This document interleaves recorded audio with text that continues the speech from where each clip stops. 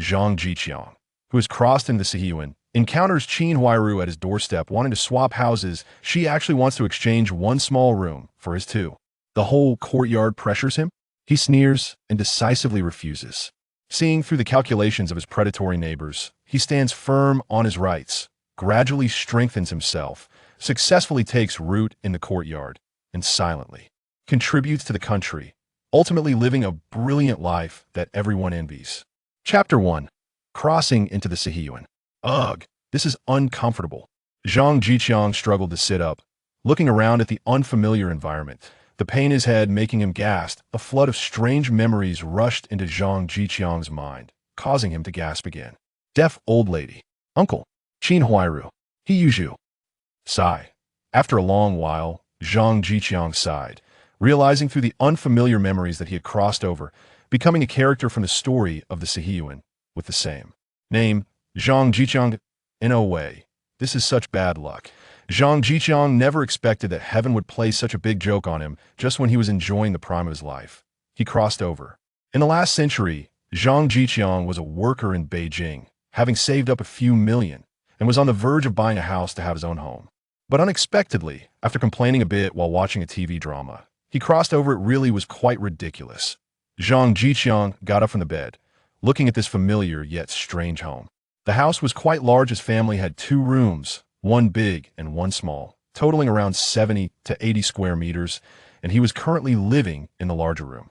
From the original owner's memories, Zhang Zhiqiang knew that besides Siheyuan, his family's house was the best in the courtyard. Whether it was the size of the house or something else, it felt a bit empty. Besides his bed, the only things in the house were a broken table, 2 chairs, a jar, and a pot.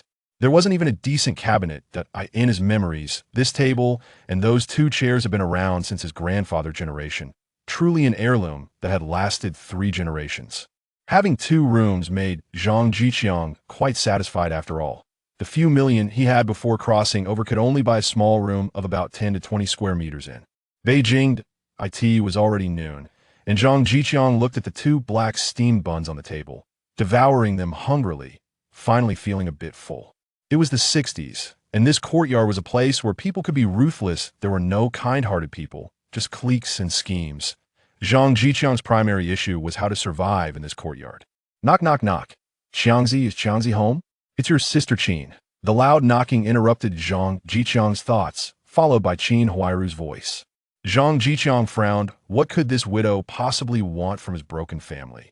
In the Hongqing steel factory, Zhang Zhiqiang was only a level 4 fitter. He didn't think he had anything to help Qin Huairu with. Zhang Zhiqiang opened the door, not planning to let Qin Huairu in. Sister Qin, what do you need?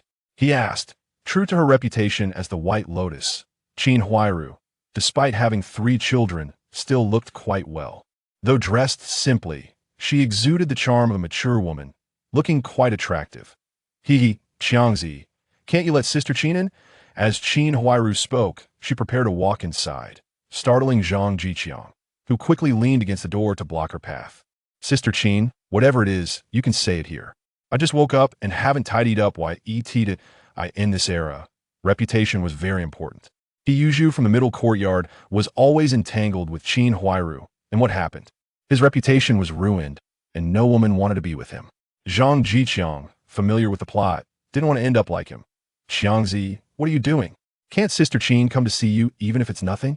Qin Huairu paused, then immediately smiled, reaching out towards Zhang Zhiqiang. Startled, Zhang Zhiqiang quickly dodged to the side, and Qin Huairu seized the opportunity to slip inside. Sigh. Zhang Zhiqiang sighed. This woman was hard to guard against. To be safe, Zhang Zhiqiang opened the door wide, and then looked at the already seated Qin Huairu. Xiangzi, why haven't you closed the door? Come on, let Sister Qin help you close it. I have something to discuss with you. Qin Huairu said as she stood up, about to close the door. No need, Sister Qin. Just say what you need. It's not good for you to close the door in broad daylight. Having mingled in society for many years in his past life, Zhang Zhiqiang spoke with a tone that suggested concern for her. Okay, Xiangzi, Sister Qin is having a hard time. Woo-woo. Qin Huairu agreed, looking at Zhang Zhiqiang, her eyes reddening within a second, tears streaming down in 2 seconds, and in 3 seconds she began to cry, presenting a textbook performance right in front of Zhang Zhiqiang.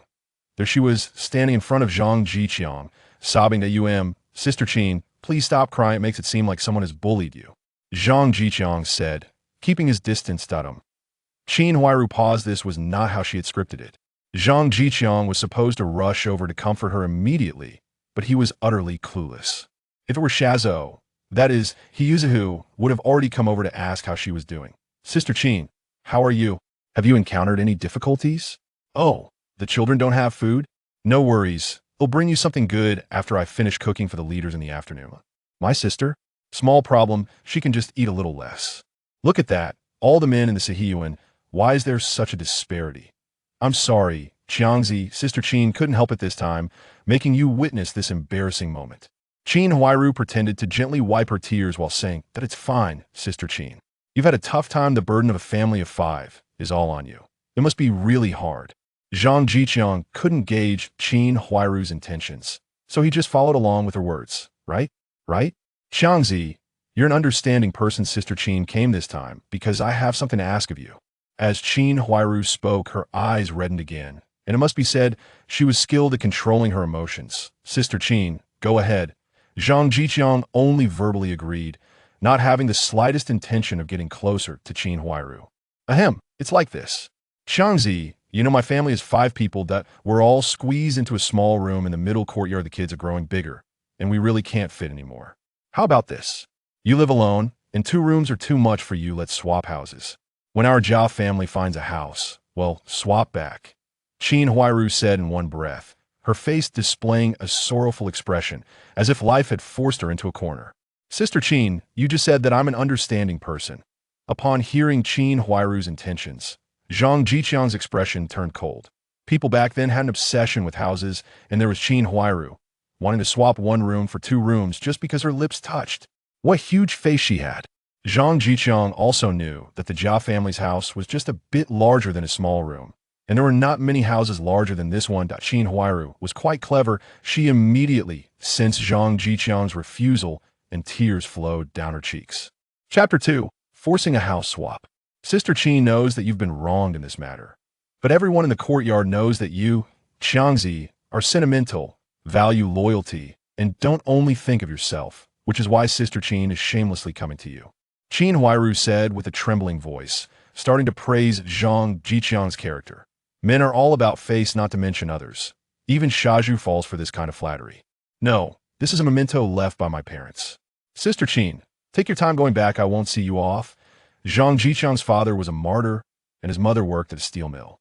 Due to missing Zhang Zhiqiang's father too much, she also passed away.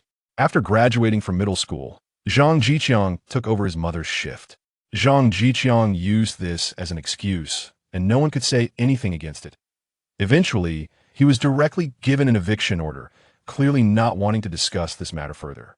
Qiangzi, Sister Qin's family is not easy. Whose family is easy? Your Jia family at least has a sewing machine. Look at what my family has.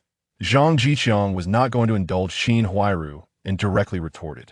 Qin Huairu's eyes showed a hint of panic. She had long suggested selling that cursed sewing machine, but her mother-in-law, Jia Zhang, insisted it was the last facade of the Jia family.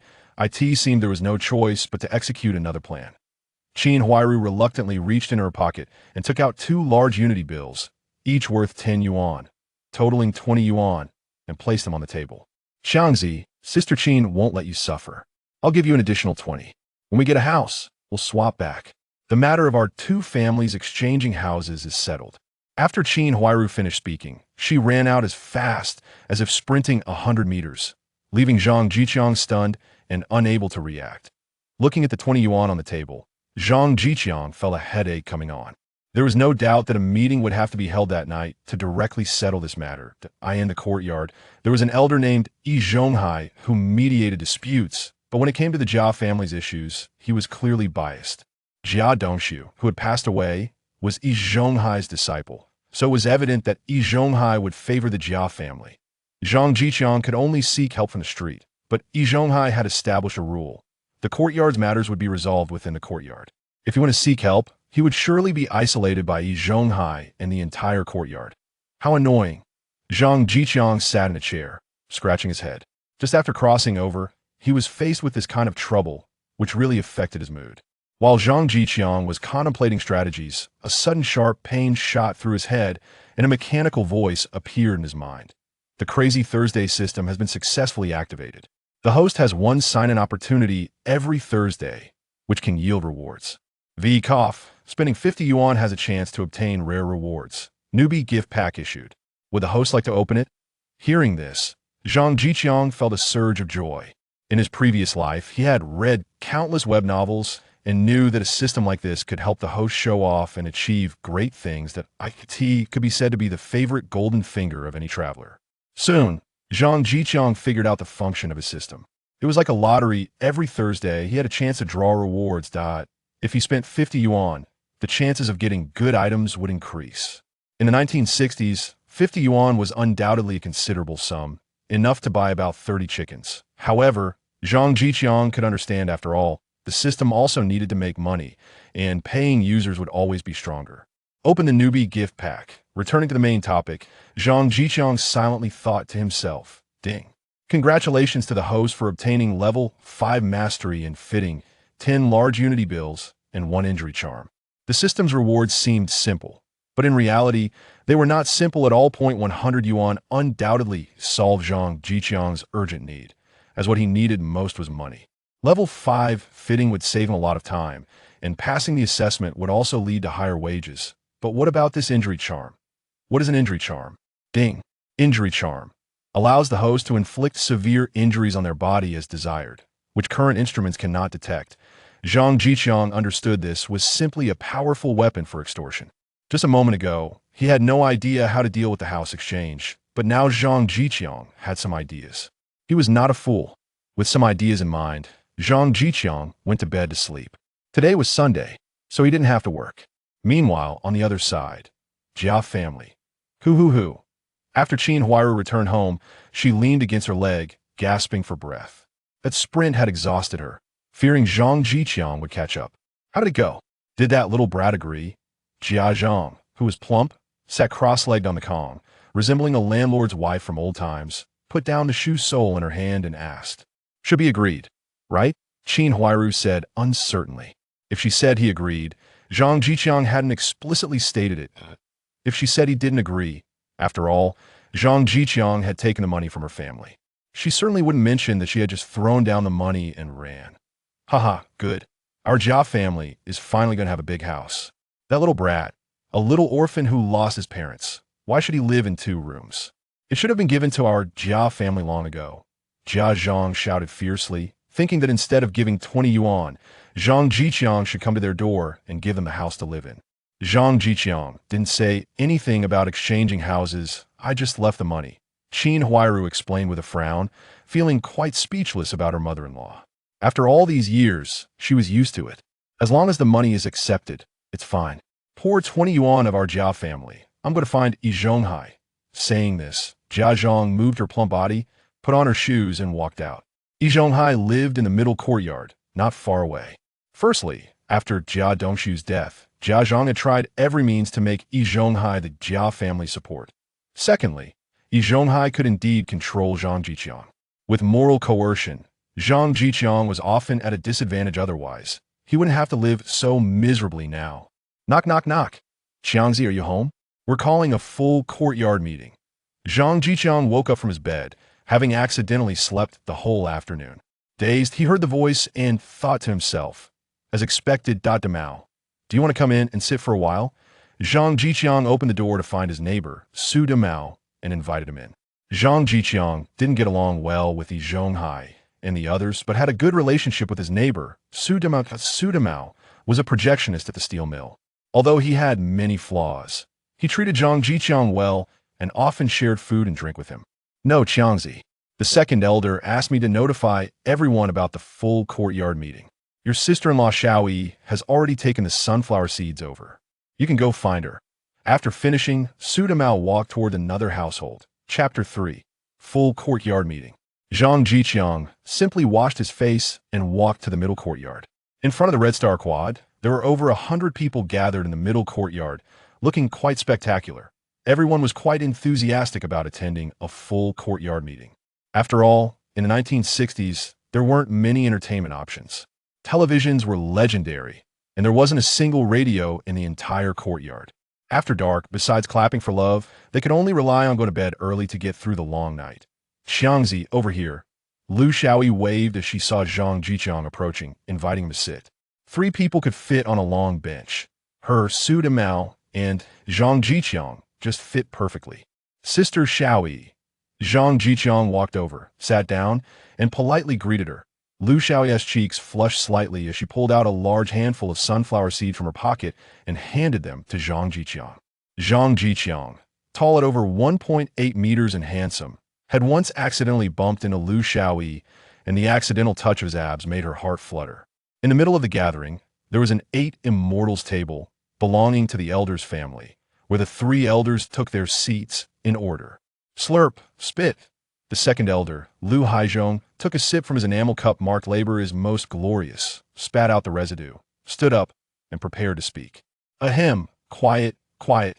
Today we have gathered everyone for a general meeting of the entire courtyard, mainly for one thing. So what exactly is this matter? Well, let's have the elder Lu tell us about it. Elder Lu Haizhong is a level 7 blacksmith at the steel factory, second only to Yi Zhonghai, a level 8 mechanic. He always wants to be an official, but he lacks education and can only say these few sentences each time. Yi Zhonghai stood up, smiled slightly, appearing to be in a good mood. Elder Lu is right, we have just one thing to discuss today, and this matter is related to Zhang Zhiqiang from the backyard. Xiangzi, what have you done? Lu Xiaoyi looked at Zhang Zhiqiang in surprise, not expecting the gossip to land on this troublesome younger brother. Zhang Zhiqiang shook his head and remained silent, looking at Yi Zhonghai on stage. Yi Zhonghai ignored the murmurs in the courtyard, which was the effect he wanted. Everyone knows that Zhang Zhiqiang is a righteous person, selflessly helping others, not just thinking about himself. He's one of the few good young men in our courtyard. This statement caused even more discussions among the courtyard residents. Wasn't Zhang Zhiqiang always at odds with Yi Zhonghai? Why would the elders specifically hold a meeting to praise him? All right, let's let the protagonist of this event, Qin Huairu, speak. After saying this, Yi Zhonghai sat down, signaling Qin Huairu to come forward. I want to express our family's heartfelt gratitude to Xiangzi. Without Xiangzi, there would be no tomorrow for our Jia family. Qin Huairu's opening statement was a bombshell, placing Zhang Zhiqiang in a very important position. The neighbors in the courtyard were all astonished, expressing their surprise. Only He Yuzhu's face suddenly darkened. He had been delivering lunch boxes to Qin Huairu every day, but had never received such praise. What merit did Zhang Zhiqiang have? Of course, He Yuzhu didn't think it was Qin Huairu's fault. Sister Qin must have been misled. Now he was thinking about how to give Zhang Zhiqiang a beating. Xiangzi, today, pity our family's difficulties. We are a family of 5 living in a small house, and you're willing to trade your 2 rooms for our 1 room. As Qin Huairu spoke, her eyes turned red, and she bowed to Zhang Zhiqiang, her gaze filled with gratitude. What? 2 rooms for 1 room? Is Zhang Zhiqiang out of his mind? My family is in a worse situation. Zhang Zhiqiang should trade with us instead. Xiangzi, is it true? Did you really trade houses with Qin Huairu? Su Damao, who was squeezed between Lu Xiaoyi and Zhang Zhiqiang, asked. He had just arrived and saw Lu Xiaoyi and Zhang Zhiqiang sitting together. Although he knew nothing was going on, it still made him uncomfortable, so he squeezed in between the 2. No, Zhang Zhiqiang replied softly, but everyone around basically heard him. Hey, Zhang Zhiqiang said no. Right? Who would trade 2 rooms for 1? Only a fool would do that. Huh? What fool would do that? Don't talk nonsense. I didn't say it, you said it yourself. The neighbors' discussions made Qin Huairu's scalp tingle. Wasn't this all agreed upon? Why was Zhang Zhiqiang denying it? What was she supposed to do now? Hee, Xiangzi, don't joke with your sister Qin at this time. Don't you remember that I came to your house this morning and gave you 20 yuan so you wouldn't lose out? Qin Huairu forced a smile and said, sensing that today's events might not go as smoothly as planned. Hey, Xiangzi, why are you closing your eyes? Hurry up and tell everyone if this is true. Qin Huairu saw Zhang Zhiqiang with his eyes closed, looking like he didn't want to listen, and panicked completely. Zhang Zhiqiang, say something. A neighbor sitting nearby, who had been enjoying the gossip, pushed Zhang Zhiqiang, who seemed to be dozing off. What kind of protagonist falls asleep? Huh? Is it over? Zhang Zhiqiang said as he stretched and stood up, ready to leave. No, Xiangzi, we haven't set a date for the house swap yet. You need to let Sister Qin know when you're moving. Qin Huairu hurriedly said as if the matter had already been settled, merely needing to confirm the date for the house swap. Huh? What house swap? What does your Jia family's house swap have to do with me? This is ridiculous. Zhang Zhiqiang crossed his arms, looking unconcerned. Changzi, don't you remember? We agreed on this in the morning. Sister Qin even gave you 20 yuan as compensation. When Qin Huairu mentioned the 20 yuan, her tone was elevated, as if highlighting its importance. Oh, did you remember? Qin Huairu looked expectantly. You Jia family wants to swindle me out of 20 yuan. Zhang Zhiqiang looked at Qin Huairu with caution, as if he had come to this conclusion after careful consideration. Changzi, you just love joking with Sister Qin. That 20 yuan is Sister Qin's monthly salary. Hurry up and show it to everyone. Qin Huairu panicked, speaking incoherently. Bang! Zhang Zhiqiang, what the hell are you doing? Hurry up and hand over Sister Qin's 20 yuan and clear out your house. Otherwise, just wait for it.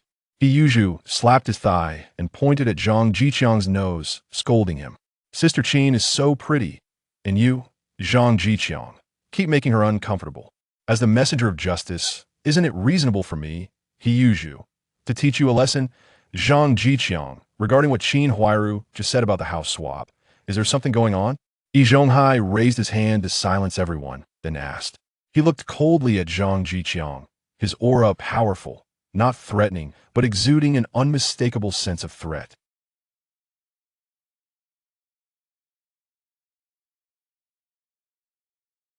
Chapter 4. Far Zhang Zhiqiang could somewhat guess Zhonghai's thoughts.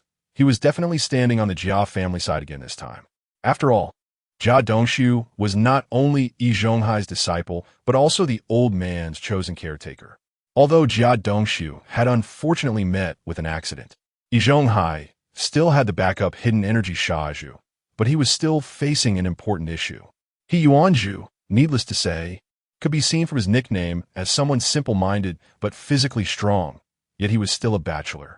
There was a fear that if he married a wife, she wouldn't be willing to care for the elderly couple. The beautiful widow of the Jia family, Qin Huairu, was dutiful to her mother-in-law and had to take care of 3 children, already well known for her virtue in the courtyard. What if they ended up as a couple? Therefore, Zhonghai still valued the Jia family for his own calculations, and he didn't take Zhang Zhiqiang seriously. He was just a young kid he could easily manipulate. No. After Jia family's sister-in-law came to my house today, I kept the door open to avoid suspicion. Saying there was no money means there was no money. I don't believe that with so many people in the back courtyard, no one saw anything. Zhang Zhiqiang said, his voice full of grievance, fists clenched, eyes slightly red, looking as if he was forced into a corner. Zhonghai felt numb. He knew the Jia family's character better than anyone. To be honest, with the way Jia Zhangshi was, whether or not they gave that 20 yuan seemed uncertain. They probably didn't give it, right? This morning, as soon as I went out to wash clothes, I saw Chang Wei. I just saw Qin Huairu enter Zhang Zhiqiang's house, sat for a while, then left. I didn't see her drop any money. Aunt Yang from the back courtyard stood up to speak a word of justice. The water pipe was quite far from Zhang Zhiqiang's house, and small actions like dropping money could indeed go unnoticed. I only saw Qin Huairu running away. Where would her family get 20 yuan? My family's savings aren't even 20. Aunt Zhang added, and this made everyone realize something was off. After years of building their reputation, the Jia family had not ingrained themselves deeply into people's hearts. They had to donate several times a year. When could they have 20 yuan? Yeah, my family doesn't even have 20. My family is about the same. We want to split every penny in half. Zhiqiang has been wronged. What kind of people are the Jia family? The crowd discussions were filled with mockery, and Qin Huairu's face turned pale. Tears streamed down her face. This time it was not an act. She was genuinely wronged. It was impossible to clarify things now. If they said the Jia family had money, then why did they still need donations from the courtyard? If they said they didn't have money, then why did they say they gave Zhang Zhiqiang 20 yuan? Oh, old Jia, Dongshu, you left early, leaving us orphans and widows to be bullied. Open your eyes and see. Get these beasts away. Jia Zhangshi stood up, throwing a tantrum on the ground, constantly cursing. Everyone looked on with anger. What kind of person was this? Cursing others to die early before anything had even happened? She was simply a pest in the courtyard. Qin Jia, don't cry. I believe you. Siheyuan quickly approached Qin Huairu, taking out a handkerchief and handing it over. Siheyuan, Zhang Zhiqiang really took my 20 yuan. Qin Huairu took the handkerchief, suppressing the smell as she wiped her eyes, looking pitifully at Siheyuan. I know. I've always believed in you. Qin Jie. Siheyuan nodded. He had never doubted this point. It must be Zhang Zhiqiang's fault. Siheyuan. Qin Jie. Siheyuan. Qin Jie. If only Zhang Zhiqiang knew. Otherwise, he would definitely have told Siheyuan. Siheyuan, your Qin Jie thinks you smell. Enough. Jia Zhangshi, shut your mouth. Yi Zhonghai's face darkened. He knew the Jia family had money, but he wasn't sure if they would take it out. Seeing Jia Zhangshi throwing a fit made him feel restless. When Jia Zhangshi saw the old man getting angry, she quickly got up and moved aside. Zhang Zhiqiang, did Qin Huairu give you money or not? If the house doesn't change hands, it won't change. You take out the 20 yuan now. I'll go drink with you tonight. Yi Zhonghai forced a smile on his face, looking kind and gentle as he spoke to Zhang Zhiqiang. Zhang Zhiqiang understood Yi Zhonghai's intention. He was asking Zhang Zhiqiang to admit to this matter first, take out 20 yuan, and then he would come back to return it to Zhang Zhiqiang tonight, ending this farce with everyone happy. But would that not ruin Zhang Zhiqiang's reputation? I said no means no. I, Zhang Zhiqiang, am a level 4 fitter. Would I need to lie about this? Even if you force me, I won't go against my conscience. Zhang Zhiqiang said as he started to cry, and Lu Xiaoyi quickly crossed over Su Damao to wipe his tears. What are you talking about? Can you speak randomly like this? I, Yi Zhonghai, am upright. When have I forced you? If there is none, there is none. Yi Zhonghai explained incomparably as he valued his reputation most, fearing that tomorrow news would spread that Yi Zhonghai bullied the young people in Hongxing Courtyard. Hey, Zhang Zhiqiang, I've seen through you. You're not a good thing. Be smart and quickly take out Qin Jie's 20 yuan. Siheyuan saw that today's matter was about to end this way and quickly spoke up. He Yuan Zhu was the embodiment of justice. How could he let a petty person like Zhang Zhiqiang go unpunished? Siheyuan, what are you saying? Zhang Zhiqiang never took that 20 yuan. Exactly. No wonder you are Siheyuan. You're really a fool. Siheyuan, stop talking nonsense. When did my brother Qiangzi ever see that 20 yuan? The last sentence was said by Su Damao, not to mention that he and Siheyuan had a grudge. He couldn't just stand by and watch because of his relationship with Qiangzi. Wow, what do you all know? If Qin Jie said she gave it, then she gave it. Zhang Zhiqiang, do you dare to let me search your house? Siheyuan was going crazy. Why were all the people in the courtyard standing on Zhang Zhiqiang's side? What about Qin Jie? It seemed only I, Siheyuan, could protect dear Qin Jie from being bullied. Are you sick? I'm Zhang Zhiqiang, a level 4 fitter. How could my family not have 20 yuan? Zhang Zhiqiang spoke up. Those 2 big notes were indeed still in his house. This echoed everyone's thoughts. Zhang Zhiqiang was a level 4 fitter, earning 42 yuan a month. How could one person spend it all? Having 20 yuan was normal, right? Ahem. Let me speak a fair word. Qin Huairu, take out the receipt for everyone to see so that Qiangzi can quickly give you the money. It's about to get dark. Third Uncle Yin Bugue stood up, pushing up his glasses as he said to Qin Huairu. Right? How did I not think of that? Qin Jie, quickly take out the receipt. Siheyuan slapped his forehead. How did he not think of this? Everyone's eyes turned to Qin Huairu. This was indeed strong evidence. As long as Qin Huairu took it out, Zhang Zhiqiang would have to pay. I didn't ask for a receipt, Qin Huairu said, pinching the hem of her clothes, looking troubled. Chapter 5. Zhang Zhiqiang gets beaten. Wow. Qin Huairu's words caused an uproar among everyone. In this day and age, who buys things without a receipt, let alone a big expense of 20 yuan? There's only one truth. Qin Huairu is lying. People began to discuss among themselves, pointing fingers at Qin Huairu, and the scene instantly turned chaotic. But I really gave Zhang Zhiqiang 20 yuan. I really did. Sob. Qin Huairu felt wronged. Who would think of asking for a receipt in such a situation? She started to cry. Silly Zhu couldn't take it anymore. How many times has Sister Qin cried today? It's all that damned Zhang Zhiqiang's fault. Zhang Zhiqiang, I've always found you unpleasant, and today you dare to bully Sister Qin. Take this. Silly Zhu, filled with rage, shouted and charged at Zhang Zhiqiang. Seeing Silly Zhu rush over, Su Damao's first reaction was to pull Lu Xiaoyi away. After being hit by Silly Zhu for so many years, it had almost become instinctive. Use the injury charm, while Zhang Zhiqiang silently recited in his heart.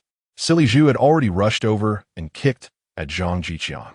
At the same time, Zhang Zhiqiang quickly bent down and fell to the ground, crying out in pain. That cry was not fake. He really hit his head. On the other side, Silly Zhu missed the kick, and because he exerted too much force, he couldn't stabilize himself and instinctively fell towards Zhang Zhiqiang, landing solidly on him. Zhang Zhiqiang cooperatively spat out a mouthful of blood, all prepared by the system. Then he gently closed his eyes. Brother Chang, Lu Shaoyi exclaimed in shock when she saw Zhang Zhiqiang spitting blood and rushed over with Su Daomao. Su Daomao pushed Silly Zhu aside to check on Zhang Zhiqiang's condition. Silly Zhu stood up, stunned. Did I really kick him? Silly Zhu, you killed my brother Chang. I'm going to call the police right now. Su Daomao angrily said as he prepared to call the police. Lu Guangtian, Yin Jieqing stopped Su Daomao. Yi Zhonghai quickly directed the two kids of Uncle Da and Uncle San to block Su Daomao. Good, Yi Zhonghai. You even dare to cover up a murder. You're finished. Your future is over. Su Daomao shouted angrily when he saw someone blocking him. My God, Silly Zhu has killed someone. It's over. We have a murderer in our yard. Uncle Da, hurry help. Silly Zhu has killed someone. The neighbors were very scared. When have they ever seen such a situation? Zhuzi, how could you be so heavy-handed? Yi Zhonghai checked Zhang Zhiqiang's condition, stood up, and asked Silly Zhu. With everyone in the courtyard present, this kind of thing couldn't be hidden. I didn't touch him. Silly Zhu panicked. Now everyone thought he was the one who hit Zhang Zhiqiang. If Zhang Zhiqiang died, he'd definitely be in big trouble. Everyone calm down. Zhang Zhiqiang is still breathing. Yi Zhongkai shao tudlude. This kind of thing absolutely cannot leave the yard. Is it true? I don't know. Look, Zhang Zhiqiang is spitting blood. If he fainted, it should be serious, right? Shu, be careful not to get targeted by the murderer. The crowd continued to whisper, wondering if their neighbors, whom they usually saw every day, had started killing people. Wouldn't that scare you? Everyone shut up and listen to my arrangements. Lu Guangfu, go borrow the cart from next door. Yan Jiequang, come help me carry Zhang Zhiqiang out. Lu Guangfu ran out as soon as he heard Uncle Da's words, while Yin Jiequang was stopped by Uncle San. Yin Buguwei, what a joke. What's the situation now? Zhang Zhiqiang's life or death is uncertain. Who would take over? Sai, Zhuzi, you, and I will carry him. Yi Zhonghai saw the situation. Apart from Silly Zhu, the instigator, no one else would be willing to carry Zhang Zhiqiang. So he instructed. Silly Zhu felt a chill. He never thought he would kill someone one day. His body felt limp, and after several attempts, he couldn't lift Zhang Zhiqiang. In the end, it was still Su Daomao and Yi Zhonghai who carried Zhang Zhiqiang onto the cart, and everyone hurried to the hospital. Zhuzi, what can I say about you? You usually need to be careful, and now look what you've done. On the way to the hospital, Yi Zhonghai kept scolding Silly Zhu. Silly Zhu was terrified and couldn't muster a word. Sai, I hope Zhang Zhiqiang is okay. Otherwise, you're in big trouble this time. Yi Zhonghai was speechless, wondering how he ended up with such people to take care of. One was dead early, and the other had no brains, with no one inheriting his intelligence. Doctor, come out quickly. Someone in our yard has been killed. As soon as they arrived at the hospital, someone shouted loudly, and the content was quite explosive. Yi Zhonghai gritted his teeth in anger, but there were too many people, and he didn't know who said it. Hurry, what happened? The doctor immediately ran out to push the cart. People in our yard were fighting. One person loudly responded from the crowd. Zhang Zhiqiang conveniently spat out a mouthful of blood and woke up. Where is this? Zhang Zhiqiang weakly asked. Comrade, can you hear me? This is the hospital. What do you feel unwell? The doctor asked loudly, worried that Zhang Zhiqiang couldn't hear because he looked in very poor condition. Ouch, my elbow, ouch. My patella, ouch, my lumbar disc. Does it all hurt? The doctor asked following Zhang Zhiqiang's words. Nonsense, doctor, he is talking nonsense. I only kicked him in the stomach. Silly Zhu immediately stepped forward, saying that Zhang Zhiqiang's words shouldn't be trusted. Oh, you hit him? The doctor looked at Silly Zhu warily. After all, who wouldn't he be afraid of someone who could be so ruthless? I just lightly touched Zhang Zhiqiang. Silly Zhu lowered his head, feeling at a loss. His voice getting softer. Hiss. The doctor gently lifted Zhang Zhiqiang's shirt and gasped. Then the doctor exchanged a glance with a nurse nearby, and the nurse immediately understood and ran out. Yi Zhonghai quickly followed, not knowing what to say behind the nurse. Is this just a light touch? The doctor revealed Zhang Zhiqiang's abdomen to everyone. There was a large bruise shaped like a footprint on Zhang Zhiqiang's stomach, startling everyone. Oh dear, my poor brother Chang. Does it hurt what you just said? Su Damao, with tears in his eyes, held Zhang Zhiqiang's hand, as if trying to give him strength. No, the places I just mentioned are fine. Zhang Zhiqiang weakly shook his head. Comrade, at this time, let us not use the process of elimination. The doctor was somewhat speechless. How could he still say such things at this point? My head hurts. It feels like my stomach is going to split open. Zhang Zhiqiang gasped weakly, honestly stating. Chapter 6. Yi Zhonghai's letter of understanding. It was already late at night when Zhang Zhiqiang fell asleep after being examined by the doctor. After the examination, the doctor initially judged that there was a lump on the back of Zhang Zhiqiang's head, which could cause a concussion, and there were bruises on his abdomen, which definitely indicated serious internal injuries. The doctor was also someone who hated evil, and he emphasized the victim's injuries in front of the police. As for Shaju, it was needless to say, he was soon taken away, his legs weak like noodles, being supported by 2 police officers, almost wetting his pants. Zhiqiang, are you awake? How do you feel? Zhang Zhiqiang, still groggy from sleep, heard a call. He opened his eyes to see a big uncle, Yi Zhonghai, holding a fruit basket, with a smile as bright as a chrysanthemum. It must be said that waking up to such a face was indeed a terrible thing. Zhiqiang, I was really worried when I saw you faint. Now that I see you're fine, I'm relieved. Yi Zhonghai feigned a look of relief. A concussion and internal injuries seem to be nothing to you, right? Zhang Zhiqiang smiled sarcastically. Don't worry. This time I will definitely teach Shaju a good lesson and make him come to apologize to you, Zhonghai said immediately after a brief moment of astonishment, putting on a righteous air and saying flattering words to Zhang Zhiqiang. Thank you, Uncle Yi. If there's nothing else, you can go back. I need to rest. Zhang Zhiqiang said, closing his eyes again, not wanting to see this old man. Uncle Yi, do you have something else? Zhang Zhiqiang opened his eyes helplessly. He had already issued an eviction order, but this old guy seemed not to hear it and instead moved a stool to sit down. Later, Zhang Zhiqiang learned that after Shaju was taken by the police, Yi Zhonghai went along. All his talking was just to transfer Shaju from the police station to the security department of the steel factory. He certainly couldn't be released. This was normal, after all. Shaju was the chef of the second canteen of the steel factory, and if he committed a crime, it should be handled by the security department of the factory. Ahem. Well, there's a bit of matter. Zhonghai rubbed his hands, feeling a bit awkward. If you have something to say, hurry up. My head is spinning, and I need to rest. Zhang Zhiqiang calmly looked at Yi Zhonghai, knowing what he was up to. It was just about the letter of understanding. Sighed Zhiqiang. We've been neighbors in the same courtyard for so many years, always seeing each other. This time Shaju was indeed impulsive. At his age, still fighting and messing around. I will definitely make him come to apologize to you, Yi Zhonghai said with a smile, pretending to be disappointed. Uncle Yi, you're quite funny. Just a touch of the lips, and you call bullying messing around? Have you ever seen anyone get beaten to the hospital because of messing around? Zhang Zhiqiang sneered. Yi Zhonghai was somewhat angered by this, wondering when Zhang Zhiqiang dared to speak to him like this. It was indeed taking advantage of the situation, but he didn't show it on his face, still smiling. Yes, so Shaju deserves it. Tonight, I will definitely have the security department give Shaju a good lesson, so he realizes his mistakes. But speaking of which, Zhiqiang, after all, we are in the same courtyard. Please give Uncle Yi some face and sign the letter of understanding, and we won't talk about it tonight. He can be released tomorrow morning. After all, we need to go work tomorrow, right? As members of the steel factory, we can't delay the factory's work. Facing Zhang Zhiqiang, Yi Zhonghai had no good way out. After all, he was in the wrong and could only keep saying nice things. Yes, I also have to go to work tomorrow. As a result, Zhang Zhiqiang looked up at the ceiling and stopped talking. Don't worry, Uncle Yi will help you ask for leave at the factory. This matter is indeed Shaju's fault, and I apologize to you on his behalf. Yi Zhonghai was truly lowering himself, bowing to Zhang Zhiqiang. Sorry, Uncle Yi, but the one who hit me is not you. I can't accept your apology.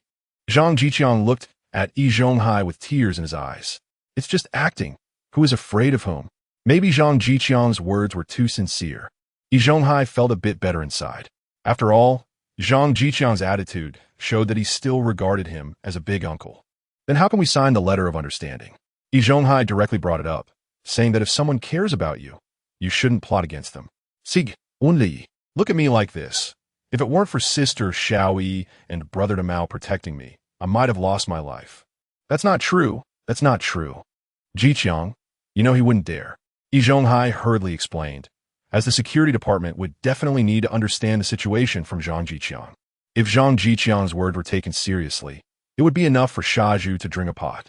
But Uncle Yi, asking me to forgive Shaju and sign the letter of understanding, isn't that a bit too much for me? Yi Zhonghai knew that just talking wouldn't work tonight. He still had to offer practical benefits. How about this? I will have Shaju pay you for the hospital fees, nutritional expenses, and lost work time, all covered by Shaju. And then let him give you 50 yuan as compensation. What do you think? Yi Zhonghai quickly laid out his conditions, adding it all up. Shaju would have to pay Zhang Zhiqiang nearly 100 yuan, and he believed no one would refuse 100 yuan. Uncle Yi, if that's the case, would you be willing to be beaten like this for 100 yuan? I might even have some after effects. You should go talk to the doctor. Zhang Zhiqiang said, lying back down, looking as if he didn't want to communicate anymore.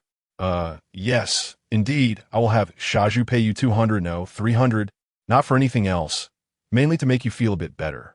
Yi Zhonghai gritted his teeth and said that 300 yuan would take him more than 3 months to earn, and Shaju would take at least half a year. But there was no way around it. He was planning to make Shaju support him. Hey, Uncle, you see, this really isn't about the money. You say this 300 yuan, I'm really not that concerned about. But since you brought it up, I have to give you this face. Zhang Zhiqiang thought to himself that this was about enough. Given Shaju's current standing in Yi Zhonghai's eyes, 300 yuan was almost the limit. Besides, even if he didn't sign the letter of understanding, Shaju would only be detained for a few days. It wasn't a big deal. Hee, good, Zhiqiang. Uncle, he knows you're a good kid. I have prepared a letter of understanding here. Yi Zhonghai was excited, saying as he fumbled around his body. Ahem. Zhang Zhiqiang coughed a couple of times, his fingers rubbing together, clearly indicating his intention. First, give me the money. Chapter 7 Letter of Understanding. Who. Skiang. Here are 30 big unity bills, count them. Yi Zhonghai gasped as he placed the money on Zhang Zhiqiang's bed, continuously wiping the sweat from his forehead. In this day and age, no one carries several hundred yuan on them, so Yi Zhonghai could only go home to get it. The hospital wasn't close to the courtyard, and without a bicycle, running back and forth was exhausting. Uncle, look at you. I definitely trust you. Who doesn't know that Uncle is a man of his word? Zhang Zhiqiang said sweet words while his hands were quick. He wet his fingers with saliva and began counting 10, 20. Oh, I made a mistake. It's 10 yuan, 20. He even picked one up to check under the light, fearing it might be fake. This scene left Yi Zhonghai with a dark expression, and his face turned stern. Weren't you supposed to trust me? This kid is no good. After a long wait for Zhang Zhiqiang to finish counting the money, Yi Zhonghai hurriedly took out the prepared letter of understanding. He was already desperate. Skiang, if there are no issues, just sign this. Yi Zhonghai said, handing the paper and pen to Zhang Zhiqiang. Uncle, are you kidding me? Do you know what my education level is? Zhang Zhiqiang calmly looked at Yi Zhonghai. Hee, junior high school graduate. You're one of the few educated people in the yard. Yi Zhonghai was also happy to flatter Zhang Zhiqiang. So, I can read. What do you mean by this? Uncle, am I provoking Shaju? Then the two of us will fight? Do you think what you wrote is the truth? Slap. Zhang Zhiqiang angrily slammed the paper and pen onto the bedside table. Hey, Skiang, look at you young people are too hot-headed. This is just a formality. It's to save face for Shaju. Yi Zhonghai shoved the pen into Zhang Zhiqiang's arms, wanting him to sign quickly. Hee, Uncle, do you believe it yourself? Shaju hit me in front of so many people. Did he save face for me? All right, your reasoning is completely off. Forget it. You can take this money back. Zhang Zhiqiang took out a large stack of bills from under his pillow and placed them in front of Yi Zhonghai. In the end, Zhang Zhiqiang did not sign the letter of understanding written by Yi Zhonghai. That kind of distorted letter of understanding, who knows what would happen after signing it. However, he gave Yi Zhonghai a letter he wrote himself. The content exaggerated Shaju's arrogance and recklessness, lamenting how pitiful he was and how severely he was injured. And then, besides the medical expenses, Shaju voluntarily offered 300 yuan as compensation for Zhang Zhiqiang. Zhonghai's eyes twitched at the sight. Zhang Zhiqiang wouldn't even let him take it away, insisting that he could only get it tomorrow. Shaju had to spend this wonderful night in the security office. Reluctantly, Zhonghai had no choice but to guard Zhang Zhiqiang's bed, watching him sleep soundly while he slowly dozed off in a chair. The next day, early in the morning, Zhonghai woke Zhang Zhiqiang up, hurriedly taking the letter of understanding to save his good son Siheyuan at the factory. After Zhang Zhiqiang finished washing up, he was also ready to leave the hospital. Nowadays, people advocate for light injuries not to delay work, especially since he basically had no issues. It was better to go to work than to stay here. Director, look at him. He was injured so badly yesterday, and today he still insists on going to work. Zhang Zhiqiang faced a problem when he wanted to leave the hospital. The little nurse wouldn't let him out, almost crying in frustration. Comrade, your body hasn't fully recovered yet. You can't leave the hospital now. The person who came was the one who treated Zhang Zhiqiang's injuries yesterday, speaking firmly without any room for negotiation. Despite Zhang Zhiqiang constantly saying things like light injuries don't keep people from work, he still has tasks, and trying various methods to prove he was fine. It was still of no use. In the end, Zhang Zhiqiang was unsuccessful in being discharged and was sent back to his bed, but he learned that the director's surname was Tang. And Director Tang personally promised to call the relevant department of the steel rolling factory to ask for leave for Zhang Zhiqiang. In the security office of the steel rolling factory, Zhonghai easily brought Siheyuan out with a letter of understanding. It was actually quite simple. This matter was just a fight, and to put it more seriously, it was a relatively severe fight. In this era, the law wasn't very complete. Fighting and brawling could only be considered small matters. If Zhang Zhiqiang kept insisting, Siheyuan really would have had to stay in for a few days. But since Zhang Zhiqiang had already written the letter of understanding, they really had no reason to keep pursuing it. After Shaju came out, he didn't say a word. He hadn't suffered any abuse, just pure fear. Imagine, after so many years of fighting, when had Siheyuan ever been caught by the police? Although he didn't want to admit it, he genuinely felt scared when the police came. His legs felt weak. When they got to the police station, before anyone could ask, Shaju confessed everything, even revealing how he had secretly watched the White Widow take a bath with his father Qin, crying as he spoke. It was until the security office personnel arrived that he felt a bit of peace.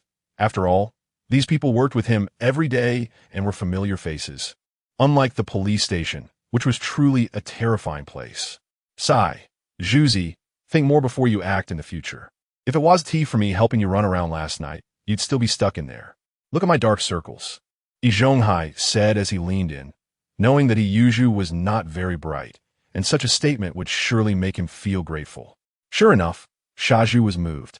Aside from his runaway father Qin, no one had ever treated him this well. Uncle, thank you. I will definitely repay you well. Shaju held on to Zhonghai's rough hands, looking at him with sincere eyes. Good boy, this afternoon after work, go home and get 350 yuan for me. Zhonghai felt secretly pleased, knowing he had Shaju under his control again. What, 350 yuan? Siheyuan's voice rose as if he had stepped on his bottom line. Look closely. Zhang Zhiqiang's signing of the letter of understanding was conditional. I compensated him 300 yuan on your behalf. That little brat still dares to ask me for so much money? That's equivalent to a year's salary for me. No way. I'm going to ask him to give it back. Siheyuan said he would do it and immediately walked towards the hospital. Zhuzi, stop. Do you want to go back to the security office again? Zhonghai yelled, causing Shaju to freeze in place. After a long time, Shaju finally realized, blushing as he looked at Zhonghai. Uncle, I might only be able to return 1 or 200 yuan first. Our family only has 350 yuan left, and I still need to live. Huh? How is that possible? You've saved so little over the years? Zhonghai was genuinely surprised. Shaju didn't have many expenses, eating at the steel rolling factory for lunch and bringing food back home for dinner. With a monthly salary of 37 yuan and 50 cents and no expenses, Zhonghai thought he could save at least half 1,000 yuan. Of that, Chapter 8. Qin Huairu borrowing money. It's not easy for Sister Qin's family. She raises 3 kids alone, so I borrowed a little money. He said awkwardly. Zhonghai was somewhat shocked. Goodness, that's not just a little money. Your family had more than that last year. However, Zhonghai couldn't say much, as he was also helping the Jia family by taking care of Siheyuan. Moreover, the closer Siheyuan got to the Jia family, the happier he was. After all, a widow attracts a lot of gossip, and with Siheyuan entangled with a widow every day, what girl would ever like him? This was also part of Zhonghai's calculations. Well, let us leave it at that. This 300 yuan is on me. I'll head to work first. After saying that, Zhonghai took the lead and walked toward the factory. Hey, don't worry, uncle. I will definitely pay you back. I've already troubled you enough. He said. Out of Siheyuan's sight, Zhonghai smiled slightly. Wasn't this just another way to assert his presence? In the end, the two agreed that He would repay 200 yuan first, and the remaining 100 would be paid back to Zhonghai in installments of 10 yuan each month. Now, Zhonghai felt relieved. Continually letting the Jia family drain Siheyuan's resources was not in his best interest. Now, with Siheyuan out of money, how could he lend anything to Qin Huairu? Siheyuan uncle, you're here. Qin Huairu, Zhonghai's apprentice, was waiting early in the morning on the path to the workshop. Ah, Huairu, why aren't you going into the workshop? Zhonghai asked, clearly in a good mood upon seeing Qin Huairu. It's nothing. I'm just waiting here to see if I can help Siheyuan with anything. After all, yesterday Siheyuan was in trouble because of me. Qin Huairu said, her eyes reddening, on the verge of tears, showcasing the image of a weak woman, not realizing that she had run away the fastest when the police arrived yesterday. Sister Qin, He felt a surge of emotion upon seeing Qin Huairu like this. Sister Qin really understands warmth and coldness. His kindness to her was not in vain. Gradually, He became entranced, looking at her again and again. Wait, something's not right. Upon closer inspection, He noticed something odd. Although Qin Huairu tried to hide it, he still saw that her left cheek was slightly red, resembling a handprint. Sister Qin, what happened to your face? He asked anxiously, stepping forward to touch her face. Qin Huairu quickly stepped back. We're in the factory now. If others see, who knows what they say? I'm a lady who values her reputation. As for Zhonghai, he left early when he saw Qin Huairu and He making eye contact. Qin Huairu was his apprentice, and He was the person he had chosen for his old age. Having these two together also aligned with his interests. It's nothing, Siheyuan. You know my mother-in-law? Sister Qin just needs to endure a little. Qin Huairu said with a sorrowful expression, tears welling in her eyes. That Jia Zhang, always lazy and still making things difficult for Sister Qin. I must get justice for you. He couldn't bear to see Qin Huairu like this. His heart felt like it was suddenly being tugged, and he couldn't help but want to show his manly side in front of Sister Qin. Siheyuan, don't do anything reckless. After all, that's my mother-in-law. If something happens, others might say something bad about me. Qin Huairu said, unintentionally brushing her fingers against the back of He hand. He instantly perked up. This was the first time Qin Huairu had touched his hand in the factory, and he stood there grinning foolishly without replying. Siheyuan, Sister Qin has something to ask of you. Seeing He acting like this, Qin Huairu couldn't help but shake him. It was time to get serious.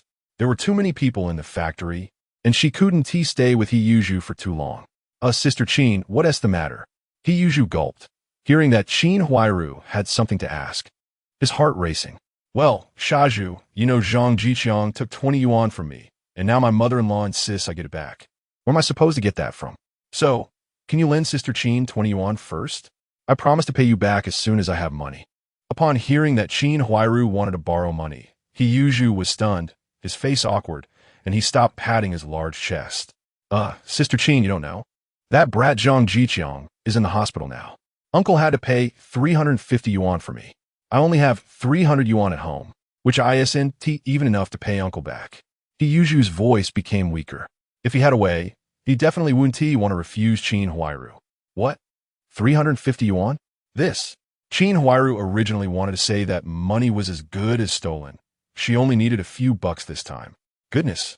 She had never seen 350 yuan in front of her in her life. Wait, Shaju, you are the chief cook in the factory, with a monthly salary of 37 yuan and 50 cents. You also do catering jobs outside. How could you only have this little money? Qin Huairu, quick-witted as always, immediately grasped the key point. Shaju wouldn't be unwilling to lend me money, would he? Qin Huairu thought, and her tone turned cold. Yuzhu looked at Qin Huairu with a strange expression. Goodness, why do I have so little money? You should know, Sister Qin. Isn't it because you're struggling at home?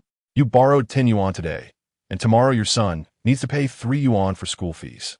Although it's not much at a time, it adds up, and my little savings have long been drained by you, Sister Qin. Qin Huairu clearly thought of this as well. Her beautiful face flushed, and she gave Yuzhu an apologetic smile. Well, Shaju, Uncle is an 8th-level worker, with a monthly salary of 99 yuan. Just him and Annie, they can't spend it all. How about this? You lend Sister Qin some money first. I'll definitely pay you back when I have it. Qin Huairu asked tentatively. That might not be appropriate. To be honest, Yuzhu was internally rejecting this, but he didn't want to refuse Qin Huairu, feeling conflicted. Then it's settled. Sister Qin will find you for the money after work this afternoon. After saying that, Qin Huairu ran off, waving her sleeve, leaving without taking anything. Hey, Sister Qin. Yuzhu wanted to say something, but Qin Huairu had already disappeared. He felt frustrated and smacked his forehead, heading toward the cafeteria. On the other side, knock, knock, knock. Come in. Good morning, Director Yang. Oh, Director Li, what's the matter? Yang, the director of the steel rolling factory, who was in charge of production, looked up from a book he was reading at Director Li from the workshop. There's something. The Hongqing hospital just called. There was a shocking assault incident yesterday. Yuzhu from the second cafeteria hospitalized Zhang Zhiqiang from the 11th workshop. Apparently, it's quite serious. The call was to ask for a leave for Zhang Zhiqiang.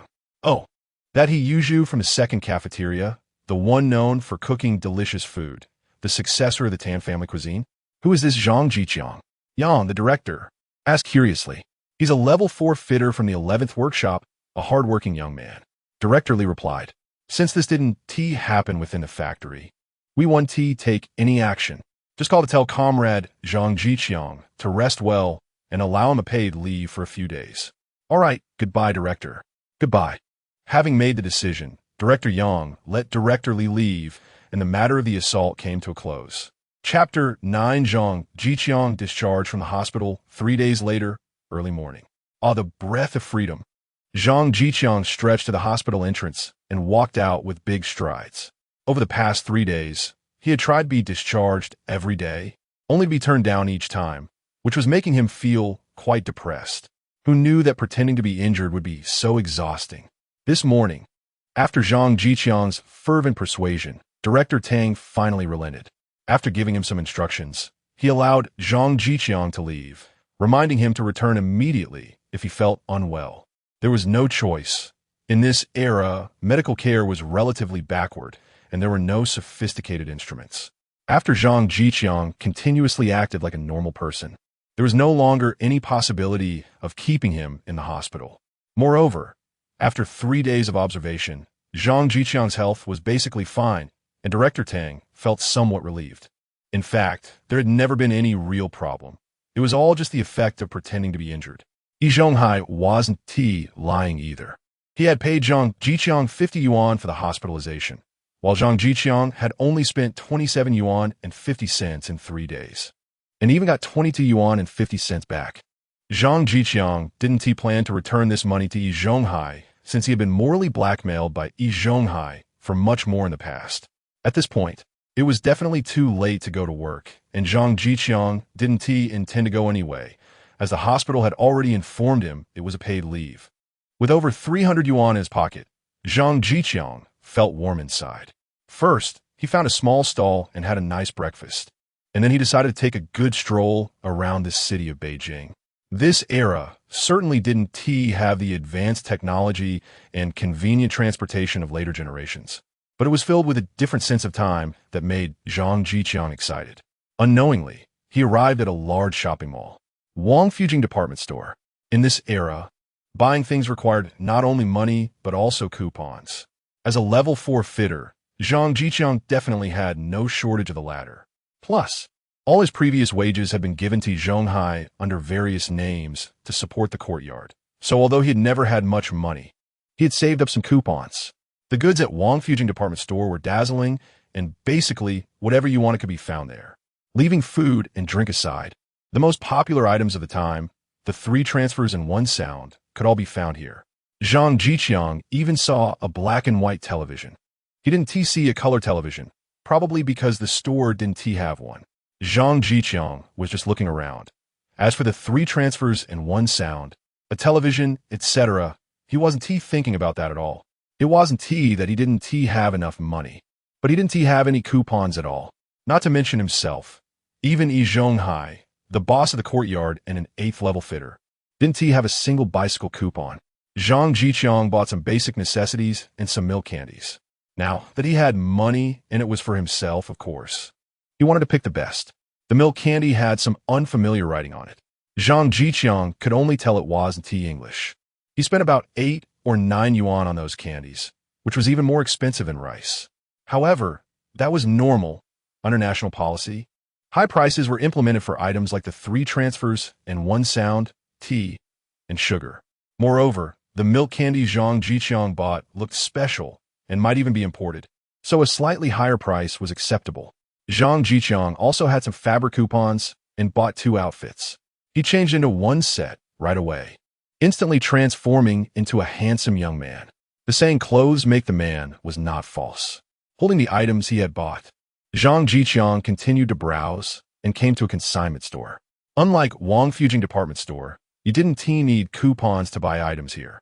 After all, as the name consignment suggests, it was a third party. Sellers would leave their goods in the consignment store, and after selling them, the store would take a small commission, benefiting both parties. As soon as Zhang Zhiqiang entered, he felt the difference. Most of the items sold at the consignment store were used goods, and some were valuable, like gold, silver, and jade, which could also be seen here. The 3 transfers and 1 sound were also available, but they all showed clear signs of use. Although the prices were attractive, Zhang Zhiqiang was very satisfied. "Hello, comrade, what do you want?" A store clerk ran over and asked. Seeing the large pile of items in Zhang Zhiqiang's hands, he could tell he was someone with money. "I want to buy some tables, chairs, and cabinets."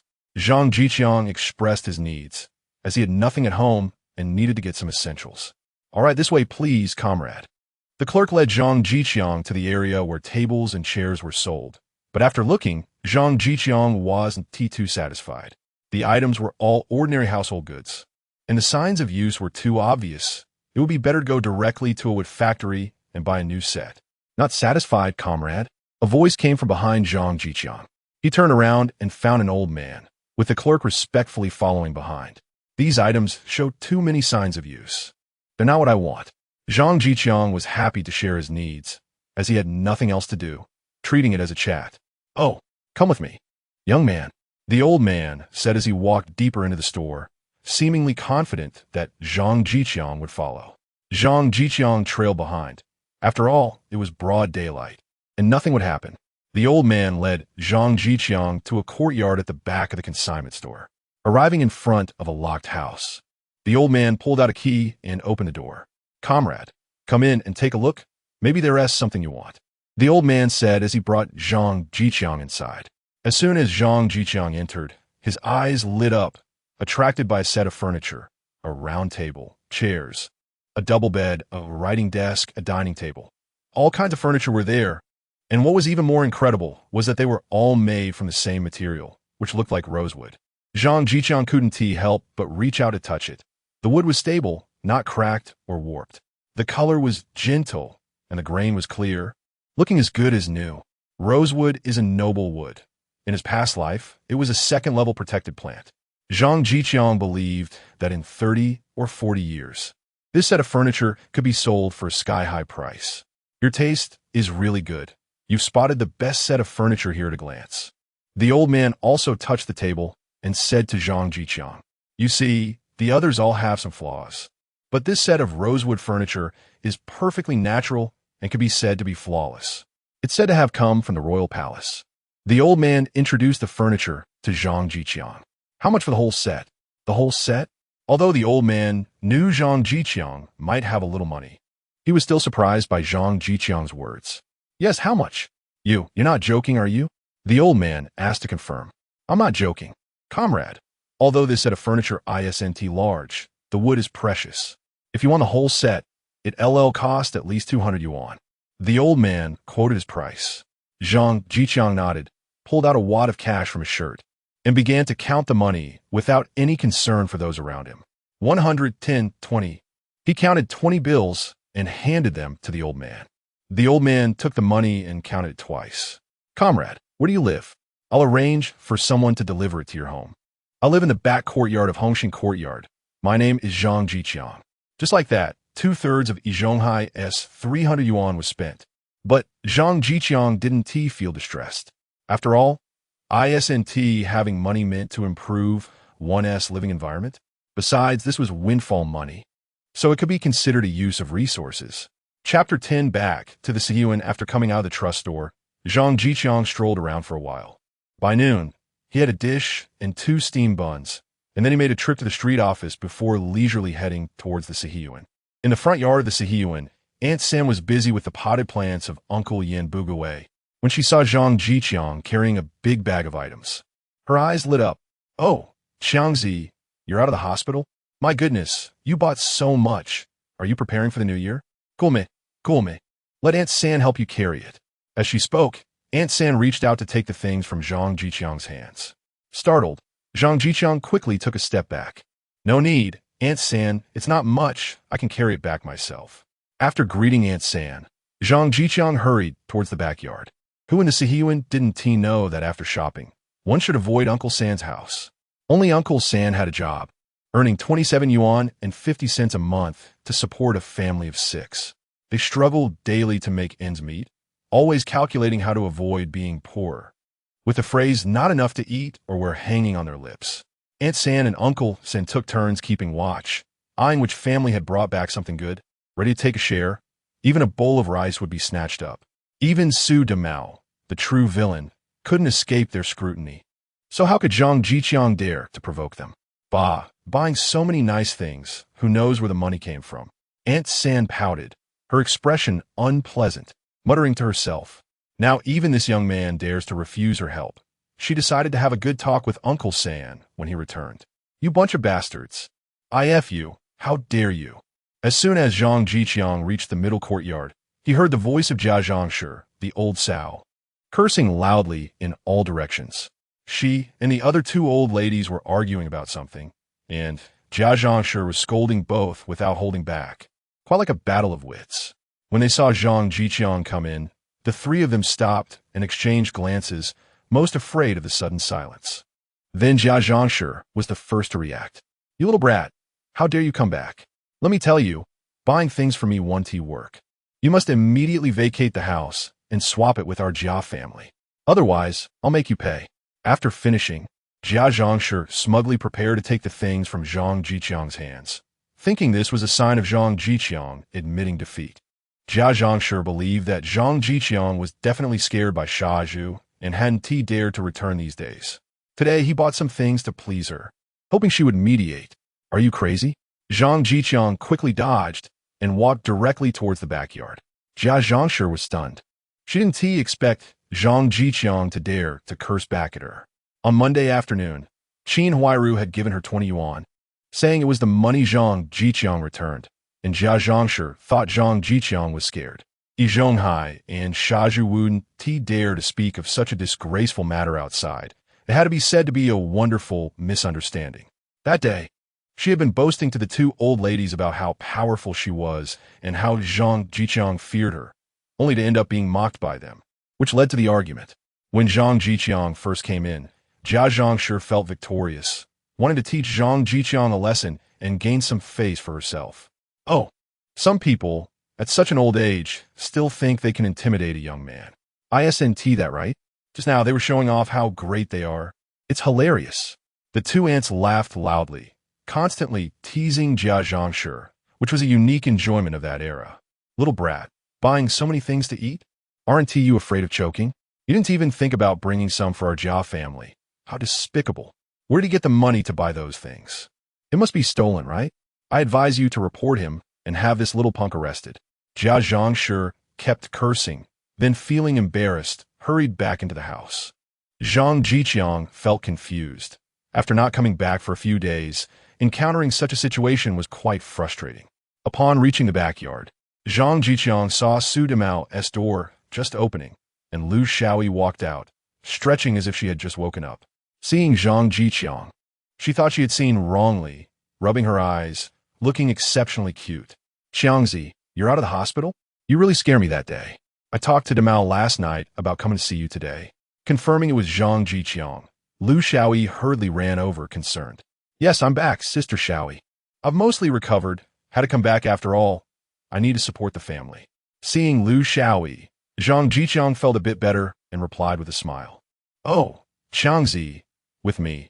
How could you not have money to spend? You used to be too stubborn, unwilling to accept my kindness. Just know I have plenty of money. So when you come around to it, just let me know. Lu Xiaoyi, just waking up, was in a very good mood and said meaningfully. Zhang Zhiqiang instantly felt awkward.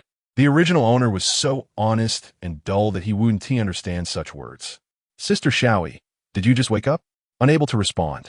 Zhang Zhiqiang could only awkwardly change the subject. Isn't that right? There's nothing much to do today. I thought I'd take a nap after breakfast. As she spoke, Lu Xiaoyi yawned and suddenly remembered she hadn't washed up yet. Hee, Xiangzi, you have so many things. Why don't you get busy first? I'll go wash up. All right, sister, you take your time. I'll go tidy up a bit. Zhang Zhiqiang smiled in response, watching Lu Xiaoyi quickly run back home, shaking his head in amusement. Lu Xiaoyi didn't offer to help Zhang Zhiqiang carry his things back home. As a capitalist daughter, she had grown up spoiled and had no awareness of doing chores. Zhang Zhiqiang had heard that Su Damao worked during the day and still had to come back at night to do housework, which was quite unbelievable in the 1960s. The two of them had quarreled over this matter many times. Every time, Lu Xiaoyi would argue back, saying Su Damao had promised her father that she wouldn't have to do anything after marrying her, which Su Damao feared would lead to losing face with her father.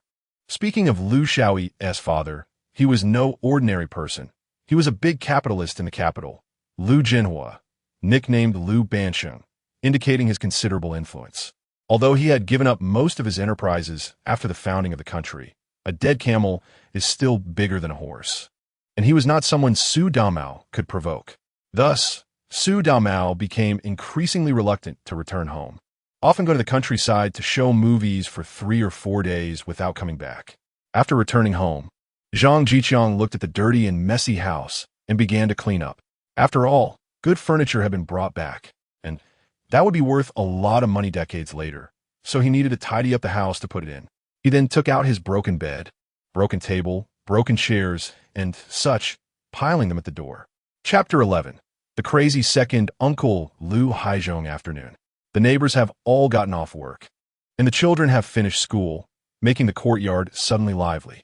Each household starts cooking, with smoke rising from the kitchens, and the children gather to play. Zhang Zhiqiang is curious why the furniture hasn't been delivered yet, but he isn't in a hurry. He starts a fire to cook and prepares to make himself a bowl of noodles. In the front yard, old Yin, come here. Ensign quietly pulls Uncle San Yin Bugue aside. What's wrong? What's happened? Yin Bugue pushes up his glasses and asks softly. You know what? Zhang Zhiqiang is back. So what if he's back? What does that have to do with us? Yin Bugue replies dismissively.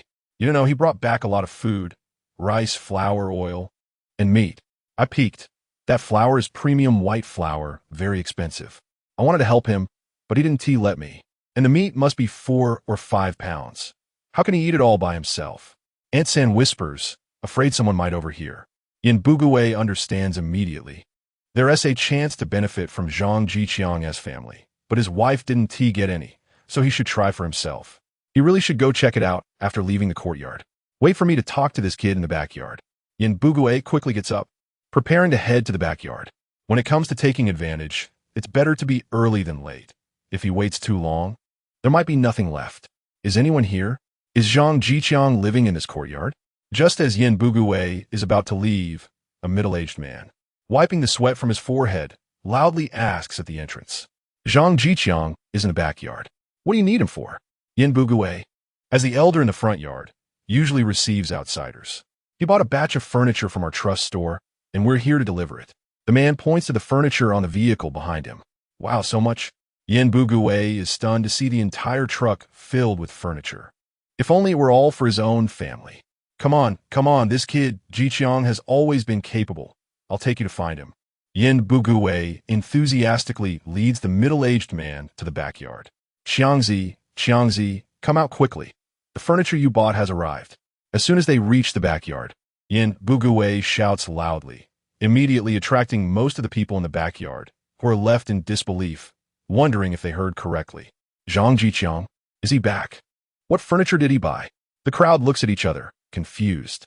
Zhang Zhiqiang obviously hears this, puts down the dough he was rolling, and walks out.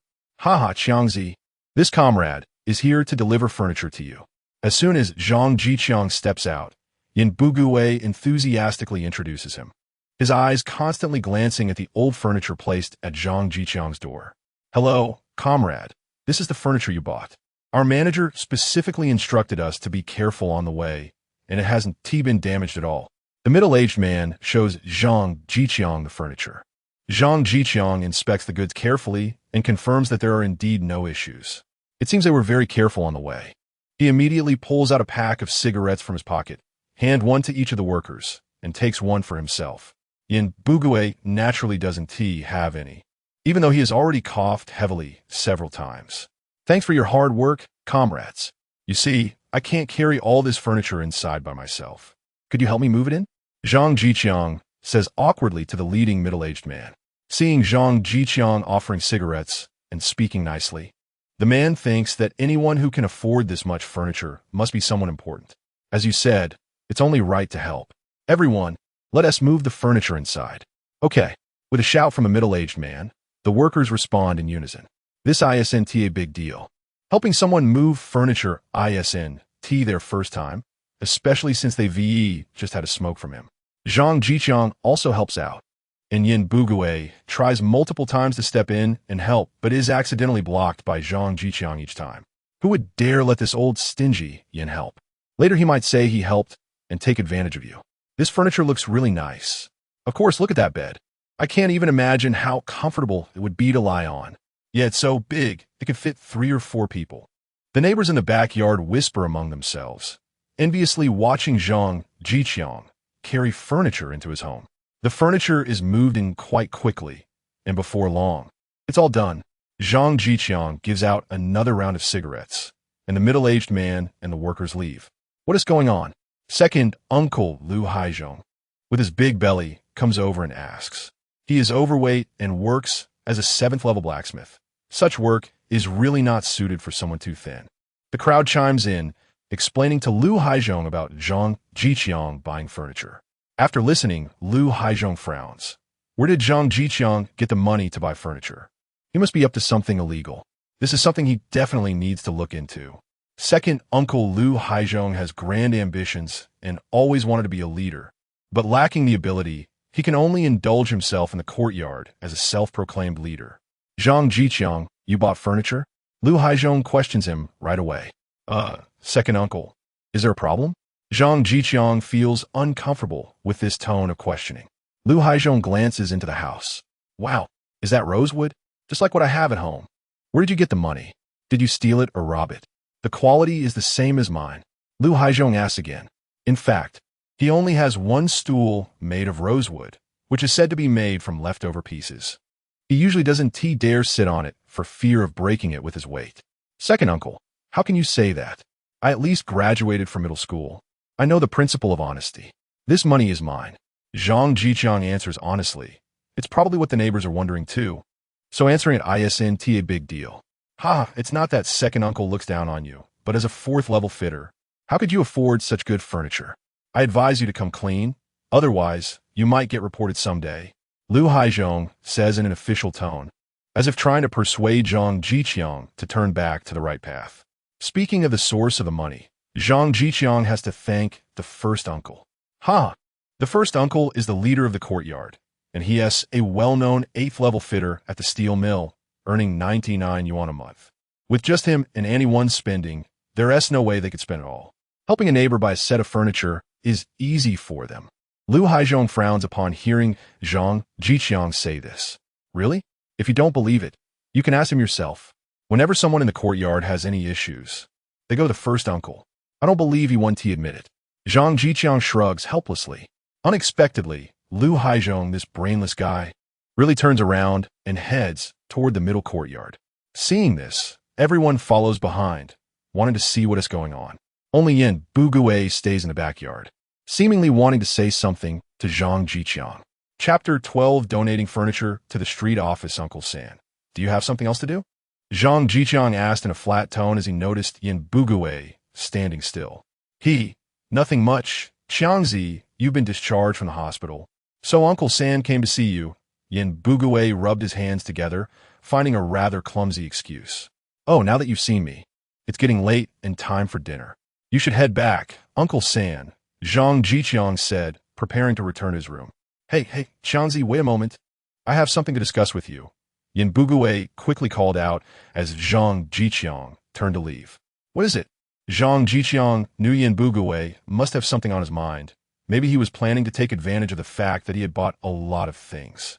After all, he had been calling him Zhang Zhiqiang, and today suddenly switched to Qiangzi, which didn't make much sense as their families didn't have much interaction. Well, you know my family is large, and these old furniture pieces are just taking up space here. Why not donate them to Uncle San? If I take them back, I could say you're a good guy, Yin Bugui said, looking at Zhang Zhiqiang with expectation, thinking about how his wife would praise him for getting the furniture. Zhang Zhiqiang smiled after hearing this, realizing that it sounded nice, but it was just an excuse to get something for free. The idea that his name would be praised everywhere was likely to come with behind-the-scenes criticism about how he couldn't manage his life, calling him foolish. He was glad he hadn't let Yin Bugui help earlier. I'm sorry, Uncle San, but it's too late for that. I really can't agree to your request. I've already given away the furniture, and we need to keep our word, right? Zhang Zhiqiang said apologetically with a smile. Yin Bugui looked momentarily stunned, calculating in his mind whether Zhang Zhiqiang was just making up a lie to avoid giving him the furniture or if he had genuinely given it away. It seemed too coincidental, didn't it? Just when the furniture was freed up, it was given away. Was Zhang Zhiqiang capable of flying? Yin Bugui felt he needed to push a little harder. Qiangzi, why are you giving your things to outsiders? Our families are neighbors in the front and backyards. There's an old saying, distant relatives are not as good as close neighbors. If something happens in the yard, don't we rely on our neighbors for help? Yin Bugui's tone revealed a hint of reproach, criticizing Zhang Zhiqiang for being inconsiderate and not thinking of the neighborhood when something good came along. Uncle San, this furniture is for Zhang Zhiqiang began to explain. Before he could finish, he was interrupted. A middle-aged woman in her 30s or 40s, dressed neatly and somewhat plump, walked in with several young people. Old Yin, you're here too. The woman clearly knew Yin Bugui and approached to greet him. Director Zhou, good afternoon. Why didn't you let me know you were coming to our yard today? I could have come to pick you up. Yin Bugui greeted her with a broad smile. The visitor was Director Zhou from the street office, a legitimate authority, while the elderly men in the yard were merely assisting in management. Major matters still had to be reported to the street office leaders. Director Zhou could be considered the direct superior of the elderly men in the yard. It's nothing much. I mainly came to our yard for a little matter, Director Zhou said, then turned her attention to Zhang Zhiqiang, stepping forward to pat him on the shoulder. Great, you've finally grown up, looking quite spirited. Hello, Director Zhou, Zhang Zhiqiang replied, feeling a bit confused. He had indeed seen her that morning, but this was only the second time they had met. This child, just call me Aunt Zhou. I had a good relationship with your mother back in the day. I even held you when you were little. Don't you remember? Director Zhou said with a hint of reproach.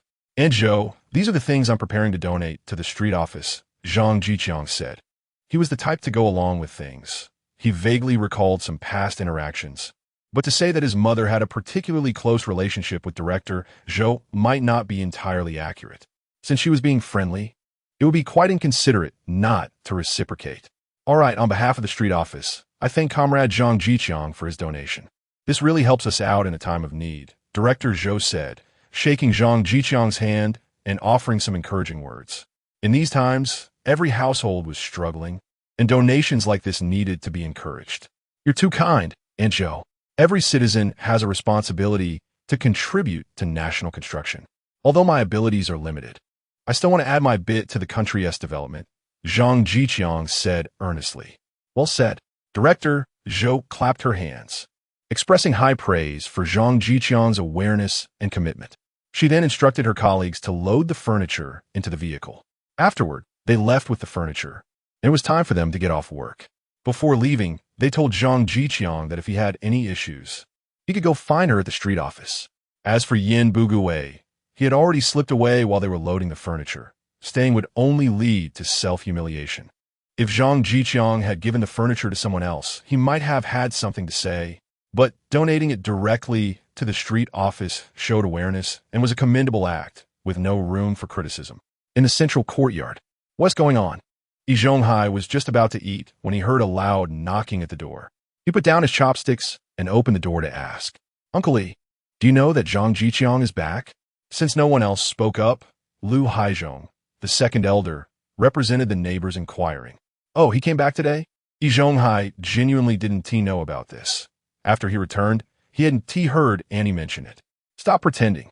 Didn't you buy him a set of furniture? Lu Haizhong said irritably. Wang Wallywood furniture, I want it too. What furniture? Old Lu, what are you talking about? Yi Zhonghai was confused and hadn't understood what Lu Haizhong was trying to express.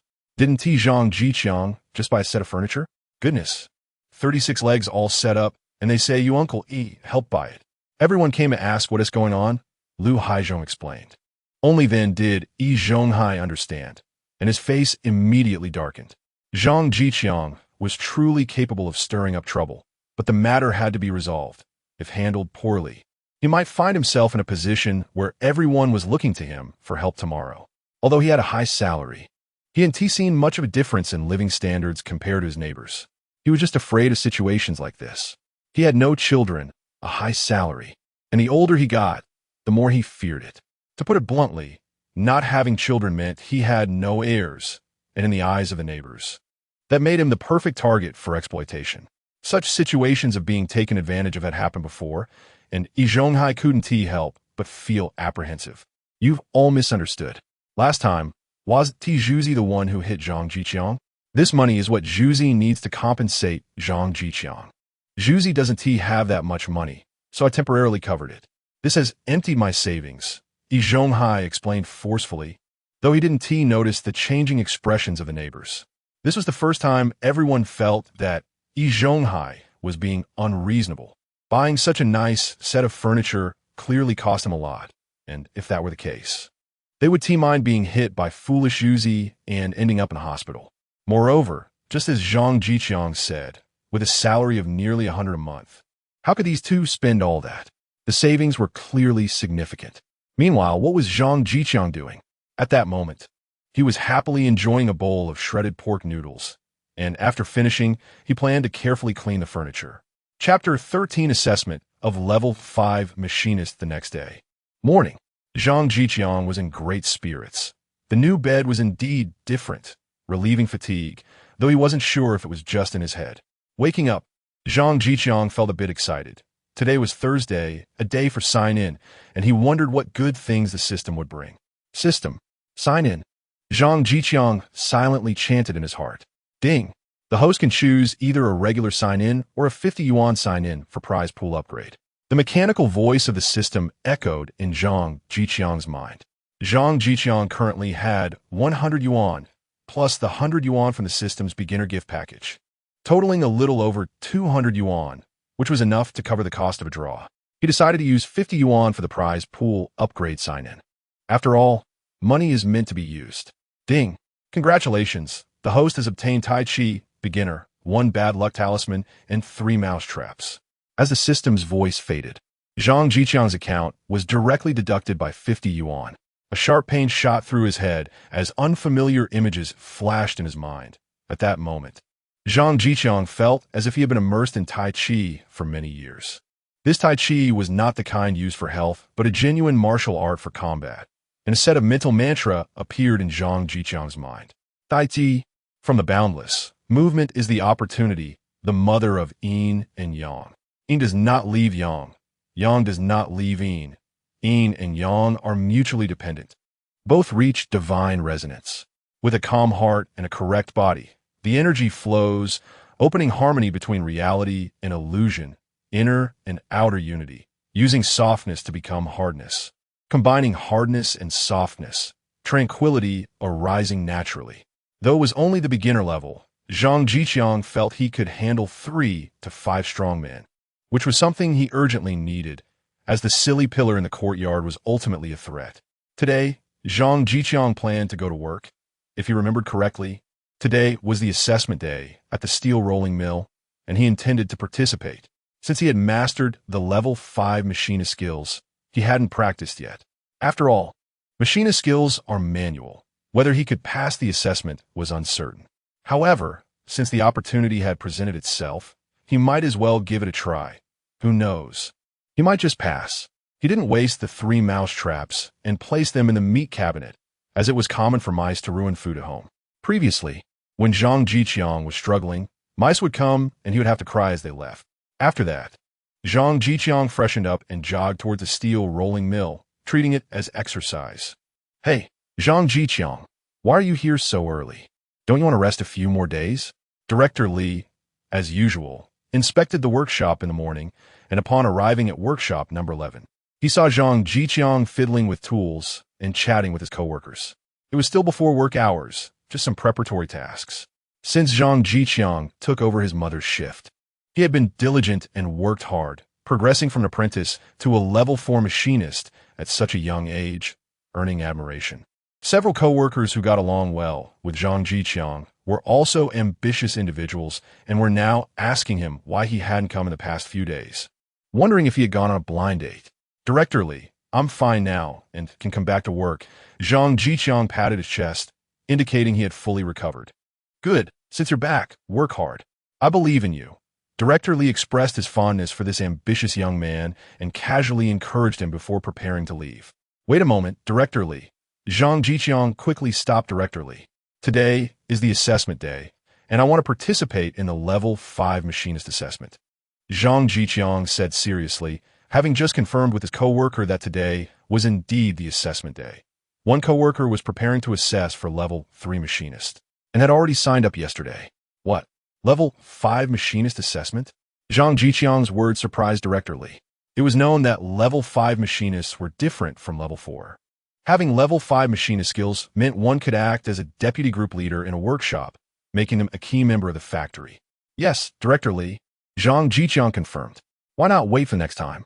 You have good talent, work diligently, and if you wait for the next opportunity, you might really pass the level 5 machinist assessment, Director Li advised, not optimistic about Zhang Zhiqiang since he hadn't touched a machine in so many days. The next assessment would be in 6 months. Level 6 and below were assessed every 6 months, while level 6 and above would be determined based on circumstances, as rules were strict. Yeah, Xiangzi, at your age, reaching level 4 machinist is already impressive. Why not wait for the next time? Yeah. The level 5 machinist assessment is very difficult. His co-workers also urged Zhang Zhiqiang, not out of jealousy, but genuine concern for him. I think I should be fine. Zhang Zhiqiang looked seriously at Director Li. In reality, he only had half the confidence, as theory and practice were 2 different things. But now that the arrow was on the bowstring, it had to be released. All right, then I'll sign you up. Director Li nodded at Zhang Zhiqiang's confidence. If he really passed, he would be the youngest level 5 machinist in the factory, bringing pride to himself as well. Before long, the notice was made for the assessors to go to the designated workshop, and Zhang Zhiqiang went over with his co-worker Wan Heng, who was assessing for level 3 machinist. The two had a good private relationship. Xiangzi, you're amazing. We both joined the factory together, and I'm only assessing for level 3 machinist while you're already at level 5. Wan Heng exclaimed on the way. Ha, no way around it. I'm just talented. You probably won't be able to match my excellence. Zhang Zhiqiang joked, and given their relationship, such banter was harmless. Don't get too smug. You definitely won't pass this assessment, Wan Heng retorted, hopping in frustration and aiming a playful punch at Zhang Zhiqiang. The assessments for level 3 and level 5 machinists were in different workshops, but not far apart. Good luck, Xiangzi.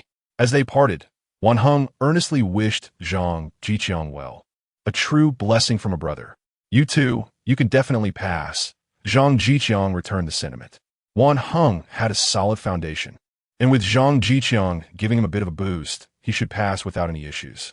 There weren't many people assessing for level 5 machinist, and soon it was Zhang Zhiqiang's turn. The person in charge of Zhang Zhiqiang's assessment was an experienced master with half-white hair, one of the few level 7 machinists in the factory. Interestingly, the master's name was Zhang Chong, differing from Zhang Zhiqiang by just one character. So young. Master Zhang looked at Zhang Zhiqiang in surprise. Those assessing for level 5 machinist were generally middle-aged, and it was the first time he had seen a young guy like Zhang Zhiqiang. Ha, Master Zhang, you better keep a close eye today. Young Master Zhang is confident he can pass. A voice called out from behind Zhang Zhiqiang. Director Li. Zhang Chong and Zhang Zhiqiang greeted the suddenly arriving Director Li. I'm just here to see. You all should proceed with your assessments. Director Li waved his hand. He was itching to see whether Zhang Zhiqiang could pass the assessment. Chapter 14 Assessment Success. Zhang Zhiqiang arrived at the operation table, glanced at the blueprints and the items on the table, and after getting ready, he started. The level 5 machinist assessment required more refined machining skills, and it wasn't going to end quickly. Half an hour later, Zhang Zhiqiang let out a sigh of relief, wiped the sweat from his forehead. Although the process went relatively smoothly, it was still his first practical assessment, so he was understandably nervous. Director Li and Zhang Chong nodded as they observed Zhang Zhiqiang's operations. Of course, Director Li didn't truly understand what he was seeing. He just noticed Zhang Chong nodding along, wanted to seem more in tune with the group. The two didn't communicate during the assessment, as any distraction caused by their conversation could lead to a loss for Zhang Zhiqiang. After Zhang Zhiqiang completed his task, Master Zhang stepped forward to inspect the finished product. Good. There are no issues with your technique. Indeed, heroes emerge from youth. Master Zhang praised, repeatedly admiring Zhang Zhiqiang's work. However, being meticulous, Master Zhang found a slight flaw, deducting 5 points and passing Zhang Zhiqiang with a score of 95. Great, congratulations, Zhiqiang. You are now a level 5 machinist. The youngest level 5 machinist in our factory, Director Li exclaimed on the way back. The Hongqing steel plant employed thousands, and being the youngest level 5 machinist showed the value of this achievement. Director Li became excited, thinking that Zhang Zhiqiang might even become the youngest level 6, 7, or 8 machinist in the future. With this in mind, Director Li said to Zhang Zhiqiang, make sure to prepare well. With greater ability comes greater responsibility. It's time to give you more tasks. Director Li was quite clear with his words. Previously, Zhang Zhiqiang might not have understood, but now he certainly knew what it meant. He was about to become the deputy team leader. Yes, I will definitely learn more from you, Director Li. I won't forget my original intention, and I will work hard to contribute to the construction of our country. Zhang Zhiqiang replied quickly. This wasn't the time for modesty, and he discreetly slipped a pack of unopened Qianmin cigarettes into Director Li's pocket, which he had taken earlier that morning. You rascal, you're still young. Don't do this in the future. Director Li laughed and scolded him. Zhang Zhiqiang's words of thanks were also quite subtle, yet they sounded pleasant, and he returned with his hands behind his back. Xiangzi, how is it? Yeah, how is it, Xiangzi? As soon as Zhang Zhiqiang returned, he was surrounded by his colleagues, all eager to know about his assessment results. As for Wan Heng, who was assessing to become a level 3 machinist, he had not returned yet. Zhang Zhiqiang smiled and nodded. 95 points. Wow, impressive. You passed the level 5 machinist assessment, just like that. Congratulations, Xiangzi. Your salary will now be 58 yuan. You have to treat us when the salary comes. You can't avoid it this time. The atmosphere in Workshop 11 was lively as everyone congratulated Zhang Zhiqiang. Zhang Zhiqiang agreed to the request to treat, as a few colleagues' wound cost him much. Shortly after, Wan Heng also returned. He had passed the assessment and became a level 3 machinist with a monthly salary of 38 yuan, and everyone congratulated him again. On the other side, in Workshop 9, how about it, Huairu? Yi Zhonghai looked at Qin Huairu expectantly. Since Jia Dongshu's death, Qin Huairu had taken over in the steel mill, personally taught by Yi Zhonghai. However, Qin Huairu was not focused on this. She thought that machinist work was too tiring. and doing too much would make her arms thick and age her quickly, so she preferred to slack off. The women in workshop 9 all had short hair for convenience. But Qin Huairu, a widow, still wore long braids like a young girl, flirting with multiple men. Huh, just look at her. She must not have passed the assessment. What other possibility is there? One of the female workers mocked. Exactly, it's been so long, and the defect rate is so high. If she passes, I might as well report it myself. Another chimed in. Before Qin Huairu could respond, the 2 female workers directly insulted her. Before she arrived, Workshop 9 was not particularly great, but it wasn't too bad either. Once she came, the defect rate skyrocketed, and the ranking of Workshop 9 plummeted, with Yi Zhonghai constantly defending her. It could be said that everyone in Workshop 9 had suffered because of Qin Huairu. Qin Huairu remained silent, shaking her head quietly. She was still an apprentice, and in another 6 months after accumulating work experience, she could become a level 1 worker. So she didn't want to put in any more effort. It's okay, just try harder next time, Yi Zhonghai said with a forced smile, feeling quite speechless. The level 1 assessment was as easy as pie.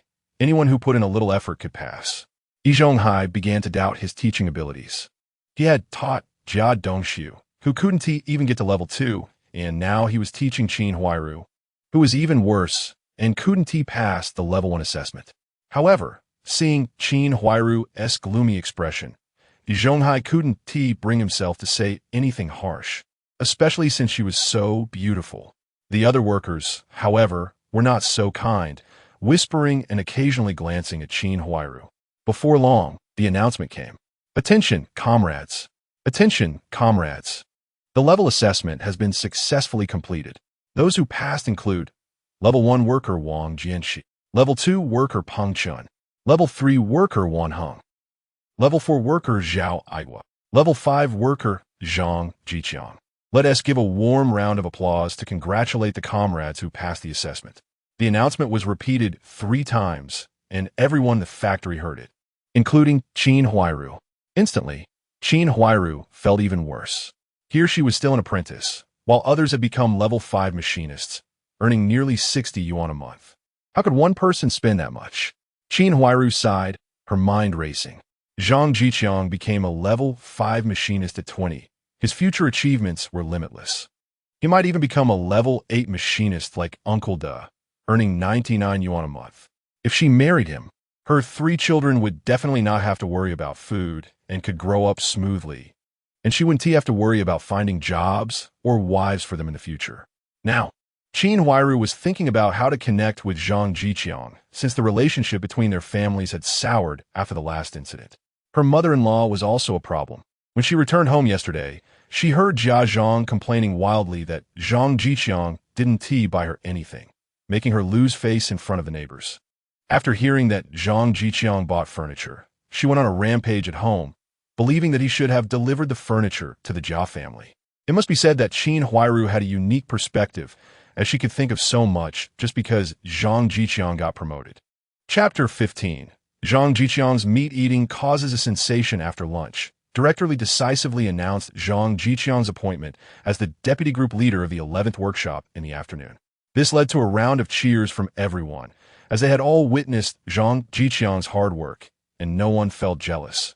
Everyone was happy for him. For Zhang Zhiqiang, today was a wonderful day. He had learned boxing, passed the level 5 fitter assessment, and now he had also become the deputy group leader, which significantly boosted his work efficiency in the afternoon. After work, Zhang Zhiqiang ran towards the courtyard. There was no lunch provided at the factory, so he had to go back and cook for himself. Thinking of this, Zhang Zhiqiang wished he had a wife. It would be nice to have a warm meal ready for him when he returned in the afternoon. As soon as he entered the courtyard, Zhang Zhiqiang saw Uncle Yin Bugui fiddling with his potted plants. Zhang Zhiqiang was a bit surprised. Although he had jogged back, it wasn't that slow. How could Uncle Yin still be ahead of him? Was he also an exceptionally skilled person? Upon seeing Zhang Zhiqiang return, Yin Bugui's eyes lit up, and he immediately walked over. Xiangzi, I heard you passed the level 5 fitter assessment. That's impressive. Congratulations. Yin Bugui didn't notice Zhang Zhiqiang's moment of daze and started with flattering words. Thank you. How did you know? Zhang Zhiqiang asked curiously. Isn't it that second uncle came back for lunch, and I didn't go to school since I had no classes in the afternoon. He mentioned in passing. Yin Bugui said with a smile. Then he quietly pulled Zhang Zhiqiang aside and leaned in, saying, Xiangzi, you see, you bought those fancy furniture yesterday, and today you passed the assessment. That's double happiness. How about treating everyone to a meal to celebrate? Zhang Zhiqiang sneered inwardly at this. This Uncle Yin was always scheming about this and that, and now he was thinking about treating his whole family to a meal. I think it's unnecessary. I don't have much money on me right now, Zhang Zhiqiang replied, heading towards the backyard and completely ignoring Yin Bugui's displeased expression. What's there to be proud of? It's just a level 5 fitter. You'd think you were the factory manager or something, Yin Bugui thought to himself, feeling quite unhappy. Throughout the courtyard, even if he wasn't the leader, he was still a respected figure. He always expected to get something from anyone who brought something in. Even that little man, Su Damao, couldn't escape it. But this Zhang Zhiqiang, seeing him living a better life lately, didn't even think to come over and pay his respects. He couldn't eat Zhang Zhiqiang's food, nor did he need anything from him. After returning home, Zhang Zhiqiang started to cook. Upon opening the cupboard, he found a mouse caught in a trap. In these times, people struggled to find food, let alone a mouse, which was skinny and seemed to have come for the smell.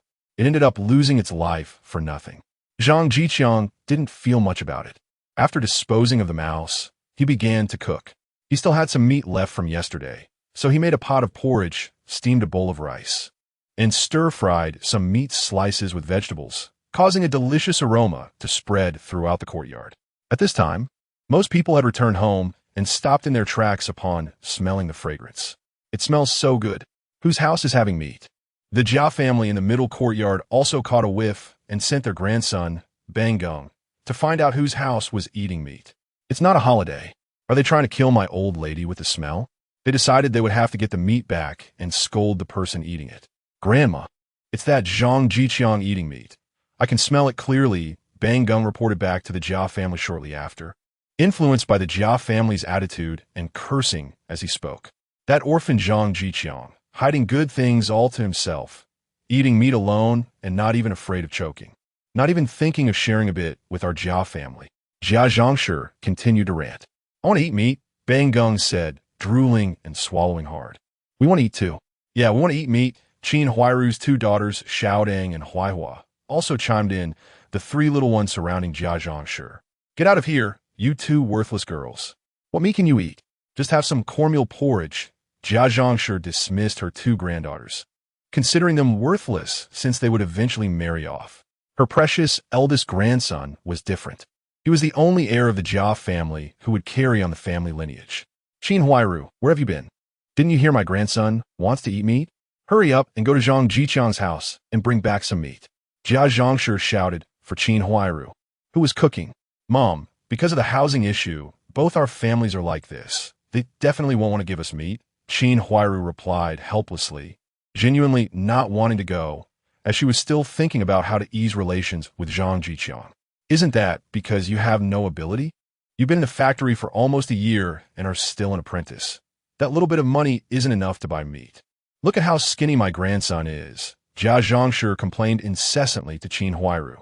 In her view, Qin Huairu was just a jinx from the countryside. If it weren't for Jia Dongshu's insistence, she wouldn't have agreed to the marriage. She never mentioned that she also came from the countryside.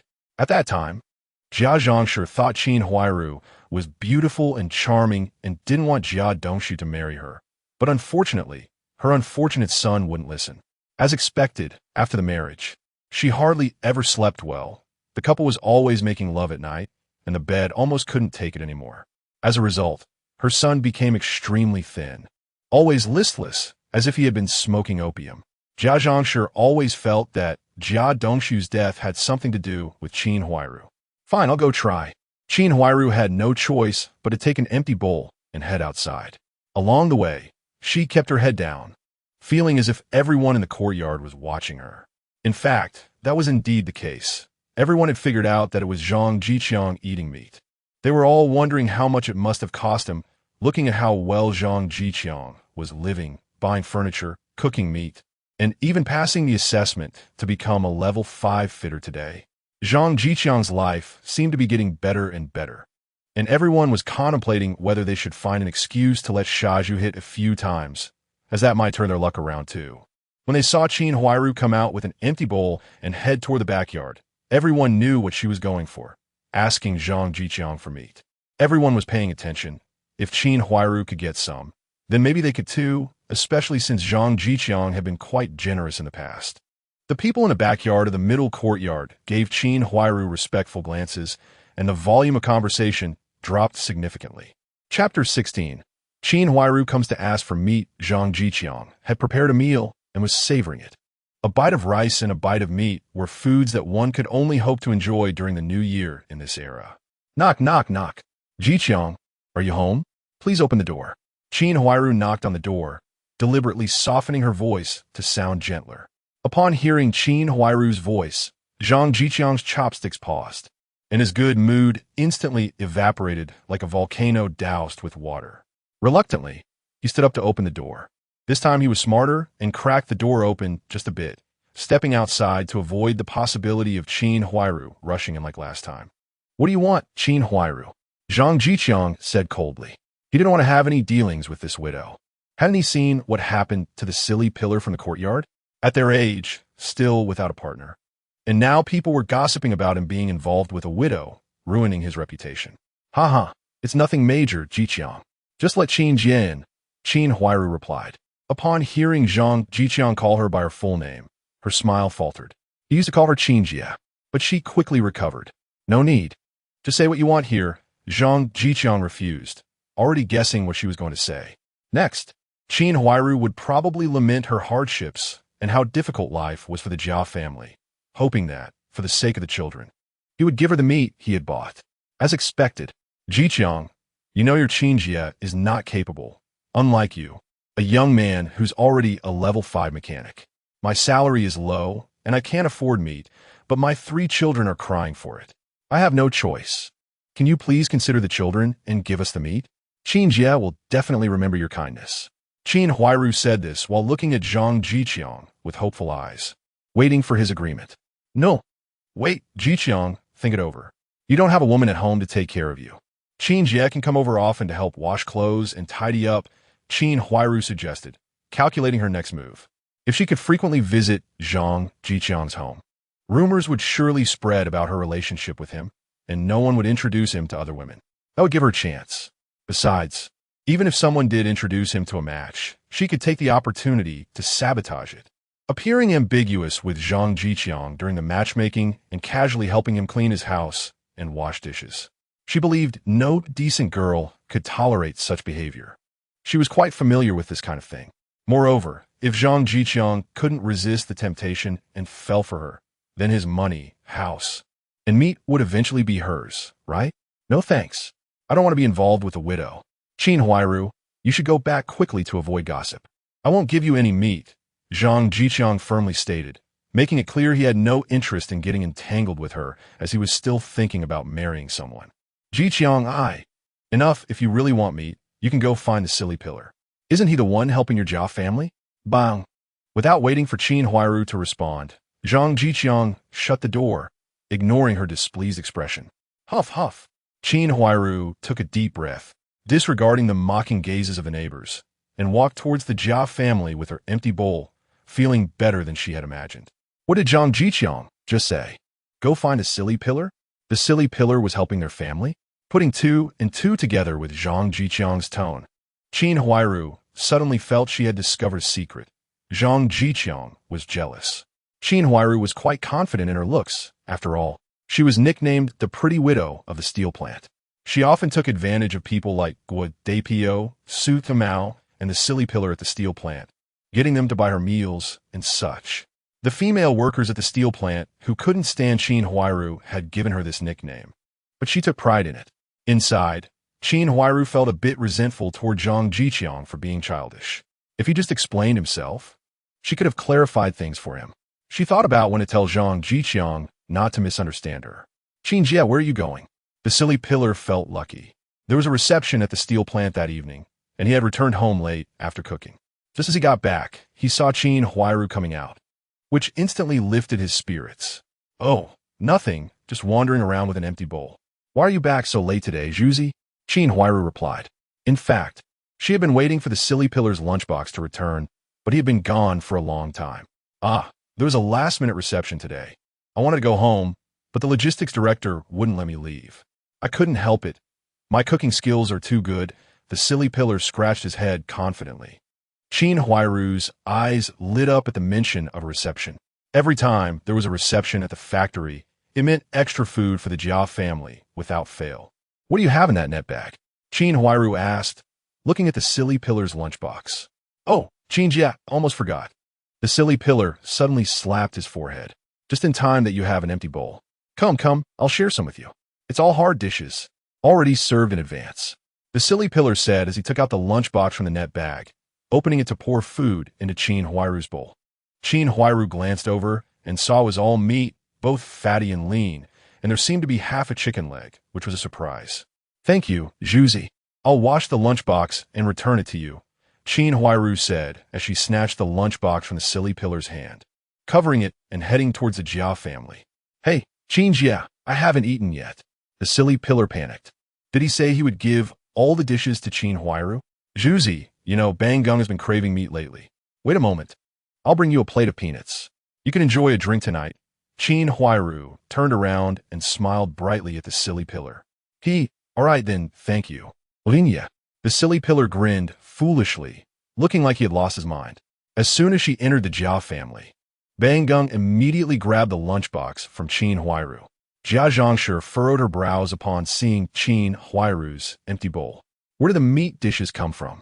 From the silly pillar. Zhang Zhiqiang refused to give us meat dishes. Qin Huairu replied casually, feeling good and not thinking too much about it. That damn bastard. He deserves to be childless. Why doesn't he choke on the meat?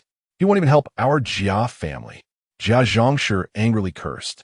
Qin Huairu looked at Jia Zhangshi speechlessly, wondering how she had ended up with such a mother-in-law. What are you staring at? Hurry up and bring out the hot steam buns. Can't you see Bang Gung is hungry? Jia Zhangshi ordered. Mom, Huaihua, and I want to eat meat too. Xiao Dang and Huaihua each held a steam bun, looking pitifully at Qin Huairu. Just as Qin Huairu was about to serve meat to her daughters, Jia Zhangshi knocked her chopsticks away. What are you two greedy kids eating for? Good things should be given to your brother first. He is the pillar of our Jia family. Bang Gung nodded in agreement. All right, eat some pickled vegetables first. Qin Huairu had no choice but to give her two daughters some pickled vegetables. Xiao Dang and Huaihua ended up not getting any meat, and even the vegetable soup was eaten by Jia Zhangshi with her steam bun. Grandma, I'll get back at you tomorrow, Bang Gung said after finishing the meal, snuggling up to Jia Zhangshi, the two whispering about something. Chapter 17. The Stick Thief. The next day, Friday. Zhang Zhiqiang got up early. There wasn't much else to do in this era. There weren't many entertainment activities. After a long day at work, he felt quite tired and would go to bed early after dinner.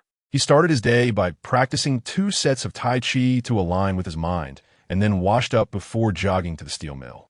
Today, Zhang Zhiqiang planned to visit the library to borrow some books on machinery and design to study in the evenings since he didn't have much to do then. After all, Zhang Zhiqiang didn't want to remain a worker forever. He aimed to become a technician and an engineer, partly to improve his own life, but more importantly, Zhang Zhiqiang wanted to contribute something to this lovely era. Oh, Zhiqiang, you're here so early. Zhang Zhiqiang from the 11th workshop. Hello, I'm Li Hongwei. Congratulations. The youngest level 5 fitter. As Zhang Zhiqiang made his way to the workshop, many colleagues greeted him with smiles. Clearly, the title of the youngest level 5 fitter brought him some attention, and they wanted to get familiar with him. Zhang Zhiqiang was not one to put on airs. He smiled back, and by the time he reached the workshop, his face was sore from smiling. The morning tasks in the workshop were not heavy. Director Li made several trips to the 11th workshop, observing Zhang Zhiqiang since he was newly appointed. Seeing that Zhang Zhiqiang was still completing his tasks and helping colleagues with their questions, he nodded in satisfaction. At noon, the bell in the steel mill rang, signaling the end of the day's work. Unless there was an urgent task, overtime was not encouraged. Even when urgent tasks arose, not everyone could work overtime. One had to submit an application first, and leaders would select the most suitable candidates. This showed how pure the people's faith was. All right, time for lunch. Zhang Zhiqiang called out and everyone in the workshop rushed to the second cafeteria. Not to mention, Shaju's cooking skills at the steel mill were unmatched, and the food in the second cafeteria was much better than elsewhere. Therefore, it was always packed, and if you were late, you might not get anything to eat. Hey, Xiangzi, that widow is from your courtyard, right? I heard she has 3 kids and a lazy mother-in-law. That's tough. Hung pointed at Qin Huairu. At that moment, Qin Huairu was playfully interacting with Guo who playfully poked her hand, and she playfully patted his back. They were both laughing. I don't think that woman is a good person, Hung commented, stroking his clean-shaven chin. All right, let's not talk about others behind their backs. Just keep your distance, Zhang Zhiqiang said, not wanting to discuss Qin Huairu during lunch, as it was unappetizing. Oh, Hung replied obediently, lining up. Shaju, 2 steamed buns and a meat dish. Now it was Qin Huairu's turn. She stretched her lunchbox forward. All right, Sister Qin. Shaju generously scooped a big spoonful of food, more than double what others received. Guo, you pay for my meal. Qin Huairu turned around with a charming smile and told Guo, okay, today I'll treat my good sister to a meal. Guo cheerfully prepared to pull out money for the meal ticket, as meals required a ticket in this era. Guo words caused a stir among those around them, and they began to discuss. Who is your good sister? Guo, don't get beaten up. Today, I paid for Sister Qin's meal, Shaju said angrily. For some reason, hearing Guo say that made him mad. Although he didn't know why, the fact that Shaju had Shaju in his name indicated that he didn't think too much. 2 steamed buns and a meat dish. Guo lost face after being scolded by Shaju, but he didn't retaliate. He knew Shaju was stubborn and would actually fight in the cafeteria. Shaju sneered, filled a big spoonful of food, and under Guo watchful eyes, shook it as if he had Parkinson's. In the end, only a few pieces of cabbage and some soup remained, which he dumped into Guo lunchbox. Shaju, what is wrong? Nothing. Shaju saw Guo daring to order the same food as Sister Qin and got even angrier, not understanding that it was a couple's meal. But when he was angry, he had to shake the spoon. Guo fumed and walked away, sitting across from Qin Huairu, provokingly glancing at Shaju. Everyone was excited, as they now had something to talk about after lunch. This time, they discussed how Qin Huairu cleverly used the yuzu while Shaju shook the spoon at Guo. Unbeknownst to Shaju, his behavior was the key reason he had been unable to find a wife for so many years. In the courtyard, Grandma, I'm back, Jiagong shouted as he returned to the Jia family. Oh, my dear grandson, why are you back so early? Only Jia Zhangshi and little Dang Huaiwa were at home. Jia Zhangshi was sewing a shoe sole. The wall at school, I climbed over it. Grandma, you forgot our plan, Jiagong whispered to Jia Zhangshi. Right, let's go now. Jia Zhangshi moved her hefty body off the bed.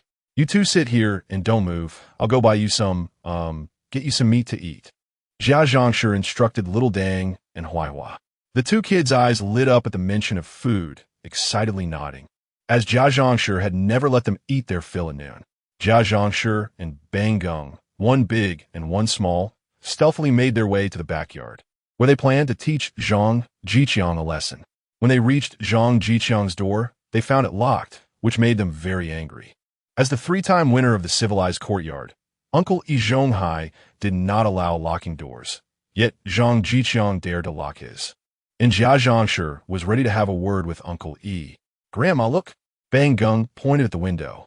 It turned out that Zhang Zhiqiang had smoked in his room last night, and when he woke up this morning, he noticed the smell and opened the window to air it out, forgetting to close it, which gave them an opportunity. Grandma, you keep watch here. I'll go in. If someone comes, just cough a couple of times and slip away. I'll find a place to hide. Bang Gong revealed his plan. Jia Zhangshi glanced at her hefty body and nodded. It wouldn't be realistic for her to enter, given how small the window was. Bang Gong climbed in and directly stepped on a Zhang Zhiqiang's pillow, leaving several footprints on the bed. The first thing he did was head to the cupboard, where he saw a bowl of porridge, 3 or 4 white steam buns, and a small bowl of stir-fried meat, with some uncooked vegetables and meat on top. How can this guy have so much food and not share any with our Jia family? Why don't he just choke on it?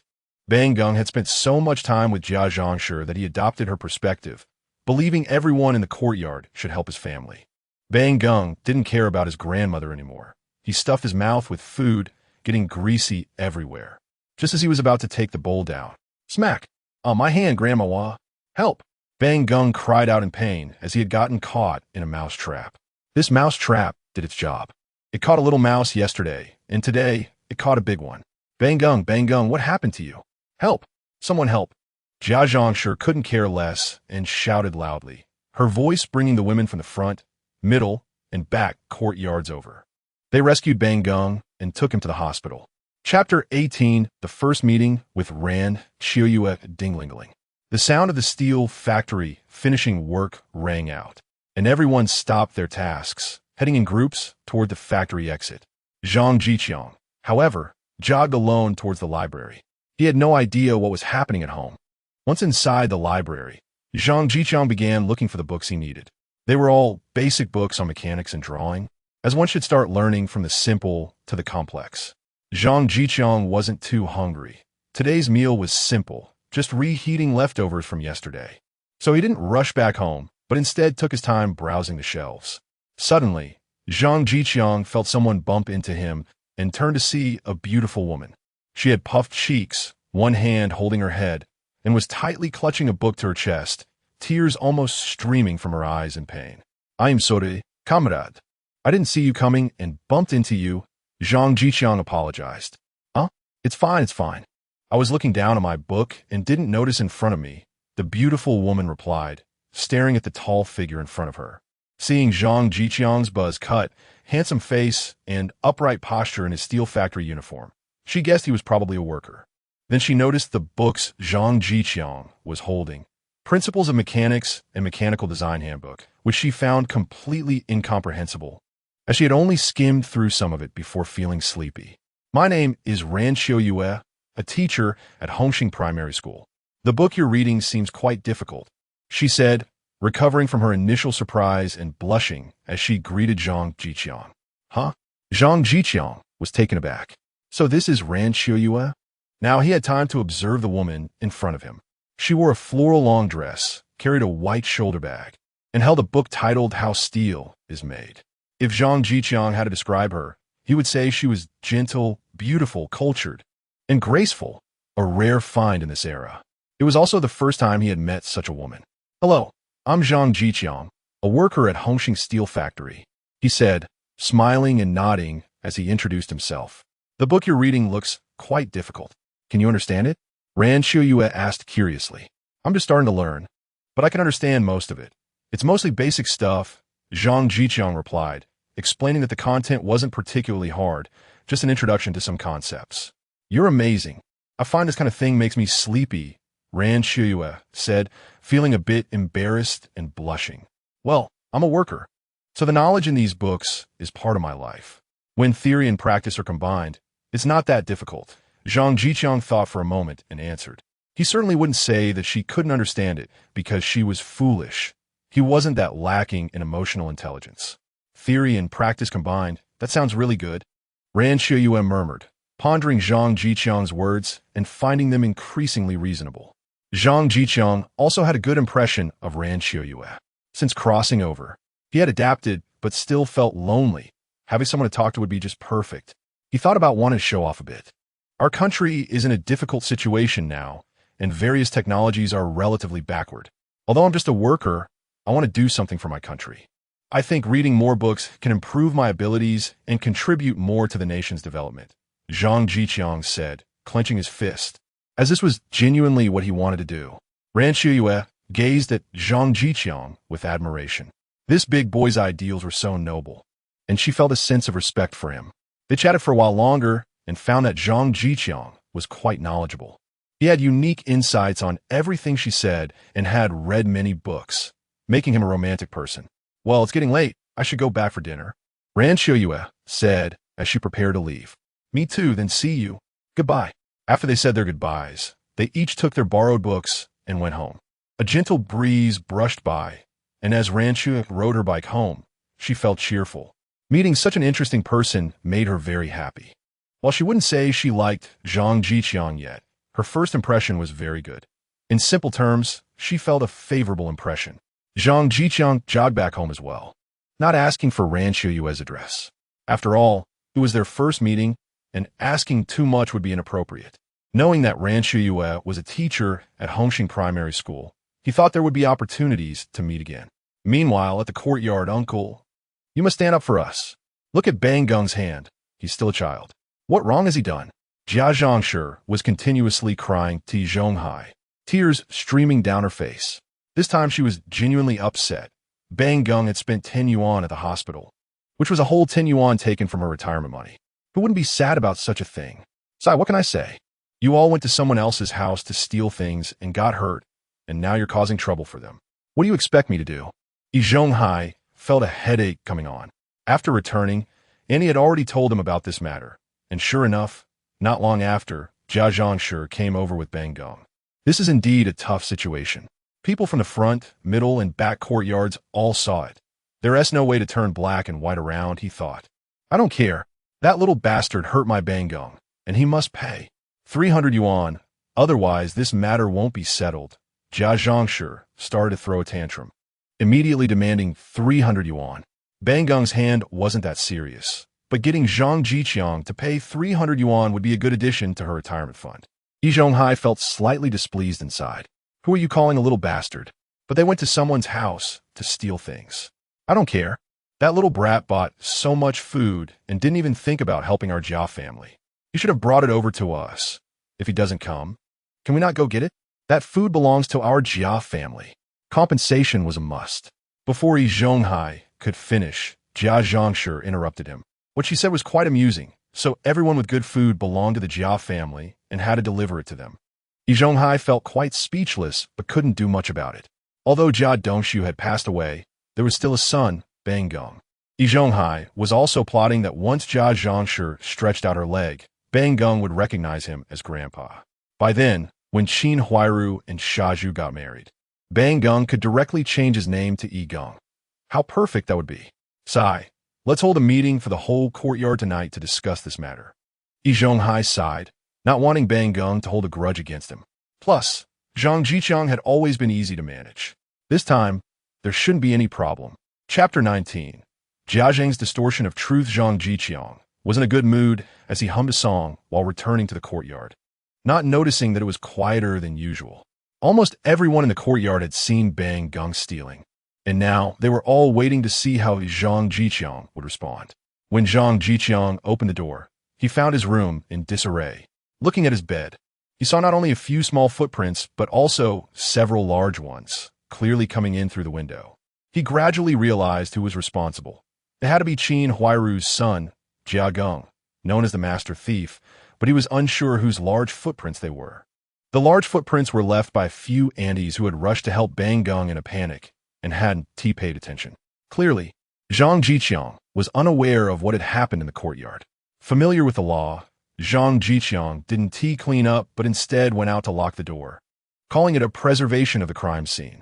He then planned to go out and report the theft, which was reasonable given his home had been broken into, but as he reached the courtyard, he was stopped. Zhang Zhiqiang, where are you going? Elder Zhonghai called out to him. My house has been robbed, and it's a mess. I'm going to report it to the police. Zhang Zhiqiang replied with a frown, usually having little to say to Zhonghai. And today, this encounter felt too coincidental. Hold on a moment before you call the police. We're having a courtyard meeting. I've already sent Zhuzi to notify everyone, Zhonghai said, blocking Zhang Zhiqiang's path, feeling a bit anxious. Fortunately, he had stepped in. It wasn't easy to create a situation where issues were resolved within the courtyard. And now, if Zhang Zhiqiang called the police, wouldn't everyone just start calling the police for everything? What was the point of him being the elder then? Elder, did you not hear me? I said my house was robbed. Zhang Zhiqiang emphasized, my house has been robbed. Who has the mood to attend your meeting? Elder E knew that this courtyard meeting was meant to address this very issue. Qiangzi, I'm back. Haha, come over to my place for drinks tonight. Zhang Zhiqiang turned to see Su Mao returning on his bicycle, laden with mountain goods and a fat chicken hanging from the handlebars. Clearly a generous gift from a fellow villager. With Lu Xiaoyi following behind. Did you go to the countryside again, Brother Mao? Zhang Zhiqiang smiled, as he had a good relationship with Su Mao. Yeah, just got back today. I want to pick up air from her family. Remember to come tonight, Su Mao said happily upon seeing Zhang Zhiqiang. And Lu Xiaoyi greeted him as well. While Su Damao was away, Lu Shaoyi stayed at her family's house, feeling it was dull to be alone in the courtyard. I don't feel like drinking. My house was robbed, and I was just about to report it. Zhang Zhiqiang sighed, looking quite troubled. What? What do you mean? Su Damao asked, somewhat confused. Literally what I said, Zhang Zhiqiang replied. Oh, then hurry up. Help unload the things, so Qianzi can take the bike. Su Damao, ever loyal, started unloading the goods while Lu Shaoyi helped. Forget about calling the police. We'll handle the matter in the courtyard. Zhuzi has already gone to notify everyone. Yi Zhonghai frowned, wondering where Zhang Zhiqiang had learned to call the police so easily, not considering his position as the elder. As they spoke, more and more people gathered in the courtyard. A few carried out the 8 immortals table from Elder Yi's house and placed it in the center, with each household bringing out their long benches. Everyone looked at Zhang Zhiqiang with curiosity, which made him frown slightly, feeling like everyone knew what was going on except him. However, with so many people gathered, it was unlikely he could go out to report it now. Su Damao and Lu Shaoyi hurried back, eager to join the courtyard meeting for some entertainment. Everyone quiet down. We're having a courtyard meeting tonight, mainly for one issue. What is this issue? Let us have Elder E explain. The second elder started, reciting the usual opening lines before sipping some tea, adopting a leadership demeanor. Yes, as the second elder just mentioned. We're here to discuss this matter. Yi Zhonghai stood up, looking serious. Today, a shocking incident occurred where an adult attacked a child. However, the perpetrator also suffered some losses and did not intend to cause such consequences. The courtyard has decided to hold a meeting to see how to address this issue. After finishing, Yi Zhonghai looked at Zhang Zhiqiang, as if to say this matter was related to him. Zhang Zhiqiang, please explain how you will compensate. With a single statement, Yi Zhonghai had already defined the situation, creating a distinction in the proceedings. Zhang Zhiqiang was being bullied, completely unaware of what had happened. Qiangzi, when did you attack a child? Su Damao nudged Zhang Zhiqiang with his elbow, confused. Zhang Zhiqiang stood up without speaking. Are you crazy? I went straight to the library after work and just got back to find my house robbed. I was about to report it, but you stopped me. Now you accuse me of attacking a child? If you're sick, go to the hospital. Zhang Zhiqiang cursed, clearly seeing that Yi Zhonghai was siding with the Jia family, which was quite biased. You dare speak to the elder like that, you brat. Shaju couldn't take it anymore, standing up to teach Zhang Zhiqiang a lesson, while Su Damao next to him felt a surge of anxiety, almost wanting to leave. But it was instinct after so many years. Before Shaju could approach, Yi Zhonghai pulled him back down, knowing that if Shaju got rough, it would surely lead to the police being called, and that was something he couldn't control. Cough, everyone sit down.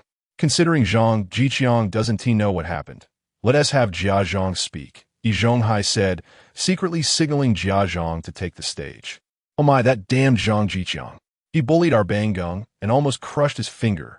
Jia Zhang, who had been holding back tears, kept telling herself that she spent 10 yuan today, which was a success, but the pain welled up as she spoke. All right, tell us what specifically happened, Yi Zhonghai interrupted. Neighbors, you tell me, is it too much for my Bangung to go to his uncle Zhang Zhiqiang's house for some food when he was hungry at noon? Is it too much? Who wouldn't give a child something to eat? Only Zhang Zhiqiang put a mouse trap under the food, and it caught my poor grandson's hand. He must pay at least 300 yuan to settle this today. Jia Zhang's disheveled and unreasonable accusations were quite rare. Chapter 20 Shock. Jia Geng is Yi Zhonghai's son. Zhang Zhiqiang, what do you think? How much should he pay? Yi Zhonghai, well versed in the art of language, directly asked Zhang Zhiqiang how much he should pay, preparing to define the situation. Oh man, why are you asking him? Just make the decision and let Zhang Zhiqiang pay the Jia family 300 yuan. Silly Zhu laughed and said, in his view, it was all Zhang Zhiqiang's fault. He was living so well and didn't even think of helping the Jia family. Besides, he had already compensated Zhang Zhiqiang 350 yuan last time. If he could make Zhang Zhiqiang pay 300 this time, it would definitely be a happy thing. Ha, what a big official tone you have, old man. Someone sneaked into my house, broke my bed, and stole my meat. And now you want me to pay the thief? Do you think that's possible? Or should we just call the police to handle it? Zhang Zhiqiang sneered, directly confronting Yi Zhonghai and heading towards the door. Stop right there. Matters in the courtyard should be resolved in the courtyard, Why call the police? Yi Zhonghai quickly stopped Zhang Zhiqiang. Oh, old Jia, don't you died too early. Someone is bullying the Jia family because there are no men. You, Zhang Zhiqiang, who lost your parents, this is inhumane. You bully us orphans every day. Old Jia, don't you? Open your eyes and see. It's this little brat. Hurry and take him away. The spirits summoned by the Jia family began to amplify, rolling on the ground and continuously screaming like pigs. Zhang Zhiqiang, what are you doing in the cabinet like a mousetrap? Old man frowned and asked. Yi Zhonghai's question was indeed skilled, trying to subjectively determine that Zhang Zhiqiang had the intention of trapping Jia Gong. My house has mice, constantly ruining food, and I caught one yesterday. Zhang Zhiqiang replied without a hitch, silently thinking that he would catch another one today. Hey, since you mentioned it, my house also has mice. I brought back quite a bit of food today. Xiangzi, can I borrow 2 of your mouse traps? Su Damao, upon hearing this, supported Zhang Zhiqiang. Sure, you could go get them for me later. Zhang Zhiqiang nodded, knowing that Su Damao was supporting him. As the saying goes, steal a needle when young, steal gold when older. Today Jia Gong broke my things. At least 10 yuan is reasonable. 10 yuan is not too little. I can't imagine how this situation will develop further. Now Jia Gong is no longer someone we can educate. I suggest calling the police. We must trust the country and the government. They will definitely educate Jia Gong to become a capable youth. Zhang Zhiqiang summarized, with the core theme being to call the police. Oh, you orphan who lost your parents. You want to harm our Jia family.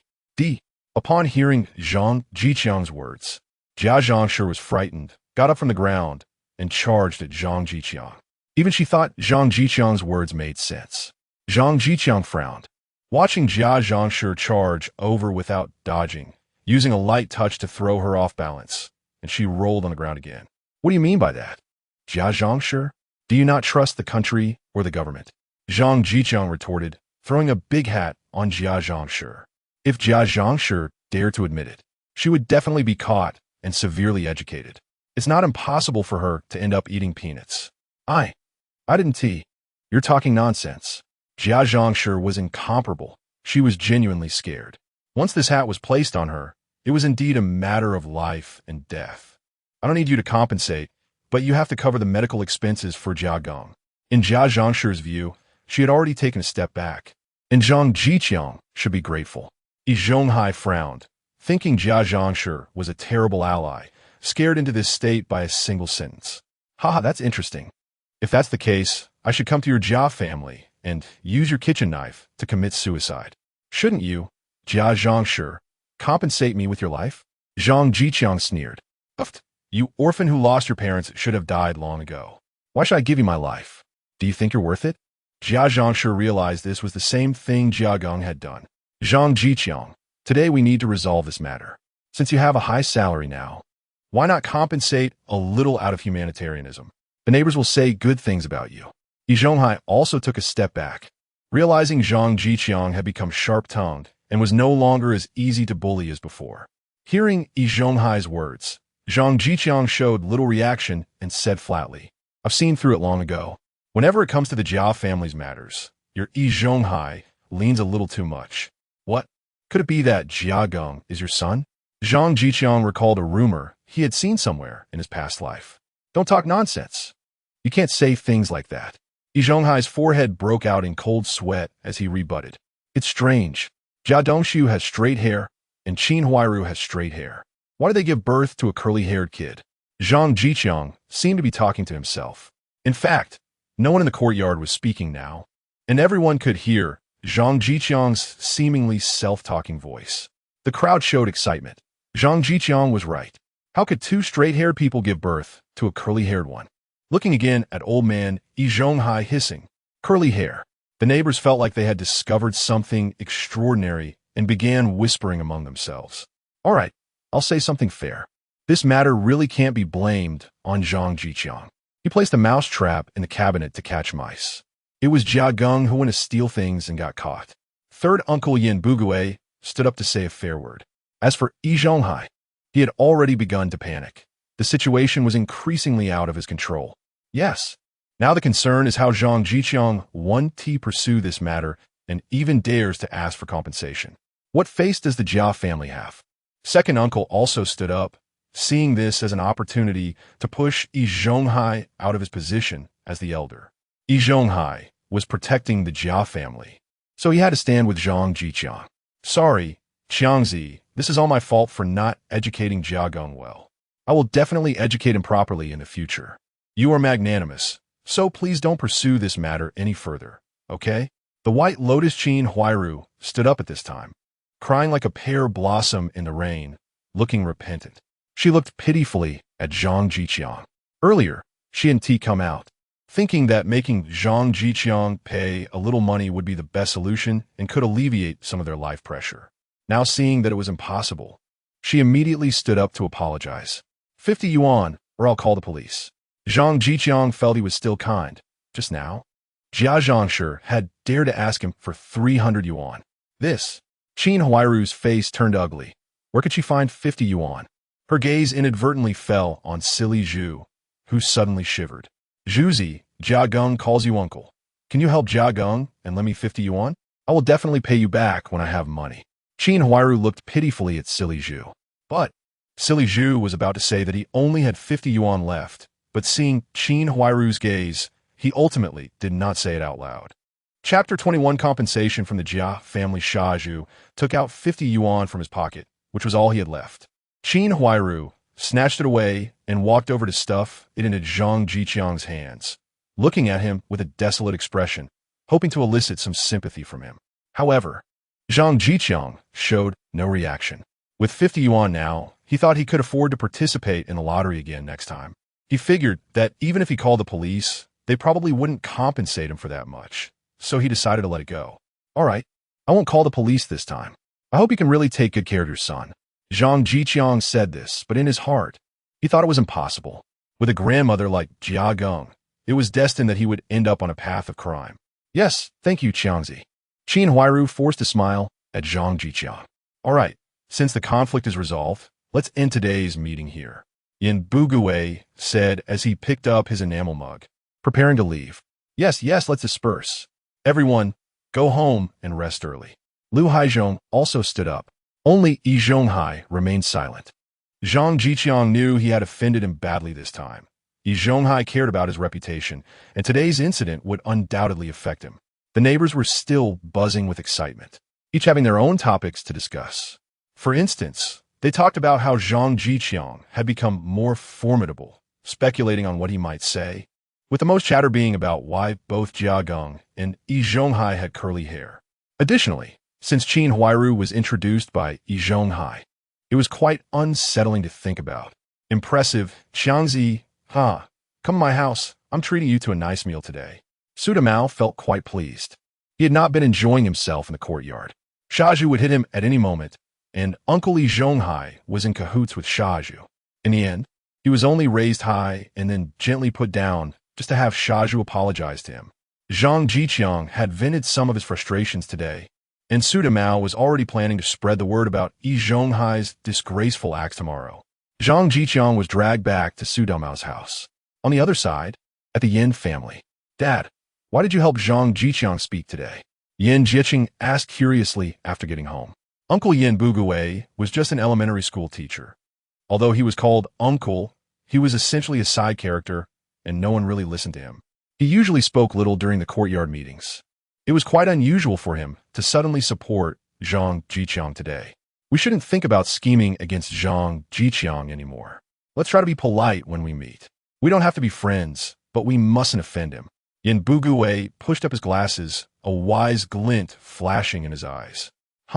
Is it that serious? What is Zhang Zhiqiang even worth?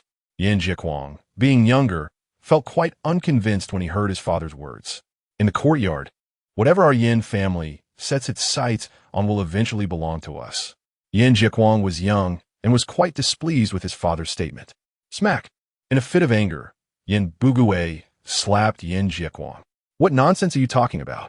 If this gets out, how will our Yin family survive in the courtyard?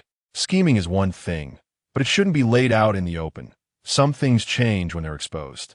Yin Bugui had lived his life on thin ice, unsure if he could ever reach the other side, and wondered how he had given birth to such a child. Speak properly. Why are you hitting the kid? And Yin, being protective, pulled Yin Zhiqiang behind her. You can't say such things again. Do you want us to be unable to survive in the courtyard? Yin Bugui said angrily. Yin Bugui's anger was quite terrifying, as he was the only breadwinner in the family and the head of the Yin household. Seeing the children not daring to speak, he nodded in satisfaction. You all haven't realized how formidable Zhang Zhiqiang is. A 20-year-old fifth-level fitter, his future potential is limitless. Through Yin Bugui's words, the Yin family finally understood Zhang Zhiqiang's capabilities. It was indeed so. Moreover, this kid was smart and knew how to use people's hearts. This afternoon, a baseless rumor shifted everyone's attention. Think about it carefully. Yin Bugui paused and continued. Yin Zhiqiang suddenly remembered that during dinner, the first thought that popped in his mind was that Banggong was Yi Zhonghai's son, not what Zhang Zhiqiang was doing. Seeing the serious expressions on his sons' faces, Yin Bugui nodded. Understand? Someone like Zhang Zhiqiang. Even if we can't be friends, we can't afford to have him as an enemy. The ties between people are as fragile as a cicada's wings. Things still depend on oneself. Yin Bugui took the opportunity to teach his children this lesson. In the backyard, at Su Damao's house, as soon as Zhang Zhiqiang entered, he was pulled by Su Damao to clean up. He hadn't been around for a few days, and Lu Xiaoa had been living at the Lu family home. The place was dusty. As for Lu Xiaoa, this young lady certainly wouldn't do any work. If she were to work, she would just bring the housekeeper from her home to do it. Su Damao had brought back quite a bit of stuff. There was no way he would have time to prepare chicken today. He sliced some marinated meat, fried a plate of peanuts, and put some snacks that Lu Xiaoa had brought into a dish. There were already 3 dishes. He heated a few steamed buns, and with the backing of the Lu family, Su Damao had no shortage of money. Come on, Xiangzi, today we're celebrating. Let's drink. The two simply ate a bit and started drinking. After Lu Xiaoa finished her meal, she took some food to chat with the deaf old lady, and the two were quite close. The deaf old lady didn't like Qin Huairu, but had a good relationship with Lu Xiaoa, and she was the only one in the courtyard who would chat with Lu Xiaoa. It's no wonder. The deaf old lady had lived a long life and had seen all kinds of people. When Jia Dongshu was still alive, the lunchboxes Shaju brought back always had some dishes that were meant for this grandmother. After all, she had lived a long life. Couldn't she enjoy some good food before passing away? After Jia Dongshu died, Shaju's lunchboxes were taken away by Qin Huairu, and Shaju himself couldn't even fill his own stomach, let alone feed this old lady. It was no surprise that the deaf old lady treated Qin Huairu coldly. As for Lu Xiaoa, being the daughter of a capitalist family, she had plenty of money and was generous with her spending. Each time she would bring some expensive snacks for the deaf old lady, which of course pleased her. Naturally, the deaf old lady had other thoughts. Her eldest grandson Shaju was still single. Why should Su Damao, that little punk, marry Lu Xiaoa and live a worry-free life? The money and house of the Lu family should belong to my grandson Shaju. Come on, Xiangzi, I toast to you. You did well today. I didn't expect even that old fox Yi Zhonghai to be no match for you. Su Damao couldn't hold his liquor, and after a few drinks, he started to slur his words. Cheers, brother Damao. It's all just coincidence. I was just speaking casually. Zhang Zhiqiang felt a bit speechless. How could this guy be drinking with the leaders every day with such poor alcohol tolerance? Chapter 22. Jia Zhangshi breaks her front tooth the next morning. Zhang Zhiqiang still got up very early. The amount from yesterday was nothing to him, but Su Damao was probably going to be late. Yes, Su Damao is a projectionist, and today he just needs to check in. He has to say it's quite comfortable. Using the bad luck charm. Zhang Zhiqiang received a bad luck charm when he signed in 2 days ago, but he hadn't used it until now. Jia Zhangshi had come over yesterday, stubbornly bumping her head against him. With her build, if he didn't have any martial skills, he would have definitely been knocked down. He directly used the bad luck charm on Jia Zhangshi. You little beast whose parents are dead, bullying my grandson without compensation. Just wait for me. Jia Zhangshi muttered while watching Zhang Zhiqiang's back as he went to work. The Jia family now relied entirely on Qin Huairu. Yesterday, Qin Huairu came back and hadn't spoken to her at all. No matter if Jia Zhangshi scolded or said nice things, she just ignored her, and today she went to work early again. This made Jia Zhangshi feel fearful. What if Qin Huairu remarried? What would happen to her old wife? Would she have to go out to work? Jia Zhangshi recalled how her mother-in-law had treated her harshly when she was young. Her life was much worse than Qin Huairu's, and she had endured it without saying anything. Why was Qin Huairu so unfilial? It had been many years since Jia Zhangshi had worked. She had long lost the ability to do so. Initially, she thought about having Qin Huairu give her 10 yuan for medical expenses. But now she didn't dare to bring it up. After thinking it over, she felt she should take revenge on Bang Gong and, at the same time, try to please Qin Huairu. Jia Zhangshi waited and waited until noon when no one was around, dragging her plump body like a thief to the backyard. She was inspired by the deaf old lady and planned to smash the glass at Zhang Zhiqiang's house and then run away. How thrilling! Jia Zhangshi had just found a nice stone when she saw a door open at a neighbor's house, which scared her into running back to the courtyard. Such things couldn't be seen. Yesterday, she had gone to borrow something from Zhang Zhiqiang's house and was seen by too many people. Otherwise, it would have been endless. As a result, ow! After a loud crash, Jia Zhangshi let out a miserable scream, wailing in pain. Jia Zhangshi, what happened to you? Why are you in the backyard? Do you need to go to the hospital? Aunt Air's voice sounded. She had just come out to pour some water when she heard Jia Zhangshi's pig-like wails and hurried over to check. It turned out Jia Zhangshi had run too fast and didn't step over the threshold of the backyard, directly falling flat on her face. The threshold of the backyard wasn't even high. She didn't know how she fell. No, I'm fine, just taking a stroll. Jia Zhangshi lifted her head. Looking quite tragic, half of her front tooth was gone, and there was blood at the corner of her mouth, as if she had just eaten a person. Hearing Aunt Air's question, she forced herself to get up and picked up her half-tooth before running away. How bizarre. Aunt Air didn't know what Jia Zhangshi was up to, finding it strange that she could fall over such a low threshold. She thought maybe Jia Zhangshi didn't have long to live. Back at the Jia family, Jia Zhangshi placed her half-tooth on the doorframe, claiming it would bring good luck. She prepared to rinse her mouth to wash away the bloody taste. Hiss! As soon as the cold water entered her mouth, the irritation made Jia Zhangshi spit it out immediately. This was really bad luck. Even drinking cold water caused her to have a toothache. That day, Jia Zhangshi did nothing. Just sat on the bed in a daze, wondering if she was suffering from karma. How could someone be so unlucky? Falling over a threshold and having a toothache while drinking water? While preparing to wash up, she accidentally poured hot water on herself, preparing to mend her shoe sole, and poked her fingers hard twice, leaving Jia Zhangshi in tears. At the steel factory, after using the bad luck charm, Zhang Zhiqiang didn't pay much attention. He was busy dealing with the leadership's inspection. The end of the month was approaching, and every workshop was racing to complete their tasks, hoping to achieve a higher ranking in the new month. Not that it would earn them much reward, but it was about honor. Director, this is Zhang Zhiqiang, the deputy leader of Workshop 11, our factory's youngest level 5 fitter. Director Li brought factory manager Yang to Workshop 11 to introduce Zhang Zhiqiang. Hello, manager. Zhang Zhiqiang put down his work and greeted manager Yang. Good, truly a promising young man, becoming a mainstay of the factory so quickly. Keep it up, and I hope you continue to reach new heights. Manager Yang felt that Zhang Zhiqiang's name sounded familiar, but couldn't recall where he had heard it before. He patted Zhang Zhiqiang on the shoulder to encourage him. Yes, manager. I will definitely continue to work hard and live up to your expectations. Zhang Zhiqiang answered loudly and decisively, with determination in his eyes. Manager Yang smiled and nodded. He had a very good impression of this young man, who was full of energy. After inspecting the workshop, Manager Yang returned, as his day's work was also very busy. In the afternoon, after work, Zhang Zhiqiang saw the person holding a fish in hand, looking plump and freshly caught. The thought of having fish soup overwhelmed him, and, in the end, Zhang Zhiqiang spent $1 to buy the fish, which weighed about 4 pounds. He jogged back to the courtyard under the bewildered gaze of the person selling it. When Qin Huairu returned home and saw Jia Zhangshi's face, she was startled. After realizing it, although she was curious, she didn't ask and continued to silently tidy up the house. Jia Zhangshi was waiting for Qin Huairu to show concern for her.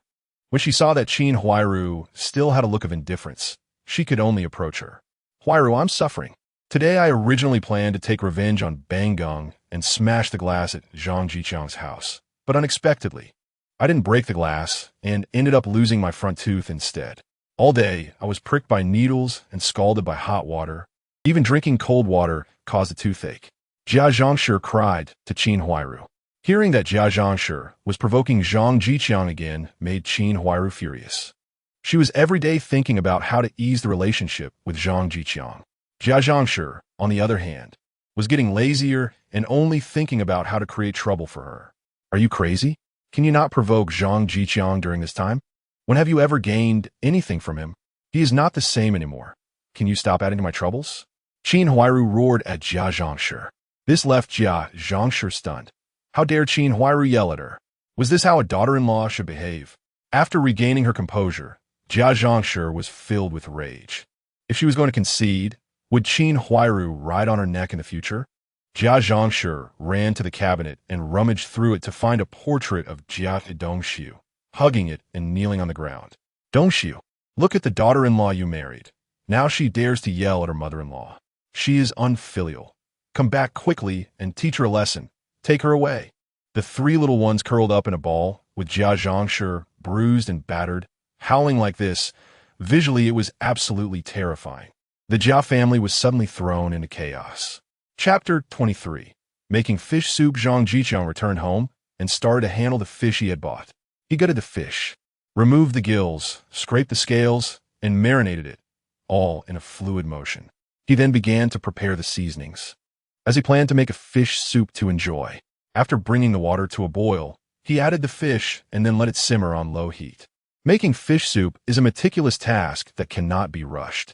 The biggest drawback of the Courtyard house is that the neighbors are too close. If one family cooks meat, everyone in the courtyard can smell it. Sure enough, the aroma of Zhang Zhiqiang's fish soup wafted through the air, drifting into the noses of everyone who was having a meal. The residents sniffed the air and immediately felt that the food in their bowls had lost its flavor. Jia family. After a bit of peace, Jia Zhangshi realized the stakes involved. Opposing Zhang Zhiqiang would only lead to losses, so she needed to slowly look for an opportunity. The rich aroma of the fish soup floated into Jia Zhangshi's nose, making her swallow hard twice. That ungrateful wretch, it must be Zhang Zhiqiang again. Eating well every day without a care, not afraid of choking one day. Can his stomach even handle it? Does he not think about helping our Jia family? That heartless beast? Jia Zhangshi still couldn't change her sharp tongue, leaving Qin Huairu speechless. Because of Jia Zhangshi's attitude, the Jia family had a terrible reputation in the courtyard. If it weren't for her, the Jia family would have fallen apart long ago. Grandma, I want to drink fish soup. I got hurt and need something nourishing. Bang Gung said, tugging at Jia Zhangshi's arm. I want fish soup too. I want to drink it. Xiao Dang and Huaihua looked at each other with longing eyes. Yesterday at noon, Jia Zhangshi had mentioned there would be good food. The sisters waited and waited, but what they got was the news of Bang Gung's injury. And they hadn't eaten anything good. There was no one at home to take care of them. Nowadays, neighbors were unwilling to visit the Jia family, which showed how poor their reputation was in the courtyard. Qin Huairu, did you hear that? Didn't you hear your son wants fish soup? Hurry up and bring back the fish soup. Jia Zhangshi called out from the bedside, her teeth chattering. Mom, what did I just tell you? Our families are in a bad relationship now. Zhiqiang is unwilling to give us fish soup. Qin Huairu replied, feeling speechless. If you want fish soup, you should go get it yourself. Stop ordering me around. What Zhiqiang? Why do you call that little beast so affectionately? If someone didn't know better, they think you want to remarry. Let me tell you, as long as I, Zhang Xiaohua, am around, don't even think about it. Unless you take me along to remarry. It's all your fault for being incompetent, occupying our Jia family's position, and still being just an apprentice. If Dongxi were still in our Jia family, we would have been drinking fish soup every day by now. Jia Zhangshi began to complain about Qin Huairu again, thinking she was useless. Mom, I want to drink fish soup. My finger hurts so much. Woo woo woo. Bang Gung, being clever, started crying as he held Qin Huairu's hand. The sound of a child's crying is infectious. Once Bang Gung cried, Xiao Dang and Huaihua couldn't help but join in. Well, I'll go try, Qin Huairu thought, feeling soft-hearted as a mother. Seeing the children cry made her want to give it a shot. She also planned to explain to Zhang Zhiqiang that she had nothing to do with Xiaozhu, that mischievous boy who was even jealous and used withholding food to get her attention. At this moment, the Yi Zhonghai family also started their meal. 2 bowls of cornmeal porridge and a plate of pickles made up their dinner. An older woman sniffed the aroma of the fish soup, her mouth watering. Head of the family, we don't have work tomorrow. Why not buy a fish? I can make fish soup for tomorrow night, she tentatively suggested to Zhang. Let's skip it. Just eat something simple. We have no children, and we need to save money for retirement. Zhang thought for a moment, sighed, and advised the older woman. On one hand, they had no children and needed to save money for old age. On the other hand, as the head of the family, he had to set an example. Eating too well could stir jealousy among the neighbors, and at their age, what they feared most was being envied. The older woman felt a flash of disappointment at Zhang words and said nothing more. After all, she didn't work and hadn't given Zhang a son or daughter. Zhiqiang opened the door. It's your Qin sister, Qin Huairu called softly at Zhang Zhiqiang's door. In the same afternoon, with the same person, the same bowl, and the same words. Zhang Zhiqiang felt somewhat speechless. The fish soup wasn't ready yet. And Qin Huairu was back again, as if he couldn't have a good meal in peace. He opened the door. Qin Huairu, what do you want again? Zhang Zhiqiang stood in the doorway, blocking her from entering. Qin's sister saw you alone at home and thought I could help you tidy up, she said sweetly. Not needed. Please leave, Zhang Zhiqiang replied coldly, finding Qin Huairu's high-pitched voice even more disgusting. You're almost 30, but you still act like you're 18? Naughty. Qin's sister just wanted to tell you that I have nothing to do with Zhuzi. He just feels sorry for how tough my family is, so he helps out sometimes. I just think if I had a man to rely on, it wouldn't be so tiring, Qin Huairu said, throwing a flirtatious glance at Zhang Zhiqiang. Just that glance almost made Zhang Zhiqiang want to vomit. Are you sick? What does your relationship with Xiaozhu have to do with me? Hurry up and get lost. Qin Huairu then realized what it felt like to be told one was sick. Zhiqiang, Bang Gung got hurt these days and wants to drink something nourishing. I see you made a lot of fish soup. Could you give me a bowl for the child's sake? After all, Bang Gung calls you uncle. And when we have something good to eat, we will share it with you. Qin Huairu looked at Zhang Zhiqiang with a pitiful expression, trying to stir up his protective instincts. Give me something good? What makes your Jia family think you can offer me anything? Is it because of your 20-some yuan salary? Zhang Zhiqiang sneered coldly. Anyone who gets involved with the Jia family ends up badly. Just look at Xiaozhu. He borrowed 50 yuan from the Jia family yesterday, and today he is so poor he can't even afford to eat. I heard he even borrowed 50 yuan from Zhang, showing how Qin Huairu can suck someone dry. Qin Huairu was stunned. This was not what she expected. She thought Zhang Zhiqiang must like her since he had secretly looked at her during their wedding. Shouldn't she act a bit pitiful and show some concern to smoothly get the fish soup? Zhiqiang, how can you say that about your Qin sister? I know I'm not as capable as you big men, but... Smack! Before Qin Huairu could finish her sentence, Zhang Zhiqiang lost his desire to listen and slammed the door shut. Qin Huairu stared at the closed door, speechless for a long time, before blankly walking back to the Jia family. Chapter 24. The gluttonous deaf old lady. Around 7 o'clock. The fish soup was finally almost ready. Zhang Zhiqiang lifted the lid, and a rich fish aroma wafted out, directly enticing the cravings in his stomach. He was so hungry that his stomach felt like it was touching his back, and he swallowed hard. He took a small bowl, filled it with a spoonful of soup and 2 pieces of fish, and picked up his chopsticks to bring a piece of fish to his mouth. The meat was firm, fresh, and not greasy. Taking a bite released an explosion of flavor. Truly a supreme delight for someone like Zhang Zhiqiang, who had worked all day. He took out a basin, filled it with fish soup and plenty of fish meat, preparing to bring it to Su Damao and Lu Xiaoyi, who were nearby. After all, Su Damao had treated him to meat and drinks yesterday, so it was only proper to share some good food with him. That's just how relationships work. Just as Zhang Zhiqiang was heading out with the fish soup, he saw the deaf old lady leaning on her cane, stooping as she sniffed around, not sure what she was smelling. Upon seeing Zhang Zhiqiang come out with the fish soup, her murky eyes lit up, almost blinding him. Wang's kid, are you bringing fish soup to the old lady? This is the first time I've seen you bringing something to her. Good, just like Zhuzi. Both are good kids, the deaf old lady said cheerfully. No, old lady. This fish soup isn't for you. Zhang Zhiqiang found it a bit amusing. He knew the deaf old lady had a big appetite and was sniffing around to find out where the fish soup was coming from. What? You're taking it home for the old lady? No worries, I can carry it back. My legs are still quite nimble, the kind-eyed deaf old lady replied. Zhang Zhiqiang couldn't help but laugh at her. He knew she was pretending to be deaf again. He was familiar with her antics. When she heard what she wanted to hear, she could hear everything, but when it was something she didn't want to hear, it was always, "What? I can't hear you."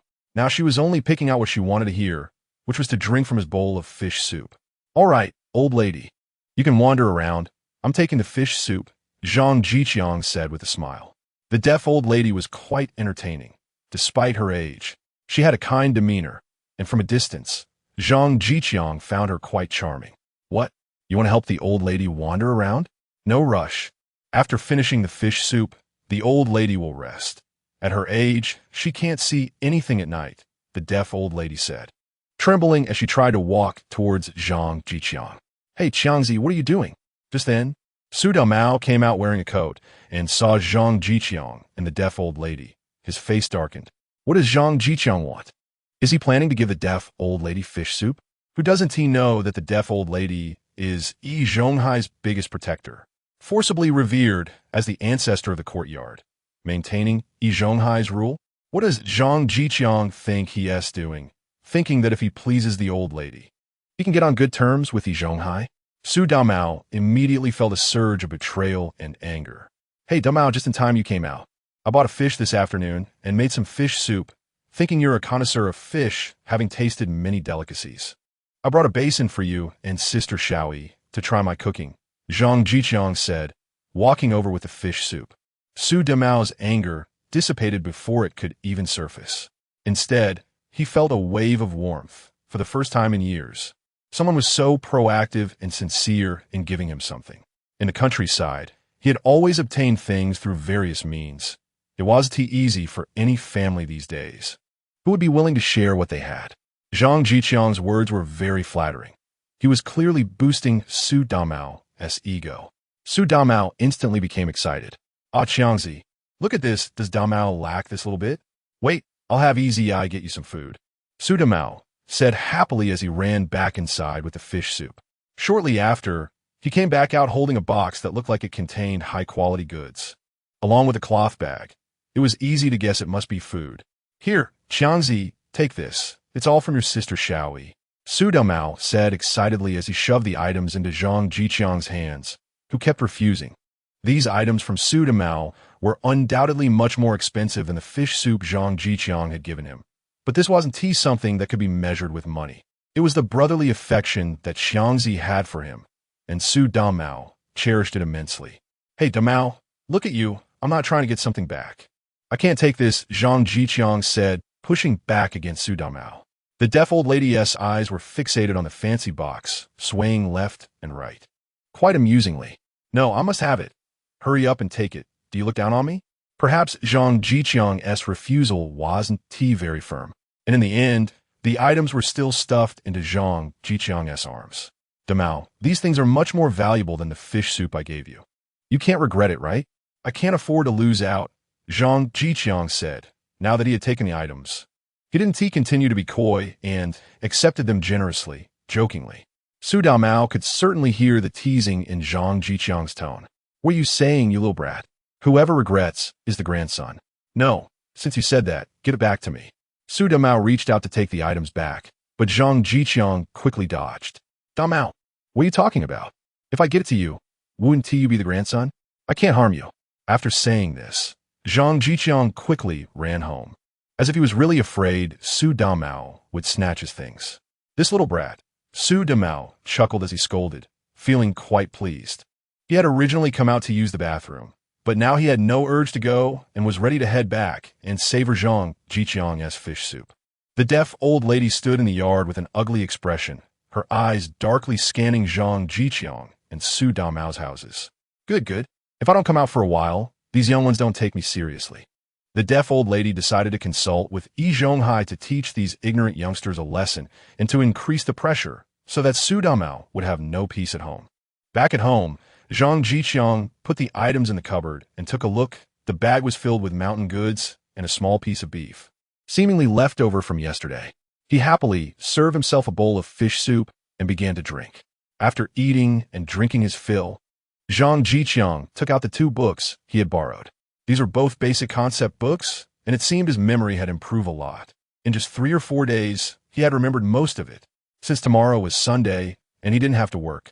Zhang Zhiqiang planned to go to the library to read some books and, by the way, buy some supplies. Chapter 25. Heroism. Someone help. It's a robbery. Help. On his way to the library, Zhang Zhiqiang suddenly heard a sharp and urgent cry. Has he encountered a robber? Zhang Zhiqiang's body stiffened. He had hardly ever faced any bad guys and was momentarily at a loss. This situation didn't last long, and Zhang Zhiqiang quickly ran toward the source of the shouting. In the past, he might have hesitated, but now he had martial arts skills and couldn't just stand by in such a situation. To say that Zhang Zhiqiang was lucky would be an understatement. A disheveled man came rushing toward him, looking to be in his 30s and filthy all over. However, he was clutching a brand new army green shoulder bag that clearly didn't belong to him. As he ran, he kept glancing back, looking flustered. Zhang Zhiqiang's eyes lit up, and he dashed forward, tripping the middle-aged man with a swift kick. The man fell hard to the ground, but he still held onto the bag tightly, showing his dedication. Kid, mind your own business, or I'll make you regret it. The middle-aged man glared at Zhang Zhiqiang and pulled out a small knife, waving it threateningly. What kind of robber are you, with all your limbs intact? Do you have no respect for the law in broad daylight? Zhang Zhiqiang shouted sternly, aware that the man with the knife posed a certain danger. I'm just borrowing some money, and if you block me, I'll stab you. The robber snarled, his teeth clenched in anger. Zhang Zhiqiang shook his head and stood firm in front of the robber. The robber, desperate to escape, lunged at Zhang Zhiqiang with a knife. Zhang Zhiqiang dodged the blade and punched the robber in the waist. The robber grunted in pain and instinctively slashed at Zhang Zhiqiang with a knife. Zhang Zhiqiang quickly grabbed the robber's elbow and twisted it hard, causing the robber to drop the knife, and Zhang Zhiqiang landed a couple of solid blows to the robber's face. At this moment, the shoulder bag became useful. Zhang Zhiqiang hooked the strap around the robber's neck and delivered a sharp kick to the robber's knee.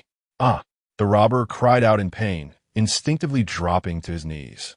Zhang Zhiqiang quickly moved behind the robber, pressing his knee against the robber's back, and yanked on the shoulder bag strap, rendering the robber unable to resist. The robber desperately tried to pull the strap off his neck, but Zhang Zhiqiang seized the opportunity to tighten it and bind the robber's hands together. Just then, the victim arrived, albeit a bit late. Thank you, comrade. Zhang Zhiqiang turned to see a familiar face and was surprised to encounter her. Comrade, Ran Siheyuan? Zhang Zhiqiang called gently. Oh, it's Comrade Zhang Zhiqiang. Ran Siheyuan exclaimed in surprise upon recognizing him. Is this bag yours? Zhang Zhiqiang handed over the damaged bag. Yes. Ran Siheyuan replied, bewildered as she took the bag, feeling a bit dazed, as if she had lost her wits encountering Zhang Zhiqiang today. But he looked really handsome like this. Seeing Ran Siheyuan in a daze, Zhang Zhiqiang thought she was just shocked and reminded her, check to see if anything is missing. All right, okay. Ran Siheyuan quickly began rummaging through her bag. Nothing was missing. Everything was there. After confirming this, Ran Siheyuan let out a sigh of relief. I'm sorry. I damaged your bag while subduing this guy, Zhang Zhiqiang said, stepping down hard, causing the robber to let out a cry of pain. Ran Siheyuan jumped, waving her hands. It's okay. Thank you for helping me get my bag back. Let's take him to the police station so he won't harm anyone else, Zhang Zhiqiang suggested. Okay, I'll follow your lead, Ran Siheyuan replied, completely deferring to Zhang Zhiqiang's decisions. Zhang Zhiqiang then escorted the robber toward the nearby police station, with Ran Siheyuan closely following behind. Upon arriving at the police station, they learned that the man was a habitual offender who had escaped capture multiple times due to his speed. The police officers expressed their gratitude to Zhang Zhiqiang. In this era, taking statements relied on handwritten notes, which was quite cumbersome. By the time Zhang Zhiqiang and Ran Siheyuan finished the process and emerged, it was already nearly noon. Comrade Zhang Zhiqiang, please don't do such dangerous things again next time, Ran Siheyuan said hesitantly after a long pause. It's fine. I have martial arts skills. I won't get into any trouble, Zhang Zhiqiang replied, though he felt a bit anxious as his legs felt like they were made of cotton earlier. However, he couldn't really say that in front of a girl. He couldn't just admit that he might not do it again. Still, thank you, Comrade Zhang Zhiqiang. I was so dazed when my bag was stolen that my legs felt weak, and I couldn't move, Ranxia said, her cheeks slightly flushed. Well, we're friends now, right? You could just call me Zhang Zhiqiang. Zhang Zhiqiang initially thought of saying she could call him Zhiqiang, but felt a bit too forward, so he changed his mind. Then you could just call me Ran Siheyuan, she replied. Have you eaten yet? How about I treat you to lunch? Ran Siheyuan asked excitedly. I haven't. Let me treat you instead, Zhang Zhiqiang insisted. If it weren't for you, my bag would have been lost. I really don't know how to thank you. The two chatted as they walked to a place to eat, deciding to go to Quanjude for roast duck. Zhang Zhiqiang was curious to try the roast duck from this era and see how it differed from decades later. Before long, they arrived at Quanjude's entrance. The two engaged in pleasant conversation, and the atmosphere was very harmonious. Zhang Zhiqiang learned from Ran Siheyuan that she also planned to read some books today. Zhang Zhiqiang couldn't help but feel that this was fate. Even if they hadn't encountered this incident, they would have likely bumped into each other at a bookstore. Despite it being noon, Quanjude was still quite busy, a testament to its reputation. Zhang Zhiqiang ordered a whole duck, 2 servings of pancakes, cucumber strips, and shredded scallions. Notably, in this era, duck frames were not deep-fried but used to make soup. Zhang Zhiqiang ordered 2 bowls. Even Zhang Zhiqiang was taken aback by the prices on the menu. A roast duck cost 8 yuan, while a serving of pancakes, cucumber strips, and scallions cost 20 cents, and duck frame soup was 10 cents a bowl. What kind of concept was this? If he were to make it himself, 8 yuan could buy 8 chickens, highlighting its exorbitance. Thinking back to his previous life, where a roast duck cost 60 to 70 yuan, Zhang Zhiqiang felt that the price had hardly increased and was relatively affordable. Ran Siheyuan didn't order anything. She just looked at Zhang Zhiqiang gently, responding that she was fine with whatever he chose. Chapter 26. Ran Siheyuan's affection. The roast duck was served. Its slices thin as cicada wings, truly a feast for the eyes and taste buds. Zhang Zhiqiang asked the staff for a small dish of sugar, allowing Ran Siheyuan to dip the duck skin in it, which made her see this big boy's confidence. Zhang Zhiqiang picked up a piece of lotus leaf pancake, first using chopsticks to spread a bit of sweet bean sauce evenly on it, having already asked Ran Siheyuan earlier, who said she didn't like too much sauce. He then placed 2 slices of roast duck inside, added a few strips of cucumber and a small amount of green onion, and rolled up the filled pancake like a small chicken wrap. Come on, Teacher Ran, give it a try. Zhang Zhiqiang handed over the duck wrap. Feeling that calling her Ran Siheyuan was a bit stiff, and calling her comrade Ran felt a bit distant, so he simply called her Teacher Ran. Okay. Ran Siheyuan put down the duck skin in her hand, her cheeks slightly flushed as she took the food from Zhang Zhiqiang. It's delicious. Ran Siheyuan took a small bite, her eyes squinting happily. If it's delicious, eat more. I'll make you another one. Zhang Zhiqiang began to prepare another wrap, feeling that nothing was more motivating than a girl's praise. Ran Siheyuan's appetite wasn't large. After a few bites, she was almost full. She sipped the duck bone soup while watching Zhang Zhiqiang eat heartily, feeling a wave of comfort wash over her. This was perhaps the happiest meal she had ever had in her life. At the dinner table, Zhang Zhiqiang was also very attentive, afraid she would feel embarrassed to roll her own pancake. Ran Siheyuan held Zhang Zhiqiang in high regard. He was highly skilled. Having heard earlier at the police station about his impressive feat of disarming an opponent, which had startled her, he was handsome, gentle, kind-hearted, ambitious, and had a belief in lifelong learning. He was simply an ideal partner. This thought startled Ran Siheyuan, and she quickly slapped her cheeks, telling herself not to think too much. Teacher Ran, what's wrong? Zhang Zhiqiang, finishing the last bite of his pancake, looked curiously at Ran Siheyuan as she suddenly started patting herself. It's nothing. I'm going to settle the bill. After saying that, Ran Siheyuan ran to the front desk. Sorry, that comrade has already settled the bill. The staff at the front desk smiled ambiguously. When did he pay? Ran Siheyuan felt that she had been focusing on Zhang Zhiqiang and hadn't seen when he had settled the bill. From the staff member, she learned that Zhang Zhiqiang had said he was going to wash his hands. She thought he was just a clean person who liked to wash his hands before eating. But little did she know he had gone to pay the bill. Zhang Zhiqiang, why did you settle the bill secretly? It sounded like a question, but to Zhang Zhiqiang's ears, it sounded incredibly cute. On the first meal, How could I let a girl pay? Besides, with your salary, one meal would probably cost you 10 days' worth of wages. Zhang Zhiqiang shook his head and said, What do you mean by my salary? You big bad guy. How high can your salary be? Ran Siheyuan retorted, inadvertently calling him a big bad guy. Ran Siheyuan thought that since Zhang Zhiqiang was so young, his salary shouldn't be much higher than hers. I'm a level 5 fitter. With the team leader subsidy, I earn a little over 60 yuan a month. Zhang Zhiqiang whispered to Ran Siheyuan, not missing the chance to showcase his abilities. Ran Siheyuan was a bit shocked. A level 5 fitter? At such a young age, she found it hard to believe. At the same time, she felt a hint of curiosity about this man. How did he achieve level 5 at such a young age? Little did she know, once you start to be curious about a man, you're not far from falling for him. Ran Siheyuan thought she must invite him back next time. In this era, there was no concept of splitting the bill. After the meal, the two did not part ways. Ran Siheyuan did not suggest leaving, and Zhang Zhiqiang wouldn't be foolish enough to leave first. They then went to the library together to read and chat. As the sun set, Zhang Zhiqiang walked Ran Siheyuan back to her home. She repeatedly refused, but Zhang Zhiqiang insisted on accompanying her for fear of her encountering bad people. To avoid gossip from the neighbors, Zhang Zhiqiang did not walk too close, and the two parted ways at a crossroads. However, by coincidence, Ran's mother, returning from grocery shopping, saw this. She witnessed her daughter being escorted home by this boy, saw them wave goodbye, and saw her daughter smiling happily. Old Ran, stop looking. Something big has happened. After returning home, Ran's mother rushed into the study, directly taking a foreign anthology from Ran's father's hands. What is the matter?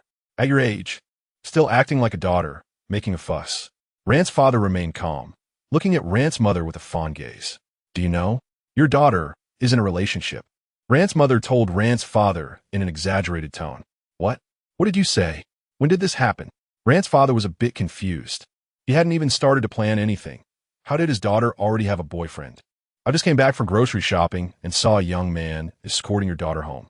They looked quite familiar. Ran's mother continued. I'll go ask. Hey, don't go. Siheyuan definitely wants, he admitted. Ran's mother pulled Ran's father back. Let us do it this way. The two began to whisper. In the courtyard, Zhang Zhiqiang returned home and started reading. He had eaten quite a bit at noon and wasn't very hungry now. He and the police arrived almost back to back. Hello, comrades. I am the third uncle of the courtyard. Who are you looking for? Yin Bugue, still responsible for reception, trembled a bit at the thought of receiving police officers. Hello, comrade. We are looking for Zhang Zhiqiang. Does he live here? One of the older police officers asked. He is here. I'll take you over. Yin Bugue said, while secretly wondering what Zhang Zhiqiang had done. But the two police officers said not a word. The news of the police coming to the courtyard quickly spread throughout the entire courtyard, and everyone followed to watch the excitement. What happened with Zhang Zhiqiang? Why are the police looking for him? Shoo, just watch and you'll know. I've long thought Zhang Zhiqiang was no good. Who knows what he did this time? Ha ha ha. That kid who lost his parents, just wait. He might get arrested and eat peanuts. This was said by Jia Zhangshi, who had also come out to join the fun upon hearing that the police were there, feeling a wave of satisfaction. She had said that Zhang Zhiqiang was no good. With him eating so well these past few days, it was probably stolen. Zhang Zhiqiang, come out. Someone is looking for you. The third uncle, being clever, pretended not to know when he saw the police coming for Zhang Zhiqiang. Comrades, is there something you need? Zhang Zhiqiang came out, frowning, as he couldn't possibly have done anything wrong. Hello, comrade. Today you acted bravely and helped us capture a long-wanted criminal. We are here to present you with a reward. The older police officer handed Zhang Zhiqiang a certificate of commendation. The reward was a certificate for bravery, along with 5 yuan, thanking him for his help. Saying this, the two police officers saluted Zhang Zhiqiang. Zhang Zhiqiang quickly returned the gesture. It's the right thing to do. We are in a socialist society now, and we are all new socialist people. I believe anyone would not stand by in such a situation. New socialist people, well said. You're a young man with awareness. The older police officer praised, while the other officer pondered, thinking that was a great statement and should be noted down. After delivering the reward, the two police officers left, as they were done for the day. Once the police left, the courtyard was in an uproar. Wow, the police personally came to deliver the award. What did Zhang Zhiqiang do to deserve this? Look at that certificate. It's really nice. I wish I could have one too, but I still want that $5. That's several days' wages. How unambitious. That's an honor. Do you understand what honor is? Chapter 27. Zhonghai meets Qin Huairu at night. Jia Zhangshi had already left when the police handed out the certificates. She boasted shamelessly that Zhang Zhiqiang was going to be arrested for eating peanuts, and it would be embarrassing to stay. Uncle 1 and Uncle 2 also went back. Today's event did not involve them. Hee, Qiangzi, it was me who brought the police over. Uncle 3 began to take credit cheerfully. Oh, thank you, kind person. Zhang Zhiqiang replied before heading back home, leaving Uncle 3 in the messy backyard. At night, there weren't many entertainment activities these days, and everyone went to bed early. Zhang Zhiqiang was so engrossed in his book that he only just realized the time. He prepared to get up, wash up briefly, use the restroom, and go to sleep since he had to work tomorrow. In the courtyard, cuckoo, cuckoo, a shadow called out twice in a high-pitched voice before disappearing. Jia's Qin Huairu suddenly opened her eyes and quietly got up. Mom? Mom? Qin Huairu called softly twice and, seeing Jia Zhangshi sleeping like a dead pig, breathed a sigh of relief as she tiptoed towards the door. The courtyard only had one outdoor toilet in the middle, and Zhang Zhiqiang was planning to use it before going to sleep. As he reached the entrance of the middle courtyard, he saw two figures appear in the yard, startling Zhang Zhiqiang, who thought he had encountered a ghost. Then he remembered he was studying scientific knowledge and didn't believe in ghosts or gods. Under Zhang Zhiqiang's gaze, the two figures entered the vegetable cellar one after the other. This piqued Zhang Zhiqiang's curiosity. The vegetable cellar was a place for storing vegetables, where the temperature was lower, making it hard for vegetables to spoil. Why would anyone run to the vegetable cellar so late? Zhang Zhiqiang crouched down and quietly approached the vegetable cellar, but the door was tightly shut. He leaned in to listen. Huairu, this is 5 gene of white flour. Don't think it's too little. Thank you so much, Uncle 1. You eat 2 He flour every day and still give us Jia family white flour. Hey, this flour is for you, not for the Jia family. No matter what. Thank you. As long as Huairu is happy, I'm fine with anything. Outside, Zhang Zhiqiang was greatly shocked. Big news. It was actually Zhonghai and Qin Huairu. Uncle 1, Zhang Zhiqiang didn't even know what he had done today. The police had come to give him a certificate and 5 yuan. Sigh, I don't know what's going on lately. This kid seems like a different person. Hard to handle. Zhang Zhiqiang heard his name in the conversation and quickly perked up to continue listening. Yeah, he has been eating so well lately that Bang Gung asks me for meat every day, but when I go to ask him, he doesn't even give me any. Qin Huairu's tone also carried some resentment. Being rejected twice had cost her a lot of face. This kid has over 300 yuan in compensation. Just wait. He will eventually cough it up. Uncle 1, be careful. Zhang Zhiqiang has been very different lately. Just a young man. What schemes can he understand? Just wait and see my methods. It won't be long before I can handle him again. Zhonghai's voice was calm, yet confident. Still thinking of handling himself? Zhang Zhiqiang sneered inwardly. He quietly picked up the lock nearby and firmly locked the door. Then he ran to the door and shouted in a different voice, "Help! Someone is messing around in the cellar." After shouting, Zhang Zhiqiang ran back home, hiding his Meriden name. In the quiet night, such a voice was like a thunderclap, waking everyone from their dreams. Who is it? Crazy at this hour? Didn't someone say there's someone messing around in the cellar? Let's go take a look. Let us go, let us go. At this time, quite a few people had gotten up and were gathering to head toward the cellar. In the cellar, Zhonghai and Qin Huairu immediately heard the sounds. The two hurried to the door. Getting out quickly was the priority. Zhonghai pulled the door, and his face turned completely dark. Uncle 1, hurry up and open the door. We need to get out quickly. Qin Huairu was somewhat anxious. The door is locked from the outside, Zhonghai said bitterly. Uncle 1, what do we do? What do we do? Think of a way, Uncle 1. Qin Huairu's face turned pale with fear, feeling dizzy as if she would faint. Zhonghai desperately pulled at the door, but it was no use. The door was locked, and no amount of strength would help. Meanwhile, the neighbors had already reached the cellar door. Shaju was the first to rush forward. I'll bite you to death if you don't let me in, Zhonghai whispered to Qin Huairu. The panicking Qin Huairu nodded, There was no better way now. Hey, who locked the cellar door? Who has the key? Didn't someone say there's someone messing around? All three uncles have it. Let us see who is crazy enough to mess around in the cellar. Exactly, it's pitch dark. What if someone accidentally pokes a hole in the cabbage? Catch and beat this couple of dog men and women. The crowd buzzed with excitement, their eyes shining with thrill. There were more and more fun events in the courtyard lately. I'll go find Uncle One, Shaju said as he squeezed through the crowd to look for Yi Zhonghai, since Uncle One lived in the middle courtyard. No need, I brought the key.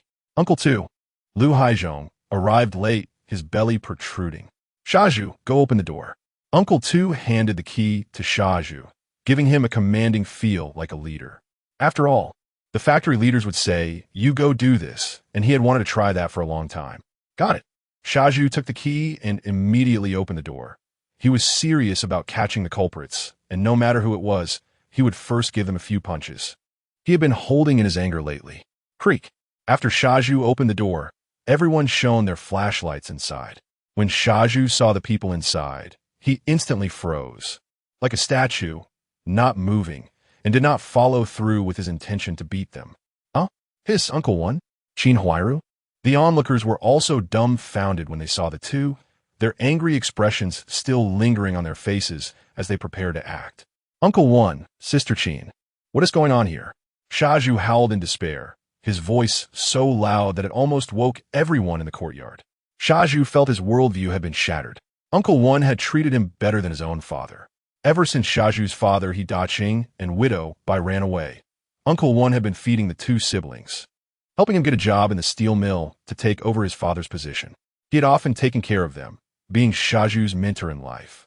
And whatever Yi Zhonghai said, he would listen. The other was Sister Qin, the protagonist of his first spring dream, who had supported the Jia family for years. If it were just because she was kind-hearted, who would believe that? He had borrowed no less than 500 yuan, and he had even let his sister starve while feeding the Jia family fine grains. But today, what was going on? After shouting, Shaju squatted down, holding his head with both hands. Chapter 28. Beating up silly Zhuomai, I thought it was someone else, but it turns out to be you, uncle. This really shows that age is just a number. Su Damao was the first to react, exaggeratingly shouting and pulling over the tardy Zhang Zhiqiang. Did you see that? Did you see that, Xiangzi? I knew their relationship was off.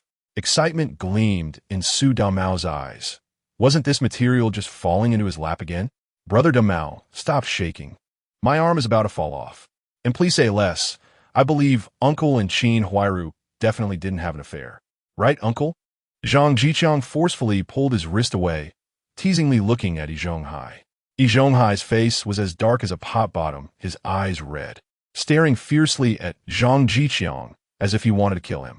Oldie, how could you do such a thing? What can I say about you, Sai?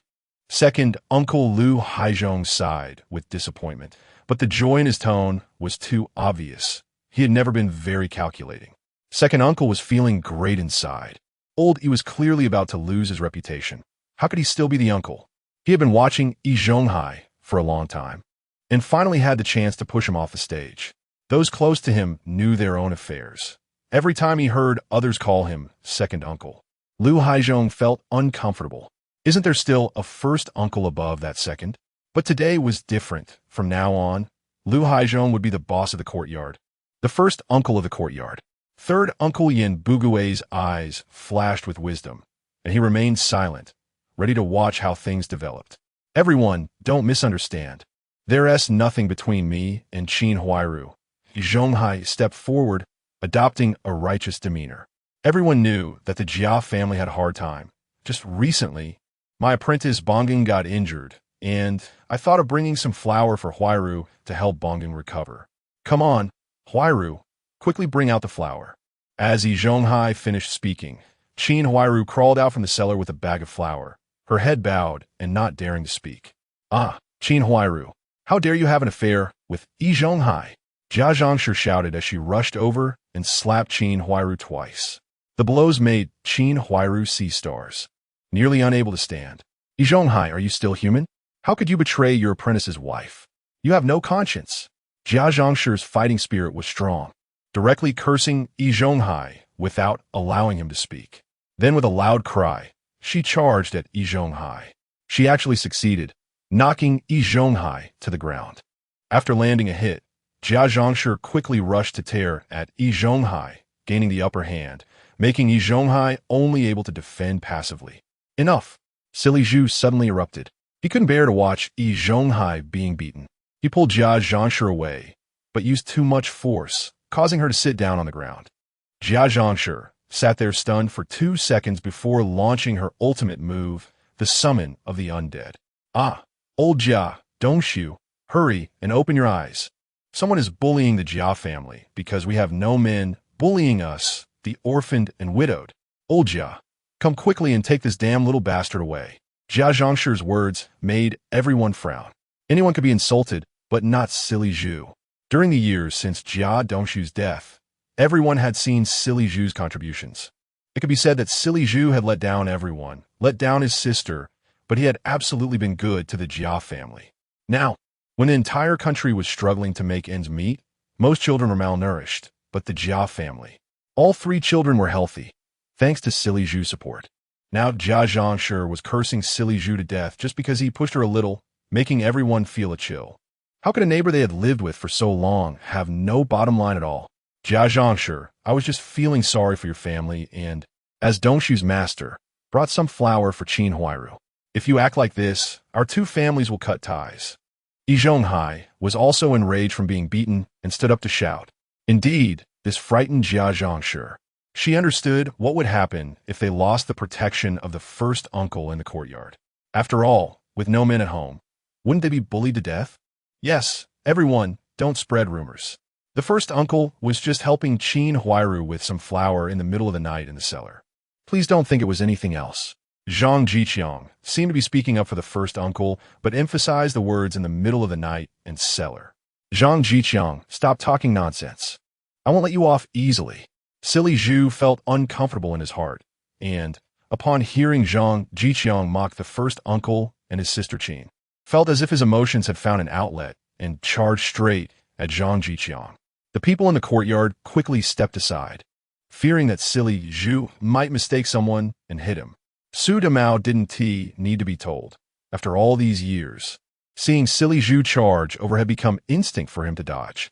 Zhang Zhiqiang sneered. Silly Zhu really thought he could bully him. Silly Zhu charged over and threw a punch at Zhang Zhiqiang's face. Last time, he had scared him with a kick. So this time he was determined to hit hard first. Zhang Zhiqiang assumed a stance, grabbing Silly Zhu's fist and with a pull and a push. Most of the force behind Silly Zhu's punch was dissipated. Then, with a cloud hand technique, he sent Silly Zhu stumbling back several steps. After covering his face, Silly Zhu discovered he was bleeding from his nose. You little brat, do you dare to fight back? This ignited Silly Zhu's ferocity, and he charged at Zhang Zhiqiang again. However, Silly Zhu was just a brute and couldn't match Zhang Zhiqiang's Tai Chi skills. Silly Zhu threw another punch at Zhang Zhiqiang's chin, confident that this punch would incapacitate him. Zhang Zhiqiang took half a step back, grabbing Silly Zhu's arm and landing several punches in his stomach before kicking him away. Not feeling satisfied, Zhang Zhiqiang charged back in, using no technique, just hammering Silly Zhu down. Here I come. Su Damao watched with blood boiling. Wasn't this exactly what he had always dreamed of, beating up Silly Zhu? Seeing Silly Zhu being subdued by Zhang Zhiqiang, Su Damao charged up, kicking Silly Zhu hard. While hitting, he muttered, let you bully me, let you hit me, be tough, keep being tough. Su Damao was letting loose, feeling refreshed, as if he were releasing years of pent-up frustrations. Silly Zhu immediately cried out in agony, unable to do anything but protect his head, with no capacity for resistance. Chapter 29. A big ant comes to the rescue. Stop it. Everyone stop. Yan Jieqing, Lu Guangtian, Lu Guangfu. Quickly go pull those 3 apart. Yi Zhongkai commanded Lude. Although the situation was still unclear, Yi Zhonghai's authority still held weight, and it was effective in rallying some of the younger crowd. The 3 of them rushed in to separate Zhang Zhiqiang and Su Damao. Zhang Zhiqiang didn't resist. He had already fought, and now he needed to find a way to back down. Their arrival was just in time. What are you doing? It's late at night, and you're fighting? The deaf old lady leaned on her cane and walked step by step to the cellar, her serious gaze sweeping over everyone present. Even the second elder, Lu Haizhong, dared not meet her eyes. Zhang Zhiqiang, Su Domao, why are you two beating up my grandson? I'll call the police. You must be arrested. The deaf old lady said fiercely upon her arrival, unconditionally defending her grandson. Huh, old lady, you must be confused. It was Siheyuan who started it. I was just defending myself. Everyone in the courtyard can testify. Call the police? Who's afraid of whom? Zhang Zhiqiang retorted defiantly, even in front of the deaf old lady. What? You want to treat the old lady to sweet potatoes? Useless. You must apologize to Siheyuan and each pay him 50 yuan. The deaf old lady began to feign deafness, scolding without mercy. 50 yuan? Not even 50 cents. If that is not possible, I'll call the police. Zhang Zhiqiang thought it was impossible to get money from him. Su Domao tugged at Zhang Zhiqiang's sleeve. He had just hit Siheyuan too. If the police were involved, he wouldn't come out unscathed. Zhang Zhiqiang gave Su Domao a reassuring look. All right, why call the police? Let us settle this within the courtyard. Show some respect to our ancestors. Zhang, who was checking Siheyuan's injuries, looked up and scolded. Enough. You haven't even cleaned yourself up, so don't lecture others. Lu Haizhong stepped forward, though he feared the deaf old lady. As the second elder, he had to stand up when necessary. I see, old. You truly don't deserve your position anymore. You might as well step down and let someone else take over. Look at what you've done. Lu Haizhong couldn't stop once he started. Look, I don't even want to talk about you. Having an affair with your apprentice's wife? For the honor of the courtyard, you should step down and let me take over as the first elder. One must have a broader perspective and not think only of oneself. Now, I should be the first elder. It's the choice of history and the people of the courtyard.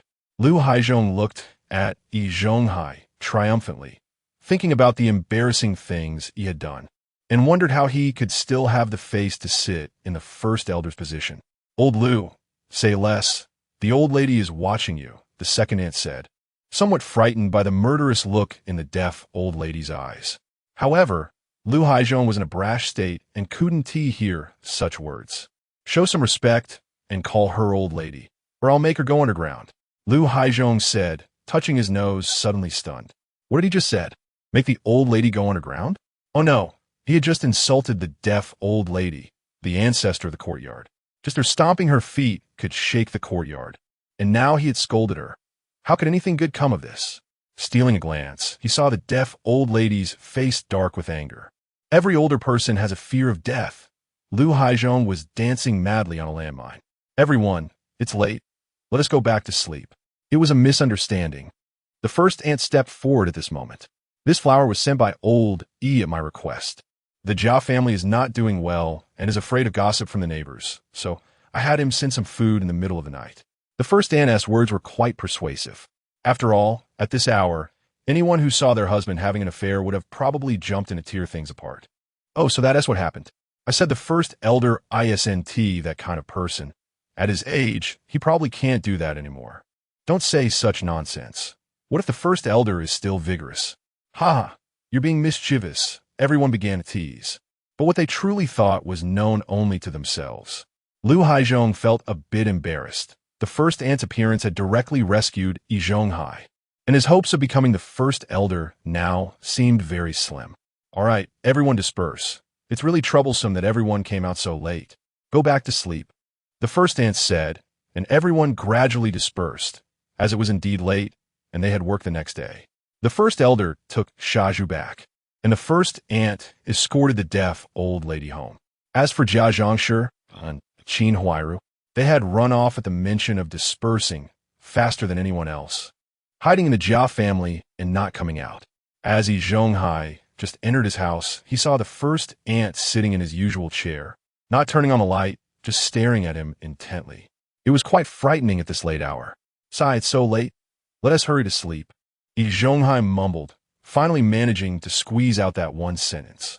Zhang, don't you think you owe me an explanation for tonight's events? The first aunt looked at Zhang and said, I already said, the Jia family is a widow with orphans. Dongshu is my apprentice, and we have a bond. Our families can't be cut off. Zhang reasoned well. At this time, the relationship between master and apprentice was different from later generations. An apprentice was like a son, and if an apprentice wronged his master, it was seen as betraying the family.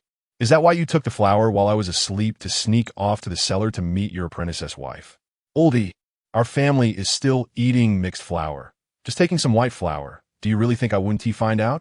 The first aunt was very hurt, feeling that Zhonghai had completely disregarded her feelings. Zhonghai knew he had to say something today. He sighed and sat down on the other chair.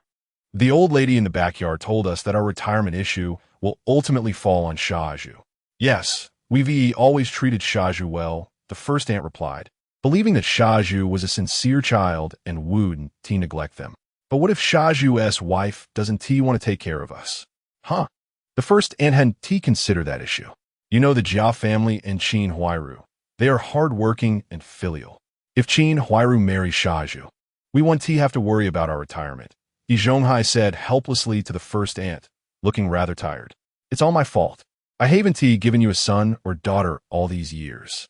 The first aunt began to cry as she spoke. Sigh, after all these years, what's the point of saying this? Let us sleep, Zhonghai said. And so, the night passed without further conversation. Chapter 30. Treating the workers to dinner. Monday had arrived, and it was time to go to work again. Zhang Zhiqiang got up early as usual and ran towards the steel mill after finishing his morning exercise. On the way, many co-workers greeted him, and Zhang Zhiqiang politely responded, Xiangzi, it's the end of the month. Payday is coming, haha. As soon as he entered the workshop, Wan Heng wrapped his arm around Zhang Zhiqiang's neck and patted him on the back. Zhang Zhiqiang understood what it meant. He had promised his co-workers he would treat them. The relationships among the workers in the workshop were good, and Zhang Zhiqiang readily agreed. I know, no need for you to remind me.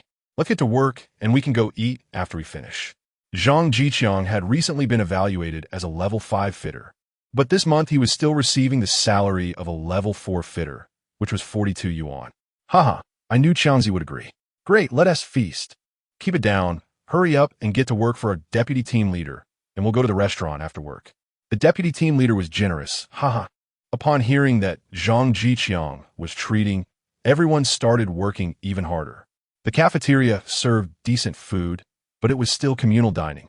No matter how good the cook Shaju was, he couldn't change the difference between big pot meals and small pot dishes. Otherwise, the cafeteria would typically have Shaju cooked dishes instead of just serving from the big pot. Everyone in Workshop 11 was working hard, and when Director Li came to inspect, he nodded in satisfaction.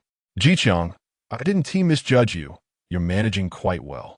Director Li patted Zhang Zhiqiang on the shoulder, expressing his satisfaction with the deputy team leader he had promoted. Haha, that's because this bunch of rascals is planning to eat and drink off me. Today is payday, so it's a good time to celebrate becoming a level 5 fitter.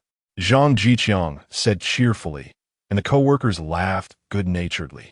Director, do you have any plans after work? How about joining us? Zhang Zhiqiang casually asked. Whether the director wanted to come or not was his own business. If he didn't invite him, it would seem quite ungracious. Haha, sure, I haven't had lunch plans yet.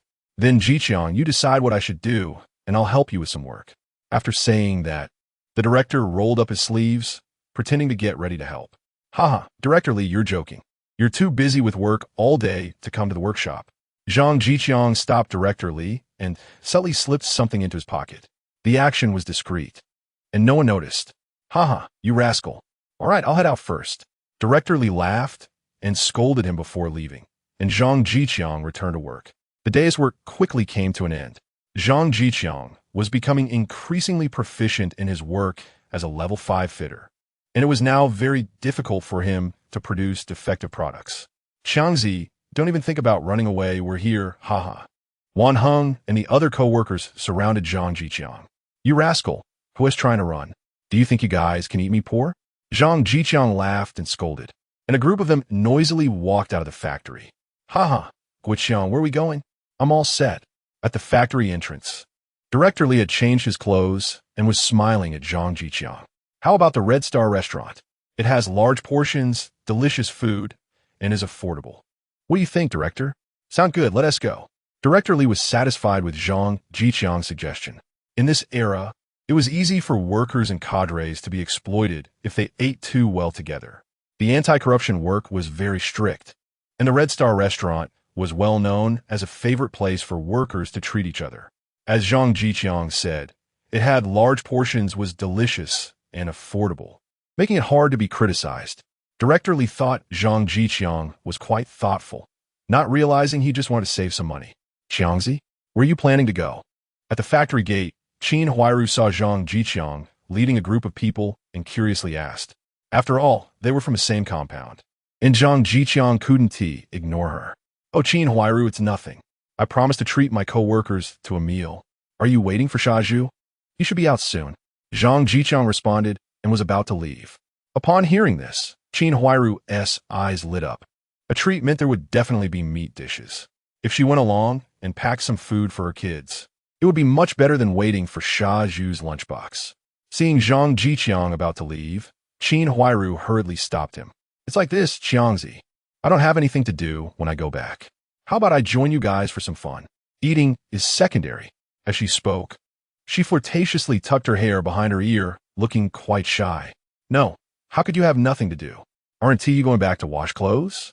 All right, I'm leaving, Zhang Zhiqiang said and walked away with his co-workers and Director Li, not even glancing at Qin Huairu. Qin Huairu's face fell. Zhang Zhiqiang had rejected her in front of so many people, making her lose face. After all, she was the attractive widow of the steel mill. When had she ever been treated like this by a man? Qiangzi, why didn't you let Qin Huairu come with us? She is so pretty. Wanheng poked Zhang Zhiqiang's arm and teasingly asked. Upon hearing this, Director Li and the other co-workers turned their heads as well, curious about Zhang Zhiqiang's response. Wanheng, don't get me in trouble. I'm not married yet. Do you think I'm like Shaju, messing around with widows? Ha ha. The others burst into laughter. So, how did you know that Qin Huairu was going back to wash clothes? With the topic brought up, Director Li straightforwardly asked the question. Oh, Director, you don't know. This brings us to the traditions in our compound. Zhang Zhiqiang said mysteriously. What do you mean by Director? I'm a few years older than you. Call me Li Gu and tell us more. Director Li asked curiously, and seeing Zhang Zhiqiang's mysterious demeanor, everyone became interested. In our compound, after work, Old Man San in the front yard is always watering flowers. Qin Huairu in the middle yard is always washing clothes.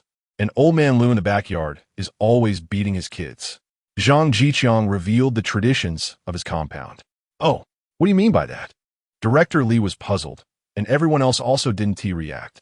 Old Man San in the front yard was a primary school teacher, skilled at calculating who brought home what good things every afternoon, like a feather being plucked from a goose. Middle yard Qin Huairu always went back to wash clothes, waiting for Shaju's lunchbox, and when he returned, she would naturally take the lunchbox from him. That was also the happiest time for Shaju. Old Man Lu in the backyard, many of you know, was solely focused on wanting to be an official, believing that good children come from strict discipline, and he would indulge in his official fantasies at home. Zhang Zhiqiang briefly outlined his tradition, causing everyone to laugh heartily, but they didn't say much more. This era was indeed one of scarcity. Who didn't have their own trivial matters in their compound? Everyone was doing what they could to support their families, and it was all understood among them. Chapter 31. Yin Bugui's advice: it was not easy to host a meal, so of course, one couldn't be stingy. There were drinks and dishes, both meat and vegetarian, spread out on a large table, with bowls of rice piled high, all aimed at ensuring everyone enjoyed the meal. In the end, the workers felt embarrassed and wanted to chip in a little, but Zhang Zhiqiang directly refused, saying it was his treat. Director Li only ate a couple of bites before taking his leave. After all, he was a leader and felt a bit out of place among these workers. Although in this era, leaders did not hold a higher status than workers, and everyone was on the same level, there was still a difference in status. As expected, once Director Li left, the atmosphere immediately became lively, with everyone praising Zhang Zhiqiang for being generous and considerate. After the meal, the workers began to leave in groups, and Zhang Zhiqiang told them to take the leftover food home. Having already hosted, he didn't mind this little bit. This meal, with both drinks and dishes, cost a total of 18 yuan, which was already half of Zhang Zhiqiang's salary for half a month, but he felt it was worth it. As long as he was not schemed against, it was already quite difficult for anyone to make him poor in terms of food and drink. Zhang Zhiqiang swayed as he walked towards the courtyard, having consumed quite a bit of alcohol. By the time he reached the courtyard, the wind had sobered him up somewhat. He returned quite late, and, at this point, Yin Bugue was already preparing to close up. Xiangzi, where have you been so late? Oh, you had a drink too? Yin Bugue asked curiously. Isn't it because I passed the assessment for the 5th level fitter? I promised to treat my fellow workers to a drink. And it took a bit longer, Zhang Zhiqiang replied with a smile, wanting to keep up appearances. Unexpectedly, Yin Bugue's expression changed immediately, and he didn't even bother to close the door, looking at Zhang Zhiqiang and saying, Xiangzi, it's not that I'm criticizing you, but why invite those unrelated people? It would have been better to treat the people in our courtyard. Others say you know how to get along, right? Yin Bugue earnestly advised, as he believed treating colleagues to a meal was quite an unbelievable thing. Ha! Third uncle, you're quite funny. It sounds like you're not unrelated to them at all. That is not the same. As the saying goes, a distant relative is not as good as a close neighbor. We are your neighbors. Yes. Just know how to scheme against me, neighbor. All right. I'm going to sleep now. See you later. Yin Bugue wanted to continue lecturing, but Zhang Zhiqiang cut him off and walked away, not taking his third uncle seriously at all. Just because I spent a little on you, you can remember it until now. In this lifetime, you won't be able to eat 4 dishes, Yin Bugue thought.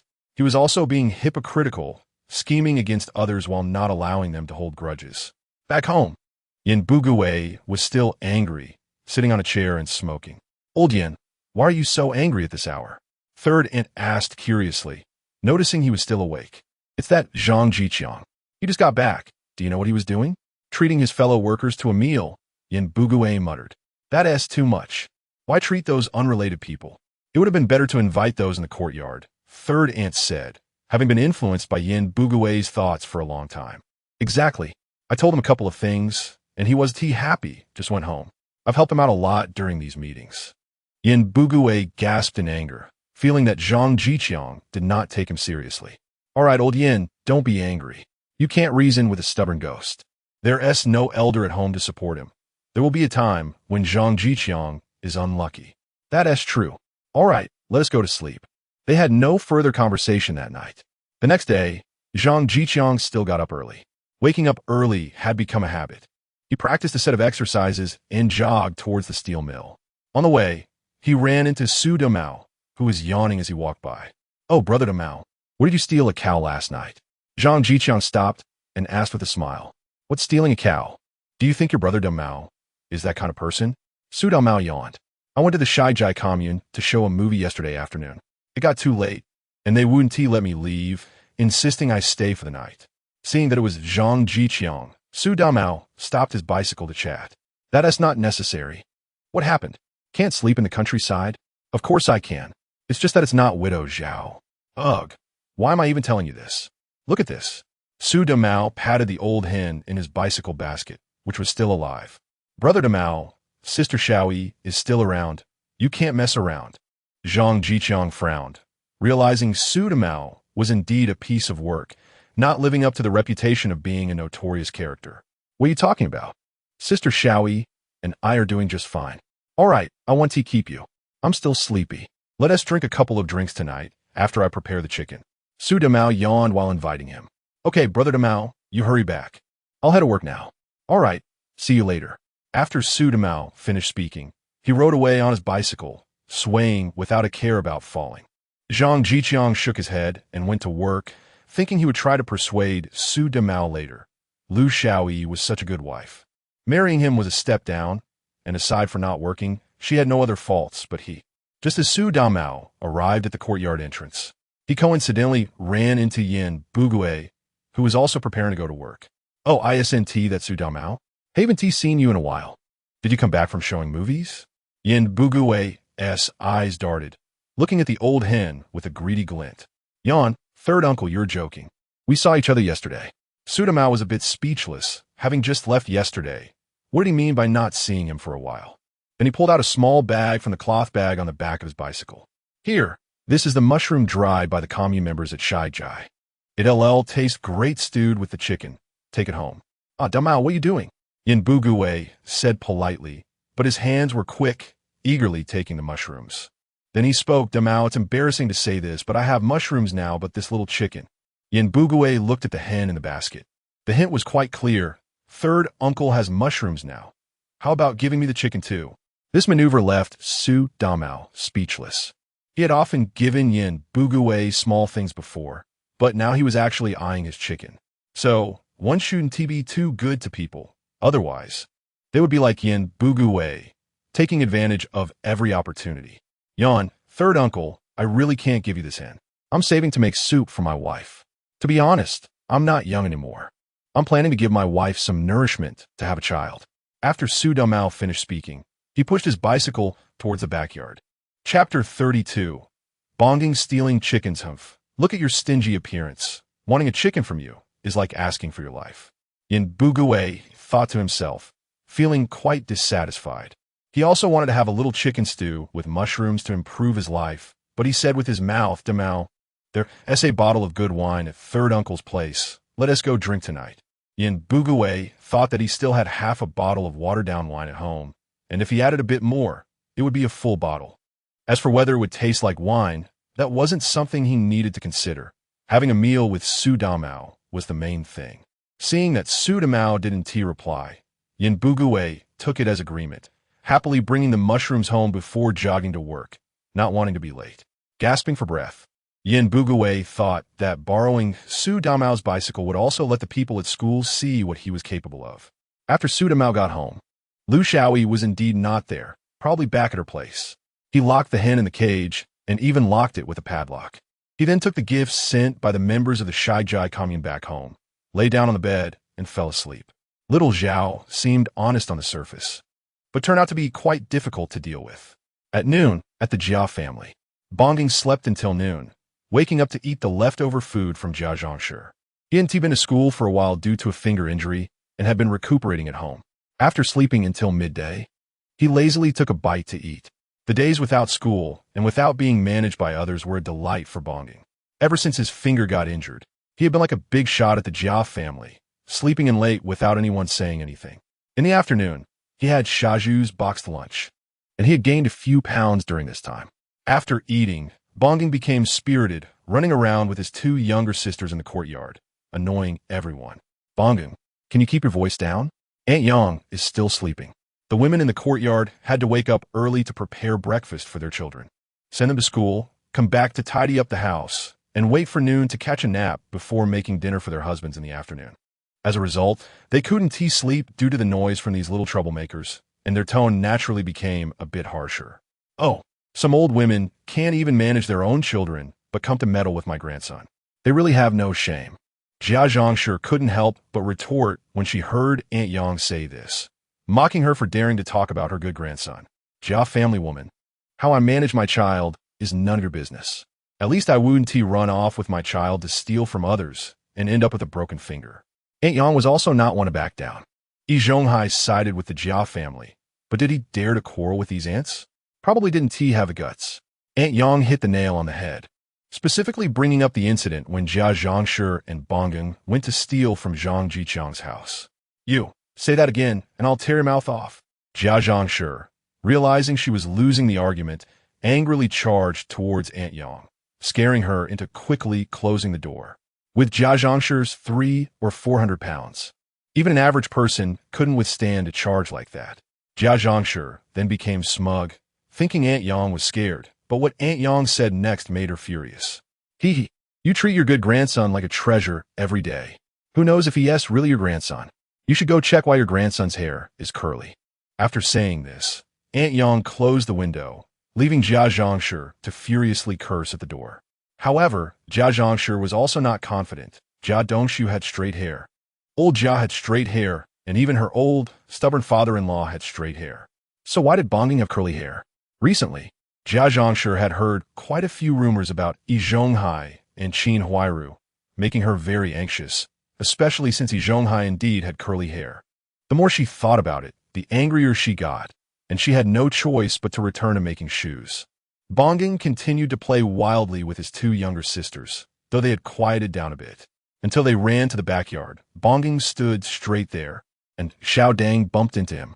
Ouch, brother, why aren't you running anymore?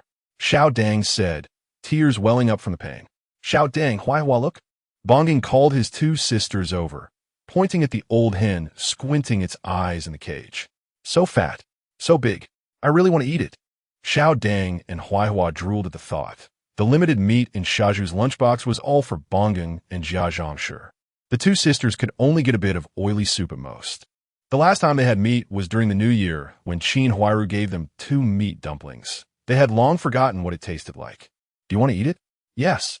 Xiao Dang and Huaihua firmly nodded, their eyes revealing their desire. Then Huaihua, you keep watch at the door, and Xiao Dang, you go find a stone. This afternoon, brother will treat you to roasted chicken. Bonggeng whispered to his 2 sisters. Brother, isn't that stealing? And it's a chicken. Isn't that wrong? Xiao Dang hesitated. In her impression, chickens must be valuable since her family rarely ate them. Plus, this was obviously a stealing act. Her brother had gotten injured from stealing not long ago, and now he was about to start stealing again. What's with all the fuss? Do you want to eat it or not? If you don't eat, I'll eat with Huaihua. Bonggeng said angrily. Our Jia family is poor and living badly. These people should be helping us out. They eat so, well, every day without worrying about being eaten to death. Can they stand to see us eat corn cakes? Since they want to help us, we'll take it ourselves. This is what Grandma taught me. Bonggeng's face looked fierce, clearly thinking he was making a lot of sense. Xiao Dang hesitated. Bonggeng's expression scared her, but ultimately, the desire to eat meat overcame her remaining rationality, and she finally nodded. Thus, the 3 of them divided the tasks. Huaihua would keep watch, Xiao Dang would find the right moment, and Bonggeng would steal the chicken. Bonggeng came to the cage, picked up a piece of iron wire. If he could open the cage, he wouldn't want to smash it with a stone, since that would make too much noise. However, after poking with the wire for a long time, sweating profusely, he still couldn't open it. Bonggeng suddenly felt that the method Shaju taught him wasn't very useful. It was hit or miss. Xiao Dang, bring the stone over. Bonggeng took the stone from Xiao Dang's hand and began to smash the lock core. The sound was not small, but Aunt Yang was sleeping so soundly that she didn't hear anything at all. She just rolled over and continued to sleep deeply. However, Erdema heard the noise and peeked out the window, witnessing the entire process of Bonggeng stealing the chicken. But she didn't go out to stop him. Although she didn't know whose chicken it was, it definitely wasn't hers. She wouldn't do such a thankless task, so she turned back to continue her sewing. Chapter 33. The stolen soy sauce. After smashing a few times, the lock was finally opened. It was opened, not broken. The locks made these days are of excellent quality. One could say a lock can last for 3 generations. Even if you leave, it will still be there. The only complaint is that the lock isn't secure. Otherwise, there are no issues. Perfect for smashing walnuts and such. It's open, quick, catch the chicken. Xiao Dang exclaimed excitedly as he saw the lock was broken. He reached his hand inside to grab the chicken. To his surprise, the chicken was quite fierce. Before Xiao Dang could grab it, it pecked him right on the mouth, causing his palm to turn red instantly. In pain, Xiao Dang opened his mouth to cry, but was quickly covered by Bonggeng. Don't cry if you cry. You won't get to eat the chicken, Bonggeng whispered in Xiao Dang's ear. Xiao Dang nodded, tears streaming down his face, but not making a sound. I must say, Bonggeng is an expert at catching chickens. With quick reflexes, he grabbed the hen by the neck, and the hen immediately stopped squawking, flapping its wings, but soon fell silent. Let's go. With Bonggeng's command, Xiao Dang hurriedly followed him to the entrance. Huaijia, is everything quiet? Bonggeng asked. Seeing her brother had succeeded, Huaijia's eyes flashed with excitement, and she whispered, There's nothing. Everyone is taking a nap. Good, let's go. Bonggeng took off his coat and wrapped the dead hen inside, stealthily making his way out of the courtyard. On the way, he also casually grabbed a matchbox that someone had left behind for lighting fires. Bonggeng first arranged for his 2 younger sisters to stay in his secret base, then headed to the steel mill. A couple of years ago, Qin Huairu had taken him there for a meal, so he knew where the second cafeteria was. He snuck to the back door of the kitchen in the second cafeteria and found Shaju sleeping in a lounge chair, enjoying the breeze. This is the perk of being the head chef. When there's work, the apprentices do it, and Shaju only has to worry about frying a few dishes, leading a leisurely day. Quietly, Bonggeng sneaked past Shaju and dashed to the ingredient table, grabbing 2 handfuls of salt and a bottle of soy sauce. Preparing to run out. Stop! Where did this little thief come from? As luck would have it, Bonggeng's actions were spotted by Ma Hua, who was chopping vegetables. Ma Hua immediately shouted angrily. Ma Hua is Shaju's first apprentice, but for years, Shaju taught him nothing and only let him chop vegetables, saying that the more vegetables he cut, the better his knife skills would become. Ma Hua believed that Shaju wanted him to serve first, thinking he had been diligent over the years.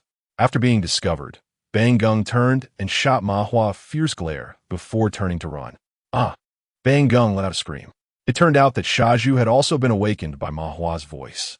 Hearing someone daring to steal from the cafeteria, he grabbed a rolling pin and swung it over. Rubbing his eyes after hitting, he finally noticed Bang Gung glaring at him with resentment. "Why is it you, kid?" Shaju was a bit confused. Why would Bang Gung come here? This kid usually rummaged through his house when he was hungry. "Shaju, just wait for me."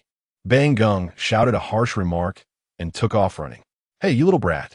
Shaju was angered by Bang Gung's words, but didn't intend to lose his temper with a child, thinking that he would inevitably become Bang Gung's foolish father in the future. "Master, I'll go catch him," Ma Hua said as he prepared to run outside. All right, it's just a kid. What could he have stolen?" Shaju waved his hand dismissively. It was one thing for others, but this was Qin's son, the future Hegung. He took half a bottle of soy sauce. Ma Hua replied.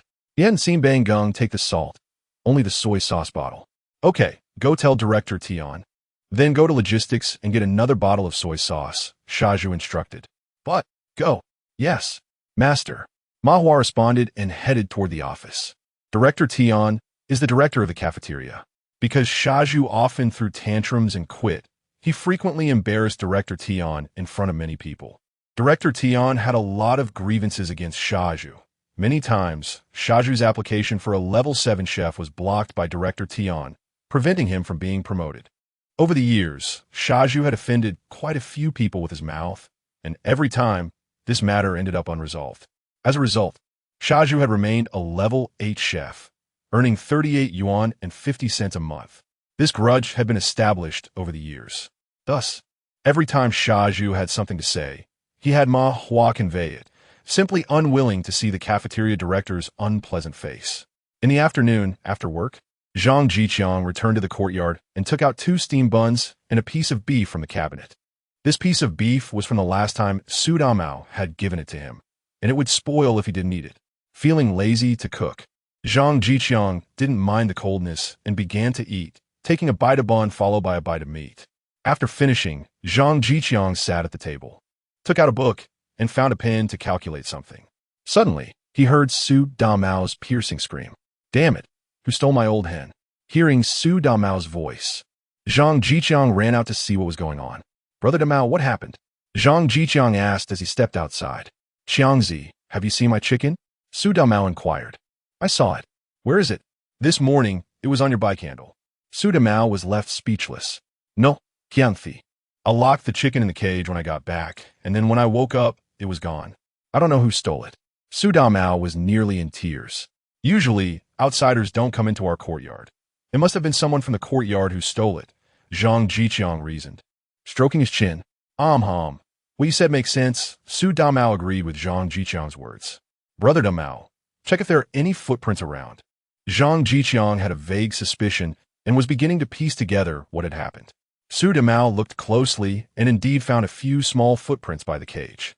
"Qiangzi, you stay here and watch. Don't let anyone touch anything here. I'm going to find some uncles right now," Su Damao said and ran towards the front yard. As for why he was looking for the third uncle, it was because they were in the same interest group. Su Damao reached the front yard. "Third uncle, it's over. It seems we won't be able to drink tonight," Su Damao said with a mournful face. "Huh? What happened?" Yin Bugue asked, confused, as he was preparing to dilute his wine with water. "This morning, I locked the chicken in the cage, thinking we could drink a bit this afternoon, but my chicken was stolen. I was a whole old hen, so fat." Su Damao lamented his misfortune. Hearing this, Yin Bugue was also furious. "What does this mean? Someone actually robbed meat from him, Yin Bugue, in the courtyard. Let us go. We need to find Lao Yi and Lao Lu now. We must catch this chicken thief tonight." Yin Bugue was also determined, no longer watching the front yard for gathering things, and dragged Su Damao to find the first and second uncles. Chapter 34. Holmes and Yin Bugue at this moment in the Jia family. Qin Huairu finished cooking and found that the 3 children were not eating. Bangeng, eat. Aren't you always complaining about being hungry? Qin Huairu said as she stuffed a steamed bun into Bang Gung's hand. Bang Gung looked at Qin Huairu with a troubled expression, taking small bites of the bun. Mom, we already ate, Huaihua, being young and unaware of how to lie, shook her head and said to Qin Huairu as she was handed the bun. What? What did you eat? Qin Huairu was confused. At this time, every household was struggling, and basically no one would invite others to eat, let alone her own children. Brother 1T, let me say. Huaihua covered her mouth, looking as if she would rather die than speak. Bang Gung, quickly tell me what you ate.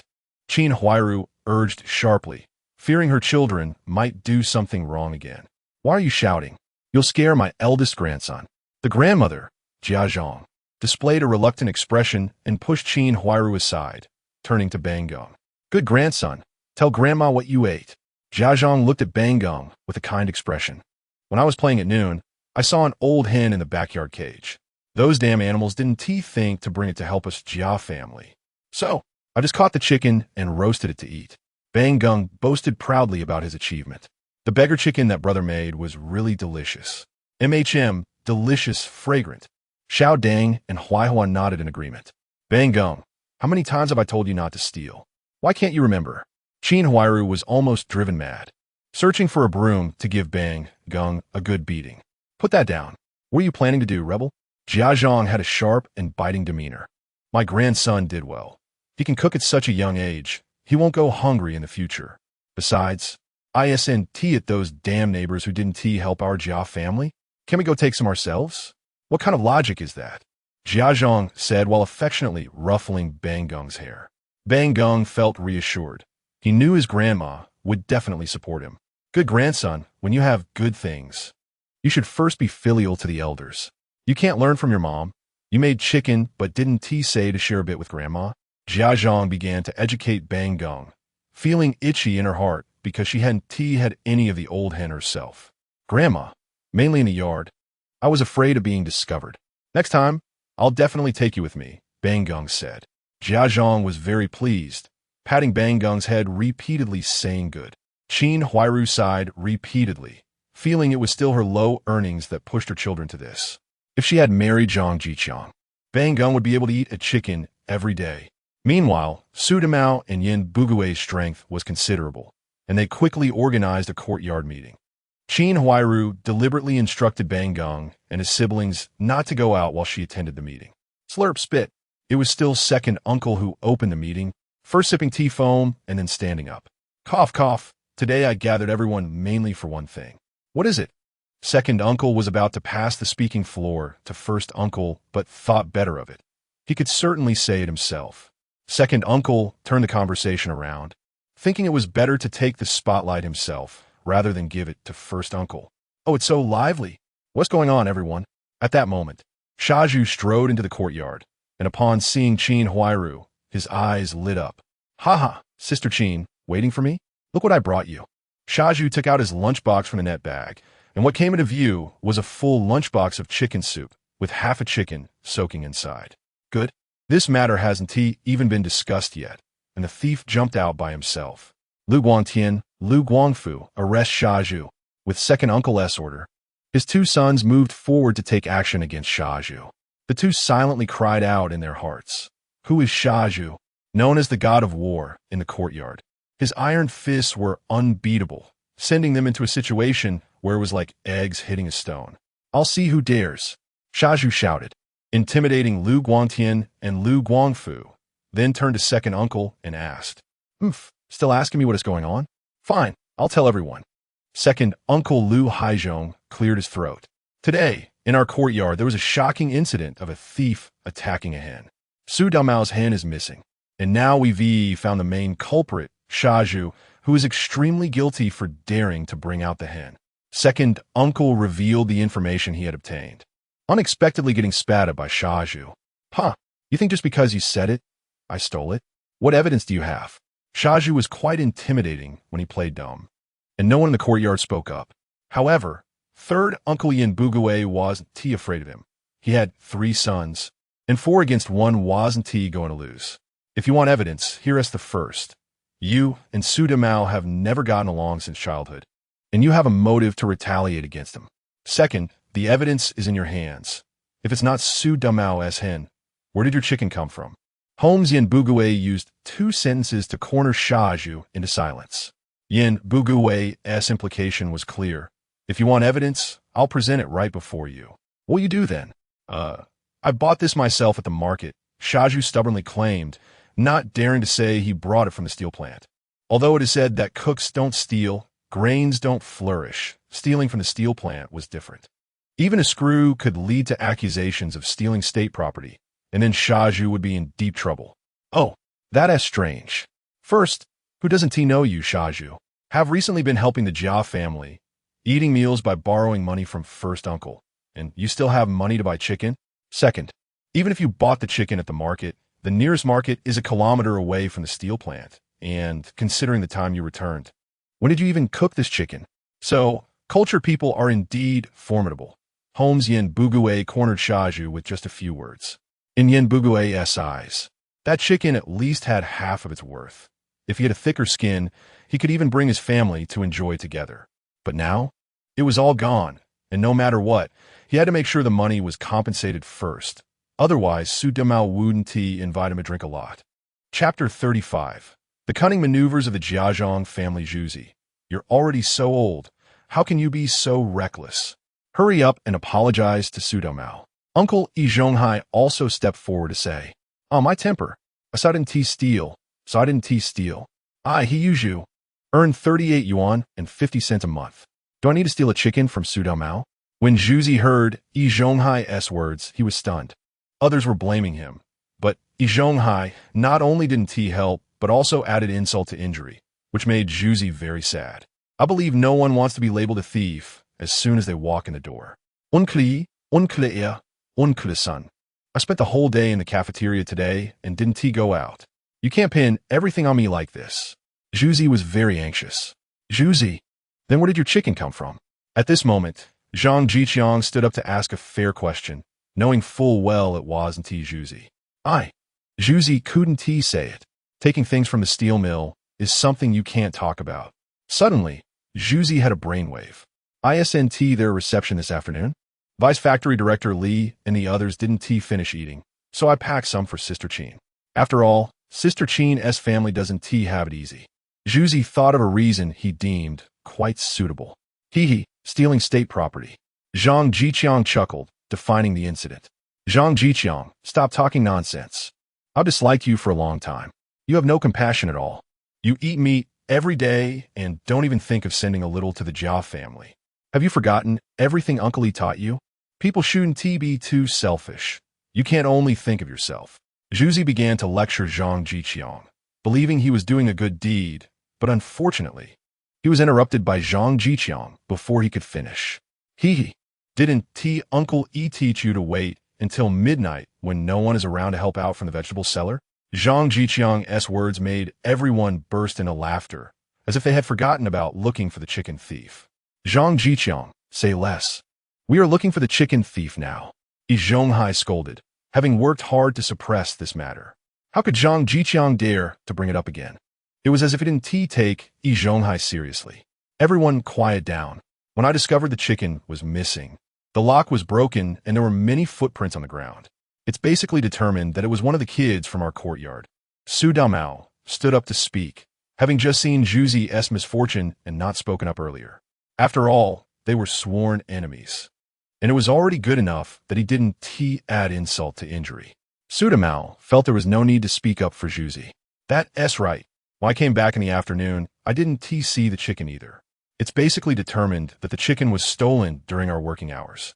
Zhang Zhiqiang added. All right, now it's basically clear. The chicken was stolen by a child during our working hours. Which child from a courtyard was home during the day?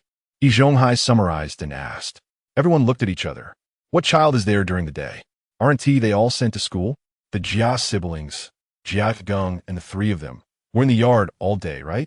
Yang Dama said casually, not necessarily thinking that Jia Geng stole the chicken. But she remembered clearly because it disturbed her nap at noon. Old Lady Yang, what nonsense are you talking? How can you say my eldest grandson? My eldest grandson is so well-behaved. When did he steal Su Damao's chicken? Say one more word, and I'll tear your mouth apart. As soon as Yang Dama finished speaking, before anyone could react, the Jiazhang family immediately broke down and shouted loudly. When did I say Jia Geng stole the chicken? I just said they were in the yard today. It's not just me who saw it. Jia Geng hasn't been to school for several days. Yang Dama calmed down instead, and seeing the Jiazhang family in such a state, she knew this matter had to do with Bang Geng. Otherwise, why would they be so anxious?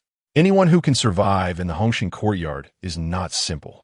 I just can't stand people saying my eldest grandson is bad, Jia Zhangshi said, realizing that she had overreacted. Qin Huairu looked at this clumsy teammate, feeling a bit speechless, thinking that Jia Zhangshi only bullied her. At this moment, Yi Zhonghai also found himself in a difficult position. If the Jia family had come to inform him about this matter in advance, it would have been fine. It would just have involved compensating Su Damao a little money. Now, a full courtyard meeting has been held, and no one knows how Su Damao will take advantage of the situation. Who doesn't know Su Damao is a real scoundrel? The neighbors in the courtyard whispered among themselves, occasionally casting gleeful glances at Qin Huairu and Jia Zhangshi, ready to watch the Jia family's joke. All right, Jia Zhangshi, you go bring out Bang Geng and the others. Now there is no other way. Yi Zhonghai had to maintain his image of fairness and justice in the courtyard. I want to go. My eldest grandson is sleeping at home. If he has delayed from recovering, Su Damao is responsible. Besides, why is it said that the children stole it? It could be Su Damao's old hen that ran away on its own. Jia Zhangshi stubbornly refused, lifting her neck. Damao, I'll go to the backyard to protect the evidence. You hurry to the police station and report that a chicken is missing from our yard. Okay. Su Damao was very obedient, determined to catch the chicken thief today. Stop. Have you all forgotten the rules of the yard? Yard matters are to be solved in the yard. Why report to the police? No way. Yi Zhonghai directly blocked Su Damao, turning to Jia Zhangshi. Uncle Yi, losing a hen is worth quite a bit, right? If the police find out who the thief is, they'll have to spend a few days in detention. Do you think you can handle this? Zhang Zhiqiang sneered, as it seemed Yi Zhonghai had realized it was indeed the Jia family who did it. Otherwise, Jia Zhangshi would have already started making a scene. Zhang Zhiqiang, how dare you speak to Uncle Yi like that? Are you itching for a fight? Zhu Zi said, as he prepared to take action. Although Yi Zhonghai's reaction saddened him. After all these years, Yi Zhonghai had always helped him and had long been regarded as a father figure by Zhu Zi. Stop. We haven't resolved the matter yet. Why fight? Hurry up and bring Bang Geng out. Seeing Yi Zhonghai angry, Jia Zhangshi had no choice but to return to the Jia family to call for Bang Geng. Zhu Zi, Sister Qin wants to say a word to you. Zhu Zi was pulled aside by Qin Huairu, who whispered something, but looking at Zhu Zi's expression, it didn't seem to be good news. Soon, Bang Geng and the three siblings were brought out. Oddly, all three children were wearing shoes a size too big, dragging their shoes on the ground, looking very comical. Yi Zhonghai could tell that Jia Zhangshi was up to some tricks, feeling a bit angry inside. Were these little tricks really useful at this time? Chapter 36. Catching the thief. What are you doing, Jia Zhangshi? Hurry up and get the shoes for Bang Geng and the others out. Uncle, don't you know? Our Jia family has it tough. We can't even find a pair of shoes that fit the kids. Why don't you organize a donation from the courtyard to help us buy a couple of pairs for Bang Geng? Jia Zhangshi threw a tantrum after hearing Yi Zhonghai's words. Yi Zhonghai's face darkened upon hearing this. Over the years, he had often prevented donations to the Jia family. These matters were always discussed in private, never out in the open. Who says there aren't any? Aren't these Bang Geng's shoes? Su Damao sao that lao li. No one noticed how Su Damao had managed to get to the Jia family. Now he held a slightly larger pair of shoes and two smaller pairs, clearly belonging to Bang Geng and the others. Bang Geng's shoes had been hidden by Jia Zhangshi under the quilt, and it was unclear when Su Damao had come to the Jia family and found them. Hey, Uncle, aren't you going to do something? It's still daylight, and someone dares to barge into our Jia family. Jia Zhangshi, realizing the situation was exposed, began to create a scene. Old Jia, don't you? You should open your eyes and see. Someone is bullying the Jia family because there are no men around. They dare to barge in during broad daylight. Hurry up and take this damned Su Damao away. Jia Zhangshi sat on the ground, crying and shouting, unleashing her ultimate move, the summoning of spirits. On the other side, Qin Huairu was also anxious, saying something to Sha Zhu and continuously pushing him, but it seemed Sha Zhu was reluctant. Hey, Qin Huairu, what are you doing? You aren't even trying to hide it. Zhang Zhiqiang said directly, drawing everyone's attention to Qin Huairu and Sha Zhu. Qin Huairu's body stiffened, stopping her actions. But she didn't explain. Such things couldn't be articulated, only made worse by further elaboration. Bang Geng, tell me, did you steal my old hen? Su Damao proudly asked, holding Bang Geng's shoes. So what if I did? You should have been supporting our Jia family long ago. That old hen belongs to our Jia family. What's wrong with me taking something from my own family? Is it against the law?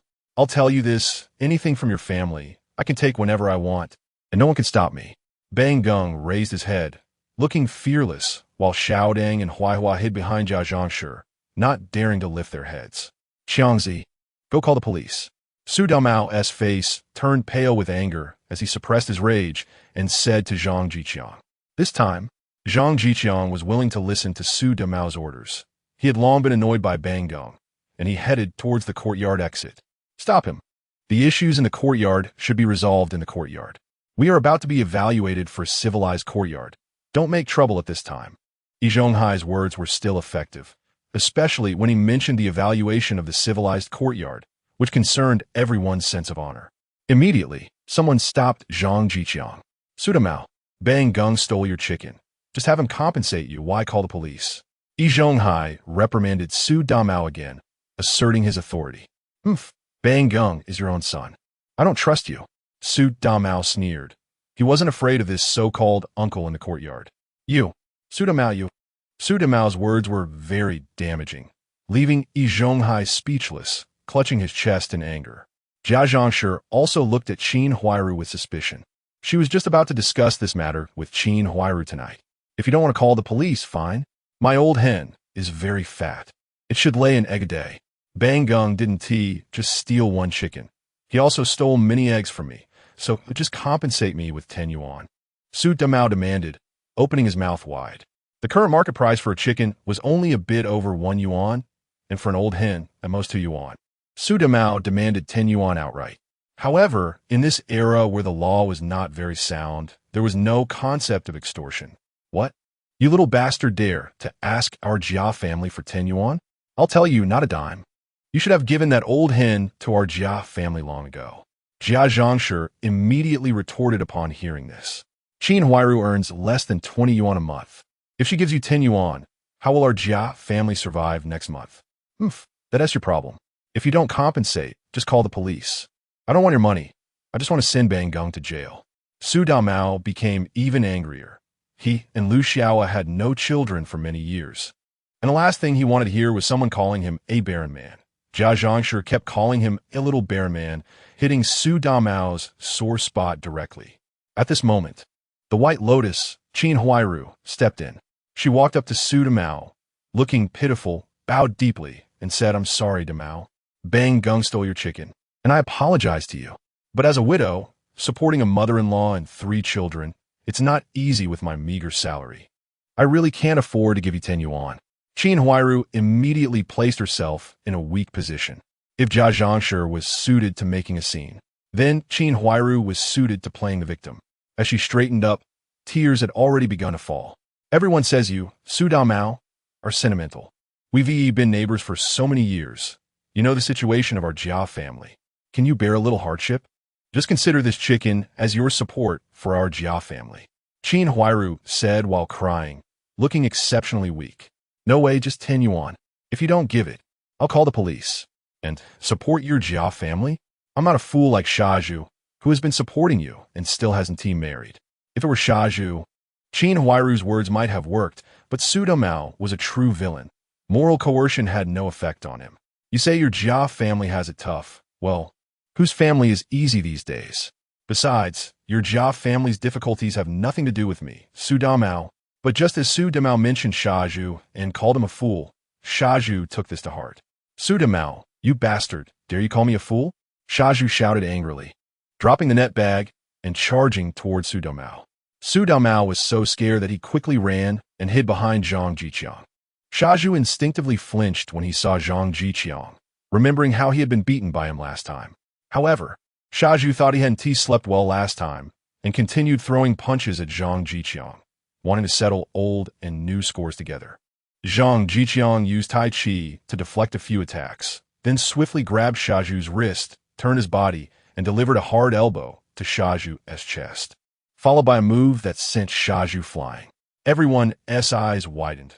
Last time, Zhang Zhiqiang hadn't used any techniques, and they thought it was an accident. This time, they clearly saw that Zhang Zhiqiang was a martial arts master. Chapter 37. Qin Huairu owes money. Siheyuan got up and ran over, striking Zhang Zhiqiang with a palm. Then he threw a few punches at Zhang Zhiqiang. Zhang Zhiqiang reacted quickly, using a technique to grab Siheyuan's right hand, dispersing his strength with a countermove. With a push from Wang Tsong, Siheyuan's right hand immediately lost its strength. Then, with a move that wrapped around Siheyuan's knee and twisted, he knocked Siheyuan down to the ground. Siheyuan struggled to stand up, his eyes warily watching Zhang Zhiqiang.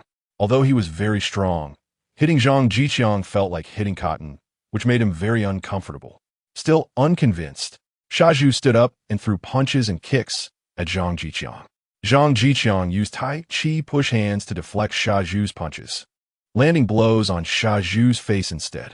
Before long, Siheyuan's face was swollen and bruised, and then Zhang Zhiqiang kicked him down to the ground. Good job. What great skill. This gathering of the courtyard had become interesting. Everyone forgot about catching the chicken thief and instead watched Zhang Zhiqiang beat up Siheyuan. Zhang Zhiqiang's movements flowed like water, earning him the admiration of the young people in the courtyard. After all, being skilled in martial arts was quite rare, and he was impressive. Immediately, Su Damao ran over.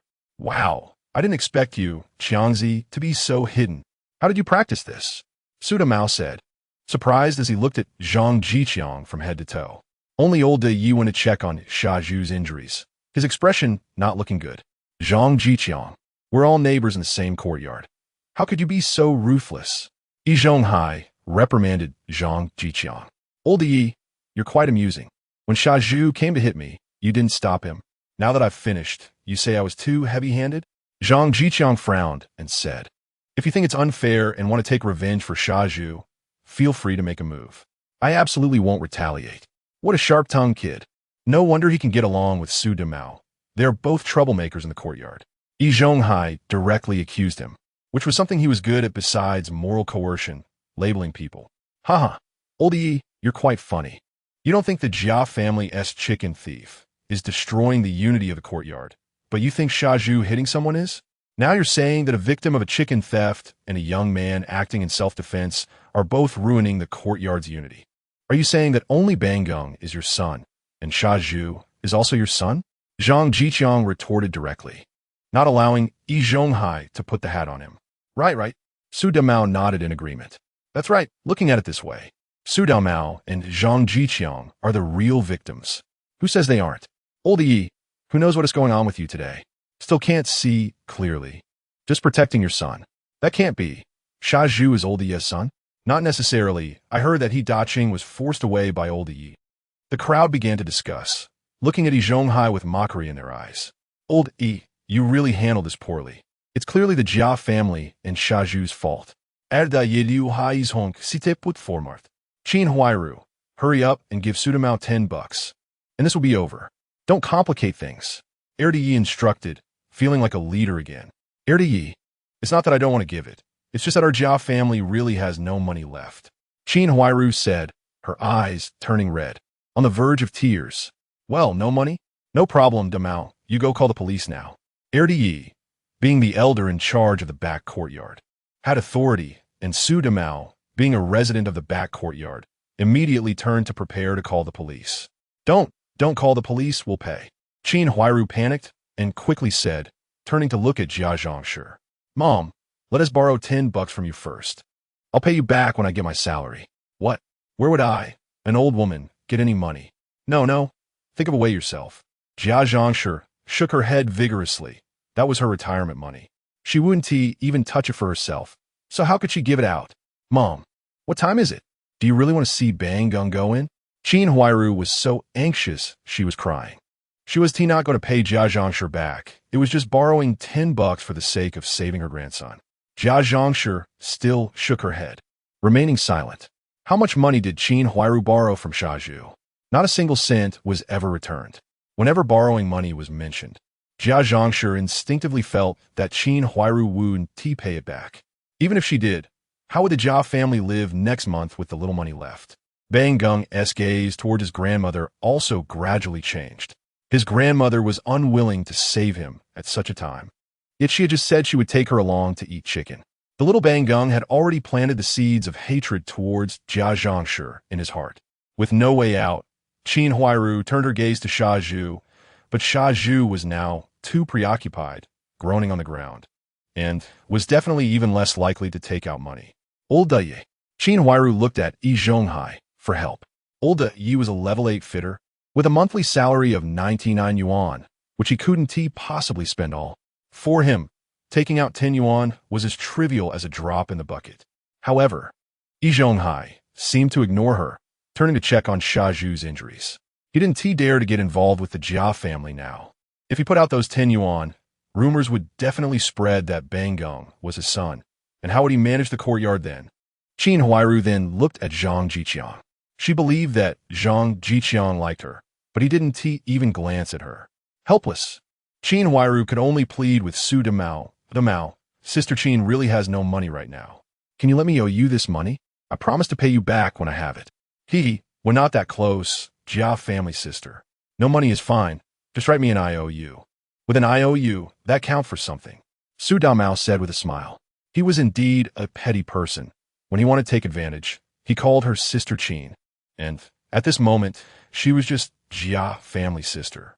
Qin Huairu hated him in her heart. According to her thoughts, why should she pay back the money borrowed with her own efforts? Besides, Su Damao's demand was too much. It could buy 5 or 6 chickens. As long as she wrote that IOU, she wouldn't have to pay it back later. Unexpectedly, Su Damao still wanted her to write an IOU. Couldn't he learn from Shaju? Her family was in such difficulty. Wasn't it only right to help her family? Sister Qin can't read. Qin Huairu was still trying to evade. That's fine. 30 Yi can read. 30 Yi, can you draft an IOU? I want to let you work for nothing. I'll give you 50 cents when it's done. This small matter was nothing for Su Damao. All right, Yin Buguwei said as he went home to get paper and pen, and even brought back some ink. With no choice, Qin Huairu could only sign her name and press her thumbprint. This 10 yuan was now considered owed. Chapter 38, Everyone's Thoughts after the IOU was received. The second uncle announced the dissolution of the courtyard meeting, and everyone left in small groups. Xiangzi, your skills are really impressive. When did you practice? Su Damao asked. Zhang Zhiqiang knocked Shaju down in one blow, which shocked Su Damao. After all, that was Shaju, known as the god of war of the courtyard, with iron fists that were undefeated. Su Damao had been beaten up by him since childhood. He deeply understood that feeling of helplessness, but today was different. Zhang Zhiqiang had beaten Shaju severely, and it wasn't even a fair fight. It was Zhang Zhiqiang dominating Shaju. Su Damao regretted not stepping up to let off some steam. My dad taught me. You know, my dad was a soldier, Zhang Zhiqiang casually replied, crafting a reasonable excuse for himself. Su Damao didn't suspect anything.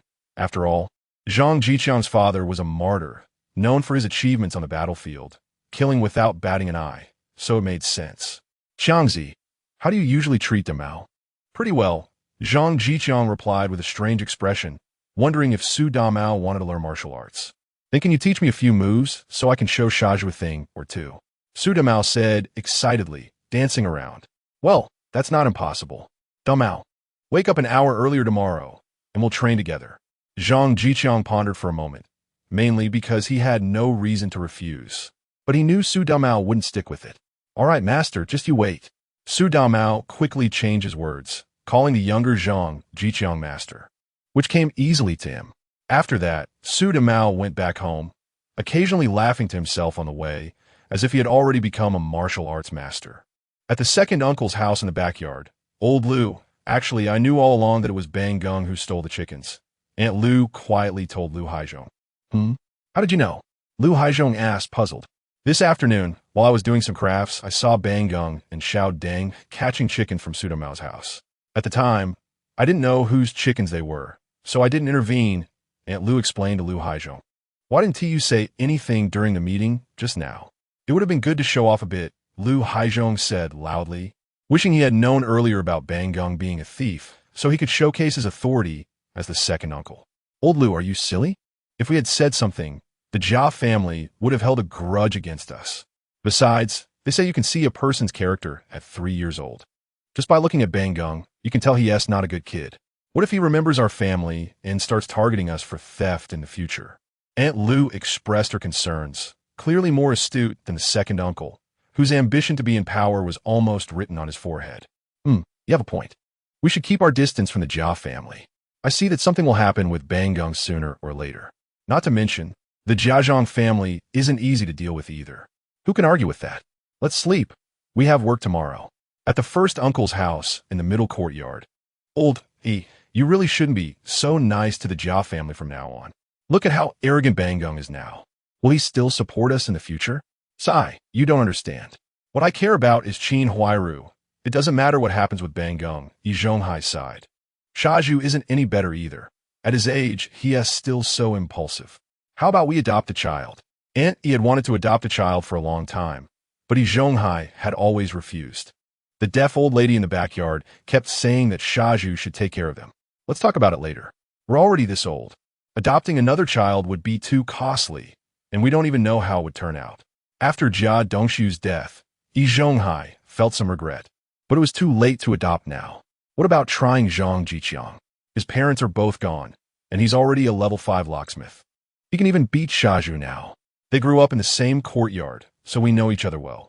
You can teach him some locksmithing skills. He would surely be grateful, Aunt Yi tentatively suggested, having had this thought for a while. Yi Zhonghai was somewhat tempted and said, would Zhang Zhiqiang agree? He seems to have some misunderstandings about me, as the first uncle. Did you not see how he has been undermining me these past few times? I was thinking of how to get rid of him. It's not a misunderstanding. Who told you to calculate against him before? You couldn't even support yourself at level 4. If he has the ability now, he might not want to take revenge on you. Aunt Yi thought to herself, but she couldn't say that out loud. Why don't you go apologize to him? It's no big deal. Zhang Zhiqiang is a smart kid, with your guidance.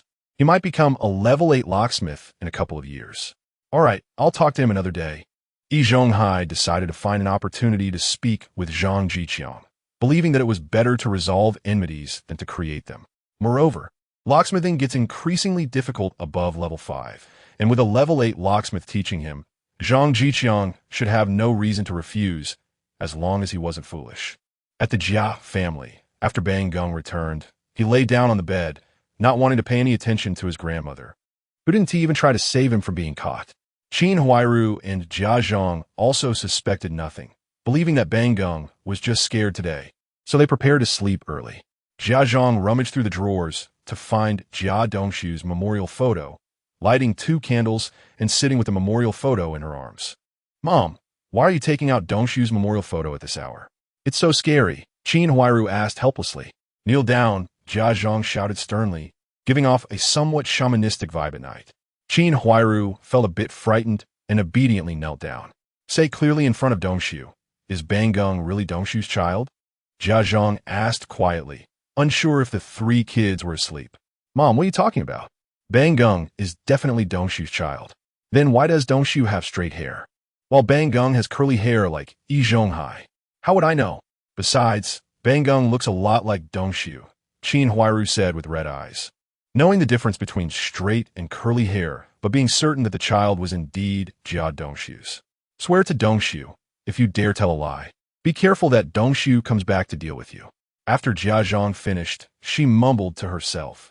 Qin Huairu felt scared, sensing that Jia Dongshu's photo was smiling at her, and she swore intermittently. Jia Zhang finally believed that Bang Geng was indeed her precious grandson, but she didn't plan to let Qin Huairu off easily. Do you think I don't know anything at home? You have unclear relationships with those men at the factory. The steel mill's beautiful widow, such a notorious reputation. Jia Zhang sneered. Mom, I didn't have a choice. If I didn't do this, how would so many people in our family eat? I never really let them take advantage of me. Qin Huairu protested, feeling wronged, knowing that every time she brought back food, Jia Zhang had eaten well. Mom also came from being a widow. She knows it's not easy. You should go for a checkup when you get the chance. Qin Huairu's expression changed upon hearing this. Didn't that mean she still didn't believe her? But after thinking it over, she didn't refuse and gently nodded in agreement. Satisfied, Jia Zhang stood up, putting away Jia Dongshu's memorial photo and the 2 candles, planning to use them again next time. Chapter 39.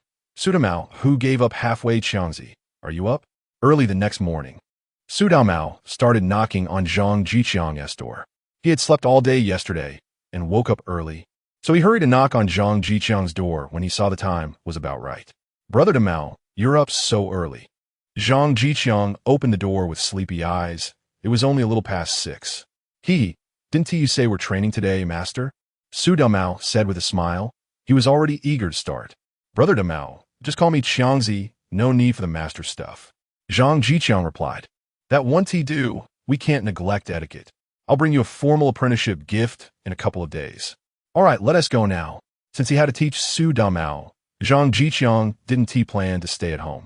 After leaving the courtyard, the 2 of them started running, planning to run to the library first and then back, which would be about 5 kilometers at most. However, halfway through, Su Damao couldn't keep up. Master, aren't we practicing martial arts? Why are we running? I can't hold on anymore. Su Damao was barely keeping pace with Zhang Zhiqiang. Brother Damao, to learn martial arts, you need to have good stamina. Look at me. I run to and from work. No matter where I go, it's all about building endurance. Zhang Zhiqiang thought Su Damao would be able to push through, but he didn't expect him to give up so quickly. That's because you don't have a bicycle, otherwise you wouldn't be running to work. Su Damao deeply. This left Zhang Zhiqiang speechless. It made too much sense.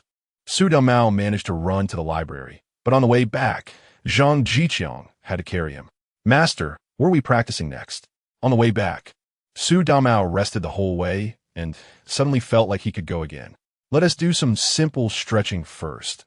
Otherwise, Brother Damao, your legs will hurt like crazy tomorrow.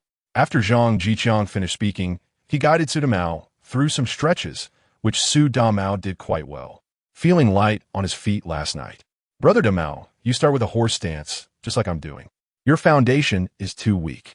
You need to start from the basics. Zhang Zhiqiang instructed Su Damao to take a horse stance, giving him a chair to hold steady. He then started punching, and Su Damao watched enviously. Before long, Su Damao couldn't keep up anymore. Just as Zhang Zhiqiang was finishing his set of punches, the chair Su Damao was holding fell from his hands, which made Zhang Zhiqiang feel heartbroken. It was made of rosewood. Qiangzi, isn't there a shortcut to learning this?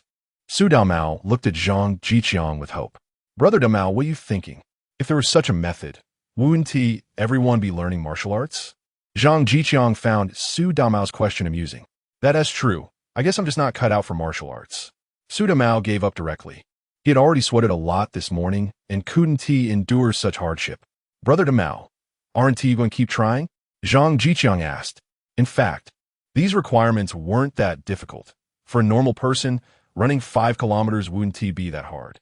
No, it's too difficult. I can't learn it. Qiangzi, you'll have to cover for me in the future. I'm heading home now. After saying this, Su Damao went home. He still had to tidy up and report to the factory, and he wanted to pick up his wife too. It was right for her to stay at her parents' house for so long. Zhang Zhiqiang shook his head with a smile. Su Damao was quite good to himself, and he really wanted to teach him martial arts, but unfortunately, he wasn't very motivated. After washing up, Zhang Zhiqiang jogged to work, looking forward to signing in again tomorrow. The workday ended quickly, and after getting off work, Zhang Zhiqiang first went to the market to buy some vegetables and meat. There wasn't much left at home, and then he headed toward the courtyard. Passing by People's Square, Zhang Zhiqiang was attracted by a beautiful sight. Upon closer inspection, it was Ran Siheyuan. Comrade, Ran Siheyuan, Zhang Zhiqiang shouted loudly. Hearing the voice, Ran Siheyuan stopped her bicycle, looking around to see who was calling her. Soon, she spotted Zhang Zhiqiang behind her and felt very happy. They hadn't seen each other for quite a while. Zhang Zhiqiang, what are you doing here? The joy was evident in her tone. I just got off work and bought some things, preparing to head home. Zhang Zhiqiang said, raising the items in his hand. So much meat. Your family must be doing well. Ran Siheyuan remarked, which wasn't wrong. Many families only bought meat during the new year, and the meat Zhang Zhiqiang had looked like it weighed 4 or 5 pounds. It's not just for me. I'm just having a little bit. Where are you headed? Zhang Zhiqiang changed the subject, as he couldn't really talk about that. I'm planning to go to Hongqin Courtyard. Zhang Zhiqiang's expression changed. That was where he lived. What's wrong? Ran Siheyuan noticed Zhang Zhiqiang's strange expression and asked, "Why do you look so weird?" I live in Hongqin Courtyard. Zhang Zhiqiang replied. Huh? Really? What a coincidence. Ran Siheyuan initially thought it was already a coincidence to bump into him. But didn't he expect this to be even more coincidental? Isn't it? Zhang Zhiqiang also thought it was a bit too coincidental. Then let us go together. It's just right for your things to fit in my bike basket. Ran Siheyuan invited, and Zhang Zhiqiang didn't refuse. He was more than happy to spend more time with her. Then Zhang Zhiqiang placed his items in Ran Siheyuan's bike basket, pushing his bike while she walked beside him. Originally, Ran Siheyuan suggested that Zhang Zhiqiang ride and take her, but he declined, feeling it was a bit too intimate at this moment. Ran Siheyuan didn't say anything, but her opinion of Zhang Zhiqiang actually rose even higher. On the way, Zhang Zhiqiang learned that Bang Gung was Ran Siheyuan's student. She was sent by the principal to collect Bang Gung's tuition for this semester and to find out why he hadn't been going to school for so long. Zhang Zhiqiang didn't hide anything and told Ran Siheyuan that Bang Gung hadn't been attending because he got his hand caught while trying to steal something from his house. What? How can such a small child behave like that? Ran Siheyuan said angrily. She wouldn't allow her students to engage in such thievery. You don't understand? Bang Gung's grandmother, Jia Zhangshi, is lazy and loves to take advantage of others. Her values are problematic, and Bang Gung has been too influenced by her. Zhang Zhiqiang shook his head and explained. What? Are there still people like that now? Ran Siheyuan was surprised. Nowadays, people talk about contribution and complain about not working enough. How could there still be lazy people? Exactly. Wait until you see for yourself. I don't think your trip to the Jia family will go so smoothly. The two chatted as they reached the entrance of the courtyard, where Yin Bugui was still watering the flowers. Hey, Teacher Ran, what brings you here? Yin Bugui was surprised to see the two together. He had planned to introduce Ran Siheyuan to Shaju. Teacher Yin, Bang Gung has been to school for a long time. I'm here to find out why.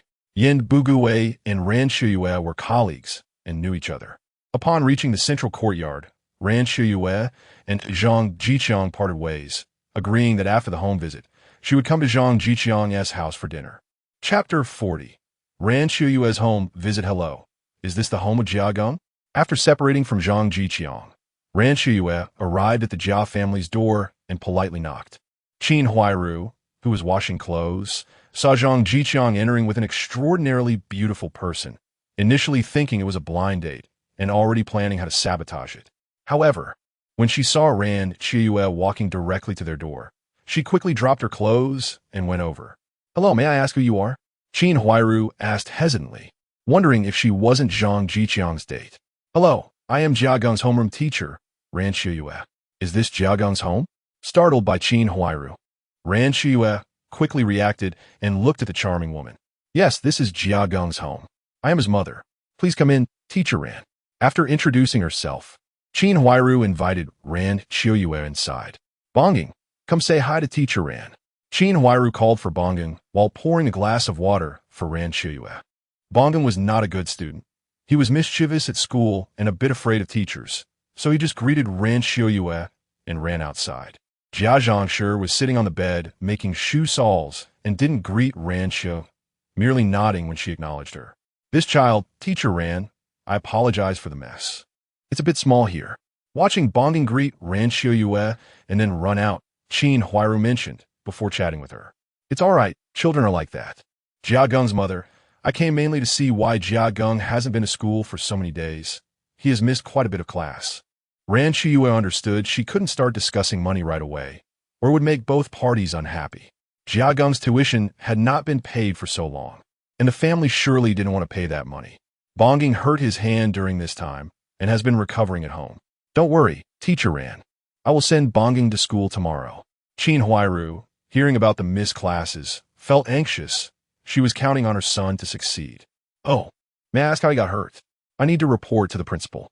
Haha, Teacher Ran, you know how kids are. always mischievous. Bonging accidentally fell and twisted his hand. Qin Huairu said with a smile, feeling annoyed that Ran Siheyuan was digging too deep. She couldn't say Bonging got hurt while stealing, which would make Ran Siheyuan think poorly of him.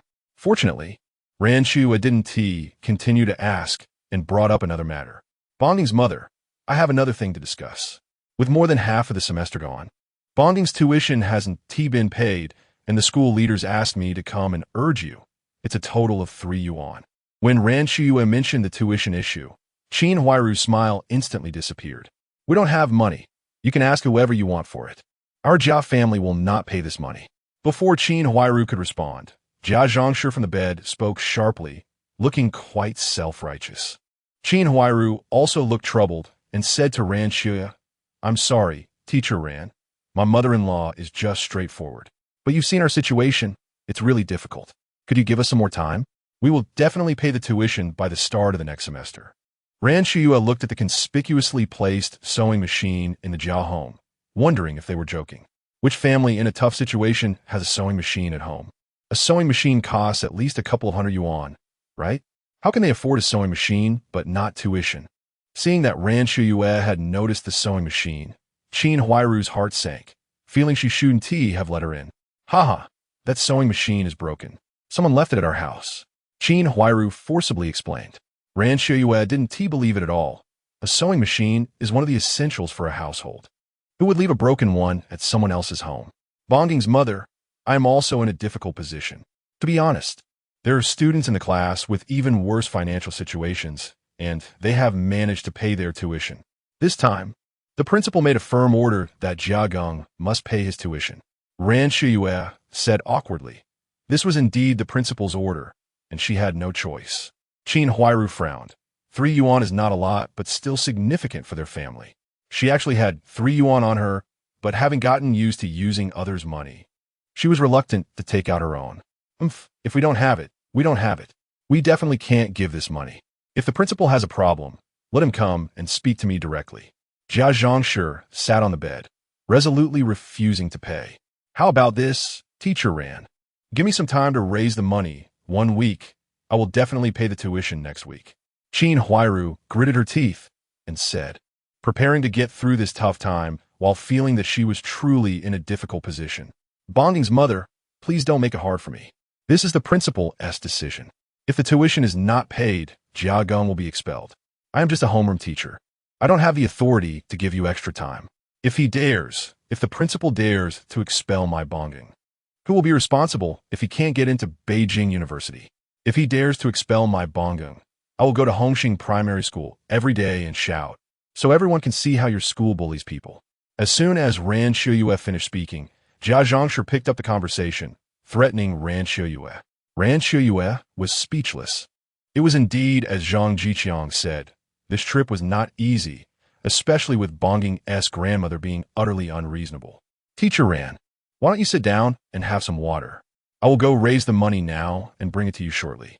Qin Huairu, realizing she couldn't avoid it, said to Ran Siheyuan. Okay, Bonging's mother, I don't have much time. Please be quick. Hearing Qin Huairu's words, Ran Siheyuan sighed in relief. Fortunately, Bonging's mother was still reasonable. Otherwise, Jia Geng might really be expelled. After Qin Huairu left, Ran Siheyuan sat down to drink water and didn't speak to Jia Zhangshi, knowing she couldn't communicate with this old woman. On the other side, Zhuzi, still angry at Sister Qin? For the silly Zhu family, Qin Huairu could come and go as she pleased. Pushing the door open, she saw Zhuzi drinking while eating takeout. He hadn't even given her any takeout today and had started eating his own. Isn't this Jia family as sister-in-law? What are you doing here? Zhuzi snorted coldly. Sister Qin had no choice. She couldn't just watch Bonging go to jail, could she? As she spoke, her eyes turned red. Well, that doesn't mean I have to admit that I instructed him to do it. Did you ever think about the consequences for me? The security department is not to be trifled with.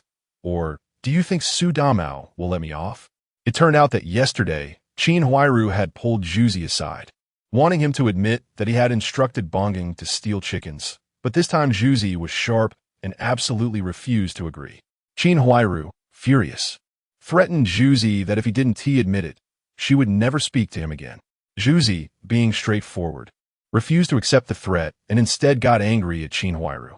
In the end, when Qin Huairu went to get that half-chicken, Zhuzi didn't give it to her, and he finished it all by himself at home. Chapter 41. Paying tuition. Qin Huairu looked at Shaju with a full expression of apology.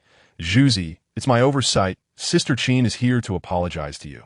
Qin Huairu was about to put on a show, starting with pretending to be pitiful. She poured a glass of wine for Shaju and then said, Zhuzi, I have always remembered your kindness to me. Our Jia family hasn't had it easy, and we've been able to get by thanks to your support over the years. I was confused yesterday. You know, I only have one son, and what would I do if something happened to him? Next, she began to shift the blame. You know, I have no say at home. My mother-in-law doesn't treat me as part of the Jia family at all. Whenever things go a little wrong, she starts hitting me, and whenever I get paid, she takes all my money. I'm really helpless. Finally, she played the victim. Men have a bit of a macho attitude. When they see a vulnerable woman, they want to protect her, and Shaju was one of those who stood out in this regard. In fact, by this point, Shaju had nearly forgiven her, especially when Qin Huairu had touched his hand while pouring the wine. He was thrilled. How could a woman's hand be this soft? Zhuzi, you're all I can rely on now. If you ignore us, what will Sister Qin do alone? Woo woo woo. Qin Huairu spoke with a choked voice and then started to cry. She cried heartbreakingly, and it made Shaju's heart ache, causing him to stand up in a fluster. Hey, Sister Qin, don't cry. I didn't mean to ignore you. I was just upset. Don't worry. Starting tomorrow, I'll bring you my lunchbox. Stop crying. As Shaju comforted her, he walked to Qin Huairu's side and gently patted her back, his heart racing. Qin Huairu, suppressing her disgust, gently sobbed. Shaju really did have a smell about him. Thank you, Zhuzi. If it weren't for you, I really wouldn't know what to do. Qin Huairu lightly pushed Shaju away, looking at him with tear-filled eyes. Sister Qin, don't say that. Who are we to each other? If you need anything, just come to me. Shaju patted his chest and said grandly, That's good, Zhuzi. I actually have something to trouble you with. Shaju was stunned. He thought he was just saying some nice words, but it turned out Qin Huairu really needed something. This made Shaju wonder if she had come to him specifically for help. However, as a big man in the capital with a monthly salary of 38 yuan and 50 cents, he felt he couldn't refuse Qin Huairu. Just tell me what you need. Sister Qin, Sai, the head teacher of Bonging, is asking for tuition fees. Can you lend me 5 yuan for now? Don't worry. I'll definitely pay you back when I have money. After Qin Huairu finished speaking, she pushed Shaju to sit at the table and poured him another glass of wine. Wait, Sister Qin, I remember you borrowed this money from me a while back, right in the front yard. You said Bonging needed to pay tuition and asked me for 3 yuan. Although Shaju had been drinking, his mind was still clear. Qin Huairu had already used this excuse. This left Qin Huairu momentarily speechless.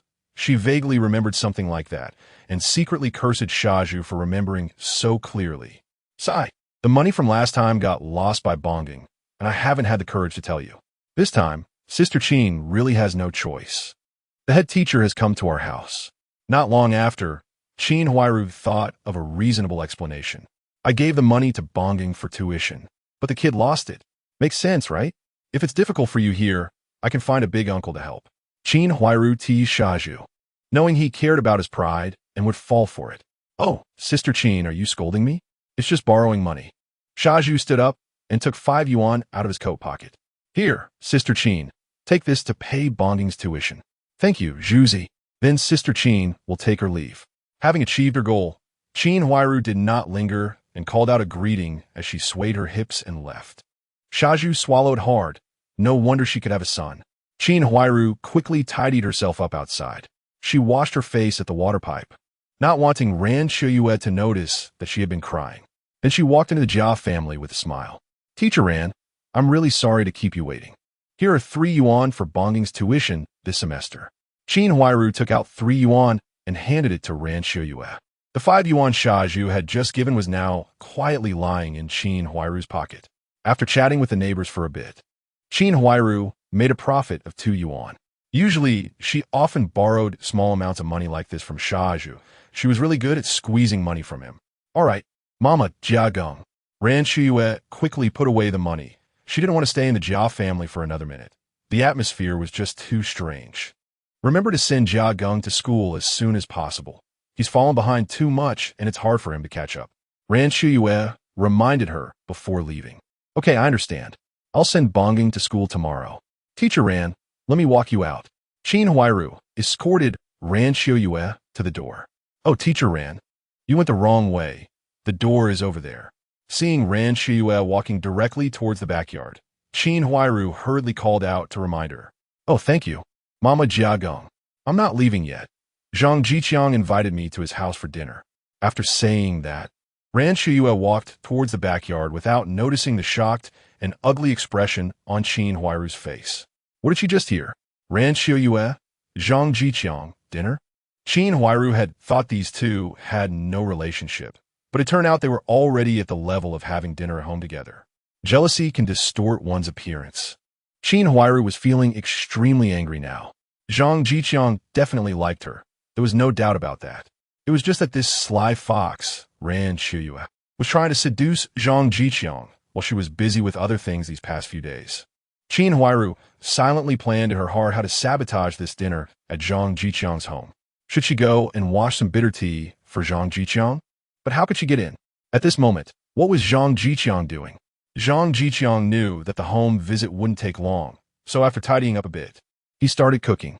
He cut a piece of pork he had bought into large chunks, then added a little oil to the pan, frying the meat until it was slightly yellow. Next, he caramelized sugar, added water, and finished it all in one go. While the braised pork was simmering, Zhang Zhiqiang also made a tomato and scrambled egg dish, which goes well with rice and is especially popular with girls. Then he cooked a pot of rice and waited for Ran Siheyuan to come eat. In his spare time, Zhang Zhiqiang began reading a book he had just borrowed. It was much more difficult than the beginner's level. Chapter 42 Invitation to Dinner. Ran Siheyuan didn't even ask where Zhang Zhiqiang's home was when she arrived at the backyard. At that moment, Zhang Zhiqiang was deeply engrossed in his book, occasionally jotting down notes on paper. It is said that serious men are the most charming, but men who study earnestly are even more attractive. The sunset's afterglow cast a warm light on Zhang Zhiqiang, making him look like a celestial being, stirring the heart of Ran Siheyuan. Knock, knock, knock. Zhang Zhiqiang. Ran Siheyuan knocked on the door to remind Zhang Zhiqiang of her arrival. Zhang Zhiqiang quickly stood up to open the door. Welcome, welcome. Please come to my humble abode. He welcomed Ran Siheyuan inside. Wow, your house is quite spacious. Is this made of rosewood? If this is a humble abode, then my home is a poor countryside shack. Ran Siheyuan, coming from a scholarly family, had seen quite a lot and of course recognized rosewood. Seeing so much rosewood furniture surprised her a bit, prompting her to joke. Hee hee, you're joking. Ran Siheyuan, feel free to look around. I'll go get the food ready. Zhang Zhiqiang calculated that the braised pork was just about ready to come off the stove and said to Ran Siheyuan, okay. Ran Siheyuan didn't refuse and started to roam around the room. She walked over to Zhang Zhiqiang's desk and glanced at the draft paper beside it. One sheet was filled with neatly written calculations, clearly indicating that Zhang Zhiqiang was a serious and meticulous person. Another sheet had a few lines written on it, and out of curiosity, Ran Siheyuan picked it up. The paper read, "The sunrise brings hope, the sunset brings thoughts." With a heart full of expectations, one is busy but not lost. Ran Siheyuan could immediately grasp the meaning behind the words. It was evidently a short poem expressing affection. She felt like a stone was lodged in her heart. Could it be that Zhang Zhiqiang already had someone he liked? Turning to the back, she saw, "You are my first love at first sight. You are the direction of my gaze. You are my gentle refuge. You're the reason for the smile at the corner of my mouth." These simple sentences directly conveyed Zhang Zhiqiang's deep affection for a girl, leaving Ran Siheyuan with a slight bitterness, wondering who the lucky girl could be. Time to eat. Coming. Hearing Zhang Zhiqiang call for dinner, Ran Siheyuan felt a rush of anxiety and quickly placed the paper back on the desk as she walked over. A rich aroma wafted through the air. Zhang Zhiqiang's cooking skills were quite good, and a small bowl of braised pork was a feast for the senses. However, all Ran Siheyuan could feel was bitterness. Having finally encountered a boy she was interested in, the fragrance of the braised pork drifted around the courtyard, provoking some grumbles from the neighbors. Damn Zhang Zhiqiang. Always eating well, but no one comes to visit. This was an unwritten rule. These days, every household was struggling, and it was frowned upon to visit others during mealtime. Otherwise, how could one tell if they were invited or not? If invited, their own household would have insufficient food. If not invited, it would seem disrespectful. However, Zhang Zhiqiang had no such worries. He lived alone, and he couldn't finish the food even if he tried to eat for a month. How can Zhang Zhiqiang eat meat every day? Just because he has money doesn't mean he should spend it like this, Aunt Lu complained. There's no old person in the house to help him out. He doesn't know how to manage life, and he'll be in trouble sooner or later. Uncle Lu Haizhong chimed in. Exactly, he'll be in trouble sooner or later, echoed Lu Haizhong's two sons, Lu Guangtian and Lu Guangfu. Lu Haizhong nodded in satisfaction, relishing the feeling of being a leader. Fry me 2 eggs. I want them with my drink. Lu Haizhong began instructing Aunt Lu. Okay, I'll go right now. Aunt Lu stood up and headed toward the kitchen. Mom, make one for me too. The smell is making me crave it. Yeah, I want one too. Lu Guangtian and Lu Guangfu chimed in. Smack, smack. Just after they finished speaking, each brother received a slap on the face. What are you eating for? Your father is a level 7 blacksmith, working hard every day just to have these eggs. If you want eggs, go buy them yourselves. Lu Haizhong scolded his children, believing in discipline through punishment. Lu Guangtian and Lu Guangfu dared not speak, knowing Lu Haizhong had a penchant for hitting children. If they dared to open their mouths now, they would surely get a beating. Smack, smack. Are you deaf? Why aren't you speaking? Lu Haizhong, seeing his son's fearful expressions, felt even more irritated, mistaking their silence for a protest. He slapped each of them again. Dad, you're right. We want to eat the eggs anymore. Yeah, we want to eat the eggs anymore. Smack, smack.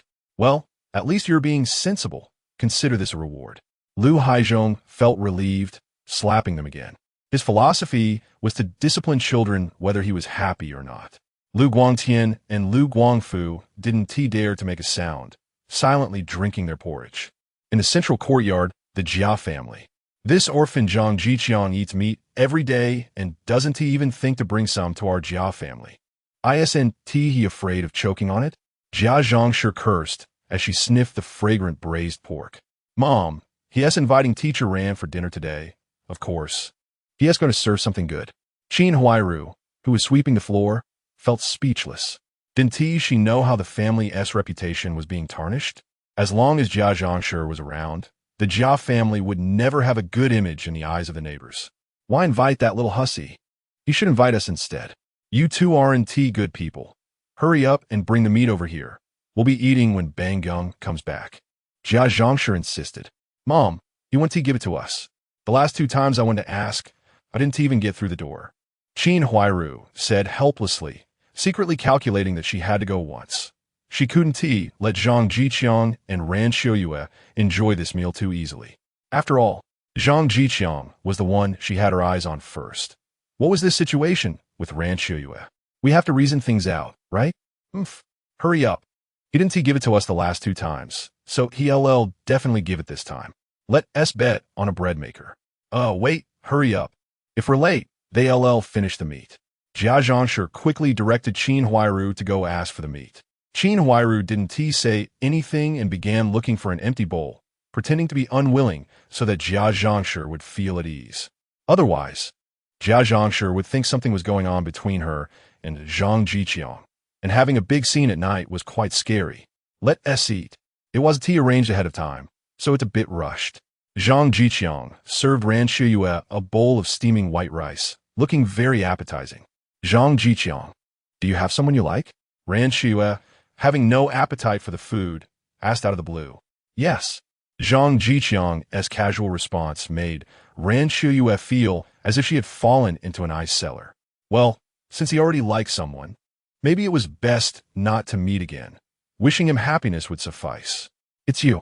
Zhang Zhiqiang continued. As soon as Ran Siheyuan heard this, her body trembled. What did she just hear?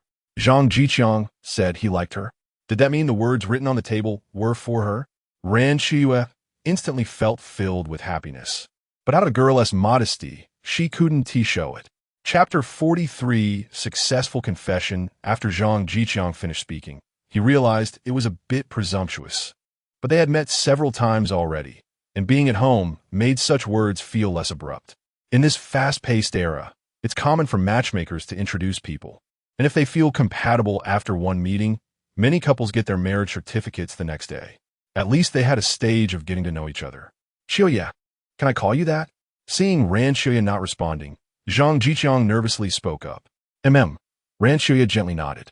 Xiuya, although we haven't spent much time together. You are gentle and charming, with clear goals. I find myself deeply attracted to you. Although this confession might seem a bit rushed, I just want to express my feelings. If you don't like me or don't have such thoughts, please don't feel burdened. Honestly, I can't even say how much I like you. But compared to everything else, nothing I've experienced can compare to the time I spend with you. I love the flowers in spring, the trees in summer, the dusk in autumn, the sunshine in winter, and you every day. After finishing, Zhang Zhiqiang looked at Ran Xiuya with determined eyes. Girls from scholarly families often have a romantic sentiment. For Zhang Zhiqiang, all he needed was a bouquet of flowers to make the moment more perfect. Ran Xiuya was already mesmerized, looking at the big boy in front of her.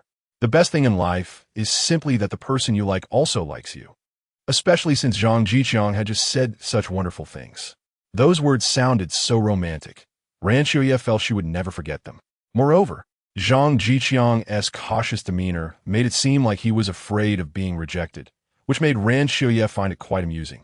So what do you like about me? Ran Xiuya asked Zhang Zhiqiang softly, as if the room was filled with pink bubbles, everything seeming so sweet. To like someone is a matter of the heart, and it's really hard to express with words. This answer is too long. I want to spend the rest of my life telling you. Zhang Zhiqiang said gently, his gaze almost tangible. Sure enough, Ran Xiuya was moved to tears flowing down her cheeks. This was the scene she had always dreamed of, now vividly unfolding before her. Xiuya, would you like to be with me? I will take good care of you and will never let you shed tears again. Although I can't pinpoint what is so good about you, no one can replace the place you hold in my heart. Ran Xiuya stood up, covering her mouth and nodding vigorously. She knew that with this nod, she was giving herself to this tall and solid man in front of her.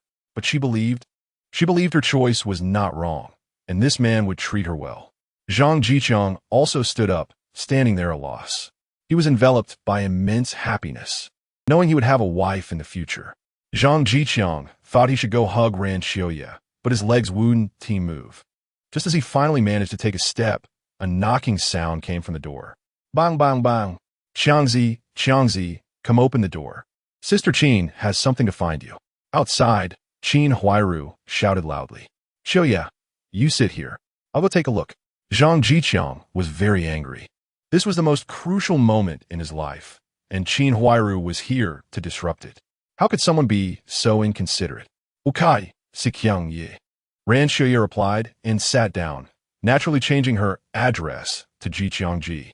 Hearing her call him, that sent a rush of pleasure from his feet to his head. No wonder men like it when girls called him Ji. It felt great. Even Zhang Zhiqiang's anger was somewhat alleviated. Qin Huairu, what are you doing here?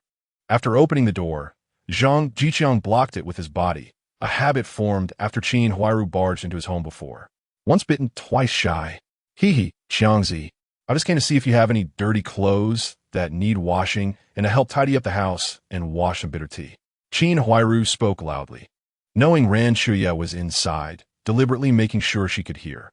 Zhang Zhiqiang's face darkened. What was Qin Huairu doing? Was it not enough to mess with Shaju? Now she was coming after him? Qin Huairu, do you know what you're saying? Should I call the neighbors over to see what you're saying? Zhang Zhiqiang shouted back, his voice laced with anger, startling Qin Huairu. Hey, what are you doing, Qiangzi? Sister Qin was just joking with you. Qin Huairu panicked. This was not something that could get out, or her hard-earned reputation for being filial would be ruined. This is a joke? Or do you think I'm Shaju? Do you think no one can see what you're doing to ruin Shaju's matchmaking? Do you know that today, knowing I have a female guest at home, you're trying to tarnish my reputation? Qin widow, have you lost your conscience?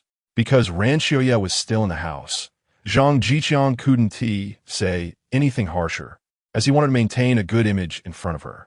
This allowed Qin Huairu to escape a disaster. And one must say she should thank Ran Xiuya for that. Qin Huairu felt shaken by Zhang Zhiqiang's words. She had been so subtle in her actions. How did he find out? Indeed, Xiaozhu had been on several blind dates over the years. While part of it was due to Xiaozhu's poor social skills, the biggest reason was that Qin Huairu and Yi Zhonghai didn't want Xiaozhu to get married. The two had been secretly sabotaging Xiaozhu's matchmaking efforts. Yi Zhonghai feared that once Xiaozhu got married, his wife wouldn't want to support him in his old age. Qin Huairu didn't want to give up Xiaozhu as a long-term financial resource. Although she looked down on Xiaozhu and couldn't stand his smell, she was still very interested in his money.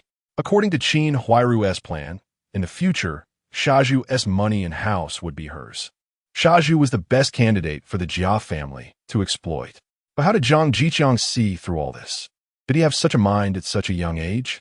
Qiangzi, look at you misunderstanding Sister Qin, right? Sister Qin really didn't mean that. Qin Huairu forced a smile. Do you think I will believe you? If you dare provoke me again, I'll go tell Xiaozhu and let him confront those blind date candidates. Do you really think your actions can remain hidden? Zhang Zhiqiang threatened, but it was just a verbal threat. After all, with his relationship with Xiaozhu, Xiaozhu would still believe his Sister Qin more. Besides, Zhang Zhiqiang had learned in his previous life to let go of the desire to help others and respect others' destinies. People like Xiaozhu simply couldn't take in other people's advice. To put it bluntly, no matter who told him, it would be useless. This time, he mainly wanted to scare Qin Huairu a bit. Chapter 44. Your strength has come actually. Qin Huairu had a bit of cleverness in her, and if she thought carefully, she would definitely understand. However, being a part of the situation left her confused. Zhang Zhiqiang's words completely stunned her, and she dared not imagine what life would be like without Xiaozhu.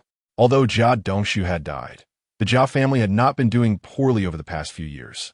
They were eating meals from Xiaozhu's lunchbox, which were all rich and hearty, with the worst staple being two-part flour buns, and most of the time, they were made from white flour. The three children's clothes were a bit old, but they were much better than most children's patched clothes, all thanks to Xiaozhu's assistance. As the saying goes, it's easy to go from frugality to luxury, but hard to return from luxury to frugality. If Xiaozhu were to cut off support now, then with her meager salary of 18 yuan and 50 cents, it would barely be enough for a family of 5 to survive. The Jia family was already struggling to eat cornmeal buns. Xiangzi, you just love to joke. Qin Huairu obviously couldn't admit to plotting against Xiaozhu and quickly changed the subject. The meat your family cooks is too fragrant. Xiangzi, you know it's not easy for a widow like me to raise 3 children. When Bongding smells the meat, he cries for it, and I have no choice. Xiangzi, you are Bongding's uncle. Can you give me a bowl of meat for the children's sake? Our Jia family will surely be grateful to you. Seeing that the two of them couldn't continue eating, Qin Huairu shifted her goal and took out an empty bowl, a large enamel one that could probably hold all of Zhang Zhiqiang's braised meat. Do you think that's possible, Qin Huairu? I can't afford to be Jia Geng's uncle. You might as well let Jia Geng go to Xiaozhu's house. I believe that silly father of his would be very willing to treat Jia Geng to a meal. After saying this, Zhang Zhiqiang closed the door, not wanting to look at this widow who was full of little schemes. People say that there are no second chances after the first. Hasn't Qin Huairu already come 3 times just asking for meat? Oh wait, this time it's not just about meat. She's south probably trying to drive Ran Siheyuan away. Ask yourself, if a woman goes to a man's house for dinner and another widow acts like the hostess, cleaning the house and making bitter tea, I believe no woman could stand it. According to Zhang Zhiqiang's estimation, Qin Huairu probably wanted to make herself the second target for sucking blood to support her 3 children. Qiangzi. Qin Huairu looked at the tightly closed door, her heart filled with mixed emotions. She really quite liked Zhang Zhiqiang, but unfortunately, Zhang Zhiqiang had too many misunderstandings about her. What can I do as a woman for the 3 children of the Jia family? Qin Huairu pondered for a moment, forced a smile, and turned to walk towards the courtyard. She felt that she might not be a very good person, but she was definitely a great mother. Who has not seen the young lady from the 3rd workshop? She is also a widow with 5 children, having entered the steel mill at the same time as Qin Huairu, and has now become a level 3 machinist. Who is it, Brother Zhiqiang? Ran Siheyuan quickly changed her tone, sounding very natural. It's Jia Geng's mother, asking for meat because of the fragrant smell coming from your home. Zhang Zhiqiang answered vaguely, not wanting to elaborate on the matter. Then how did I hear her say she would wash bitter tea for you? Just now, Qin Huairu's voice was so loud that Ran Siheyuan naturally heard it.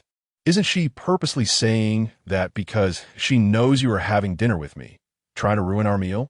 I suspect she thinks we're on a blind date. Zhang Zhiqiang speculated. Huh? What does that have to do with her? Ran Siheyuan was a bit confused. Not to mention that she wasn't on a blind date with Zhang Zhiqiang. What did it have to do with Qin Huairu? She wants to scheme against me. Let me tell you, in the courtyard there is someone named He. Everyone calls him Shaju, and then Zhang Zhiqiang briefly explained the relationship between the Jia family and the He family, emphasizing Qin Huairu's interference in Shaju's blind date. How can there be such a bad person? Ran Siheyuan was shocked. It's better to tear down a temple than to break up a marriage. If Shaju knew about Qin Huairu's actions, he would fight her to the end. Well, she always talks about how hard her family has it, but in fact, their meals are already better than most families in our courtyard. Zhang Zhiqiang nodded in agreement. Okay, let's not talk about that anymore. Let's hurry and eat before the food gets cold. Zhang Zhiqiang quickly urged Ran Siheyuan to eat. He first served rice into the bowl, and after getting Ran Siheyuan's consent, he poured most of the scrambled eggs with tomatoes into her rice, mixed it up, and handed it over.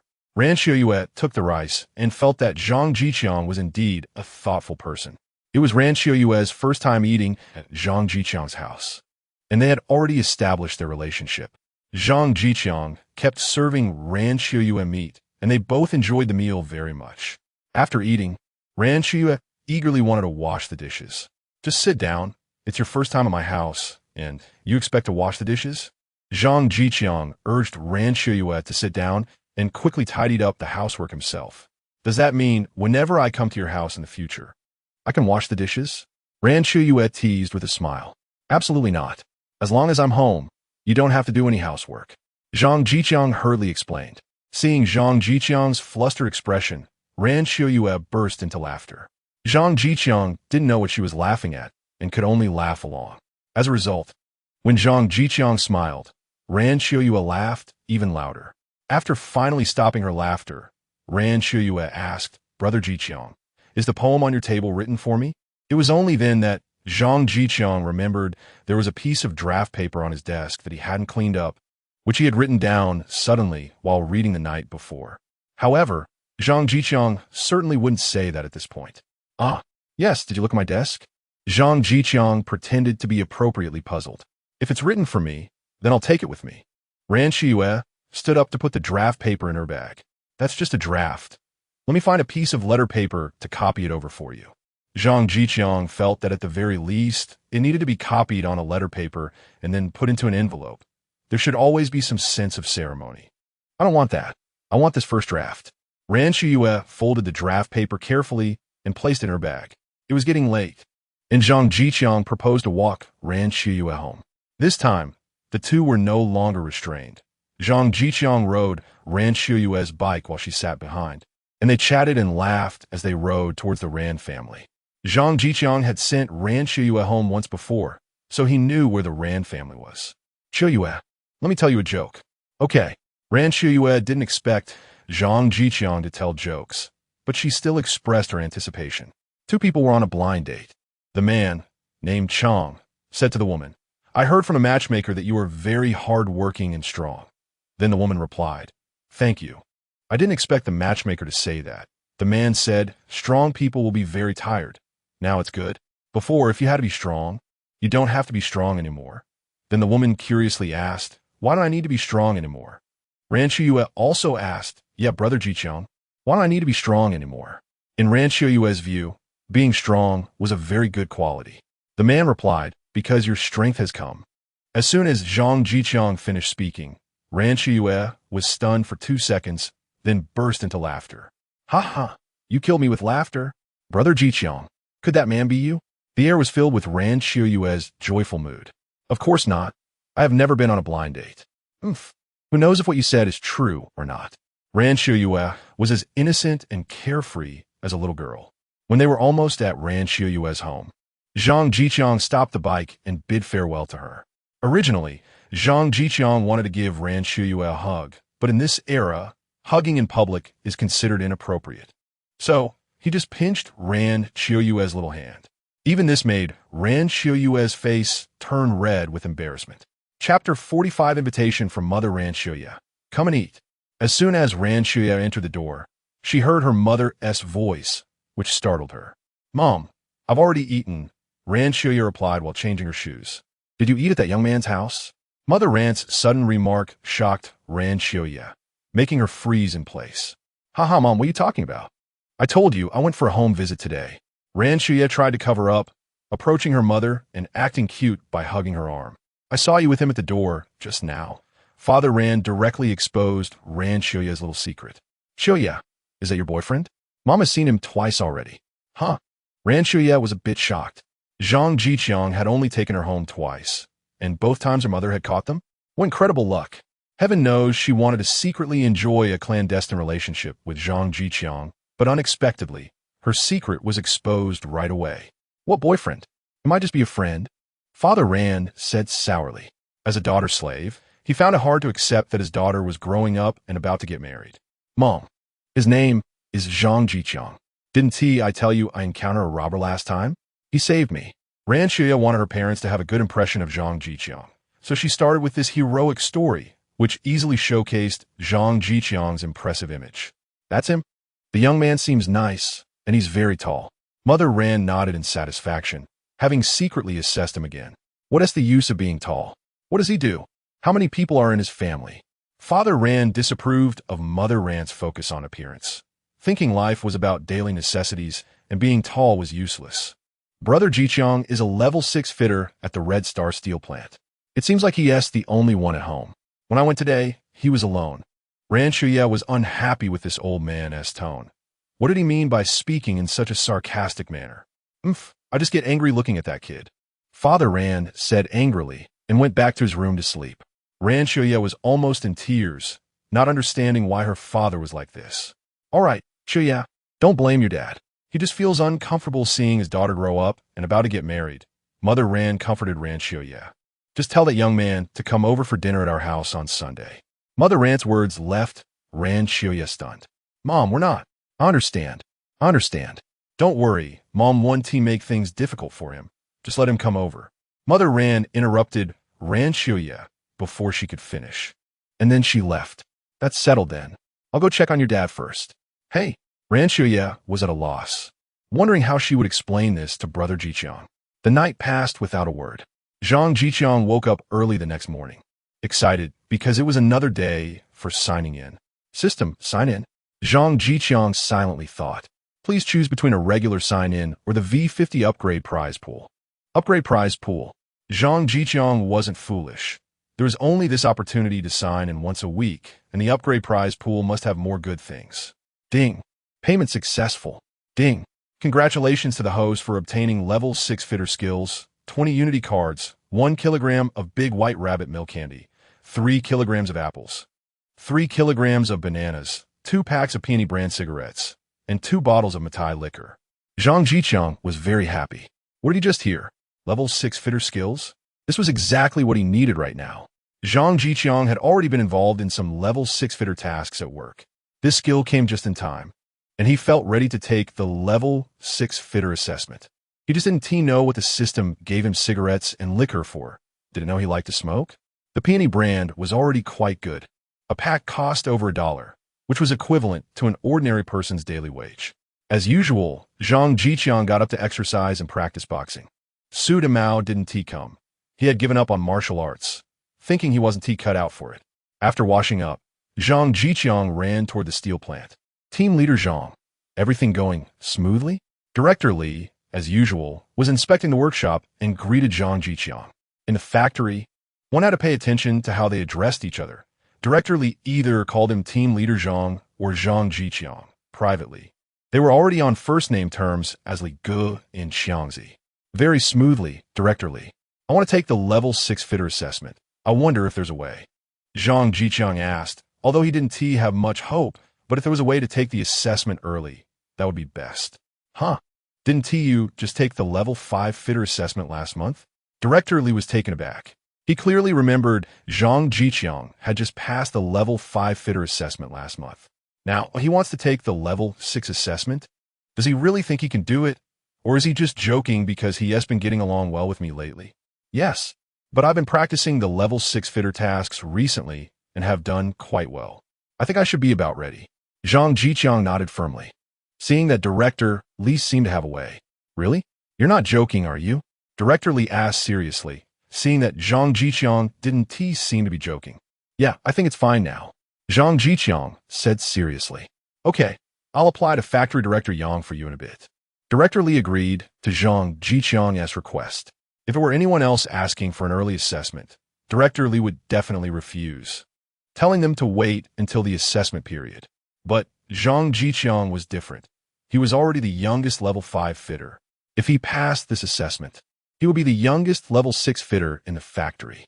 There were not many level 6 fitters in the factory. In a steel plant with thousands of employees, there were fewer than 200 level 6 fitters. If Zhang Zhiqiang passed, it would serve as a benchmark, inspiring the workers in the factory to strive for improvement. Moreover, Zhang Zhiqiang had a good relationship with him. He was sensible and had often given him cigarettes, so Director Li could help him with this. Meanwhile, in another part of the factory, knock, knock, knock. Come in. Factory Director. Yes, Director Li, what is it? Yang Weiman looked at Director Li, who had entered. If there were no issues, no one would come to disturb him at this time. There's something. Do you remember our factory's youngest level 5 fitter? Huh. I have some impression. What is his name? The one who was beaten by Heyuju? Yang Weiman frowned, trying to recall. Director Li was a bit speechless. How could he not remember that the young man had passed the level 5 fitter assessment? But he clearly remembered the fight with Heyuju. Is it the power of gossip? Director Li reminded him. Yes, Factory Director. His name is Zhang Zhiqiang. Huh. Did he get beaten again? No. He passed the level 5 fitter assessment last time, and today he told me he has mastered level 6 skills and wants the factory to assess him. Director Li presented Zhang Zhiqiang's request. Nonsense. Who can jump a level in just a month? Are you also going along with this foolishness? Yang Weiman was very angry, thinking this was treating assessments like childish play. Factory Director, this is how I see it. Level 6 fitters are considered advanced workers. If he passes, it could serve as a benchmark. Even if he doesn't pass, it can motivate others in the factory to work hard. Director Li expressed his prepared argument. Well, thinking like that isn't unreasonable. Write a report, and I'll approve it. Yang Weiman found some merit in Director Li's argument and loosened his stance. Okay, Factory Director. Director Li finished and went back to prepare the report. Chapter 46 Assessment for Level 6 Machinist at noon, after work. Qiangzi. All the workshops are busy with production, so I can only assess you during lunch. I'm really sorry about that. At noon, Director Li and Zhang Zhiqiang walked toward the assessment workshop together. It's okay. I'm very grateful to have this assessment opportunity, and I must thank Brother Li for giving me this chance. Zhang Zhiqiang expressed his gratitude, handing a pack of Mutant brand cigarettes to Director Li. You little brat, don't pull this on me. Director Li scolded with a smile, glanced at the Mutant brand cigarettes, and quickly put them in his pocket, saving them for the new year. However, you also need to thank Factory Manager Yang Weiman. I just went to apply for you. It was the factory manager himself who said, you write the report, and I'll approve it. That's what gave you this hard-won assessment opportunity, Director Li said earnestly to Zhang Zhiqiang. Director Li had long noticed that Zhang Zhiqiang was exceptional and believed he would definitely have a future in management, so it was necessary to build good relationships early on. Yes, I will not disappoint the factory manager's trust. Thank you, Brother Li. Otherwise, I would have to wait 6 months. Let's not talk about that. Director Li knew that any other director would have applied for Zhang Zhiqiang as well. After all, it was a matter of pride.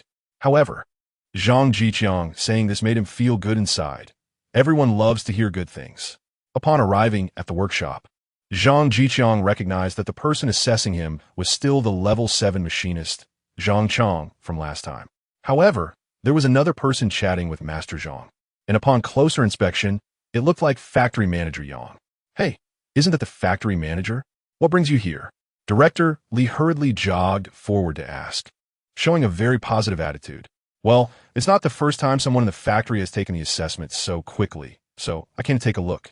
Factory Manager Yang replied with a smile, turning to look at Zhang Zhiqiang. Heroes emerge from youth. 2 assessments in 2 months. If you succeed, the factory will reward you. If you don't succeed, Don't be discouraged, just consider it experience. Factory manager Yang patted Zhang Zhiqiang on the shoulder, smiling without any airs. Reaching level 6 means you're considered a skilled worker. It's understandable that factory manager Yang would pay more attention, but he didn't want to put too much pressure on the young man. Thank you for your trust and kindness, factory manager Yang. I will work hard, take the assessment seriously, and strive to contribute more to national construction. Zhang Zhiqiang stood at attention and assured him, all right, let's start the assessment. Just pretend we don't exist. Factory manager Yang was very pleased with Zhang Zhiqiang's attitude, as the factory needed passionate young people like him, and he instructed Director Li to step aside. Master Zhang, I appreciate your help. Zhang Zhiqiang nodded towards Zhang Chang. No problem, kid, but think carefully. Transitioning from level 5 to level 6 is a watershed moment, a change from intermediate to advanced worker. Are you sure you're ready? Master Zhang looked at Zhang Zhiqiang with a serious gaze, feeling that Zhang Zhiqiang was still too young. Those who could take the level 6 assessment had usually prepared for over 6 months. Don't worry, Master Zhang. I'm confident that's why I'm here for the assessment. Zhang Zhiqiang said confidently. All right, then let's begin. I won't go easy on you. Master Zhang said as he moved to the side, closely watching Zhang Zhiqiang's operations. He was a strict person, and if Zhang Zhiqiang made too many mistakes today, he wouldn't pass. It wasn't out of jealousy. Master Zhang knew that Zhang Zhiqiang was an excellent young man, but this young man seemed a bit too complacent and had forgotten to stay grounded. So Master Zhang felt the need to give him a wake-up call. Zhang Zhiqiang walked to the operating table and first took out the blueprints to study them. Just like solving problems, understanding the question is very important. Director Li, do you think Zhang Zhiqiang can pass the assessment? I think he should be fine. Zhang Zhiqiang is very confident. All right, no talking. Don't disturb Zhang Zhiqiang's performance. Director Li was speechless. Wasn't it you who started talking to me first? The factory manager is impressive. Huh? That's right. The factory manager is impressive. So Director Li chose to keep quiet. Zhang Zhiqiang, with level 6 machinist skills and continuous learning and practice during this time, operated smoothly, step by step without any mistakes. Not to mention Master Zhang. Even outsiders like factory manager Yang and Director Li felt that Zhang Zhiqiang's operation was quite good. The assessment content wasn't very tricky within level 6, but it was still relatively difficult, requiring about 40 to 50 minutes. However, Zhang Zhiqiang's operation went so smoothly that he completed it in about half an hour. Report. Master Zhang, I've finished. Master Zhang? Oh, okay, let me take a look. Master Zhang, who was momentarily stunned, finally reacted and walked over to check. What a prodigy. Last time during the level 5 assessment, Master Zhang clearly saw that Zhang Zhiqiang's operation was still somewhat inexperienced. This time, Master Zhang had a lot of grievances in his heart for being called over at the last minute. Not only did it delay his meal, but he also had a lot of work to do. Coming over for the assessment just delayed his own work. He thought about putting some pressure on Zhang Zhiqiang during the assessment. But who would have thought that this guy would perform even better in the level 6 assessment than in the level 5 one? His operations were so skilled that anyone would think he was an experienced level 6 worker. How is it Zhang Zhiqiang? Director Li saw the expectation in factory manager Yang's eyes and quickly asked Zhang Zhiqiang. Leaders, even if they want to know, can't ask directly. Director Li was quite perceptive. I didn't let you down. Zhang Zhiqiang replied with a smile, radiating confidence. Good, good. Zhang Zhiqiang, well done. I will definitely reward you handsomely. Factory manager Yang's face revealed a hint of a smile upon hearing this. Then he looked at Master Zhang. The specifics still depended on this master. All right. Our factory has struck gold. There's not a single flaw. Master Zhang examined the finished product closely and after a while reached this conclusion. This finished product was so perfect that even Master Zhang, who was strict, couldn't find any faults, resulting in a perfect score. It's worth noting that during the last assessment, the meticulous Master Zhang deducted 5 points from Zhang Zhiqiang. Haha, good, Zhang Zhiqiang. Here, factory manager. Zhang Zhiqiang had a premonition that his reward was coming. I have a bicycle ticket left in the materials department that hasn't been used. I'll reward it to you this time. No cash reward, as I'm afraid other colleagues might have objections. The remaining rewards will be announced later. Factory manager Yang didn't disappoint, starting off with a bicycle ticket. At Zhang Zhiqiang's level of a level 6 machinist, with a monthly salary of 72 yuan and 50 cents, money was secondary. The bicycle ticket was hard to come by. Just look at Yi Zhonghai, an 8th level worker who still relies on his legs to commute. No, factory manager, the bicycle ticket is too valuable. Just take it. For factory manager Yang, who usually drives a car, the bicycle ticket was of little use. Yes, thank you for the factory's reward. I will work hard. Zhang Zhiqiang hurriedly promised. After factory manager Yang finished speaking, he left, feeling quite hungry. Hey, young Master Zhang. Just as Zhang Zhiqiang and Director Li were about to leave, they were stopped by Zhang Chang. Master Zhang, is there something you need? Zhang Zhiqiang looked at Zhang Chang in confusion. Young Master Zhang, do you have a girlfriend? My neighbor's sister's uncle's cousin's son has a daughter. I was thinking of introducing you. Zhang Chang cheerfully recommended someone to Zhang Zhiqiang. In this day and age, people are eager to play matchmaker. Who knows, it might work out. Zhang Zhiqiang quickly said he had a girlfriend and dragged Director Li away in haste. Chapter 47. Getting the bicycle ticket. Xiangzi, what did you do at noon? Wan Heng asked Zhang Zhiqiang, who was wolfing down his food. Zhang Zhiqiang only replied that he brought lunch for himself. Nothing much, just handled a small matter, Zhang Zhiqiang said modestly. It was not easy to explain, as he had secured his assessment through connections. Cut it out, being all mysterious, Wan Heng teased, then stood up to chat with other colleagues. In the afternoon, while Zhang Zhiqiang was working, he suddenly heard the loud and jarring sound of the testing broadcast. After a while, a pleasant female voice came over the speaker. Attention, comrades. Attention, comrades. Our factory's youngest 5th-level fitter, Comrade Zhang Zhiqiang, has passed the 6th-level fitter assessment with a perfect score today at noon, becoming the youngest 6th-level fitter in the factory. To reward Comrade Zhang Zhiqiang for his outstanding performance, the factory leadership has decided to award him a bicycle ticket, 20 jin of national grain tickets, 10 jin of meat tickets, and 2 jin of sugar tickets. We hope all comrades in the factory take Comrade Zhang Zhiqiang as an example, work hard, strive for progress, and contribute even more to the steel rolling mill. We'll announce it again, our factory's youngest 5th-level fitter, Comrade Zhang Zhiqiang. The announcement repeated 3 times, and everyone in the steel rolling mill heard the broadcast. If the last announcement had only made Zhang Zhiqiang somewhat famous, this time he was truly well known. Maybe some people didn't recognize Zhang Zhiqiang, but they definitely knew his name. Wan Heng was stunned. What did he just hear? He had worked hard to pass as a 3rd-level fitter and thought he was quite remarkable. He had even been a bit complacent lately. But his good buddy Zhang Zhiqiang had secretly leveled up. At such a young age, he was already a 6th-level fitter. All the 6th-level fitters he knew were at least in their 30s. Was Zhang Zhiqiang about to soar to new heights?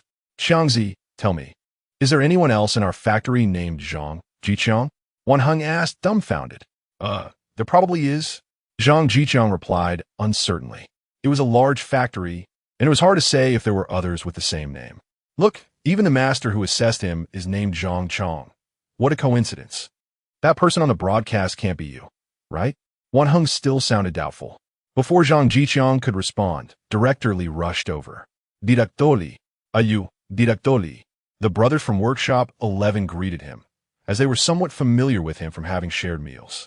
Yes, Comrade Zhang Zhiqiang. Here, in public, Director Li spoke very officially. This is your reward. The bicycle ticket, grain tickets, meat tickets, and sugar tickets. I hope you continue to work hard and strive for even greater heights. With a clap, Director Li handed the rewards to Zhang Zhiqiang and was the first to applaud. Wow, amazing! Zhang Zhiqiang is so impressive. The workers cheered and applauded. Only then did Zhang Zhiqiang have time to look at the bicycle ticket in his hand. It was a thin little card, with a picture of a bicycle on the left and the words bicycle ticket on the right, stamped with the impression of the Beijing Commercial Bureau. Zhang Zhiqiang held it tightly. With this, he could buy a bicycle and join the ranks of the bicycle owners. In the 1960s, owning a bicycle was comparable to having a sports car today, highlighting its rarity. As the applause gradually faded, before Zhang Zhiqiang could express his gratitude, Director Li spoke again. I appoint Zhang Zhiqiang as the production team leader of Workshop 11 to coordinate the production tasks of Workshop 11. As soon as Director Li finished speaking, there was another round of cheers. Zhang Zhiqiang was well-liked in Workshop 11, and his colleagues often received help from him. Thanks to Zhang Zhiqiang's assistance, the pass rate for assessments in Workshop 11 was significantly higher than in other workshops. Now that Zhang Zhiqiang was doing even better, his colleagues were genuinely happy for him.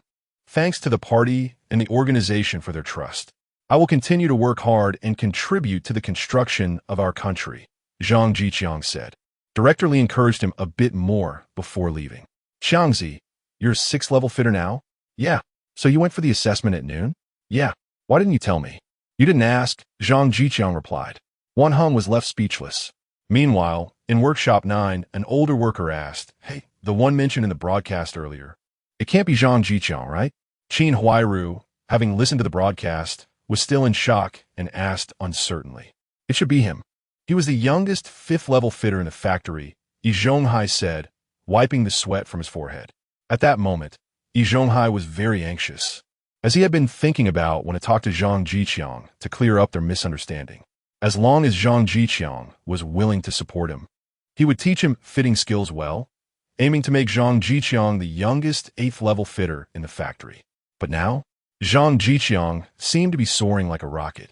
He was a 5th level fitter last month and had already tested for 6th level this month. Flying is not even this fast. Yi Zhonghai thought he needed to hurry up and talk to Zhang Zhiqiang. Otherwise, once this kid became a 7th level fitter, he wouldn't have much to teach him anymore. Qin Huairu felt a chill in her heart. Hearing about Zhang Zhiqiang's good fortune was almost more painful than being killed. She calculated that a 6th level fitter earned 72.5 yuan a month. Just Zhang Zhiqiang alone could spend it all without a problem. With a slightly bitter smile, she thought that if Zhang Zhiqiang were willing to help the Jia family, her family would definitely be able to live a life envied by everyone in the courtyard. If she could marry Zhang Zhiqiang, then his future savings and house would all be hers, and she would have a place to live for their future wedding. Now, with the bicycle ticket, Zhang Zhiqiang's salary level would definitely allow him to buy a bicycle. She could sit on the back seat, holding Zhang Zhiqiang's waist. And wouldn't all the young women in the city envy her? Qin Huairu felt bitter. It was just that Zhang Zhiqiang had too many misunderstandings about her. Thinking she was just like Siheyuan. How could Siheyuan compare to Zhang Zhiqiang? Not to mention looks, Siheyuan's family was all old-fashioned. A 30-year-old Siheyuan looked like he was in his 40s or 50s. How could he compare to Zhang Zhiqiang's handsomeness? Besides, Siheyuan's salary was only half of Zhang Zhiqiang's. Qin Huairu felt she needed to take the initiative. Happiness was in her own hands. In the kitchen of the second cafeteria, 2 of Siheyuan's apprentices, Ma Hua and Fatty, were chatting as they washed and cut vegetables. Hey, you say Zhang Zhiqiang is really impressive, a 6th level fitter? How much will he earn this month? More than 70 yuan. But that's not the main point. I heard Zhang Zhiqiang is only 20 this year. That's what's terrifying. Is that true? Absolutely. Siheyuan, sitting in a chair with tea made by Ma Hua, overheard their conversation and couldn't contain his anger. Shut up, you two. Have you finished your work? Siheyuan snapped. What is so great about Zhang Zhiqiang? Don't talk about him anymore. After venting, Siheyuan felt much better, thinking that Zhang Zhiqiang was just lucky. What good was being capable if he had poor character? Even with such a high salary, he didn't help the struggling families in the courtyard, unlike me, Siheyuan, whose character was well recognized in the courtyard. With that thought, Siheyuan picked up his tea again and enjoyed it.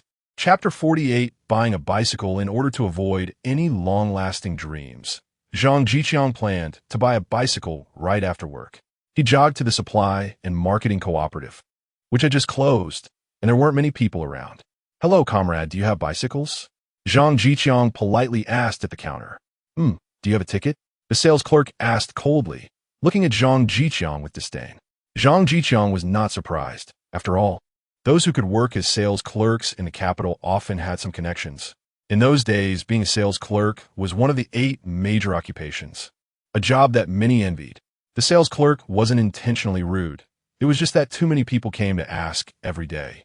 Most of them either had no money or no tickets, and most people without money also lacked tickets. Here, this is my bicycle ticket. Zhang Zhiqiang took out the reward he received that afternoon.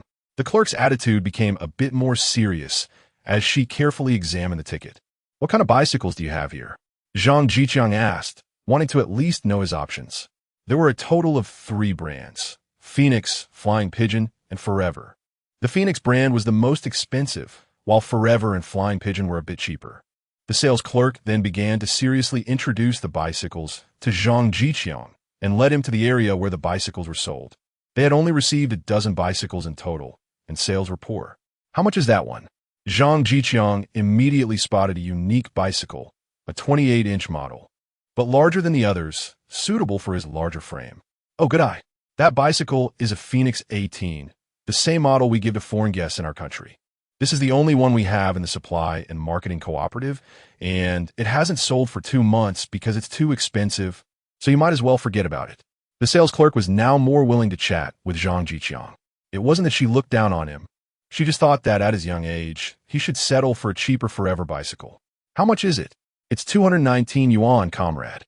You might want to look at other options, the sales clerk said. It was understandable. 220 yuan was about the total income for many families in a year, highlighting its high cost. I'll take that one. Zhang Zhiqiang calculated in his mind.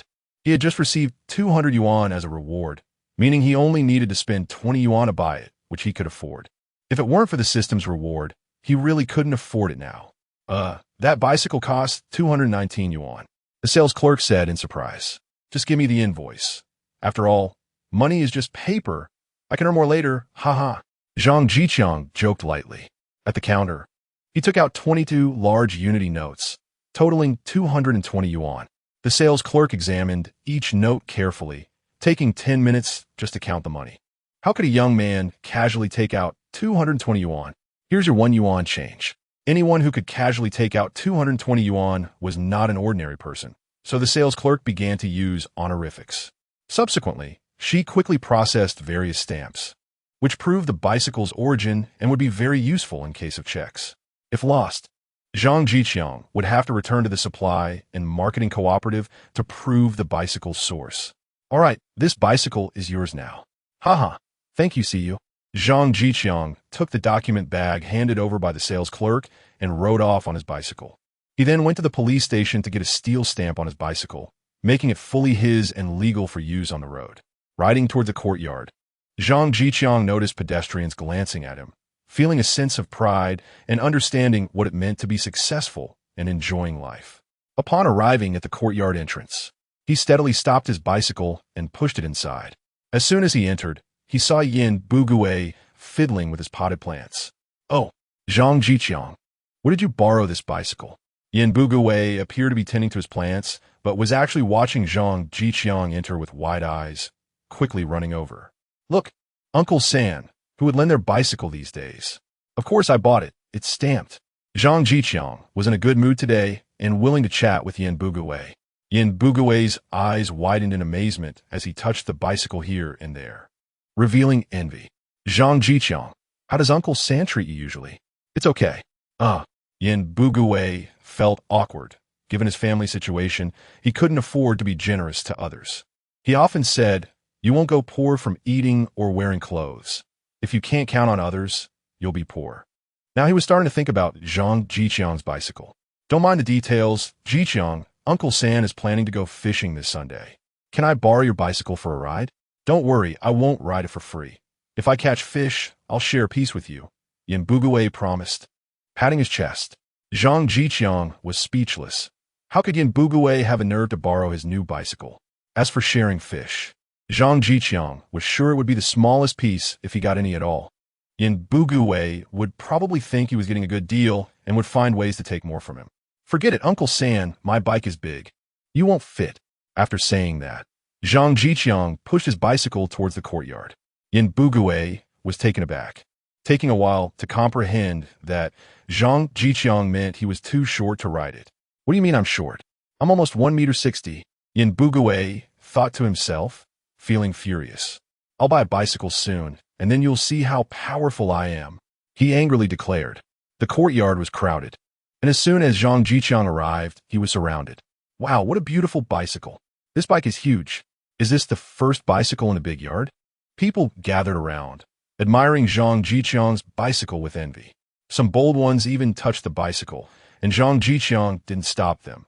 After all, it wouldn't break from touching. Qiangzi, you bought a bike, huh? Qin Huairu also walked over. She knew Zhang Zhiqiang had received a bicycle ticket today, but she didn't expect him to buy it so quickly. Qin Huairu imagined riding to and from work with Zhang Zhiqiang, hugging his waist on a back seat while all the other young women envied her. Yeah, I bought a bike. Zhang Zhiqiang was in a good mood today and didn't argue with Qin Huairu. No one noticed that Jia Zhangshi was watching the scene with a resentful expression, then quietly walked out of the courtyard. Chapter 49. The mysterious Jia Zhangshi. Hey, Qiangzi, you bought a bike. Hearing the noise, Su Damao ran over from the backyard and saw Zhang Zhiqiang pushing a bicycle. Yep, brother Damao. The factory rewarded me with a bicycle ticket today, Zhang Zhiqiang said with a smile, as he had a good relationship with Su Damao. Oh, it's a Phoenix brand. Su Damao leaned in to take a closer look, exclaiming exaggeratedly, "What's wrong with the Phoenix brand?" A neighbor asked. Since no one could afford a bicycle, they usually didn't pay attention and didn't know the differences. The Phoenix brand is expensive. If I'm not mistaken, Qiangzi, your bike should be the Phoenix 18. Su Damao looked closely, shaking his head and analyzing. Brother Damao, you're not wrong at all, Zhang Zhiqiang said, giving Su Damao a thumbs up. He really didn't expect Su Damao to know this. The projectionist has a lot of knowledge. What is so special about the Phoenix 18? Someone in the courtyard asked. The Phoenix 18 is currently the best bicycle on the market. It's what the country gives to foreign guests as gifts, Su Damao said first, and then added. It's 219 yuan. Is what? 219? ISNT bicycle, 170 yuan? That's for ordinary bicycles. Didn't you hear Zhang Zhiqiang say this one was a gift? Anyway, it's good. The crowd in the courtyard debated amongst themselves. 219 is a lot of money. Where did Zhang Zhiqiang get so much money? Now he's a level 6 fitter. Can he still lack money? After Zhang Zhiqiang returned home, he pushed the bicycle into the house. There are bad people among the crowd. If someone damages his bicycle, he would even have a place to cry. In the backyard, Lu Haizhong's family. Old Lu, don't be angry. It's just a bicycle, second aunt said, watching Lu Haizhong drink his sorrows away. ISN Zhang Zhiqiang, just a level 6 fitter? I'm a level 7 blacksmith. Do you think the factory leaders are out of their minds to give him a bicycle ticket? I've bled for the organization and made contributions to the factory. That bicycle ticket should have been given to me. Lu Haizhong complained loudly, feeling frustrated. He was the second uncle of the courtyard, the leader of the backyard. Yet the first bicycle went to Zhang Zhiqiang. He didn't know when he would be able to get a bicycle ticket. Who could he complain to? He's the youngest level 6 fitter, Lu Guangtian interjected. What did you say? As soon as Lu Guangtian finished speaking, Lu Haizhong glared at him fiercely. In nothing. Lu Guangtian got scared. If Lu Haizhong got angry, he would retaliate. Not to mention that he couldn't hit his own father. Even if Lu Haizhong was so big, he wouldn't be able to take him on. All right, the youngest level 6 fitter, huh? Lu Haizhong stood up, pulling out his belt. Slap, slap, ouch. Lu Haizhong started his entertainment activity again, hitting the kids. Second aunt was already used to it. A good son comes out of discipline. After all, boys are tough. A few hits won't matter. In the middle courtyard, the Shaju family. Brother, how are you considering it? That classmate of mine is really good. Today, Yushui returned home. She had run out of living expenses at school and came to ask Yushu for money, while also checking on her brother's marriage situation. Forget it. What kind of weirdos are you introducing me to? Are you here to eat? Shaju complained, not in a good mood. As soon as he returned, his lunchbox was taken away by Qin Huairu. His sister returned and only steamed 2 buns and picked a little pickled vegetable. That was his meal. Brother, with your looks, you still dislike others for being ugly? You look like you're 41. If someone didn't know, they'd think you were my uncle. Yushui said angrily. She felt she was doing him a favor by introducing someone good. What is that? What are you talking about? Sister Qin said, I'm mature and stable. You have no insight at all. Yushu rolled his eyes and took a bite of the bun. Not in a good mood. Brother, I've told you many times, don't keep entangling with that widow. It's not good for you. Can't you see what your reputation has become? Yushui was genuinely worried. Before, at least she could eat Shaju's lunch. But ever since he mixed with the Jia family, her life had gotten worse day by day. She didn't even want to go home. I didn't expect that after all this time, Shaju is still entangled with Qin Huairu. What is wrong with my reputation? Even the eldest uncle told me that a person must have a conscience and can't just think about themselves. Who hasn't said something good about me? Shaju. In the neighborhood? Shaju was quite proud, as if he had done something remarkable. Brother, You don't actually like that widow Qin Huairu, do you? He Yushui asked suspiciously. With so many people in difficulty, why did he specifically help the Jia family? Go away, kid. Don't pry into other people's business. Don't ruin Sister Qin's reputation. Shaju said, feeling embarrassed and angry. Sister Qin is so pretty. Who wouldn't like her? Brother, you should listen to me and get married. My classmate Zhang Zhiqiang is really good. She is a diligent and frugal good wife. He Yushui still wanted to make an effort. Getting married would help Shaju settle down. Stop. Don't mention her again. That gap in her front teeth is so wide. When she opens her mouth, you could fit a finger in. Not to mention, she has a smell in her mouth. Shaju said with a look of disgust. He Yushui was speechless, as if he himself didn't have a smell. She simply stopped trying to persuade him. Give me 15 yuan. I've already spent last month's money. He Yushui reached out for it. Shaju didn't refuse much. He still wanted He Yushui to study well. So he took out 15 yuan from his pocket and gave it to her, leaving him with little money. After He Yushui received the money, she hopped back in her room without even washing a bowl. Shaju sighed and started tidying up. Today, He Yushui had come back. Otherwise, Sister Qin would have already come to clean up. At the Jia family, Jia Zhangshi rushed back to the Jia family, panting heavily, startling Qin Huairu. What was her mother-in-law doing? It had been a long time since she had engaged in such intense exercise. Mom, where have you been? Qin Huairu asked while helping Jia Zhangshi catch her breath. Jia Zhangshi didn't speak, just waved her hand. She stood up, scooped a ladle of water, and drank it down. Mom, what did you do to tire yourself out like this? Qin Huairu asked again when she saw Jia Zhangshi had calmed down. Ha! Don't ask. Zhang Zhiqiang is going to be in trouble now. Ha ha, Jia Zhangshi said happily while drinking water. No matter what Qin Huairu asked, she wouldn't say, only telling her to wait and see. Qin Huairu shook her head and went to do housework, wondering if her mother-in-law was secretly looking for an old man. Chapter 50. Zhang Zhiqiang reported shortly after Jia Zhangshi returned. An unexpected visitor appeared in the courtyard. 2 police officers in uniform. Yin Bugui in the front yard quickly ran up to them. Hello, comrades, I'm the 3rd uncle of the courtyard. Is there something you need? We are looking for Zhang Zhiqiang. Is he at home? One of the older police officers asked. Oh, Zhiqiang is here. I'll take you to find him, Yin Bugui replied, leading the 2 police officers towards the backyard while asking, Comrades, is there something you need from Zhang Zhiqiang? Because of the previous incident, Yin Bugui was worried they were there to present Zhang Zhiqiang with another certificate. Don't ask what you shouldn't, the young police officer reprimanded Yin Bugui with a frown, causing him to shrink his neck and fall silent. The neighbors in the courtyard were also curious about why the police were there and followed behind to see who they were looking for. Passing by the middle courtyard, Jia Zhangshi happened to see it while leaning against the window. Haha, they're here. Huairu, come quickly. Zhang Zhiqiang is in trouble.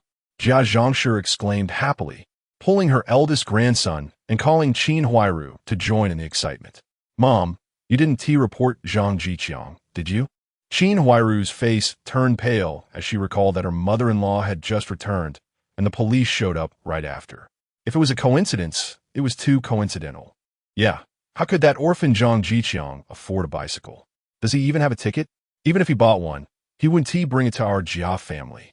It's only right he gets in trouble, Jia Zhangshi grumbled. Exactly, I really like that bicycle. That bastard didn't even bring it to us. I'll just go get it myself another day, Bang Gung chimed in, agreeing with his grandmother, believing Zhang Zhiqiang should support their family. Ah, my grandson speaks so well, Jia Zhangshi encouraged, patting Bang Gung's head. Mom, you're confused. That bicycle ticket was a reward from the factory, Qin Huairu said anxiously. Zhang Zhiqiang successfully passed the 6th level technician assessment today, becoming the youngest 6th level technician in the factory. They rewarded him with a bicycle ticket, as well as some grain and meat tickets. Qin Huairu slapped her thigh in frustration, wondering what her mother-in-law had done. Reporting falsely could lead to serious trouble. Why didn't you tell me? Jia Zhangshi's voice dropped significantly. Qin Huairu had returned without saying a word and hadn't mentioned this matter. How could I say anything? If I did, you would think I was trying to collude with Zhang Zhiqiang, and you'd suspect I wanted to remarry, Qin Huairu said, becoming increasingly aggrieved, her eyes brimming with tears. This time, Mom was wrong. You can't just ignore me, or you'll be unfilial. Jia Zhangshi could only hope for Qin Huairu's understanding, though her words still sounded harsh. Now we can only hope that Zhang Zhiqiang's money is from an improper source. After all, 200 yuan is a lot of money. Where did he get that much? Qin Huairu said helplessly, noting that Zhang Zhiqiang only started to rise in status in the last couple of months. The money from Shaju's compensation went towards buying furniture. How could he have enough to buy a bicycle? Right, that little brat's money must be from an improper source. Let us hurry and see, Jia Zhangshi said. And just like that, the entire Jia family rushed out, following the crowd towards the backyard. Knock, knock, knock. Hello, comrades. What can I do for you? Zhang Zhiqiang frowned slightly, looking at the two police officers in yellow uniforms, wondering what he had done recently that was heroic. Hello, you're Zhang Zhiqiang, right? Someone reported that your bicycle has an improper source, and we are here to investigate. The older police officer saluted Zhang Zhiqiang and explained their purpose. Who reported it? My bicycle has an improper source?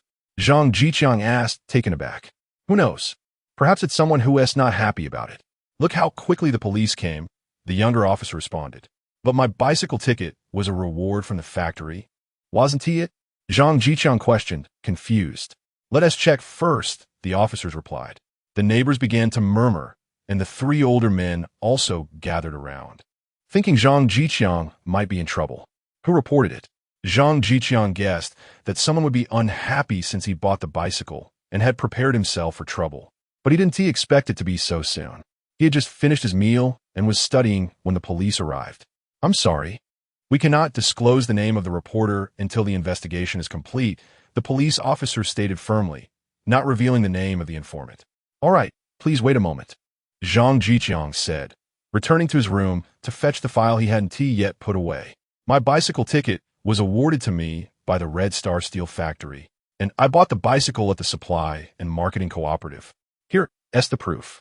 He handed the file bag to the two police officers, who began to carefully examine it. Where did you get the money? The younger officer asked, noticing that the ticket for Zhang Zhiqiang's bicycle was for 219 yuan, raising his suspicion. I'm a 6th-level technician at the steel factory. I should at least have this much savings, right? Zhang Zhiqiang replied irritably, wondering why the officer was treating him like a criminal. Hey, what is your attitude? The young officer, not liking the tone, reached for his gun, as police officers were armed during that time to combat crime. Hey, Xiao. The older officer quickly stopped his colleague and turned to Zhang Zhiqiang, returning the file bag to him. We've finished checking, comrade. Your bicycle source is legitimate. Zhang Zhiqiang took the file bag and put it away, then turned to ask, can you now tell me who reported me? Of course. We need to find her as well. Is Jia Zhangshi from your courtyard? The police officer inquired. Jia Zhangshi is here. She was just here, a bold neighbor spoke up, only to turn and find that Jia Zhangshi had already disappeared. Did Jia Zhangshi report me? Zhang Zhiqiang asked, surprised. He hadn't expected her to know how to report anything. Yes, we received a report from Jia Zhangshi, which is why we came to investigate the source of your bicycle. Where does she live? The police officer nodded in response. Jia Zhangshi lives in the middle courtyard. Hello, I'm the eldest uncle in the courtyard, an 8th-level technician at the steel factory. My name is Yi Zhonghai. Upon hearing Jia's name, Yi Zhonghai rushed over and introduced himself. In this era, a worker's identity was very useful, especially for a skilled worker. The two police officers' expressions immediately changed. Hello, Master Yi. Could you please take us to Jia Zhangshi's house? The older police officer asked. Of course, her house is in the middle courtyard. Let us go, Yi Zhonghai said, leading the two police officers towards the middle courtyard, with a large crowd following behind. Zhang Zhiqiang also closed the door and followed behind. Chapter 51. Capturing Jia Zhangshi. Bang, bang, bang. Jia Zhangshi, come out quickly. The police are looking for you. At the entrance of the Jia family, Yi Zhonghai knocked on the door without hesitation. I'm not going out, not even if you kill me. I don't believe that Zhang Zhiqiang's bicycle is his. How can a little orphan, whose parents are dead, afford a bicycle? Jia Zhangshi shouted from under the covers, hiding inside the house. Everyone understood now. It was definitely Jia Zhangshi who reported Zhang Zhiqiang. What Jia Zhangshi said was practically a confession. Hey, Jia Zhangshi is really something else. They say matters in the courtyard should be resolved within the courtyard, but she went and reported someone. Who could argue? This old woman is just a troublemaker. Just watch. This time Jia Zhangshi will definitely not come out unscathed. The people in the courtyard whispered among themselves, their faces showing expressions of glee, finding joy in someone else's misfortune that was even greater than if they had found money themselves. Jia Zhangshi, hurry up and come out. The police just want to understand the situation. Yi Zhonghai urged at the door. At this point, the young policeman spoke up. He was young and impetuous. It wasn't about understanding the situation. It was about bringing her back to educate her properly. There was no point in wasting police resources without fully understanding the situation. The young policeman's voice was loud, and Jia Zhangshi naturally heard it, bursting into tears. Ah, Huairu, you can't just ignore your mother. If I get arrested, who will take care of your child? What will happen to Bonging? Jia Zhangshi cried, her head buried under the covers. Qin Huairu was her last hope. Jia Zhangshi's words hit the mark. The cost of crime was indeed very high now. Anyone arrested by the police not only ruined their reputation, but also implicated their family. Everyone would look at their family through colored glasses, and Bonging would be unable to hold his head high at school. Qin Huairu's face turned pale. Although she might not be a good person, she was definitely a good mother. She could ignore Jia Zhangshi, even take pleasure in her misfortune, but she couldn't bear to see Bonging looked down upon. Mom, I'll go out and see the situation. You close the door when I leave. Okay. Jia Zhangshi was now so frightened that she was in a panic. She listened to whatever Qin Huairu said and quickly climbed out of bed, not at all like a 200 or 300-pound person. The door of the Jia family opened a crack, but quickly closed again as Qin Huairu slipped out. You are Jia Zhangshi? The young policeman stepped forward, ready to handcuff Qin Huairu. You're wrong, officer. You've made a mistake. She is not Jia Zhangshi. Yi Zhonghai quickly stopped the young policeman. Yes. I'm not Jia Zhangshi. Jia Zhangshi is my mother-in-law. Qin Huairu was also startled by this scene. Who acts like this? Not saying a word and just putting on handcuffs, there's no reasoning at all. Where's your mother-in-law, Jia Zhangshi? Hurry up and bring her out. The patience of the police was limited. Did these people think they were playing around with him? Officer, my mother-in-law is old and doesn't understand the law. As Qin Huairu spoke, her eyes turned red, on the verge of tears. Our Jia family has it tough. If you take my mother-in-law away, we want to be able to survive. Can you let it go considering her age? Qin Huairu cried, trying her best to present herself as weak and pitiful, hoping to evoke sympathy from the police. Yes, officer, having a troublemaker like Jia Zhangshi is the responsibility of us older folks in the courtyard. Don't worry, I will definitely criticize her later. Yi Zhonghai also advised, after all, she is old and hasn't caused any serious consequences. Let us just let this matter go. The matter regarding Zhang Zhiqiang was still unresolved. It was the time to give up on the Jia family, and when it was time to act, they still needed to act. What do you think of the police? The person involved isn't even here, and you're talking nonsense. Hurry up and let Jia Zhangshi out. Don't force us to take action. The older policeman was getting angry. How could they still protect her? Yi Zhonghai opened his mouth, but didn't say anything. He didn't expect that as an 8th level fitter, he would have no authority in front of the police. Jia Zhangshi, come out. No matter what, you need to say something in front of the police. Yi Zhonghai decided to let Jia Zhangshi come out first. Without the person involved, they really couldn't say much. I'm not going out. I didn't do it on purpose. That bastard whose parents are dead definitely got the bicycle through improper means. Go check him. Don't come looking for me. Jia Zhangshi shouted while hiding back under the covers. Bonging, open the door. Uncle has candy for you. Yi Zhonghai, seeing that he couldn't get Jia Zhangshi out, turned to tempt Bonging. At least the person involved needed to come out for him to speak properly.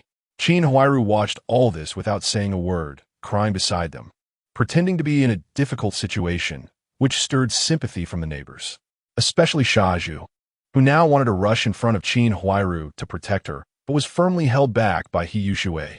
Where's the candy? Hurry up and give it to me. Bonging had no idea how serious a mistake Jia Zhangshi had made. In his worldview, the Jia family was the boss of the courtyard, and he was the pillar of the Jia family, equivalent to being the boss of the courtyard. Anyone with good things should help their family. Jia Zhangshi had always taught him that if he wanted something, he should just take it. Yi Zhonghai's canny naturally belonged to him, bonging. The two police officers saw the door open and rushed in, ready to detain Jia Zhangshi. While the onlookers stood at the door, not one person entering. Bongeng was pushed to the ground and forgot to cry in a daze. I didn't do anything. Get out. Don't arrest me. Go catch Zhang Zhiqiang. His bicycle is stolen. Jia Zhangshi, weighing 200 or 300 pounds, struggled with the two policemen, and they surprisingly couldn't subdue her. The young policeman even had scratch marks on his face. Young people are often hot-tempered, and especially with Jia Zhangshi scratching his face. It only added fuel to the fire. Don't move. You dare to assault an officer? It doesn't matter what anyone says today. Get down immediately. The young policeman drew his gun, the dark muzzle pointing at Jia Zhangshi. Although the bullet wasn't chambered, it was enough to scare Jia Zhangshi. Seeing the dark gun barrel, Jia Zhangshi was stunned, her body trembling like a sieve. Don't shoot. I'll come down right now. Jia Zhangshi hurriedly got out of bed, put on her shoes, and let the policeman handcuff her, successfully detaining her. Chapter 52. Jia Zhangshi is taken away. When Jia Zhangshi was taken out, she was as obedient as a quail. She was genuinely frightened by the gun barrel. She had never felt death so close before. Comrade police, look, Jia Zhangshi is so old and doesn't he understand the law? Why not just let it go? She must know she was wrong, Yi Zhonghai said, shamelessly leaning in. Yes, I know I was wrong. Please don't arrest me. Jia Zhangshi stopped wailing, but continued to cry. Bang Gung and her two younger sisters were also scared, hiding behind Qin Huairu and not daring to come out. Comrade police, our Jia family is not doing well. If you take my mother-in-law away, who will take care of these 3 children? I still have to go to work every day. Qin Huairu pleaded, knowing that if she didn't take care for Jia Zhangshi, she would definitely have to deal with her later. Jia Zhangshi is wasting our police resources. And more importantly, she has falsely reported Comrade Zhang Zhiqiang, damaging his reputation. If Comrade Zhang Zhiqiang is willing to write a letter of understanding, we can consider leniency, said the older policeman, who did not want to take Jia Zhangshi back due to the hassle. Zhang Zhiqiang, quickly write a letter of understanding. It's late at night. Let the police comrades go back and don't delay their off-duty time, Yi Zhonghai directly said, being a senior in the courtyard and knowing Zhang Zhiqiang wouldn't dare to argue. Yes, Zhang Zhiqiang, hurry up and write the letter. The police comrade is busy. Second Uncle Liu Haizhong also stepped up, smiling at the two policemen. He felt he was late to stand up, as the manager in the backyard. He should have been the first to do so. Third Uncle Zhang opened his mouth, but didn't say anything, sensing that Zhang Zhiqiang would definitely not easily write this letter of understanding, and speaking now would only make things awkward for himself. How pitiful the Jia family is. Zhang Zhiqiang, hurry up and write the letter of understanding, or watch out, He Yushui said, having just relaxed while looking at He Yuzhu. And this silly Zhu immediately spoke up. Oh, what does the Jia family's matter have to do with you, silly Zhu? Are you trying to take sides with them? As soon as silly Zhu finished speaking, Su Damao beside Zhang Zhiqiang immediately chimed in with a sneer. Whenever there was a chance to embarrass silly Zhu, Su Damao would never let it go. The whole courtyard burst into laughter, breaking the originally serious atmosphere. Son of a thief, what did you say? I'll beat you to death, silly Zhu said as he squeezed toward Su Damao. Brother, hey, what are you doing? Hey, He Yushui stamped her foot hard, wondering what her silly brother was doing. With the police present, did he dare to hit someone? Stop. Don't move. There's a police officer here. And you still dare to hit someone? Do you want to be arrested? The young policeman, fearing Jia Zhangshi would cause a scene, kept his gun in hand and turned to aim it at silly Zhu. And no, that's not what I meant. Silly Zhu was shocked to see the gun pointed at him. This was no joke, and he quickly stepped back. Su Damao, seeing silly Zhu retreat, began to gloat again. Silly Zhu, don't be afraid. Didn't you want to hit me? Come on over. Su Damao called out triumphantly. Su Damao, don't be so smug. Shut up. Silly Zhu shouted angrily. What's wrong? Can't I say anything? If you're right, why are you afraid? Su Damao Dante, aren't you always saying you're the war god of the courtyard, unbeatable with your iron fists? You don't even care about the police? Su Damao, shut up. What did I ever say that? Silly Zhu was about to explode from anger. Su Damao really dared to push his luck. Don't be cowardly, silly Zhu. If you're right, why be afraid? Just say you didn't say it. You also shut up. The police officer scolded, feeling that this kid deserved a beating. All right, comrade police, sued him out, being perceptive, understood when to back off. And as soon as the police spoke, he quickly fell silent and stood aside as if nothing had happened. Everyone turned their attention to Zhang Zhiqiang. How it would go depended on his thoughts. I'm sorry, comrade police, I request legal action against Jia Zhangshi. Zhang Zhiqiang said coldly, with a sneer. Oh, old Jia, don't you hurry and open your eyes to see. Someone is bullying the Jia family for being without men. This orphan thing actually wants to send my wife to jail. Hurry up and take this bastard away. Seeing that Zhang Zhiqiang dared not to let her go, Jia Zhangshi immediately unleashed her trump card, the summon of the dead. But she forgot the current situation. Normally in the courtyard, people would tolerate her a bit. But now there were police comrades present. Jia Zhangshi, as long as we are here, you dare to openly promote feudal superstition? You're done.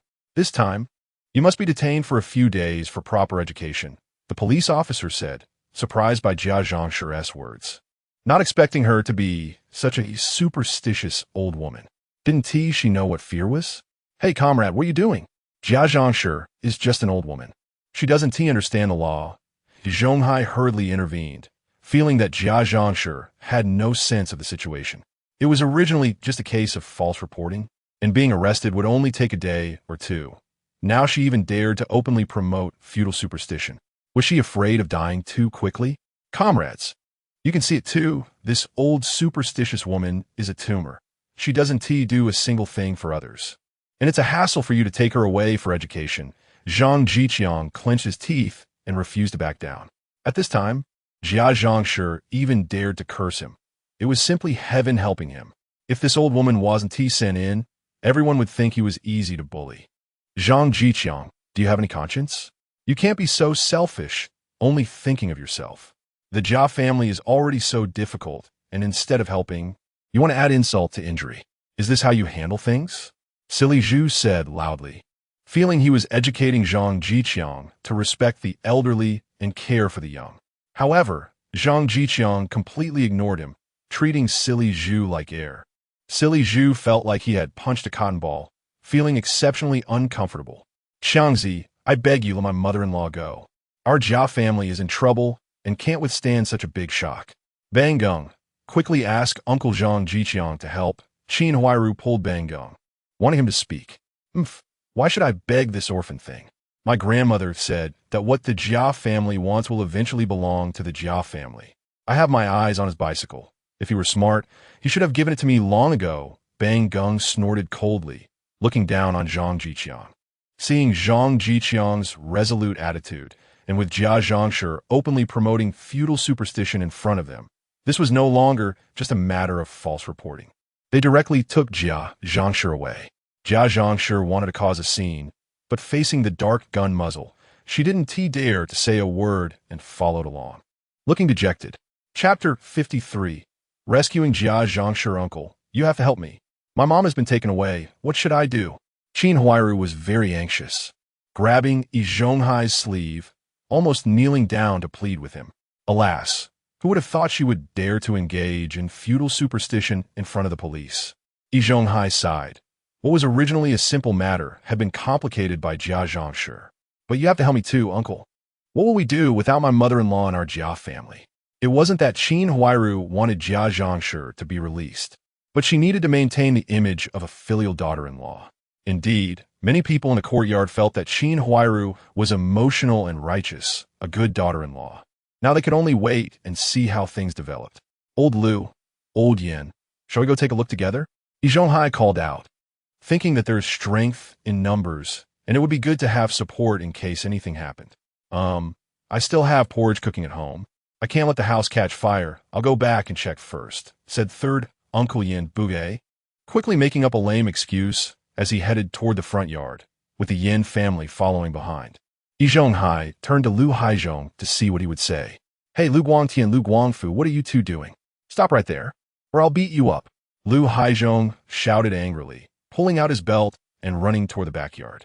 He didn't want to get involved in this mess. There was no benefit to him, so let whoever wanted to go. Uncle, I'll go with you. It's good to have someone to look after on the way. Finally, it was Shaju who stepped up. He felt that the Jia family was in a critical situation, and if he stood up now, Qin Jie would surely be moved. Today, he would let Qin Jie see who was the man most willing to protect her. In the end, only Yi Zhonghai, Shaju, and Qin Huairu went, leaving the 3 children in the caravan. On the other side, Bang, Jia Zhangshi, do you know what crime you have committed? In the small dark room, Jia Zhangshi was scared. She had never experienced such a scene. The bright fluorescent light shone directly on her, as if it could see through the little secrets in her heart. I just reported a lie. I know I was wrong. Please let me go, Jia Zhangshi pleaded, thinking that such a small matter shouldn't warrant being arrested. Bang. Yes, lying is a small matter, but you were first detained, then dared to assault an officer, and finally, you engaged in feudal superstition right in front of us. Don't you know the new society is breaking the 4 olds? The police officer slammed the table and shouted. Jia Zhangshi trembled at the yelling. What detention? She was just too scared to come out of her house. As for assaulting an officer, you were so rough that you didn't even let her resist. As for feudal superstition, that was a matter of her own passive actions. How could she know when it would trigger? Moreover, she was just calling her husband and son, who were once real people. How could that be considered feudal superstition? Please let me go. Our Jia family is not doing well. My 3 grandsons are so young. It's impossible without me at home. Jia Zhangshi cried loudly on the stool, expressing her grievances. Jia Zhangshi, first you lied, wasting police resources, then you were detained, assaulted an officer, engaged in feudal superstition, multiple crimes to be punished. However, considering your age and that it did not cause serious consequences, you will be detained for 7 days and receive ideological education. The police officer announced the punishment decision for Jia Zhangshi, and at least there was no fine, which was the only good news. What right do you have to punish me, officer? Are you bullying an old woman who doesn't understand the law? For such a small matter, you want to lock me up for 7 days? I refuse to accept this. You are in cahoots with that little bastard whose parents are dead, and I will report you. Upon hearing that she would be locked up for 7 days, Jia Zhangshi was too angry to be afraid and shouted fiercely. Jia Zhangshi, watch your words, or you will face even harsher punishment. The police officer showed no leniency. He had never seen anyone wrongfully detained. Jia Zhangshi was taken away and locked up in a room. At the police station, although the environment was a bit harsh, it was still bearable. Huairu, when will you come to save me? I really can't stay here for even a day. If you dare not save me, just wait until I get out a deal with you, Jia Zhangshi ominously threatened. Meanwhile, Yi Zhonghai and the 3 arrived at the police station and first looked for someone familiar. As an 8th-level worker at the steel mill, Yi Zhonghai had some connections and was currently speaking with the deputy director of the police station, and Changlin. Oldie, what brings you here? And Changlin personally attended to Yi Zhonghai and the others, asking, Olden, I came this time mainly to ask for a favor. Yi Zhonghai feigned a look of frustration, hesitating to speak. What is it? Just say it. We have known each other for so many years, and Changlin said casually, lighting a cigarette. He had a good impression of Yi Zhonghai. Back when he was still a police officer, Yi Zhonghai had cooperated well with him, and they had become quite familiar. This matter is also partially my fault. We have a Jia Zhangshi in our courtyard. You know her, right, Olden? Yi Zhonghai began. Continue. I have some impression, and Changlin recalled the woman who liked to stir up trouble and asked after taking a puff. It's this Jia Zhangshi. Without understanding the situation, she actually reported a resident in our courtyard. Isn't she just bored? Now that person is holding on and not letting go. Jia Zhangshi has been brought to you. Zhonghai downplayed the situation. If he could get Jia Zhangshi out by saying it was a false report, that would be best. Let me check on that.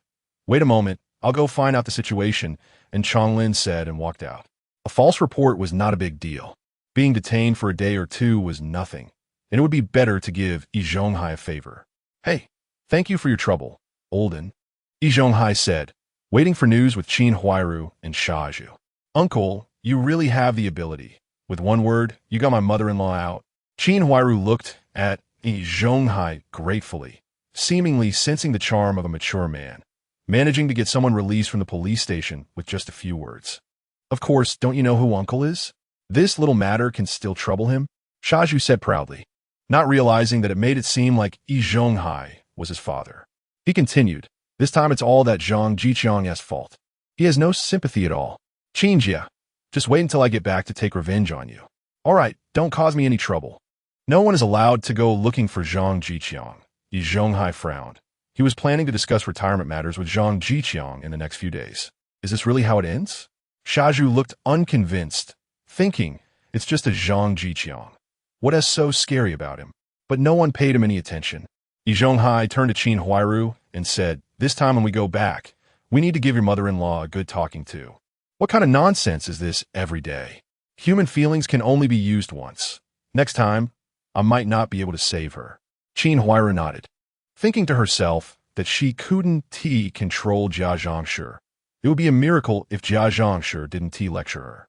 Chapter 54. The foolish Zhu arrives at the door not long after Deputy Director and returned with an angry expression. What's wrong, Olden? Why are you so furious? Yi Zhonghai quickly stepped forward to show concern. Yi Zhonghai, is there something you haven't told me? Deputy Director and said, suppressing his anger. Haha, look at you, Olden. You love to joke. What could I possibly hide from you? Yi Zhonghai forced a smile, a hint of panic flashing across his face, feeling that things were not as simple as he thought. Is that Jia Zhangshi you mentioned just a false report? I've heard that she's also resisted arrest and assaulted police. After all these years, she still dares to engage in feudal superstition in front of the police. You didn't know any of this, Yi Zhonghai? Deputy Director and said angrily. Yi Zhonghai was indeed downplaying the matter, thinking that false reporting wasn't a big deal. Olden, you know we common folks don't understand the law. Don't worry, after I go back, I'll definitely hold a meeting in the hospital to criticize Jia Zhangshi and prevent this from happening again, Yi Zhonghai assured, patting his chest. The implication was still that he wanted to get Jia Zhangshi out. All right, don't try to argue with me here. Deputy Director and directly waved his hand to interrupt Yi Zhonghai. Since the family is here, I'll just say it. Jia Zhangshi has been detained for a week. Come back in 7 days to pick her up. After finishing, Deputy Director and prepare to leave. Olden, can we discuss this matter further? Yi Zhonghai's face turned grim. He didn't expect Deputy Director and to give him no face at all, especially since he had helped him so much in the past. Oldie, you're not someone with outdated thinking. The country has been working to eliminate feudal superstition. You should know that. Jia Zhangshi dares to summon the dead in front of the police. If the police leave, wouldn't she set up a grand altar? Deputy Director N's tone softened. He was just angry that Yi Zhonghai had concealed such an important matter from him. Qin Huairu snorted. Jia Zhangshi had done such things before, often at midnight, scaring people to death. Come back in 7 days to pick her up. The handling result won't change after that. After saying this, Deputy Director and left. It was about time for him to go home too. Yi Zhonghai had no choice but to take Zhu and Qin Huairu back with him. Uncle Yi, you see, I have to go to work during the day, and Bang Gung is in school, but there's really no one to take care of Xiao Dang and Huaihua. Qin Huairu paused, wanting to hint at Yi Zhonghai for a solution. Sai, why don't you bring Xiao Dang and Huaihua over tomorrow morning for Aunt Yi to look after? You focus on your work. Yi Zhonghai thought for a moment and said. He felt a bit embarrassed for not being able to bail out Jia Zhangshi today, and this small matter was a good way to make up for it. Thank you, Uncle Yi. I'll have Xiao Dang bring some food and take Huaihua over tomorrow. Qin Huairu expressed her gratitude. What food? My house can't be short of food for 2 kids. Just bring them over, Yi Zhonghai said irritably. Are you scolding me? Do you think I need to bring food for 2 kids? What would others say about me as Uncle Yi? Oh, then thank you, Uncle Yi, Qin Huairu nodded. She only said that casually and didn't really intend to bring food. In her heart, she thought her 2 daughters were a burden, and only her son would be her future support. Jia Zhangshi not being around for a week wasn't a bad thing. No one would say anything, and there were still 3 people's rations left. Why 3? Xiao Dang and Huaihua counted as 1, while Jia Zhangshi could eat as much as 2 people. The food saved in a week could buy some meat for Bang Gung, who had become so thin lately. Sister Qin, if you need any help, just let me know. Even though your mother-in-law is gone, you still have me, Zhu said with a silly smile, unable to resist getting closer to Qin Huairu. Usually, he wouldn't dare to do this with Jia Zhangshi around, as she would always keep a close watch on them. If he got too close, Jia Zhangshi would start scolding him, and it was always unpleasant. Only when Sister Qin was tidying up his place could he take the opportunity to touch her little hand. Haha, thank you, Zhu. If I need anything, I'll definitely find you. Qin Huairu smiled, suppressing a feeling of discomfort. In her heart, she thought she hadn't planned to scheme against Zhu recently. But wasn't Zhu just delivering himself to her door? Could she blame herself? Yi Zhonghai saw this scene as he walked ahead, thinking to leave some space for the young couple. If Zhu could win Qin Huairu over, it would be a good arrangement. He could rest easy, and the deaf old lady wouldn't have to keep pushing him to introduce a partner for Zhu. When they arrived at the courtyard, Qin Huairu went to Uncle Yi's house to find the kids, and they all returned to their respective homes. A night passed without incident. The next day, Zhang Zhiqiang got up early. Now that he had a bicycle, he didn't need to leave so early and decided to change his daily practice of 2 sets of boxing to 3. Sudamao was right. Running was good for health. But that was when he didn't have a bicycle. Now that he was part of the cycling crowd, who still needed to walk to work. When Zhang Zhiqiang left the house, he coincidentally ran into the flustered Yin Bugue. "Oh, Qiangzi, are you going to work? So late?" Zhang Zhiqiang hadn't planned to respond to Yin Bugue, but he initiated the conversation. "Yeah, third uncle, now that I have a bicycle, I can go faster. There's no need to rush out too early, and I can sleep in a bit longer," Zhang Zhiqiang casually replied. "Qiangzi, here's the thing. Can you give me a ride to People's Square? I think I'm going to be late for work," Yin Bugue said as he tried to hop onto the back of Zhang Zhiqiang's bicycle. Zhang Zhiqiang quickly dodged. What kind of person was this? His girlfriend had never even sat on the back, so why should he let third uncle sit there? "Sorry, third uncle, I just bought this bicycle yesterday, and I'm not even familiar with it myself. I can't risk you falling off. I'll be on my way now." Zhang Zhiqiang said he wasn't familiar, but he smoothly swung his leg over and rode off steadily into the distance. Yin Bugue looked grim as he watched Zhang Zhiqiang ride away, filled with resentment. What's a big deal? Tomorrow I'll buy a bicycle too, and let you see how impressive Yin Bugue, can be. After saying this, Yin Bugue quickly ran towards Hongxing Primary School, realizing he was really running late. His eldest son, Yin Zhiqiang, was of marriageable age and had a blind date this afternoon. Yin Bugue had woken up early to help third aunt clean up, wanting to leave a good impression on his future daughter-in-law. However, how things would turn out depended on how the two young people got along in the afternoon.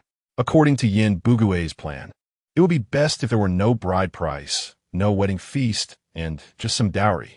Each household in the courtyard could contribute a little, and that would be about enough.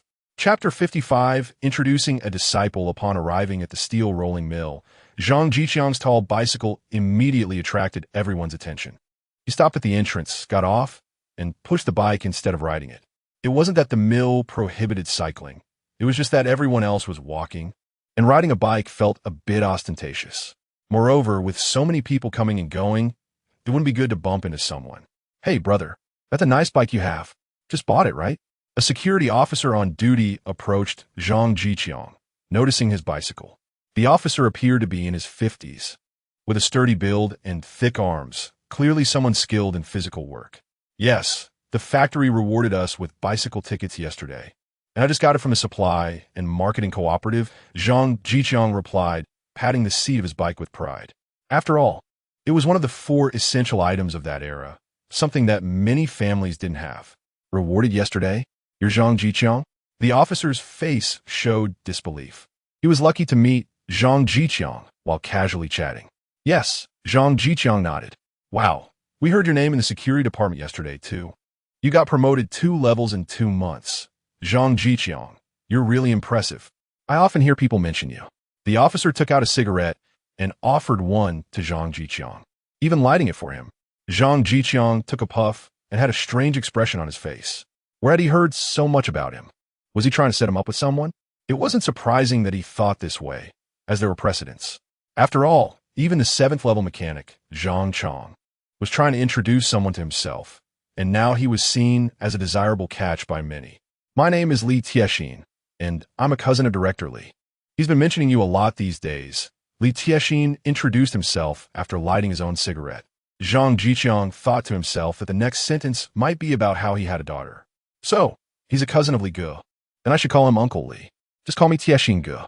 I'll call you Qiangzi since I'm being informal," Li Tiexin said, feeling comfortable and eager to interact with such a talented person like Zhang Zhiqiang. Sure, it's the first time I've heard Director Li's name, Zhang Zhiqiang replied. He only knew him as Director Li and didn't want to ask for his name when they weren't familiar, which felt a bit awkward. That guy thinks his name sounds bad, so he rarely tells others.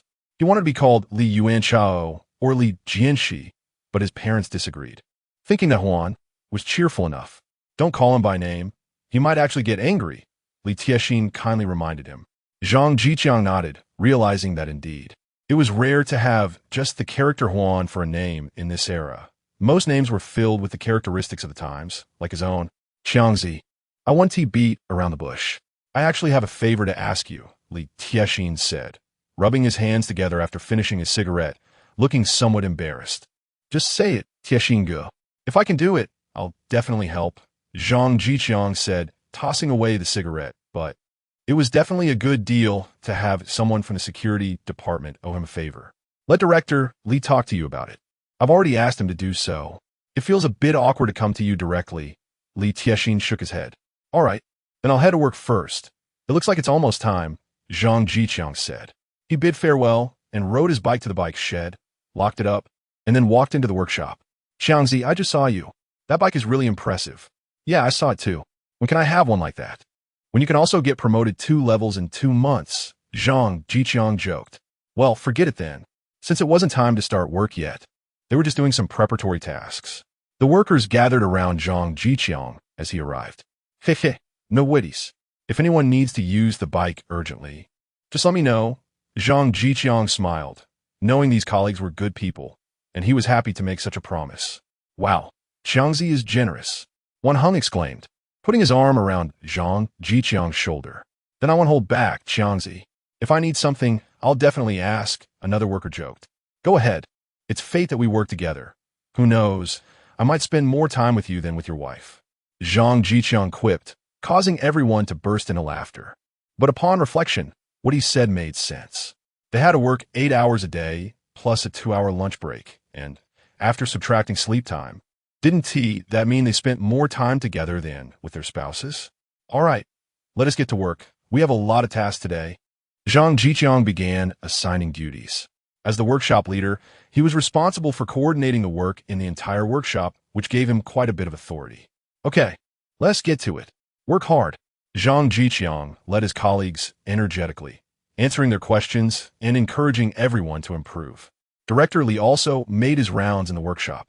Group leader Zhang, Director Li. Zhang Zhiqiang greeted him. Director Li visited at least once a day, so Zhang Zhiqiang was already used to it. I have something to discuss with you.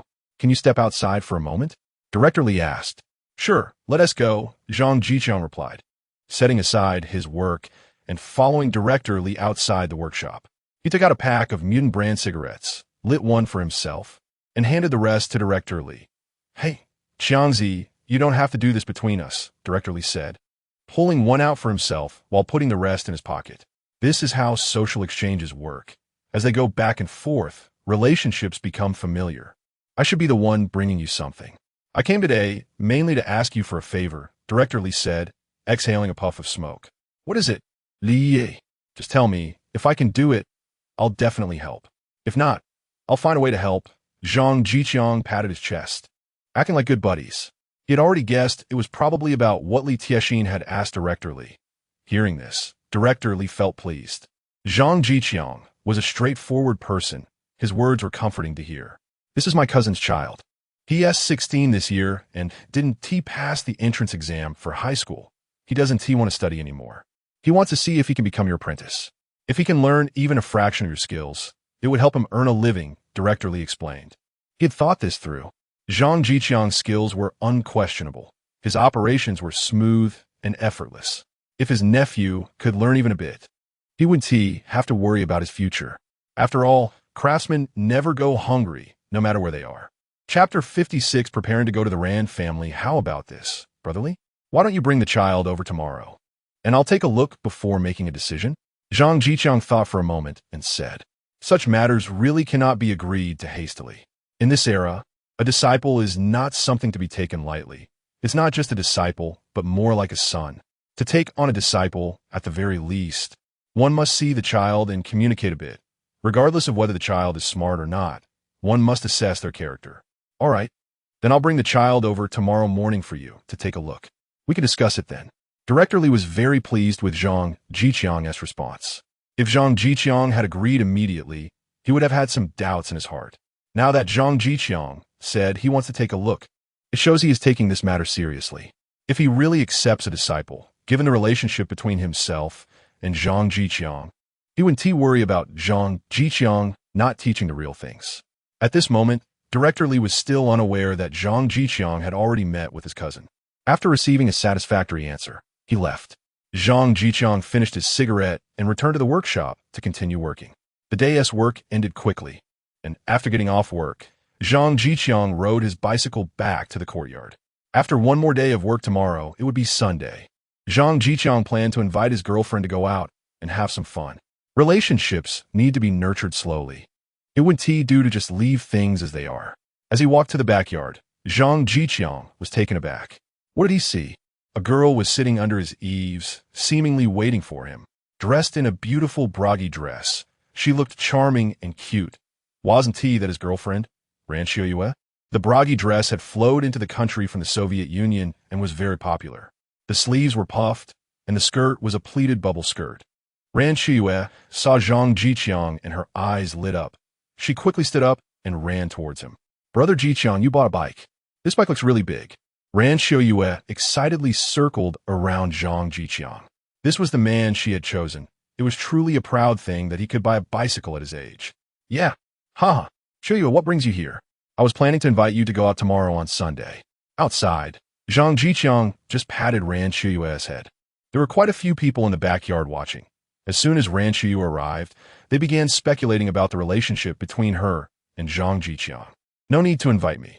I'm afraid we won't be able to go out this Sunday. Ran Siheyuan's little face turned rosy as she spoke in a deliberately regretful tone. Huh? Do you have something going on? Zhang Zhiqiang asked. The elementary school had different schedules than the steel mill. They only had Sundays off, but Ran Siheyuan had both Saturdays and Sundays off. Zhang Zhiqiang wasn't very happy. It was hard to finally have a weekend, and his girlfriend wouldn't be able to play with him. It was tough. Brother Zhiqiang, let us go inside and talk. I'm already hungry. Ran Siheyuan pulled Zhang Zhiqiang toward the house. Zhang Zhiqiang opened the door and pushed his bicycle inside. There was still some meat left from last time, so Zhang Zhiqiang planned to stir-fry some celery with meat and steam a pot of rice. In the evening, the two of them would just have a simple meal. Siheyuan, do you have anything planned for Sunday? Zhang Zhiqiang asked while washing the vegetables. Ran Siheyuan initially wanted to help, but was pushed to sit at the table by Zhang Zhiqiang.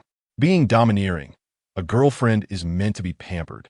And what is wrong with not letting you work? It's not that I'm going to do it. It's that we're going to do it together. Zhang Zhiqiang looked at Ran Siheyuan in confusion. What did she mean? He initially thought they wouldn't be able to meet on Sunday. Well, when I went back last time, my mom saw me and asked me to invite you over to my house for dinner on Sunday. Ran Siheyuan said shyly, unsure if Zhang Zhiqiang would be willing to go. Huh? Zhang Zhiqiang was taken aback, feeling flustered. He had no experience meeting the in-laws. Did he need to prepare something? Was there any reference guide? He was anxious. Do they agree with us? Should I prepare anything in advance? Zhang Zhiqiang asked his most concerned question. They should agree. Brother Zhiqiang, you don't need to prepare anything. We have everything at home. Ran Siheyuan was very happy to hear that Zhang Zhiqiang was willing to go. She especially hoped her love could receive her parents' blessing. Then let me rephrase my question. Do Uncle and Aunt have any hobbies? Anything they like? Zhang Zhiqiang asked. This was his first time visiting. If he went empty-handed, that would be too inconsiderate. Let us see. My dad likes to drink, read books, and play chess. As for my mom, she likes to eat some fruits, but that's a bit hard to buy, so no need to bring that. She also likes candy. Ran Siheyuan thought for a moment and replied. Zhang Zhiqiang showed a strange expression. What did the system reward him with last time? Milk candy, apples, bananas, Meihua brand cigarettes, and Matai liquor. So he was preparing for this? He had already smoked the cigarettes he was supposed to, given away the ones he needed to, and now only had one pack left. The liquor hadn't been touched yet, so he could take that all with him. All right, I got it. I'll take the afternoon off tomorrow to prepare. Do you want to come with me? Zhang Zhiqiang asked. I thought about it too, but it seems my dad wants to take me somewhere tomorrow. But it's really not necessary to prepare so deliberately. My parents are very nice. Ran Shiyue's voice grew smaller as she spoke. Her mom was indeed very nice, but as for her dad, he seemed to have a bit of an opinion about brother Zhiqiang, and didn't he look very happy? Zhang Zhiqiang didn't he mind. He finished cooking and had dinner with Ran Shiyue. After eating and tidying up, Zhang Zhiqiang hugged Ran Shiyue and chatted for a while, mentioning that he might take on a disciple, which earned him praise from Ran Shiyue. After chatting for a while, Zhang Zhiqiang prepared to send Ran Shiyue back. The two of them pushed their bicycles out together. In the courtyard, Qin Huairu was doing laundry, and seeing Zhang Zhiqiang and Ran Shiyue together made her expression sour. She thought to herself that she must find a way to disrupt this. Zhang Zhiqiang belonged to her. As they passed the front yard, Zhang Zhiqiang saw the Yin family outside, including an unfamiliar woman. Third uncle Yin was peering through the window at something. Third uncle, what are you doing? Zhang Zhiqiang asked. Nothing much, just taking a stroll after dinner. My big brother is on a blind date inside, so we can't go in right now. The youngest Yin Ji said excitedly, running around in the yard. That's great. Third uncle, why are you being secretive? Zhang Zhiqiang thought it must be you, Li. It's still too early to say anything. Once it's settled, I'll definitely let everyone know, Third Uncle Yin said with a forced smile. He thought to himself that he was just avoiding Zhang Zhiqiang. If Li saw him, how could she still like his son Yin Jiecheng? However, seeing Zhang Zhiqiang with Ran Shi, he secretly breathed a sigh of relief, feeling that his daughter-in-law was promising. After sending Ran Shiyue back, Zhang Zhiqiang returned home, not going inside, but waiting for Sunday to formally meet. Chapter 57. Apprentice Li Sin. There was no conversation that night. The next day, Zhang Zhiqiang woke up and practiced 2 sets of punches. He rode his bike to the steel mill, intending to ask Director Li for a day off, as he needed to prepare for visiting his in-laws the next day. At the entrance, he did not see Li Taiwa, but instead another colleague from the security department.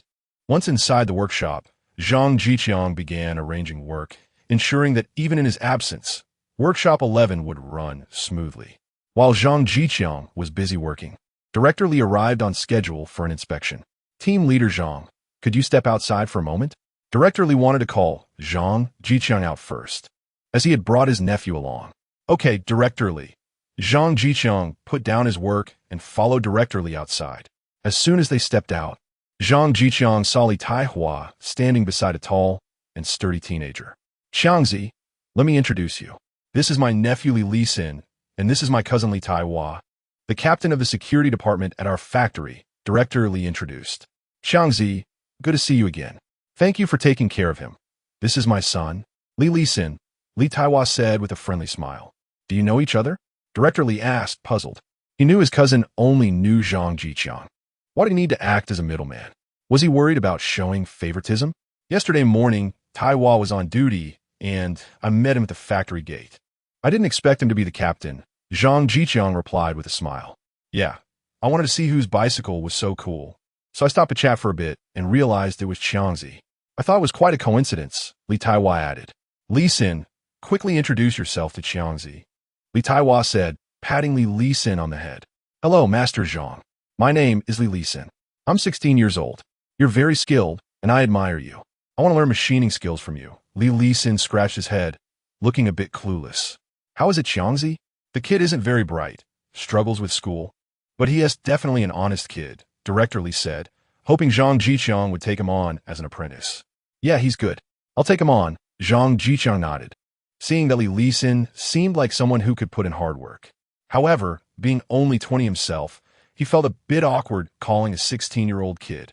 Thank you so much, Xiangzi, Director Li said with a satisfied smile, appreciating Zhang Zhiqiang's willingness to help. Yeah, thanks, Xiangzi. Kneel down and pay your respects to your master. Li Taiwa said, kicking Li Sin lightly. Li Sin, being an honest person, immediately prepared to kneel when his father told him to. Hey, no need for that. Get up quickly. Zhang Zhiqiang hurriedly supported Li Sin, not wanting him to actually kneel. It's a new society now. We don't practice kneeling. If you really want to learn, just bow 3 times. Did you not hear your master? Hurry up and bow, Li Taiwa said, annoyed at his son's reluctance. Li Sin formally bowed 3 times to Zhang Zhiqiang, calling him master. Xiangzi, since you're Li Sin's master, we are now family. Tomorrow is a day off. Come to my house, and we'll have a meal together. Let the kids serve you tea or something. What do you think? Li tía wa invita. Pleased that his son had successfully become an apprentice. Zhang Zhiqiang felt a bit awkward upon hearing this and frowned. It was indeed the right thing to do, but he had other commitments this week. Sorry, Taiwa, I was actually going to mention this to Li Ge. I might need to take half a day off this afternoon, and I really can't make it tomorrow, Zhang Zhiqiang said, feeling troubled. What's wrong, Qiangzi? Is there something happening at home? Do you need help? Director Li asked. Nothing much. Just had a girlfriend. I'm going to meet her family tomorrow, and thought I'd tidy myself up this afternoon. I can't just show up looking like this. Zhang Zhiqiang said shyly. Ha, that's great news, Qiangzi. How come I haven't heard you mention this before? Who is she? Director Li laughed heartily, genuinely surprised that Zhang Zhiqiang had a girlfriend, as he had even asked his wife to keep an eye out for a good match for him. This is a major life event, so it's hard to brush off, haha. Let's push it back a bit. When you come to my house on Monday, we can all have a meal together, Li Taiwa said, also smiling. She is a teacher at Hongxing Primary School, named Ran Siheyuan. Li Taiwa had no qualms about mentioning this. Teachers were still seen as symbols of culture, and Zhang Zhiqiang felt proud. Very good. All right. I approve your leave for this afternoon. Paid leave, Director Li said with a satisfied smile. He wouldn't just grant Zhang Zhiqiang leave for something like this. It was important. Thank you, Li Ge. Zhang Zhiqiang expressed his gratitude. All right, then let's plan for Monday. After work, just come with me, and we'll go have a big meal at my cousin's place. Director Li clapped Zhang Zhiqiang on his shoulder, teasing him. Don't worry about the food. Our family never lacks for your presence. Li Taiwa replied with a smile. How about letting the kid come on Monday instead? I won't be in the factory this afternoon, nor this morning, Zhang Zhiqiang suggested. Sure, it's up to you. Let this brat come find you on Monday morning. If he doesn't listen, just give him a good beating. I won't say anything against it, Li Taiwa said. Li Lisin widened his eyes, feeling as if he wasn't really their son. How could his father let someone else beat him? Lisin, since I've taken you as my apprentice, I will definitely have strict expectations for you. You should have heard of me. I'm a level 6 machinist at 20 and am continuously improving. I won't care who your father or uncle is. If you can't meet my requirements, you can just leave. However, if you can complete the tasks I assign you with quality and efficiency, I guarantee you'll pass the next assessment and be promoted to a first-level machinist. Zhang Zhiqiang laid down the rules for Li Lisin. After all, without rules, there would be chaos, and since he had agreed, he needed to take responsibility for the boy's future. Did you hear that? Quickly thank your master, Li Taiwa said, his hands trembling with excitement. The next assessment was only a few months away. Master Zhang said what? He can let my son get promoted at the next assessment? What kind of divine speed is this? Li Taiwa thought to himself. It was known that it was very difficult for beginners to be promoted to machinists. Take Yi Zhonghai, for example. He had been mentoring Qin Huairu for so long, yet she was still just an apprentice, waiting for her tenure to automatically promote her to a first-level machinist. Qin Huairu's reluctance to learn was one thing, but Yi Zhonghai himself had a lot of issues and lacked discipline. Thank you, Master, Li Lisin bowed excitedly, knowing that the next assessment would be for a first-level machinist. He was aware that the steel mill assessed every 6 months, and if he could be promoted every 6 months, he might even surpass his Master-S achievements. He would show his father just how capable he was. Li Taiwa took his son home, while Zhang Zhiqiang followed Director Li to the office to finalize his leave. Chapter 58, Haircut and Clothes at Noon. Zhang Zhiqiang finished his meal in the cafeteria and came out. He had already taken leave and wouldn't need to go to the workshop in the afternoon, so he went straight to the bike shed to find his bike and left. Zhang Zhiqiang first went to the barber shop. It had been a long time since he had his hair cut, and he wanted to look more refreshed for his upcoming meeting with his girlfriend's parents. Hello, what style do you want for your haircut? A barber in his 50s approached and asked. Hi, I'm about to meet my girlfriend's parents. What haircut would be suitable? Zhang Zhiqiang asked, thinking that this older barber, having raised children himself, would be able to offer good advice. Well, congratulations. If it were up to me, I'd suggest a crew cut. It looks neat and tidy. Plus, with your appearance, I'm sure her parents will like you, the barber suggested after sizing up Zhang Zhiqiang.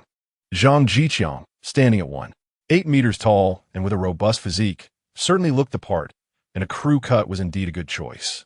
All right, I'll go with your suggestion, he replied confidently as he took a seat. His greatest strength was his straightforwardness. Great.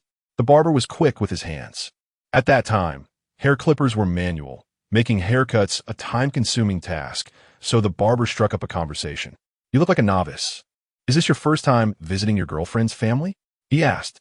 Zhang Zhiqiang felt a bit speechless. Wasn't it obvious? It sounded like the barber had been there many times before, but he still responded politely. Yes, it's my first time, and I don't know the customs. Hee. I can offer you some tips, the barber said cheerfully, as if reminiscing about his own experiences visiting his girlfriend's family. Sure, I do appreciate that, Zhang Zhiqiang replied, happy to listen and perhaps pick up some useful advice. First of all, you need to dress neatly. You're right to come here. You can't show up looking scruffy when meeting her parents. Also, don't go empty-handed. Find out what her parents like and bring a gift. That way, your heart will be closer to theirs. Zhang Zhiqiang nodded in agreement. He had thought of this and was preparing accordingly. Then, you need to say some nice things. As a man, you should be willing to take responsibility and talk about your future plans, so they see you as a mature and steady person. And this is very important. Young people often make the mistake of being too physical in front of their girlfriend as parents. It comes off as frivolous. Once you marry her, you could do whatever you want. Zhang Zhiqiang awkwardly touched his nose. Siheyuan had told him that her mother noticed him holding her hand, which indeed seemed to be a common mistake for young people. Don't you agree? The barber asked. Yes, you're right, Zhang Zhiqiang replied. Why do you look so awkward? I'm not awkward. Not at all right, all done. The barber finished cleaning up the hair clippings and spoke. Great, thank you. No need to thank me. That'll be 10 cents. Huh? 10 cents for a haircut? Yep. Zhang Zhiqiang felt a bit embarrassed. He had gotten so caught up in their conversation that he forgot about paying for the haircut. After leaving the barber shop, he headed straight to the clothing store. He definitely wouldn't be making his own clothes and couldn't wear work clothes tomorrow, so he had to buy a couple of ready-made outfits. When he looked up, he saw a sign that read Huairu Silk Shop. Oh my, where did this handsome young man come from? Are you here to order 2 outfits? A charming voice called out. Zhang Zhiqiang looked up to see a mature woman smiling at him. She was wearing a qipao that accentuated her alluring figure. This must be Qin Huairu, Zhang Zhiqiang thought. Hello, I'm afraid it's too late to order clothes. Do you have any ready-made outfits here? He asked politely, not lingering on Qin Huairu. A hint of surprise flashed across Qin Huairu's face. It had been a long time since she had seen such clear eyes, and she felt a slight fondness for this young man. We do have ready-made clothes. Others might not, but you're in luck. We have everything you need, she said, causing Zhang Zhiqiang to blush. What young man could withstand such flirtation? Follow me.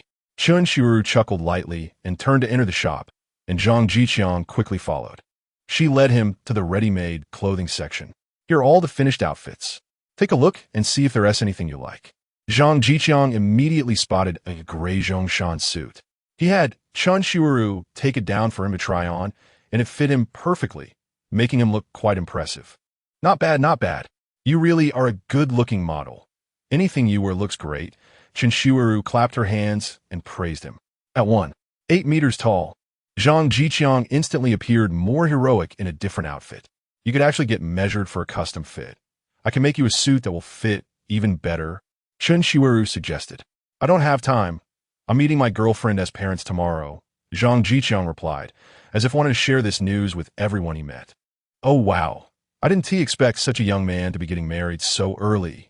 Tell me, which lucky girl is it?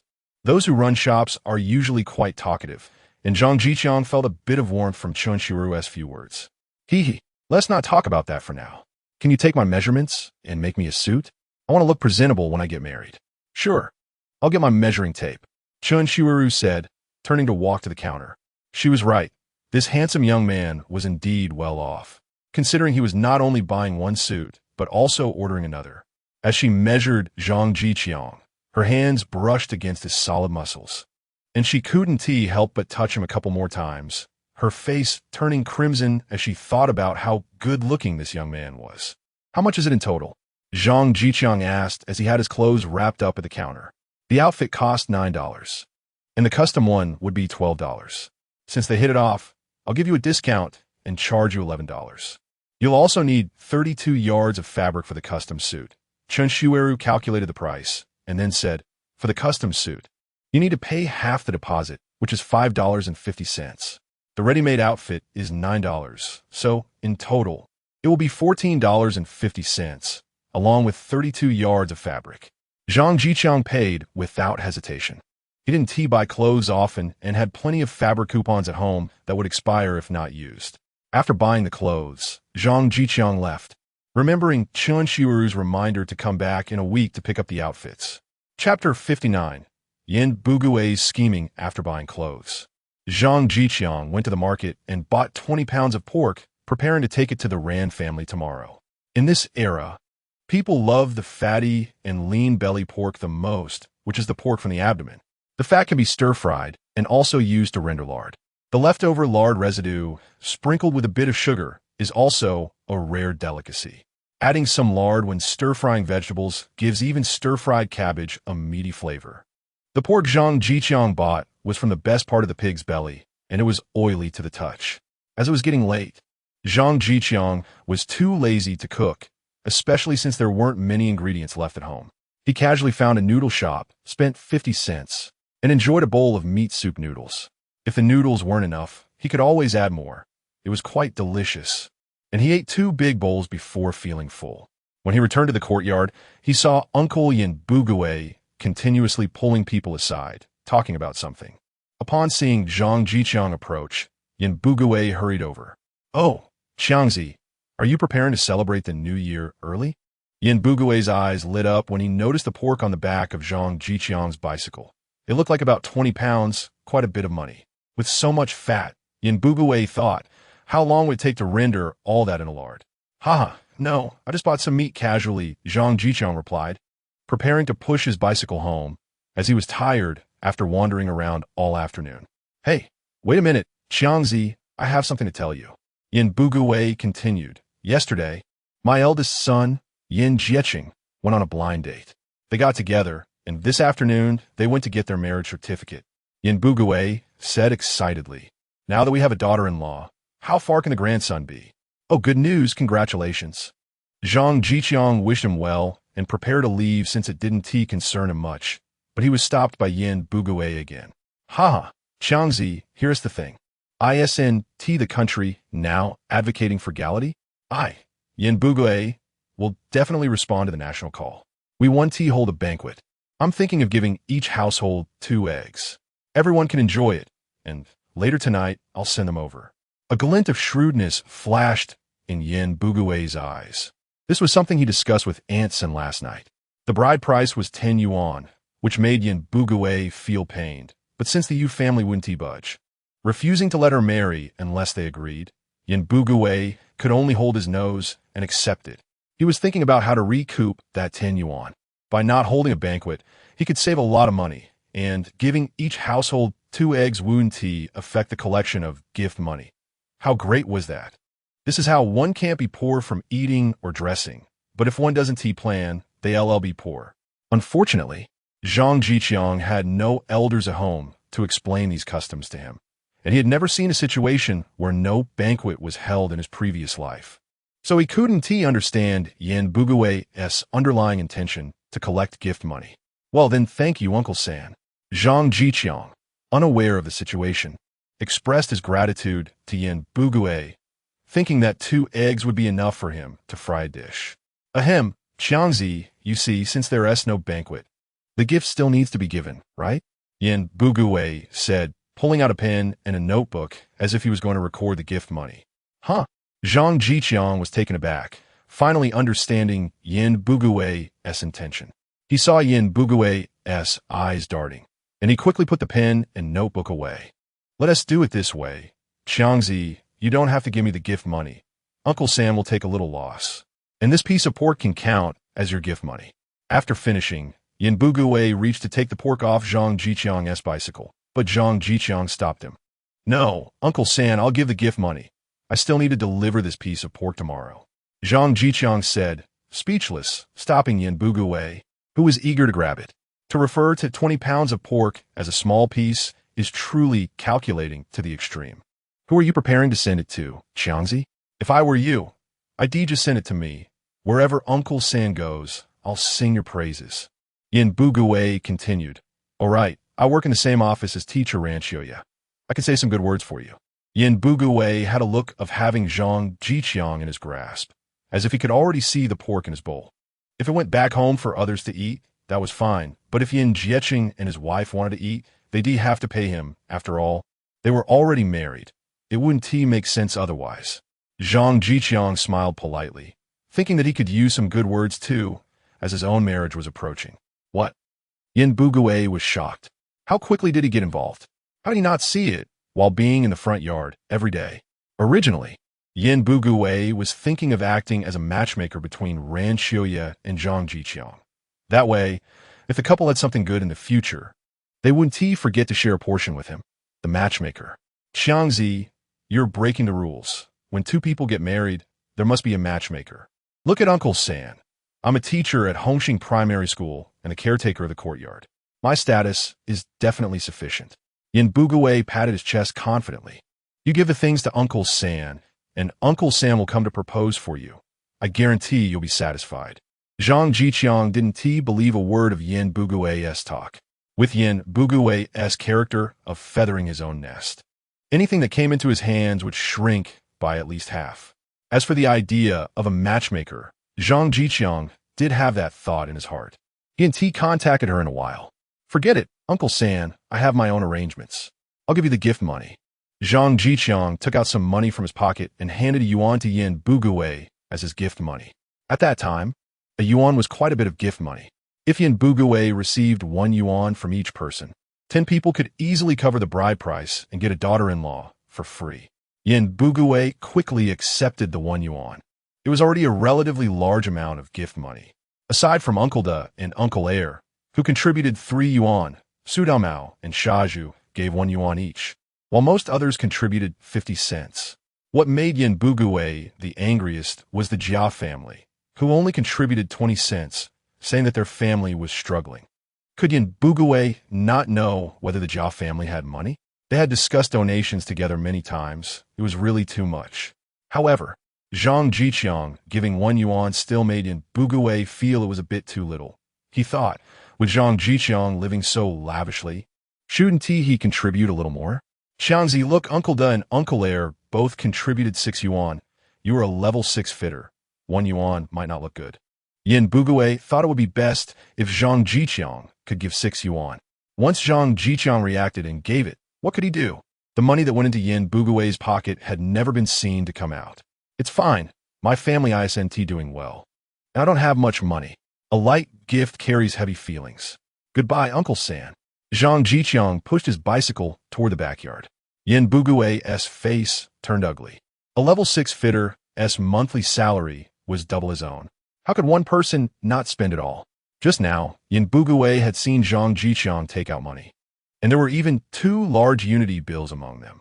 Yin Bugui decided not to give Zhang Zhiqiang the eggs. After all, he probably didn't lack those 2 eggs.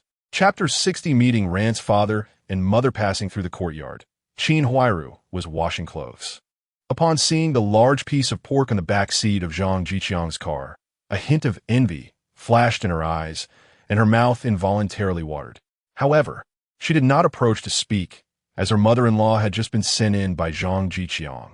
And the relationship between the Jia family and Zhang Zhiqiang's family had already dropped to freezing point. Qin Huairu thought Zhang Zhiqiang should take the initiative to bring her the pork and apologize, which would help restore the relationship between the 2 families. Unfortunately, Zhang Zhiqiang didn't even glance at her and walked straight to the backyard. Qin Huairu sighed and continued washing clothes.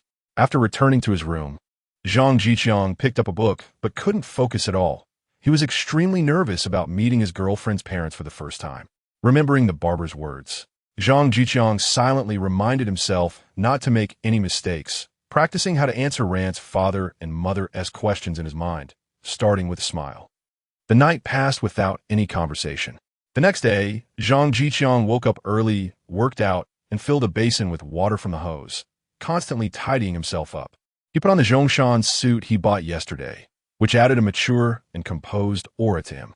As he noticed the time was almost right, Zhang Zhiqiang took out the cigarettes, alcohol, fruits, and candies from the system, packing them into big and small bags. He had arranged to meet Ran Shiyue at 10 in the morning, and at this time, that silly girl might just be waiting for him. Zhang Zhiqiang hung the bags on the front of the bike, with the pork still tied to the back seat, and confidently rode towards the Ran family. The Ran family lived in a courtyard called Meiman Siheyuan, which was slightly smaller than Hongxing Siheyuan. However, it wasn't far from Hongxing Siheyuan, about 7 or 8 miles away. Zhang Zhiqiang arrived in less than 20 minutes. Sure enough, before he reached the front, he saw a beautiful figure looking around. No doubt it was his little girlfriend. Ran Shiyue excitedly waved at Zhang Zhiqiang, as they were in the passionate phase of their relationship, and she had missed him after not seeing him all day yesterday. Zhiqiang, you look really good today. Ran Shiyue sized up Zhang Zhiqiang, who appeared mature and handsome, exuding a charming demeanor. You look good too, Shiyue. Ran Shiyue had clearly dressed up for the occasion, still in her usual outfit, but wearing black leather shoes, her hair styled in 2 braids cascading over her chest, looking lively and cute. Zhiqiang Yi, why did you buy so many things? How much did this cost? Ran Shiyue reproached, noticing the items on the bicycle. Let's not talk about the cigarettes and alcohol. That piece of pork is the biggest I've ever seen at home, she thought. She had never seen such a large piece of pork at home before. And the candy looked like milk candy, which wasn't cheap, not to mention the fruits. She wondered where Zhang Zhiqiang had gotten all this from. Zhang Zhiqiang's money would belong to him after marriage, which meant he was spending his own money on these items. How could Ran Shiyue not feel a bit heartbroken? It's not much, it's all just for you. I just want to leave a good impression on your uncle and aunt. Zhang Zhiqiang said cheerfully, feeling warm inside from Ran Shiyue as concern. This was the feeling of being cared for. Although he wanted to get closer to Ran Shiyue, he restrained himself, remembering what the barber had said. They would have plenty of time in the future, and he couldn't appear too frivolous now. My parents will definitely be very satisfied. Let's hurry inside. After finishing, Ran Shiyue helped Zhang Zhiqiang push the bike, as her home was just in the front yard, very close. Today there was no work, and under the shade of the trees in the yard, quite a few people were sitting around. When they saw Zhang Zhiqiang and Ran Shiyue come in, they were stunned. Isn't that the daughter of the Ran family? And the one next to her is her boyfriend? I don't know. Shiyue is a good girl. I was planning to mention it to my nephew. When did she get a boyfriend? The neighbors looked at each other. The Ran family had little interaction with them. But such a big event shouldn't have gone unannounced. Look at the back of the bike, the huge piece of pork. A woman exclaimed. And the bags in front. So many of them. They must all be good stuff. The crowd murmured, wondering who was so generous. The families with daughters were particularly attentive, thinking if Zhang Zhiqiang got kicked out by the Ran family, they should quickly tell their daughters, as good sons-in-law were hard to find nowadays. Mom, come out quickly. Zhiqiang is here. Ran Shiyue's cheerful voice echoed in the courtyard, letting everyone know that it was a young man named Zhiqiang. Hello, Auntie, I am Zhang Zhiqiang. Upon seeing Ran's mother come out, Zhang Zhiqiang quickly smiled and greeted her, making sure not to wait for her to speak first, as that would be impolite. Good, you're here. You're little Zhang, right? Look at you bringing so many things. Ran's mother loudly recounted the items Zhang Zhiqiang had brought. After a moment of thought, Zhang Zhiqiang understood what was going on. It was clear that Ran's mother wanted to show off in front of the neighbors. Being emotionally intelligent, Zhang Zhiqiang cooperated with her. Auntie, what you said compared to Shiyue, these things are nothing. I'll bring even better things for you and Uncle next time. Good, hurry inside. Your uncle is in the house. Ran's mother quickly helped Zhang Zhiqiang unload the items. Zhang Zhiqiang carried the 20-pound pork, while Ran's mother and Ran Shiyue held the bags as they walked towards the Ran family home, leaving the neighbors discussing among themselves. Hey, what do you think the Peony brand cigarettes taste like? A middle-aged man smacked his lips. I don't know, but I heard the factory leaders like to smoke them. They should taste pretty good, right? Someone nearby responded immediately. And the Maodai, I've never had it, so I don't know what it tastes like. I heard it's a famous liquor, usually given to foreign guests, but I think it must taste like roasted sweet potatoes. Unlike the men's discussions about cigarettes and alcohol, the women were very interested in Zhang Zhiqiang's background. Hey, do you know what Zhang Zhiqiang's family does? Why are they so wealthy? What money does he have? To me, it looks like he is just using his family's money to put on a show. Another woman said sourly, he must be someone of status. I haven't had candy in ages, and I don't even know what fruit tastes like. I guess he is the child of a cadre. How could ordinary people get such things? I think he might even be the son of a capitalist. Damn capitalists. The country should make them all eat peanuts. Zhang Zhiqiang was unaware that he had already gained several identities in the gossip circulating around mainland Siheyuan. For being a cadre's child to the son of a capitalist, and various versions were spreading throughout the courtyard. At this moment, Zhang Zhiqiang was facing Ran's father, feeling completely at a loss. Chapter 61. Inquiry from Father Ran Xiao Zhang. You sit with your uncle for a while, dinner will be ready soon. Mother Ran cheerfully brought Zhang Zhiqiang in, and then took Ran Siheyuan back to the kitchen to cook, leaving Zhang Zhiqiang and Father Ran awkwardly sitting on the chairs. Hello, uncle. Zhang Zhiqiang politely greeted him. When Father Ran entered, he glanced at what Zhang Zhiqiang had brought, and then kept a cold expression, pretending to read a book. However, he didn't even realize that he was holding Dream of the Red Chamber upside down. Hearing Zhang Zhiqiang's greeting, he naturally set the book down.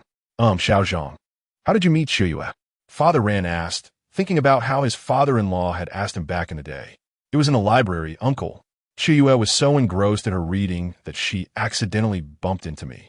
We met a few more times and got familiar. Zhang Zhiqiang sat up straight, legs together, hands on his knees, looking honest. Siheyuan said you're a level 5 fitter. Father Ran inquired again, confirming whether Siheyuan had lied to him. If he was a level 5 fitter, that could be considered talent. No. Zhang Zhiqiang shook his head. Father Ran's face immediately darkened. His daughter had never lied to him before, and a surge of unnamed anger rose in his heart. This month, I've already become a level 6 fitter. I just haven't had the chance to tell Siheyuan. The anger in Father Ran's heart instantly dissipated, as if he had been doused with cold water. Feeling refreshed and uplifted. Level 6, not bad, not bad. Father Ran coughed a couple of times, and the two fell into an endless awkwardness again. Father Ran kept thinking about what his father-in-law had asked him back then. Zhang Zhiqiang wondered what his future father-in-law would ask him next. Suddenly, Father Ran had a flash of inspiration. It seemed he hadn't understood the family background yet. Xiao Zhang, how many siblings do you have? I'm the only child, uncle. I have no siblings. Oh, just you? My family only has Siheyuan as well. What do your parents do? My father was a soldier and died on the battlefield. My mother was originally a worker at a steel mill, but she also fell ill and passed away. Zhang Zhiqiang answered honestly, a tinge of sadness welling up in his heart. I'm sorry, I didn't know. Father Ran looked apologetically at Zhang Zhiqiang. He really didn't know the situation. Otherwise, he wouldn't have asked. Since Zhang Zhiqiang entered, he had been polite, and even if Father Ran didn't want to admit it, he had to acknowledge that it was hard to find such an excellent son-in-law nowadays. Achieving level 6 fitter at such a young age made Father Ran reminisce about his own struggles studying abroad, which was only possible because of his family support. It's okay. I've gotten used to it after all these years. Father Ran thought that he would eventually need to know these situations, and there was nothing to hide anyway. I heard Siheyuan say you also like reading?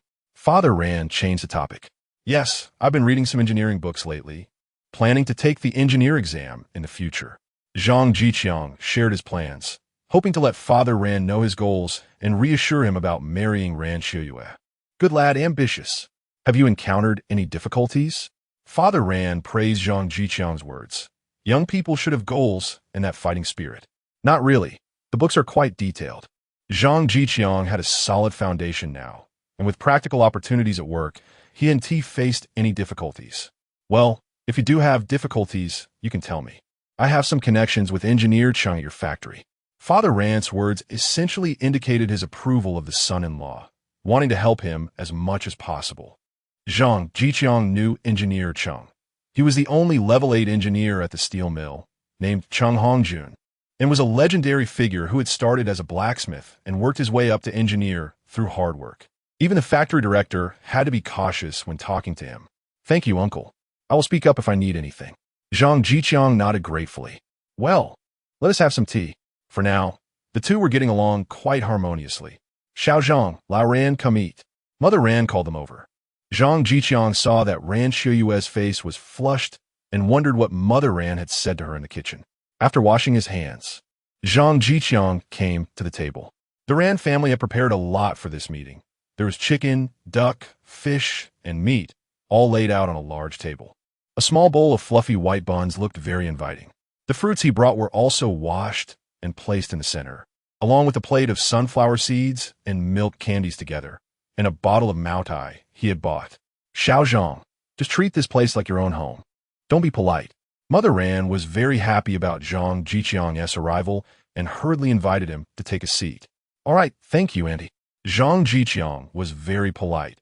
He waited for Father Ran to sit down before sitting down opposite him, with Father Ran and Mother Ran sitting in a row, and Zhang Zhiqiang and Ran Siheyuan sitting together, making the big family feel harmonious. Father Ran took out a pack of cigarettes from his pocket. Zhang Zhiqiang, with sharp eyes, immediately recognized it was the peony brand cigarettes he had brought. Father Ran lit one for himself and then took out another. Xiao Zhang, have one. Sure, I'll have one. Zhang Zhiqiang took the cigarette and was just about to take out a match. Oh, you smoke? Huh? This thing, I don't smoke often, just occasionally. Father Ran's words startled Zhang Zhiqiang so much that he almost dropped the cigarette, instantly feeling nervous. Go ahead. No, no, no. Zhang Zhiqiang waved his hands repeatedly. Would you like that? Who dares to smoke? Then how about we drink a bit today? Father Ran asked. Sure, let us drink a bit. Zhang Zhiqiang replied, rubbing his nose, just right to drink a bit to calm his nerves. You drink too? Father Ran asked again, and Zhang Zhiqiang was almost crying, wondering if he should know how to drink or not. Lao Ran, what are you doing? Chiyue, go get 3 cups. Let us drink a bit today. It's a happy occasion. Mother Ran tapped Father Ran's arm and instructed Ran Siheyuan. Ran Siheyuan hurriedly ran to find 3 cups, poured wine for her father and mother. And when it was Zhang Zhiqiang's turn, she only poured half a cup, her pretty face slightly flushed as she sat next to Zhang Zhiqiang. She still felt a bit dreamy, from the beginning of their relationship to being caught by her parents, and now meeting the family. It all seemed to happen in an instant, leaving her with no psychological preparation. Siheyuan, what are you doing? What man doesn't tea drink? Quickly fill Xiao Zhang's cup. Mother Ran was somewhat dissatisfied, already protecting her little boyfriend before they were even married, worried he might drink too much. After 20 years of raising you, I've never seen you pour less for your parents. It's fine, I can handle my alcohol. Zhang Zhiqiang said softly. Ran Siheyuan responded with an and filled Zhang Zhiqiang's cup to the brim. Chapter 62, Preparing for Marriage. Xiao Zhang, eat more. Your work must be tough usually, right? Ran's mother piled a lot of dishes onto Zhang Zhiqiang's plate, forming a small mountain. Okay, Andy, you eat too. The dishes will get cold, Zhang Zhiqiang replied politely, even though he thought he couldn't finish all the food. He could tell that Ran's mother seemed to like him quite a bit. I heard from Siheyuan that Xiao Zhang, you're already a level 5 fitter. You're quite accomplished for your age. I just took the level 6 exam a couple of days ago, and now I'm at level 6. Zhang Zhiqiang smiled as he answered.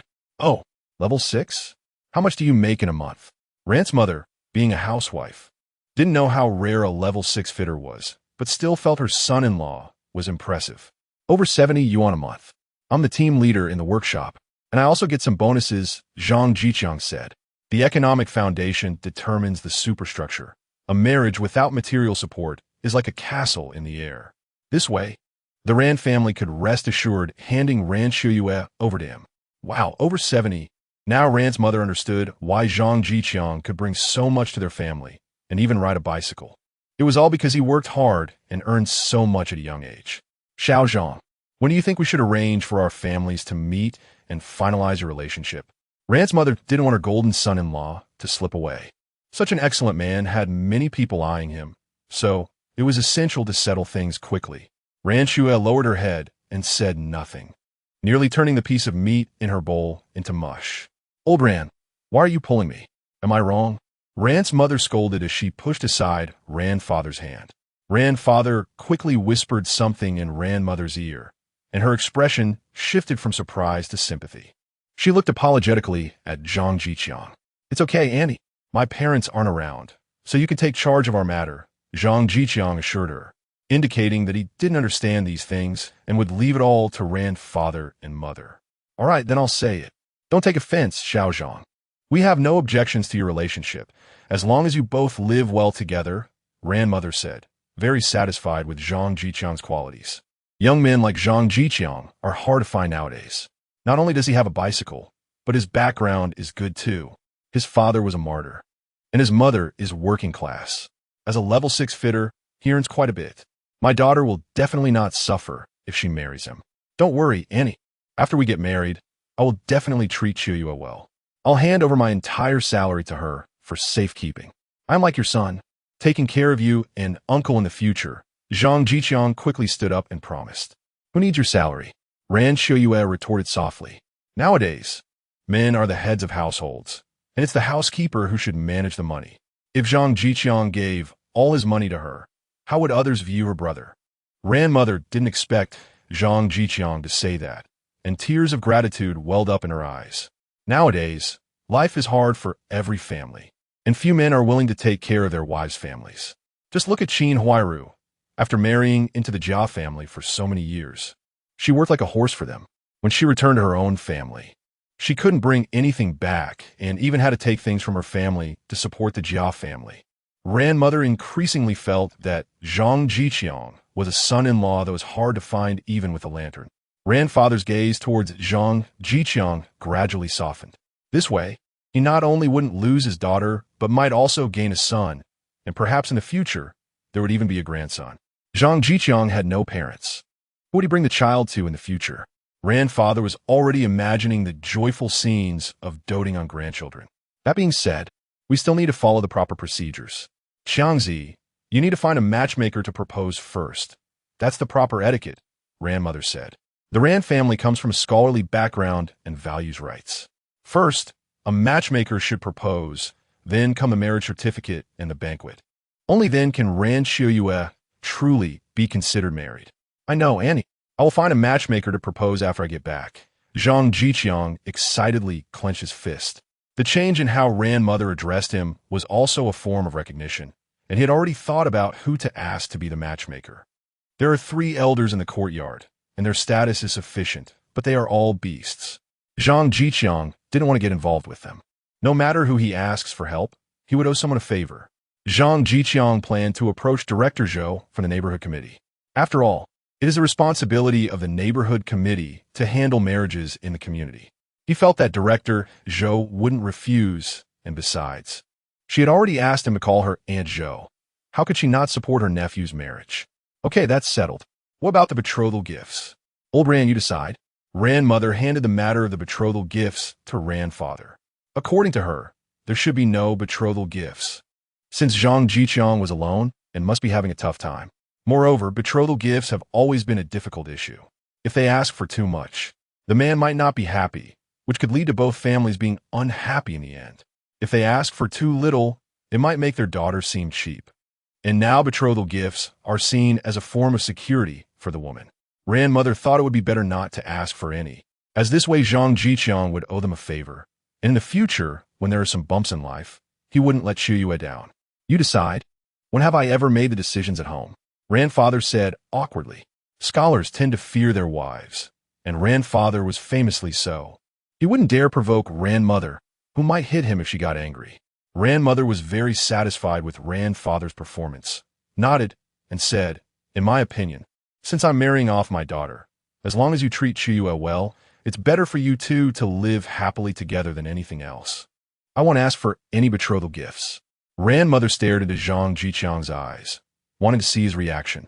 Zhang Zhiqiang was surprised and a bit touched at the same time. How fortunate he was to encounter such understanding parents. He quickly promised, Uncle, Annie, don't worry. Qiyue will definitely not suffer any grievances with me. I will learn from Uncle and take on more responsibilities to ensure Qiyue has the best life. Ran father nodded in satisfaction, thinking he indeed needed to pass on some post-marriage experience, seeing how Zhang Zhiqiang admired him. Ran Qiyue looked at Zhang Zhiqiang with sparkling eyes, knowing that her choice was definitely right. All right, but if Qiyue suffers any grievances in the future, we won't agree to that, Ran mother said half-jokingly. Zhang Zhiqiang nodded without speaking. When a matchmaker comes to propose, you two can get the marriage certificate. Xiangzi, you and Qiyue should get the introduction letter next week. Ran mother decided. In this era, getting a marriage certificate requires not only a household registration, but also an introduction letter. In the countryside, it's issued by the production team. In the city, It's done by the neighborhood committee or workplace. One needs the proof to obtain a marriage certificate. These documents can verify your birth date, age, ethnicity, and marital status. Without an introduction letter, going directly to the Civil Affairs Bureau would definitely not work. The staff there wouldn't recognize it. Chapter 63. Finding a matchmaker after a delightful meal, Zhang Zhiqiang wanted to help wash the dishes, but he was chased out by Rand's mother, who said it was inappropriate to make someone work on their first meeting. Zhang Zhiqiang stayed at the Rand family home until around 4 o'clock before getting up to say goodbye. Rand Siheyuan accompanied him to the door. "All right, my wife. You can go back now. I'm off to find us a matchmaker," Zhang Zhiqiang said at the entrance of the harmonious courtyard. "You're not even my husband yet. You shameless man." Rand Siheyuan hurriedly looked around to see if anyone heard, angrily giving Zhang Zhiqiang a light slap. "Ha! Isn't that just a matter of time? Well, I'm leaving now, my wife. You still dare to call me that?" Rand Siheyuan was so anxious that she wanted to cover his mouth. She had never realized before how outrageous this guy could be, and now he was even bullying her. "Ha! All right, I'm not joking anymore. I really am leaving this time." Zhang Zhiqiang laughed a couple of times and quieted down. "You've been drinking. Be careful on the way back. If you feel dizzy, just push your bike for a while," Rand Siheyuan advised, her brows slightly furrowed with concern. "Okay, I got it. Hurry back. Goodbye." "Goodbye." Zhang Zhiqiang rode away, feeling pleased. Since it was still early, he first stopped at the supply and marketing cooperative to buy 2 cans and a pack of peach crisps, spending a total of 4 yuan. Then he rode to the entrance of the Hongxing Street office. At this hour, work had not yet ended, so Director Zhou should still be in the office. "Hello, comrade. Who are you looking for?" A female staff member stopped Zhang Zhiqiang and asked. "I'm looking for my Aunt Zhou, Director Zhou," Zhang Zhiqiang blurted out, knowing this would definitely catch the staff member's attention. Sure enough, the staff member's eyes lit up. She saw that he had come by bicycle, and he might have some connection to Director Zhou. "You're looking for Director Zhou? Let me take you over there. This way, please." The female staff member enthusiastically led Zhang Zhiqiang upstairs. Thank you, comrade." Zhang Zhiqiang almost slipped and said thank you, lady benefactor, but fortunately corrected himself in time. "Knock, knock, knock. Director Zhou, their SA nephew of yours here. I brought him up," the staff member announced. Director Zhou frowned, thinking, "Where did I get nephew?" When she looked up and saw Zhang Zhiqiang, she smiled widely and said, "Oh, it's Zhiqiang. Come in, Xiaoyu, you can go out now." Seeing it was Zhang Zhiqiang, Director Zhou quickly got up and greeted him warmly. The staff member named Xiaoyu stepped back, thinking she was right. This young man had a special relationship with Director Zhou and had managed to make an impression. Zhiqiang thought, with his public-private partnership manager, surnamed Jean. How could he compete with me? Xiaoyu happily went downstairs. "Zhiqiang, what brings you here today?" Director Zhou asked with a smile. "I realize it's been a long time since I visited you, Aunt Zhou, so I came to see you," Zhang Zhiqiang said, winking as he placed the items he brought on Director Zhou's desk. "You silly boy, why bring something? You only earn a little each month," Director Zhou said, then quickly corrected herself. "Oh right, you're now a level 6 fitter and a workshop leader. You probably earn more than I do." Zhang Zhiqiang frowned. How did Director Zhou know so much about him? It seemed she had seen through his confusion, as she explained. "It's because my husband is about to be transferred back from the south. I casually asked since he is preparing to be the deputy factory director at your factory." "Wow, I didn't expect you to be so impressive, the youngest level 6 fitter," Director Zhou exclaimed, although she wasn't too familiar with the factory's business. She knew that promotions were generally similar to those of the street office, where staff were also ranked. "Really? Your husband is coming back?" Indeed, Director Zhou was quite happy about this, knowing the hardships of long-distance work that only she understood. The higher-ups had considered this and decided to bring her husband back. Of course, it was also because the issues in the South were mostly resolved, leaving only minor matters that wouldn't cause any trouble. "That's great. When your husband returns, let him know, and I'll arrange a celebration for us. Who knows, maybe you and your husband will have another child next year." Zhang Zhiqiang boldly said whatever came to mind. "You little rascal, you even dare to tease your Aunt Zhou? No need for you to arrange anything. Just come directly to my house then." Director Zhou, at her age, had seen it all and wasn't shy about it. She playfully slapped Zhang Zhiqiang's arm. Zhang Zhiqiang just laughed, feeling that their relationship had grown much closer, almost like a real aunt and nephew. Oh, by the way, you saying it makes me think you're missing someone, huh? I'm also looking for someone recently. Take a look at these materials. See if any of them catch your fancy. I'll help you arrange a meeting. Director Zhou handed a stack of documents to Zhang Zhiqiang. He took a look. They were all introductions of potential matches, some from a city, some from nearby villages, and others who had fled from other places, all seeking help from the various streets to find a home. Zhang Zhiqiang casually glanced through them and then looked up at Director Zhou. Aunt, I came here for this reason. I recently started dating someone, and she asked me to find a matchmaker to propose.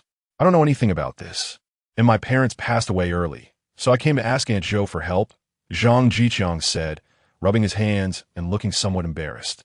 Director Zhou was stunned for 2 or 3 seconds before she reacted, laughing and scolding. You little rascal. You wouldn't come here if you didn't have something to ask me. Which girl's family is it? Don't let anyone trick you. Director Zhou asked out of concern, knowing that Zhang Zhiqiang was her own nephew and that there was no elder to oversee him at home. Her name is Ran Siheyuan. She is a teacher at Hongxing Primary School and very pretty. Zhang Zhiqiang scratched his head, feeling shy. Director Zhou thought for a moment and said, a teacher is not bad. All right, I'll help you find a matchmaker and take you to her family to propose. Zhang Zhiqiang quickly replied, that's not what I meant. Aunt, how about you take me there directly? You can sit in the position of my elder when we get married. Zhang Zhiqiang boldly suggested, wearing a big smile. Okay, tomorrow I'll take you to meet her. Come find me after work. Director Zhou agreed without getting angry. Cough, tomorrow might not work. I have to go to dinner at my apprentice's house. How about the day after tomorrow, Aunt? Zhang Zhiqiang remembered he had already postponed going to Tai Hua's house once, and he couldn't push it back again without seeming inconsiderate. All right, the day after tomorrow it is. Make sure to bring everything you need, including gifts and betrothal money. Director Zhou said as she ushered Zhang Zhiqiang out. Zhang Zhiqiang sighed in relief. The matter of the matchmaker was finally settled, and it seemed he had found a solid backing. Chapter 64 Qin Huairu's plan. Zhang Zhiqiang rode his bike straight to the courtyard. He had eaten too much at noon. Ran's mother kept serving him food, so he definitely wouldn't need to eat again this afternoon. As soon as he entered the courtyard, he saw Yin Bugui cleaning fish. Yin Bugui returned to fish on weekends to improve his family's meals. When he saw Zhang Zhiqiang come back, he quickly dropped the fish and walked over. You're back, Qiangzi. I saw you carrying a bunch of things this morning. What were you up to? Yin Bugui asked curiously. He also had some face when he delivered eggs last night. He distributed them to every household except Zhang Zhiqiang's.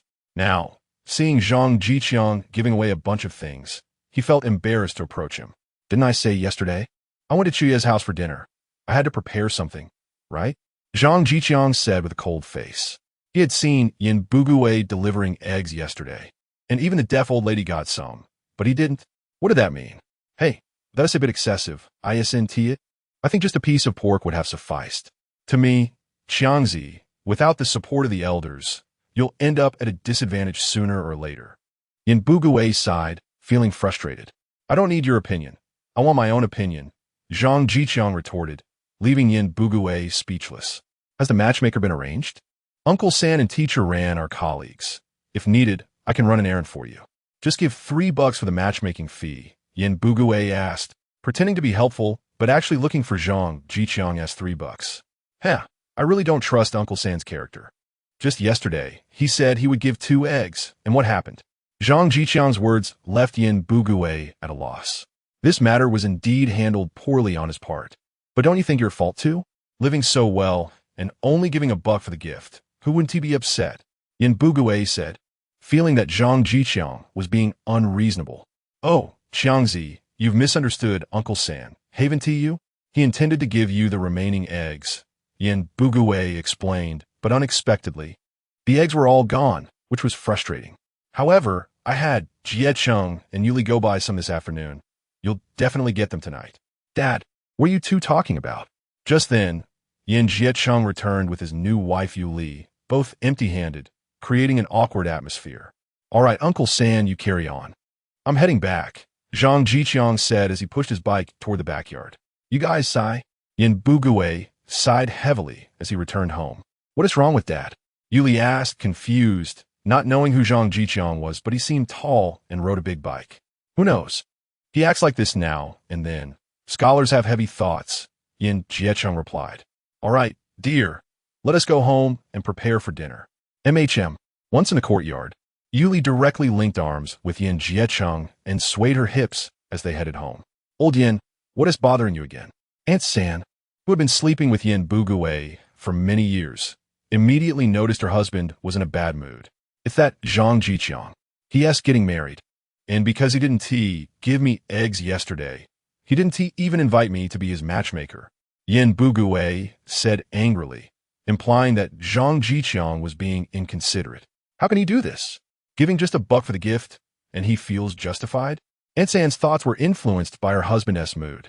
Afterward, she went out to the courtyard where the women often gossiped. Hey, do you know about our backyard? That Zhang Zhiqiang. That evening, Yin Bugui prepared 2 eggs and brought his bottle of watered-down liquor to the backyard. Knock, knock, knock. Uncle San, is there something? Zhang Zhiqiang asked, looking down and almost missing the crafty Yin Bugui. Heh, Qiangzi, look, I'm here to deliver eggs. Yin Bugui said cheerfully, raising the hand holding the eggs. Thanks, Uncle San. Zhang Zhiqiang took the eggs, which were rightfully his, and was about to close the door. Hey, Qiangzi, look, Uncle San brought a nice bottle of wine. Shall we go to your place for a drink? Yin Bugui asked tentatively. Forget it, Uncle San. I'm studying tonight. Also, this watered-down wine should be drunk sparingly. It gives you diarrhea, Zhang Zhiqiang kindly advised, then closed the door. Hey, Qiangzi, what about the matchmaking thing? Yin Bugui called out, but after a long wait with no response, he angrily walked to the front yard, secretly grumbling about how Zhang Zhiqiang knew he watered down the wine. Besides, isn't drinking just about the feeling? A bit of wine flavor is all that matters. You wouldn't know the cost of living if you didn't manage a household. At the Jia family, Qin Huairu sat on the bed with a gloomy expression. While washing clothes, she overheard several women gossiping about how Zhang Zhiqiang was about to get married. This was unacceptable. If Zhang Zhiqiang got married, not only would she have no chance, but his salary, house, and bicycle would no longer have anything to do with her. This did not align with Qin Huairu's interests, and she was thinking of ways to sabotage the marriage, ideally ruining Zhang Zhiqiang's reputation in the process. It must be said that a woman's heart can be very cruel. Now that the Jiazhong family has been sent away, no one consulted her about it. Qin Huairu kept thinking of ways to handle it. She knew she couldn't do it alone. Zhang Zhiqiang had always ignored her, and it seemed her methods were becoming apparent to him, as evidenced by his warning last time. This time, she needed a helper. There was no personal interest involved with Zhang Zhiqiang, at most a small conflict, and he would surely advise her to give up. Suddenly, Qin Huairu thought of someone. Her cousin Qin Jingru from her uncle's family. Qin Jingru was also a well-known beauty in the area, and only a young Qin Huairu could overshadow her. Ever since she became an adult, suitors had been knocking on the Qin family's door, but Qin Jingru was ambitious, wanting to marry into the city like her cousin. Looking down on all the good young men from the countryside, Qin Huairu planned to bring her cousin over, with her cousin's looks and figure. She was worried Zhang Zhiqiang wouldn't be interested. Once she sabotaged Zhang Zhiqiang's marriage, she could easily find an excuse to send Qin Jingru back to the countryside. Thinking this, Qin Huairu took out her best outfit, the one she only wore when returning to Qin village. She didn't want the villagers to know she was living poorly in the city. The gossiping women in the village were very talkative. She didn't know what they would make of her situation. Chapter 65. Zhang Zhiqiang takes on an apprentice the next day. Zhang Zhiqiang was riding his bicycle on the way to the factory when he was suddenly called out by a voice. Zhang Zhiqiang, wait a minute. Zhang Zhiqiang stopped his bike and waited for the person behind him to catch up. It turned out to be an elderly man, Yi Zhonghai. Haha, Zhiqiang, I didn't expect you to be so capable. Already a level 6 fitter, Yi Zhonghai said with a pleased expression as he looked at Zhang Zhiqiang. There are many things you wouldn't expect, Zhang Zhiqiang casually replied, almost choking Yi Zhonghai with his words. Can't this guy speak properly? Is there something you need, Grandpa Yi? Zhang Zhiqiang asked. Well, you know I'm an 8-level fitter. Seeing your talent, I feel that you should not just rely on your own exploration. It's always a bit unsatisfactory. So, Zhiqiang, be my apprentice. I will surely impart all my skills to you and help you become an 8-level fitter within 3 years. Yi Zongkai promisit. In his view, this was a great gift to Zhang Zhiqiang, and if he were Zhang Zhiqiang, he would have eagerly accepted the apprenticeship. No, Grandpa Yi, I have no business with you. I'm leaving now. Zhang Zhiqiang coldly refused and prepared to ride away.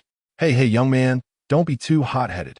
You have to know that the path you choose may sometimes lead you to take 10 extra years of detours. Yi Zhonghai quickly stopped Zhang Zhiqiang, putting on a righteous demeanor.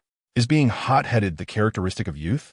I can also become an 8-level fitter through my own efforts, Zhang Zhiqiang silently added in his heart, plus with the help of the system. Zhiqiang, I'll be straightforward with you. You know I have no children, and I think you're a sincere and good kid. If you are willing to support me and Aunt E in our old age, I will definitely teach you the skills well. When we're gone in 100 years, all our savings and property will be yours. Yi Zhonghai revealed his bottom line. He was not afraid at all.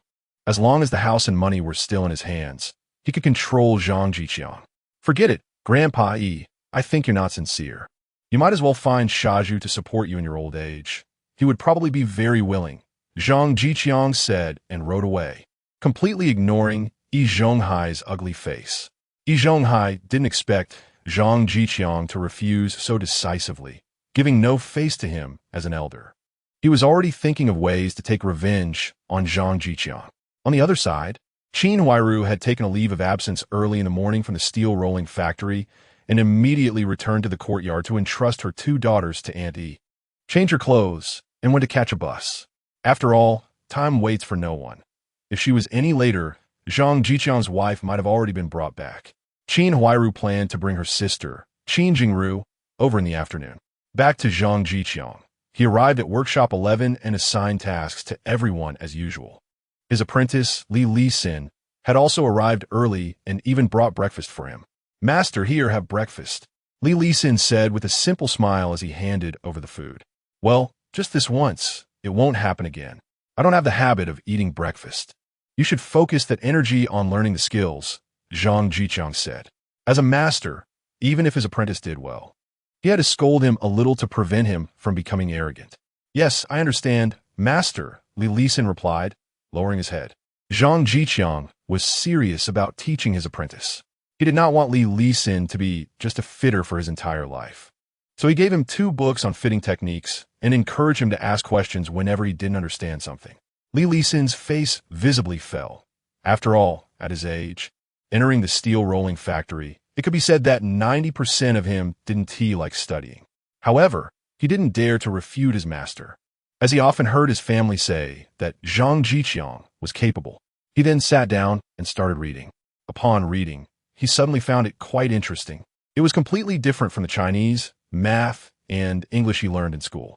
Li Lisin's interest was instantly piqued, and he read with great focus. When Director Li came to inspect, he was surprised to see Li Lisin reading.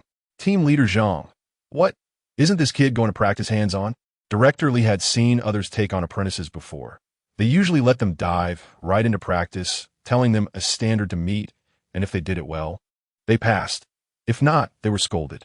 Where had he seen someone like Zhang Zhiqiang, who had them read first? The quiet reading Li Lisin was completely at odds with the bustling workshop. Director Li, it's not that Lisin doesn't like studying.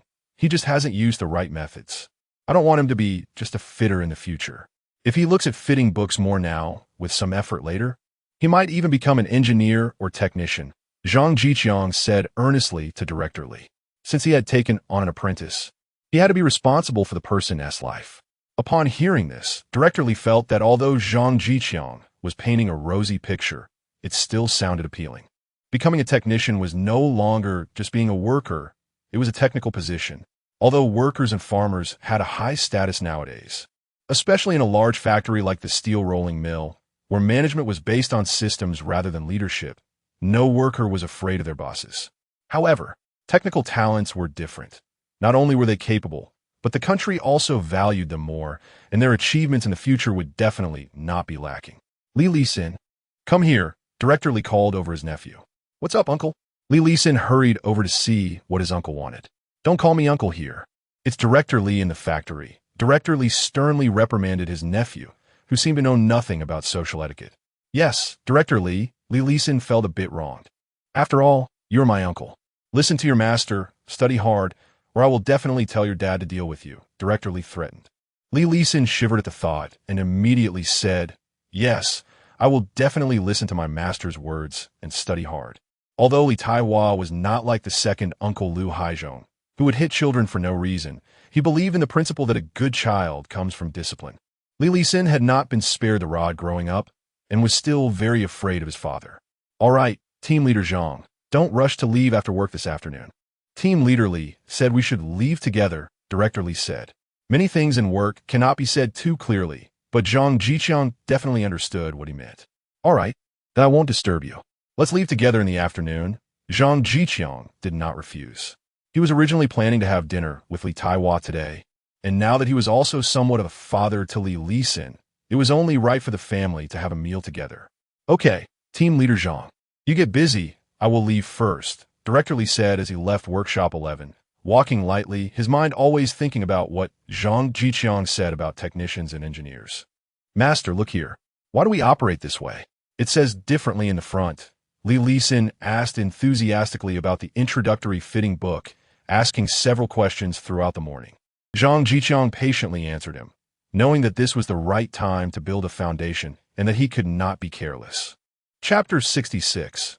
Qin Huairu enters the city. The day quickly came to an end, and Li Lisin felt very fulfilled, suddenly finding that reading wasn't so annoying after all. Zhang Zhiqiang and his apprentice walked to the bike shed, where Li Tiahua and Li Huan were already waiting. Xiangzi, come to my house today, I'll arrange it, Li Tiahua loudly said as he saw Zhang Zhiqiang approaching. Brother Tiahua, Li Gu, then this afternoon I'll be dining with you.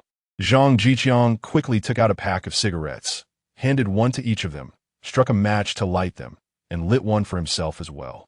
Li Lisin, standing nearby, smacked his lips, wanting to smoke but too afraid to ask. If he dared to speak up, he feared his old man would really get physical. So he ultimately said nothing.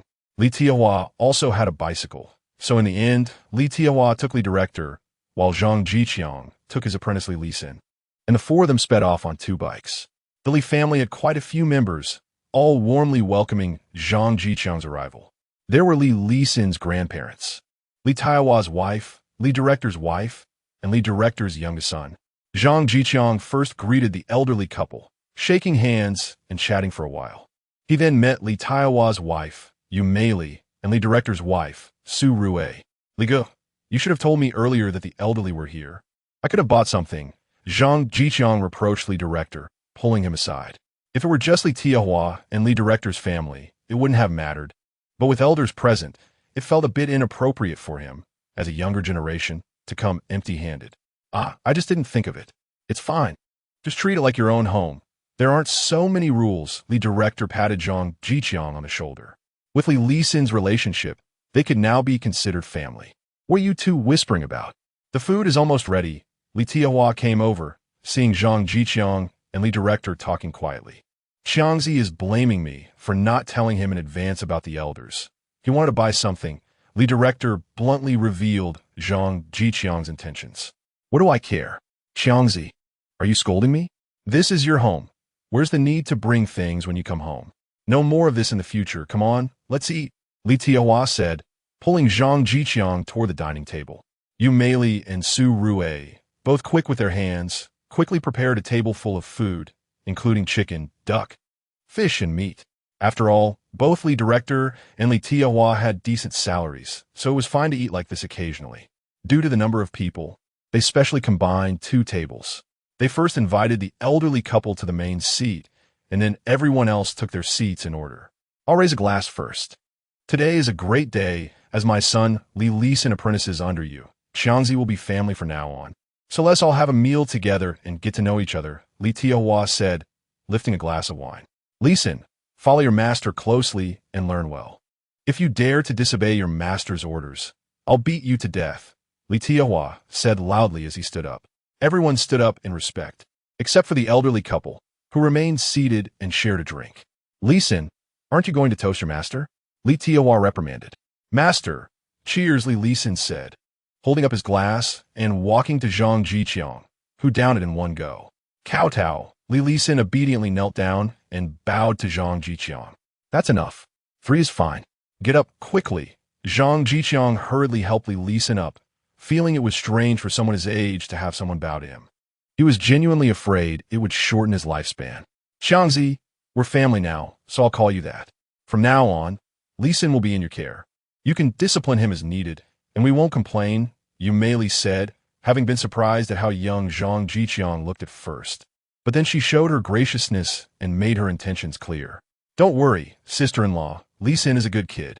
I will certainly do my best to nurture him into a talent. Zhang Zhiqiang quickly responded, clinking glasses with Yumei.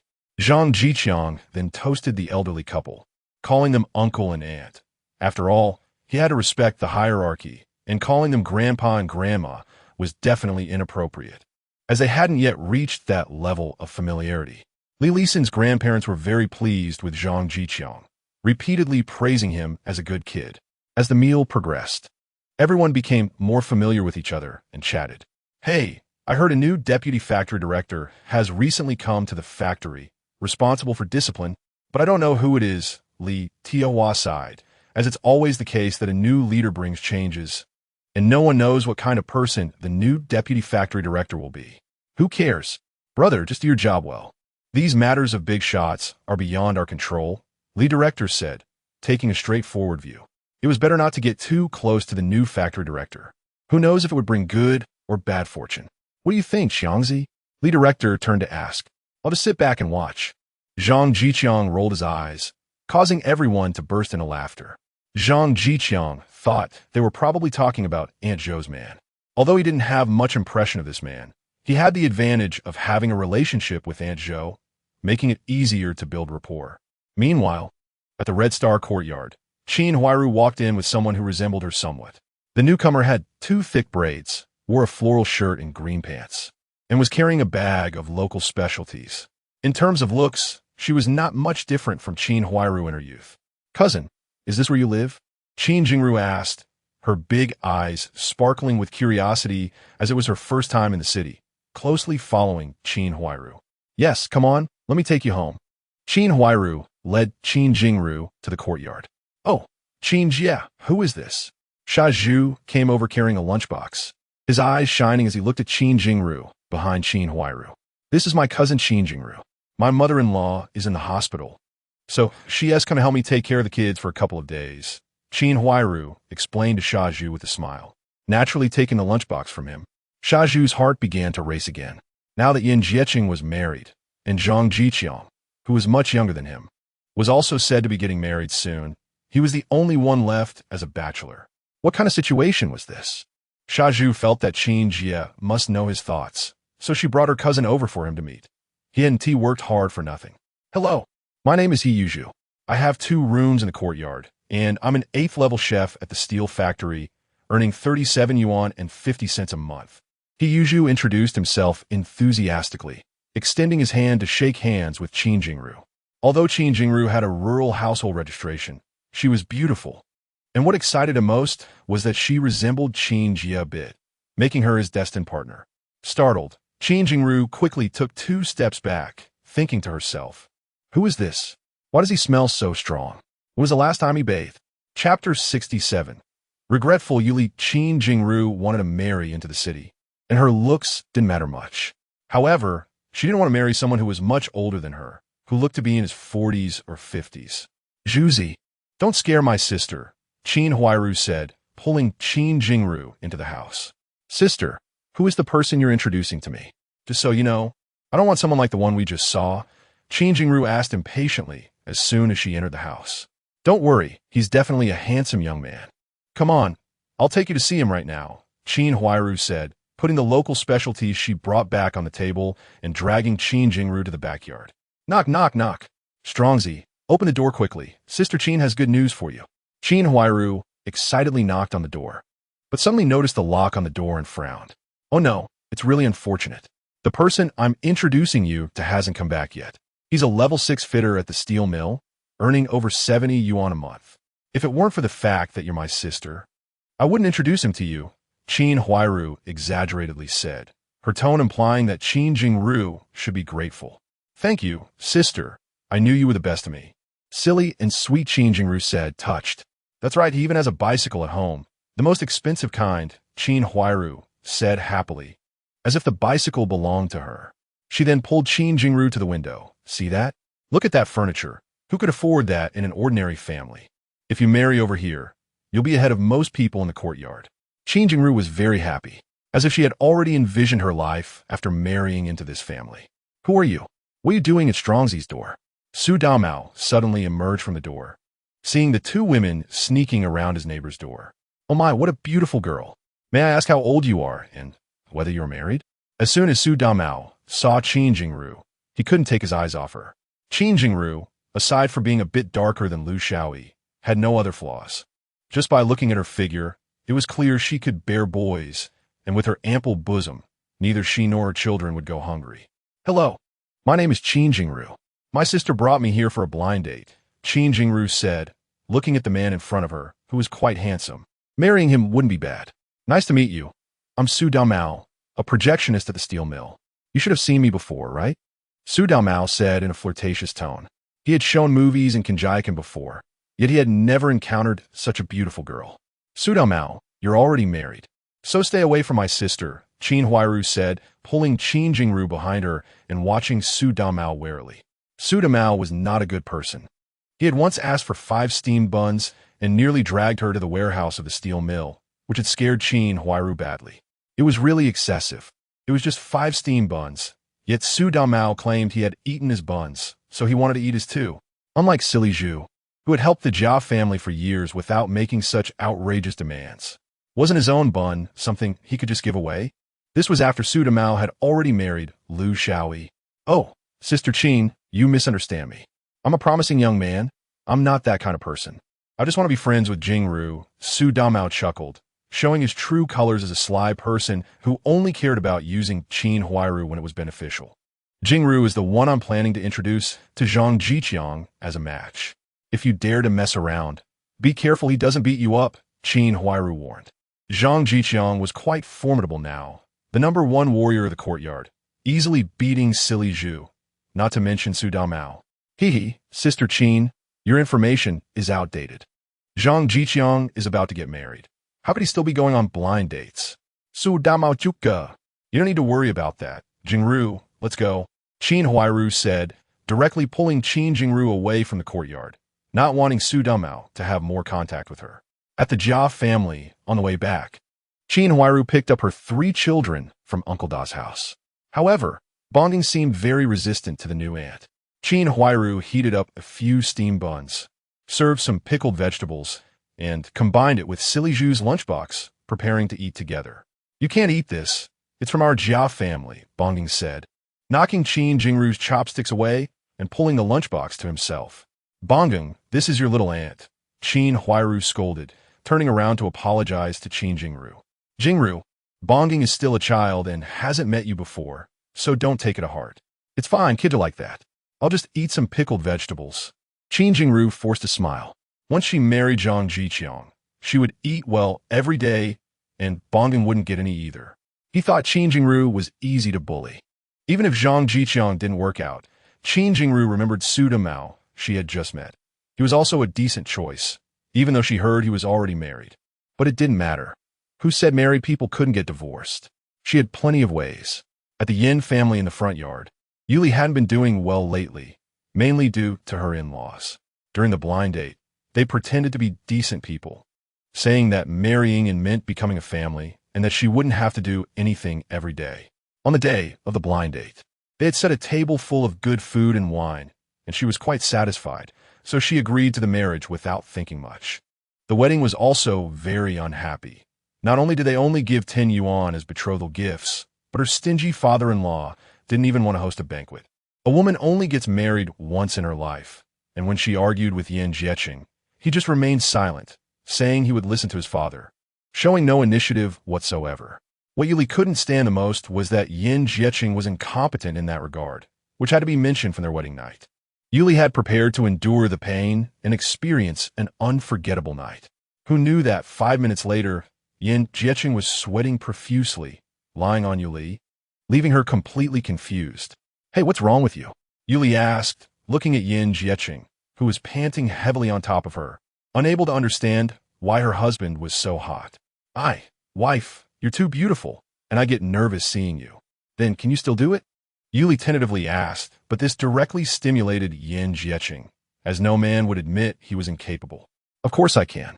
Just wait for me to rest for a while, and I'll make you doubt your life, Qin Zhiqiang stubbornly said, acting tough. If you can, then you can. If you can't, what does resting mean? Yuli was quite speechless.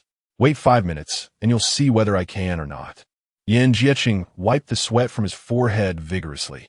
5 minutes later, Qin Zhiqiang lay sweating beside Yuli. Chapter 68. Su Damao's little thoughts this afternoon. The entire Yin family gathered together for a meal.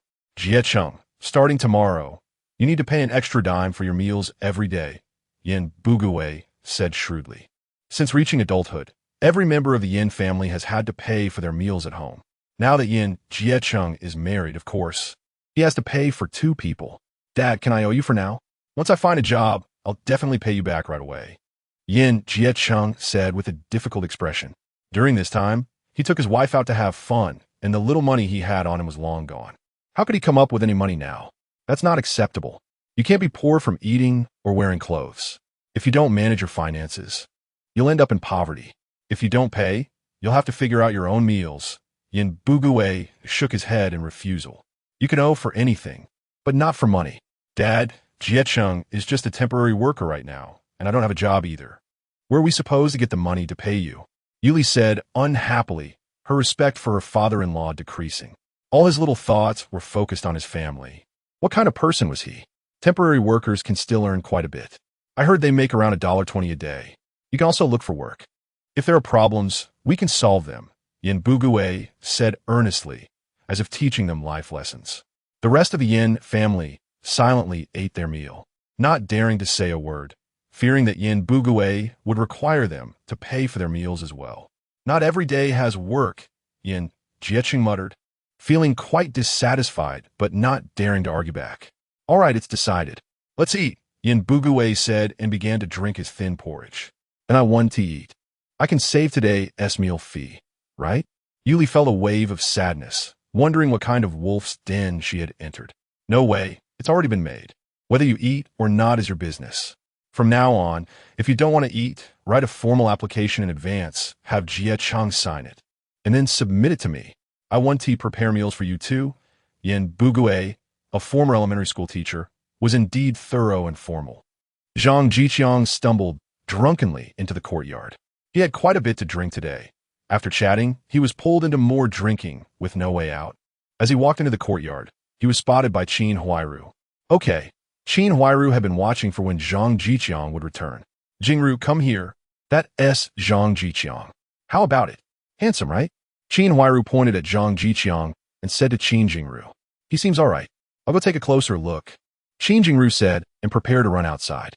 Hey, Jingru, we need to think this through, Qin Huairu said. But she couldn't hold her back and could only watch as Qin Jingru rushed out. Hello, my name is Qin Jingru. Zhang Zhiqiang looked at the shy, beautiful girl in front of him, feeling a bit dazed. What did you say your name was? It wasn't Zhang Zhiqiang's fault. Qin Jingru spoke so softly, like a mosquito, and since he had been drinking, it was normal that he couldn't hear clearly. My name is Qin Jingru. Qin Huairu is my sister. Qin Jingru thought that since her sister introduced her, they must have a good relationship. Oh, what do you want? Zhang Zhiqiang's expression suddenly turned cold. He didn't want to get involved with the Jia family. My sister wants me to set you up on a blind date, and I'm quite satisfied with you. Qin Jingru said, her pretty face blushing.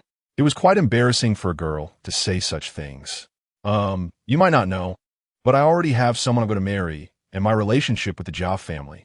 Zhang Zhiqiang said speechlessly. He didn't believe that Qin Huairu would genuinely introduce him to someone. She must have some ulterior motive.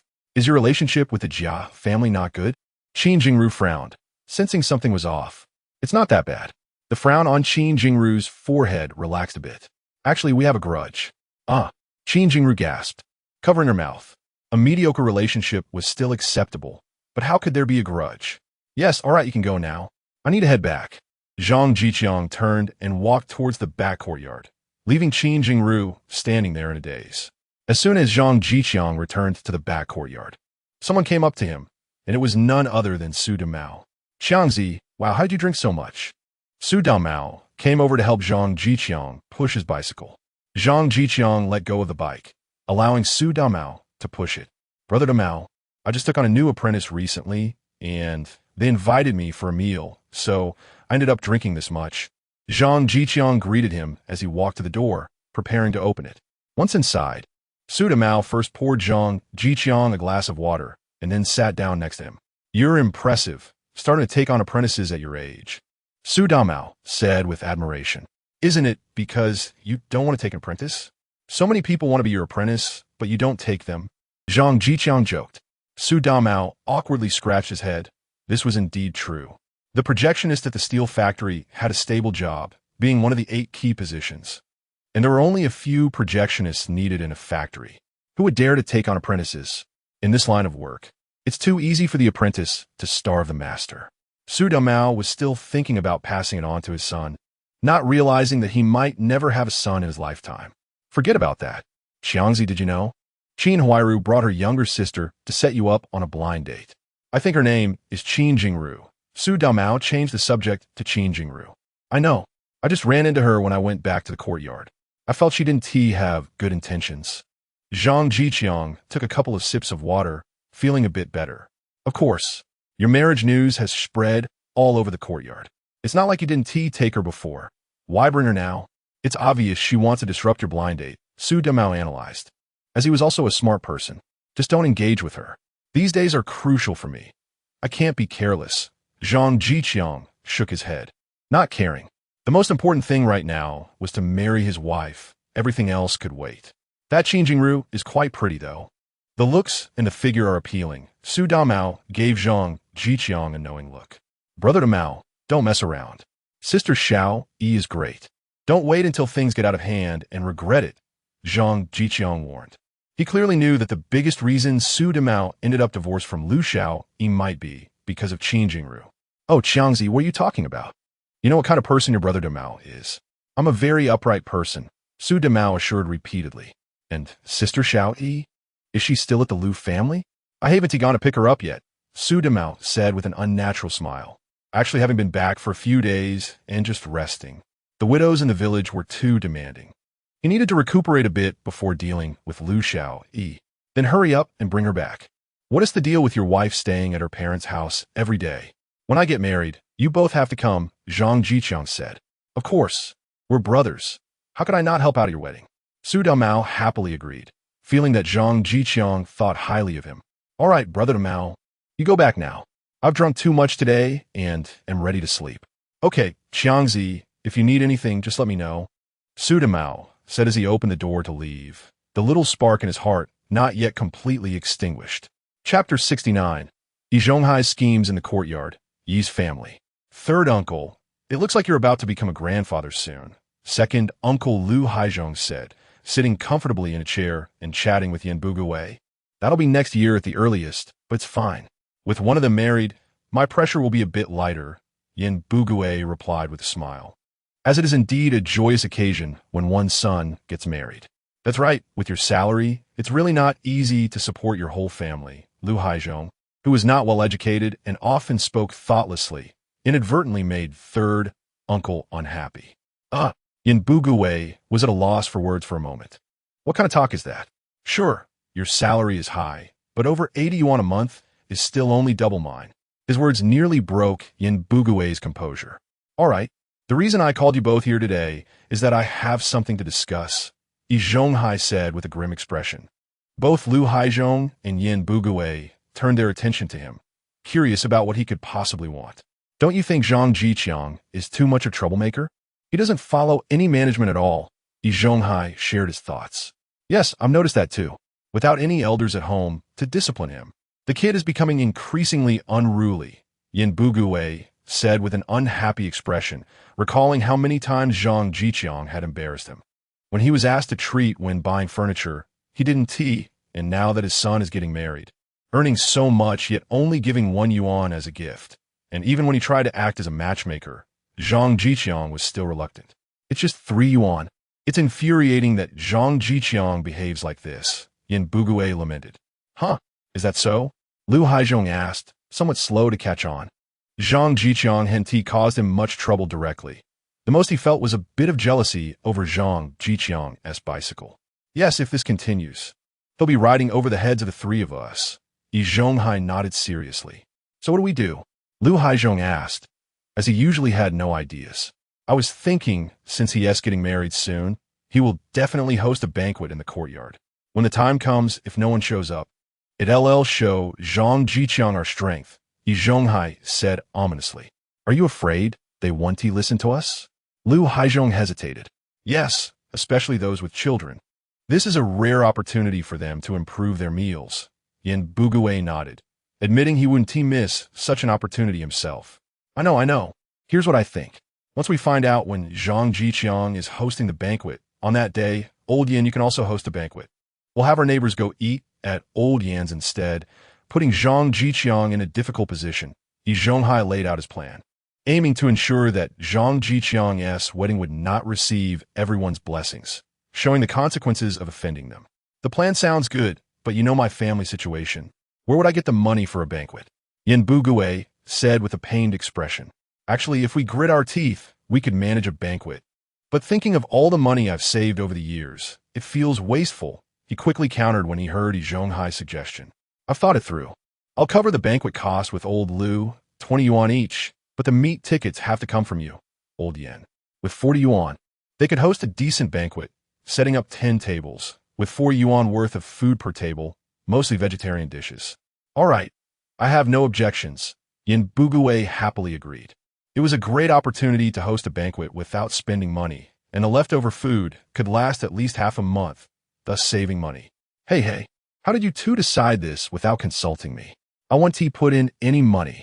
Lu Haizhong hurriedly protested, feeling it was unfair to ask him for 20 yuan when he needed it for his own family. Old Lu, I've said it before. We need to be united and think about how to help our neighbors. We can't just look out for ourselves.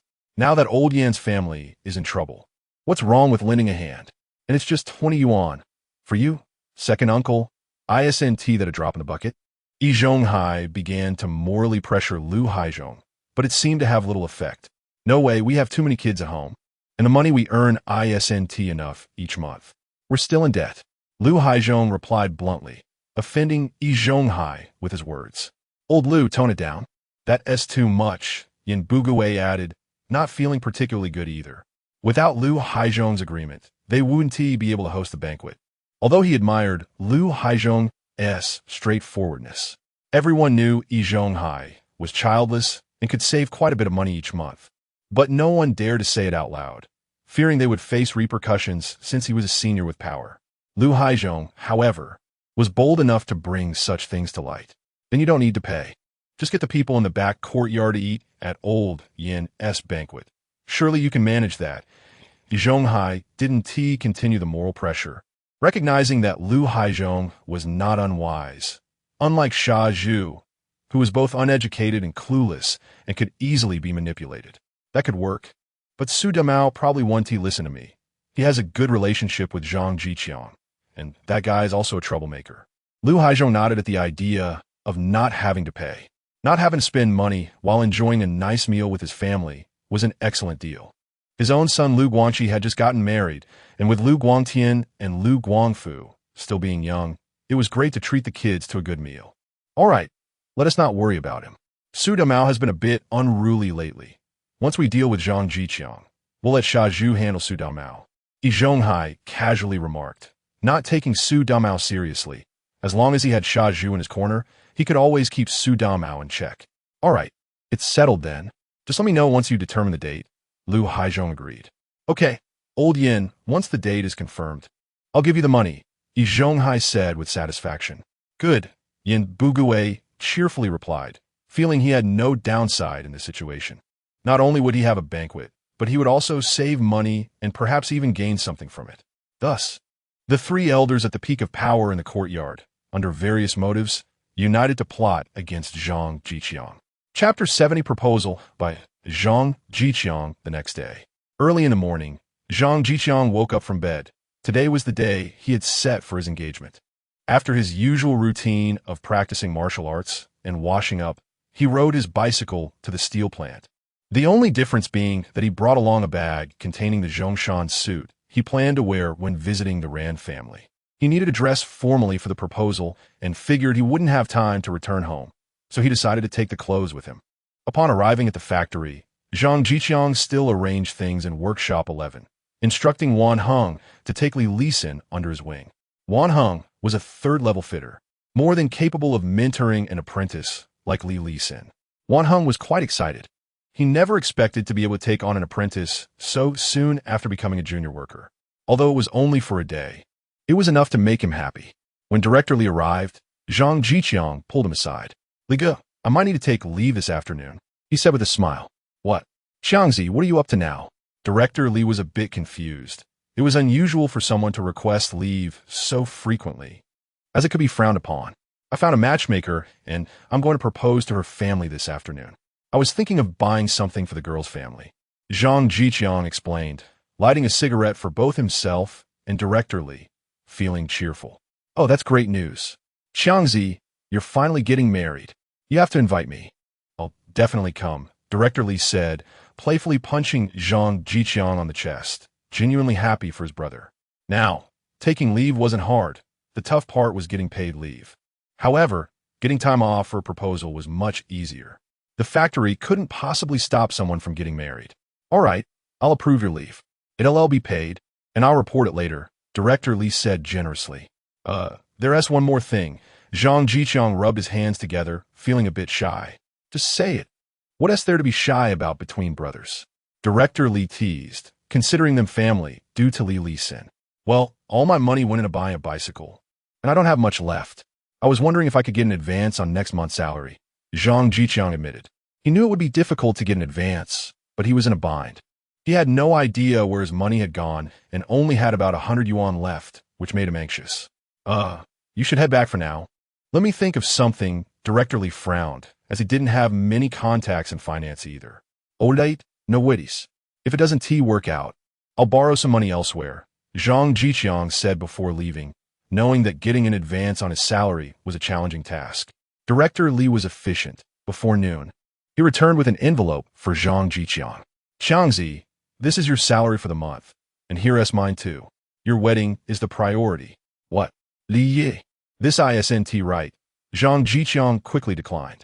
Logically, he would have money after Thursday, so he couldn't take Director Li's money. "Enough. I have money at home. Your wedding is what matters.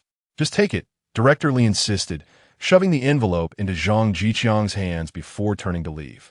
Zhang Zhiqiang was both amused and touched. Director Li was a straightforward person, but now he had the money he needed.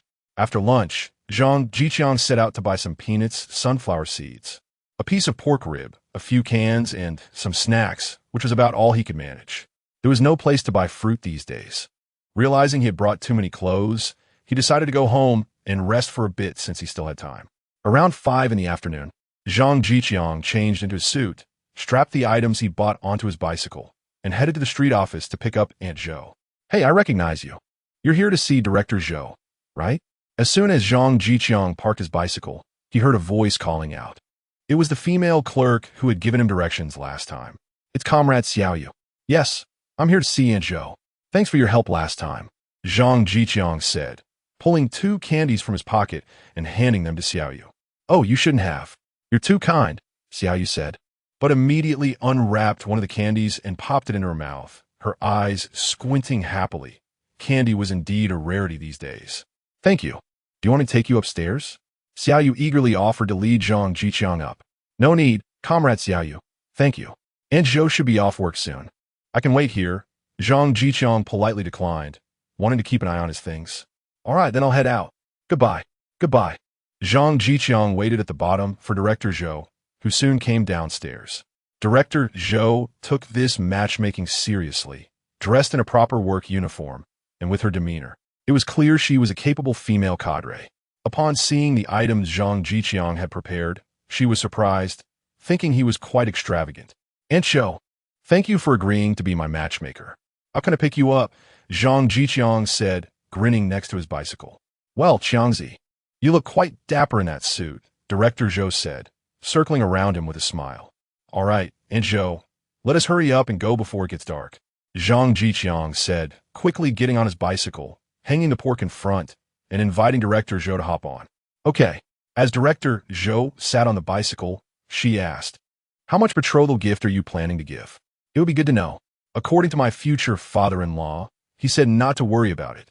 But I'm planning to give 66 yuan, as 66 is a good omen, Zhang Zhiqiang replied. Wow, Qiangzi, that's quite generous. Director Zhou was a bit shocked. Most betrothal gifts were around 10 or 20 yuan, with some as low as 5. It was rare to see someone like Zhang Zhiqiang willing to spend 66 yuan to marry. Haha, just a little money, Zhang Zhiqiang said proudly as he pedaled, secretly thinking he was nearly broke and still owed a lot of money. Zhang Zhiqiang had been to the Ran family a few times, so he was quite familiar with the way. When they reached the main man Siheyuan, a few women were chatting together. Hey, look at that guy. He looks like a matchmaker. Is he here to propose? I wonder which girl is so lucky, an older woman said, admiring Zhang Zhiqiang, noting how young he was and that he even had a bicycle.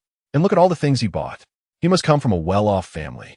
Another woman chimed in, recalling the last time Zhang Zhiqiang visited, when he brought a lot of things, including Maotai liquor, Maidan cigarettes, fruit candies, and even a big chunk of meat weighing at least 10 to 20 pounds. Really? How could there be so many good things?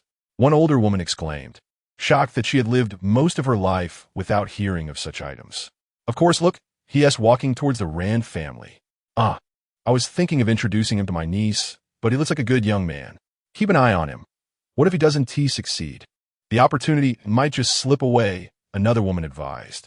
That is true. The group of women continued to watch the Rand family, waiting for any sign. Chapter 71, Engagement. Andy, Uncle. Zhang Zhiqiang was carrying a lot of things and knocked on the door. Oh, Qiangzi, this must be the matchmaker. Please come in. Siheyuan and your uncle are at home. Ran's mother opened the door, saw it was Zhang Zhiqiang, and quickly ushered him inside while taking the items from his hands. Why do you always bring so many things? You haven't even finished what you brought last time. This time, Ran's mother was genuinely sincere. Zhiqiang was a thoughtful child, always bringing so much whenever he visited.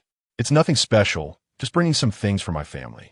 This is Aunt Zhou, the director of the Hongxing Street office. Zhang Zhiqiang smiled broadly, introducing Director Zhou beside him. Director Zhou, please come in. It's really kind of you to make this trip. Ran's mother was very happy. Zhang Zhiqiang's mention of my family made her heart bloom. This child knows how to speak nicely. It's no trouble at all. I watched Qiangzi grow up, and seeing him settle down makes me really happy. Director Zhou smiled as she held Ran's mother's hand. Siheyuan, hurry out and greet our guests. Qiangzi is here. Ran's mother called into the room. I'll be right there. Siheyuan's flustered voice came from inside, as if she had kicked something. Sorry for the mess. We only have this one daughter, and she is spoiled. Zhang Zhiqiang and Director Zhou took their seats, while Ran's mother went to pour tea for everyone. Ran's father started to speak. We apologize for not informing you beforehand. We came a bit abruptly. Director Zhou replied. In this situation, Zhang Zhiqiang, as a younger generation, couldn't really interject. Apart from greeting them at the beginning, he just sat aside watching Director Zhou and Ran's father chat casually. Come, Director Zhu, Qiangzi. Have some tea. Ran's mother poured a cup of tea for each person, and Siheyuan came out, having changed, and sat next to her father.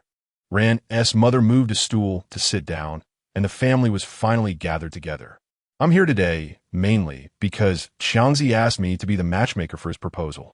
Director Zhou stated her purpose clearly. Ran's father and mother nodded. As a street director, her status was certainly sufficient. They had seen Zhang Zhiqiang visit twice and knew he was a sincere child. They could only say that Siheyuan had good taste. I've watched this child grow up. He is clever and did well in school. If it weren't for some family issues, he would definitely be a university student by now. Well, as a matchmaker, I have to say nice things. Even if he is only 5 meters tall, I do have to say he jumps up to 8 meters. Ran's father and mother nodded again, believing this. Siheyuan had told them that Zhang Zhiqiang was studying hard at home now. Good, as long as Qiangzi and Siheyuan can live well together, I have no objections.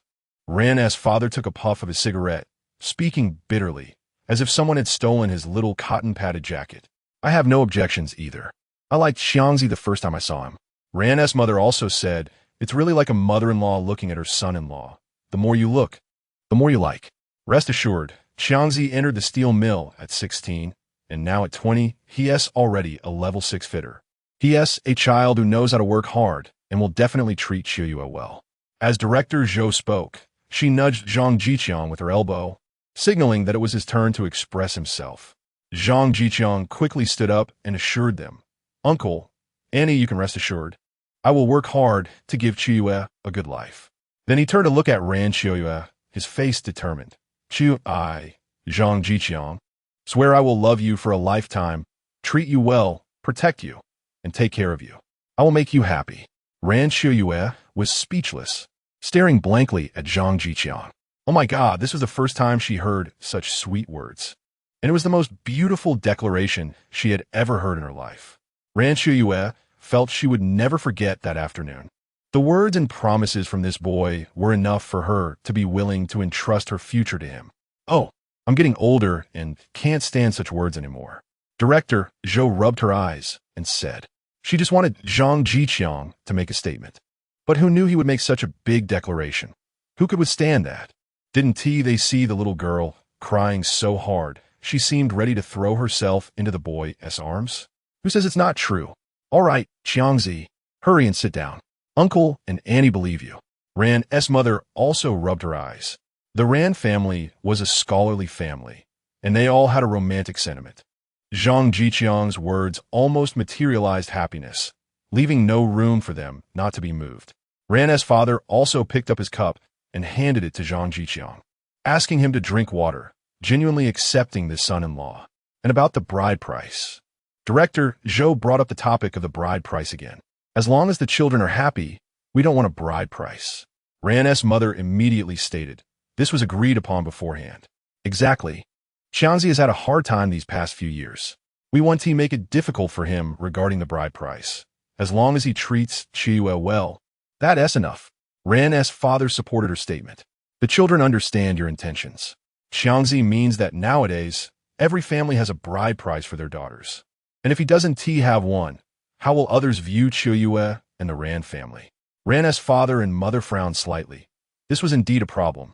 In this era, not having a bride price for a daughter's marriage would be a huge joke. So, Xiangzi prepared a bride price of 66 yuan. It's not much, but is a token of goodwill, symbolizing 6 prosperity. I hope the young couple will have a smooth and prosperous future. Director Zhou knew how to speak, and her words gave Zhang Zhiqiang a good impression. This child is thinking of your Ran family. This time, without Director Zhou reminding him, Zhang Zhiqiang quickly took out a red envelope from his pocket and placed it on the table. Uncle, Annie, this is the bride price I prepared. Whatever others have, Siheyuan will definitely have too.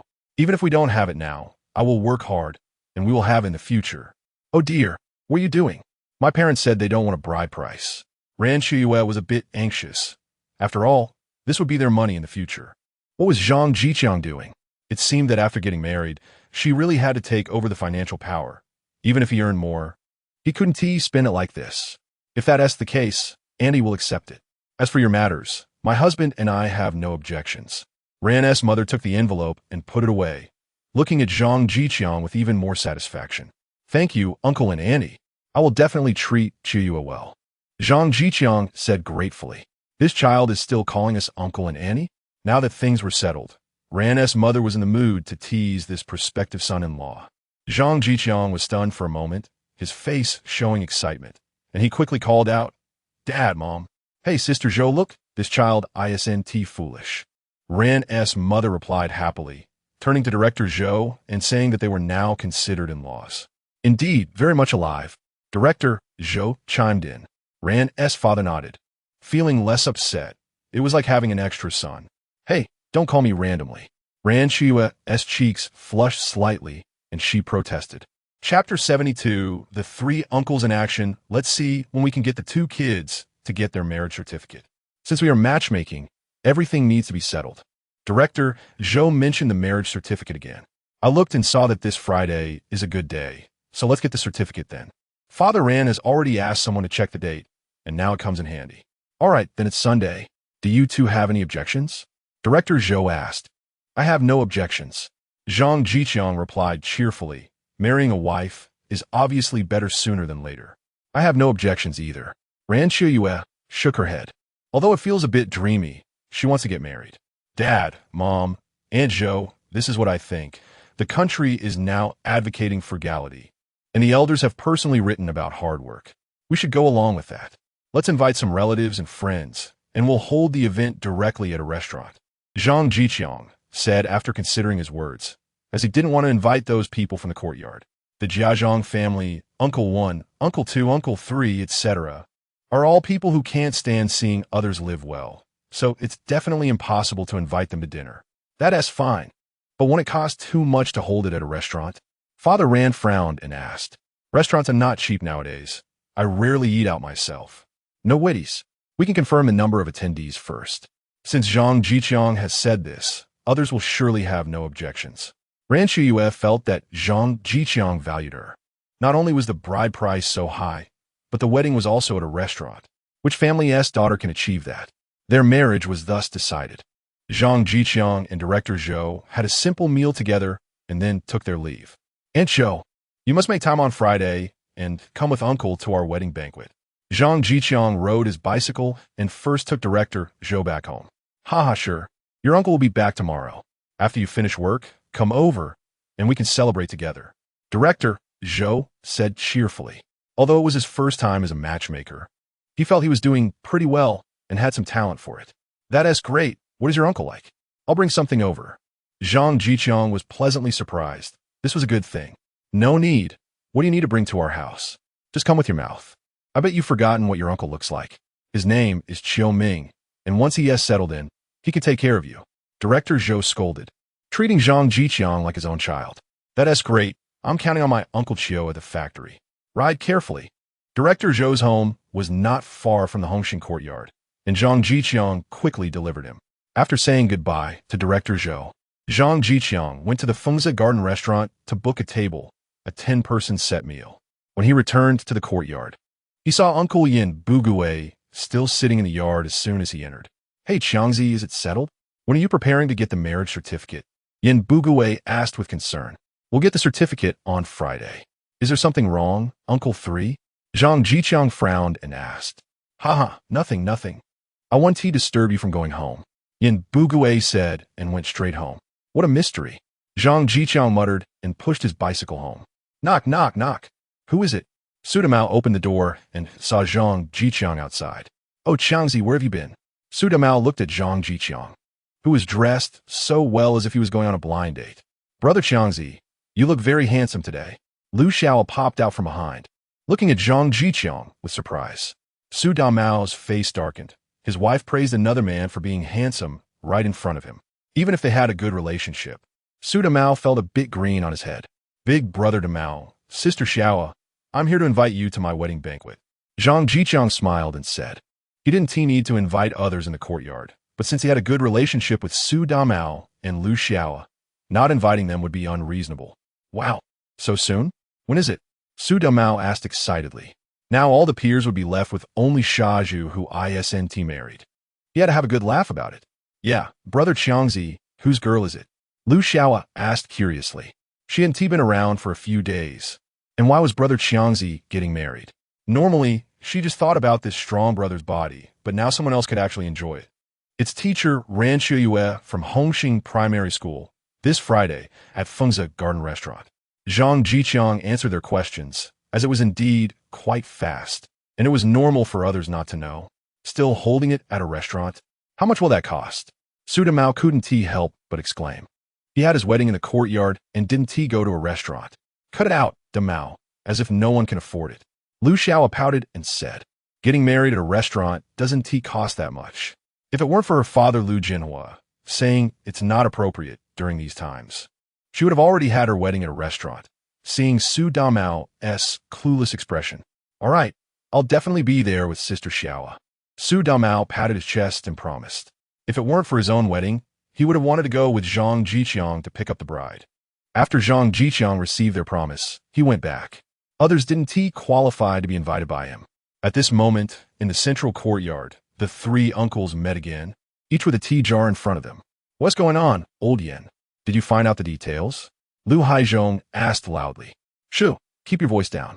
Yin Bugui quickly made a shushing gesture and glanced out the window a few times. All right, old Yen, if there's news, hurry up and say it. Yi Zhonghai spoke up. Well, Qiangzi, oh no, when Zhang Zhiqiang came back, I asked him. He plans to hold the banquet this Friday. Yin Bugui said, looking at Yi Zhonghai. His $40 was given by Yi Zhonghai, and it would take him more than a month without eating or drinking to earn that. Is the news reliable? Yi Zhonghai asked suspiciously, feeling that Yin Bugui was deceiving him. How could it be? Zhang Zhiqiang said it himself. He's getting the marriage certificate on Friday. So, isn't that when he's holding the banquet? Yin Bugui was anxious. Who didn't trust who? All right. Then old Yin, your family will also hold it on Friday. Just in time, the Jiazhong family will be out on Friday too. Yi Zhonghai went to the inner room and found $40 to hand to Yin Bugui. Yin Bugui happily accepted it, counting the 4 large bills in his hand. Thinking about how Jiazhong and Yi Zhonghai were related and why he was counting the days while being detained. Then it settled. Old Yin, you are in charge of notifying the front courtyard. I'll notify the central courtyard, and old Lu, you notify the back courtyard. Remember, make sure to emphasize that they cannot attend Zhang Zhiqiang's banquet. I want to see who in the courtyard is still opposing us three. Yi Zhonghai said with a fierce look on his face, speaking softly. All right. Okay, I understand. Uncle 2 and Uncle 3 agreed. This matter wasn't difficult for them. Thus, the 3 uncles, led by Yi Zhonghai, united for the first time to take action against Zhang Zhiqiang. Chapter 73. Shaju wants to marry a wife the next day. Zhang Zhiqiang, as usual, finished his workout and headed to work, feeling cheerful. When he arrived at the factory gate, he found that it was again his apprentice's father. Li Taiwa, on duty today. Taiwa on duty? Zhang Zhiqiang greeted him with a smile and handed him a cigarette. Li Taiwa took it and lit it for both himself and Zhang Zhiqiang. Of course, there is only so much to do in a day. Working in the security department is easy. Mainly, it's about protecting the factory's property and safety. Unless there are special circumstances, there's not much to do all day long. On Friday, I'm getting married. Taiwa, you must bring your wife along. Zhang Zhiqiang invited. Oh, did that last time work out? Great, I'll definitely come. Li Taiwa said happily. He was present last time when Zhang Zhiqiang asked for leave to visit the bride's parents. Yes, it's at Siheyuan restaurant after work on Friday.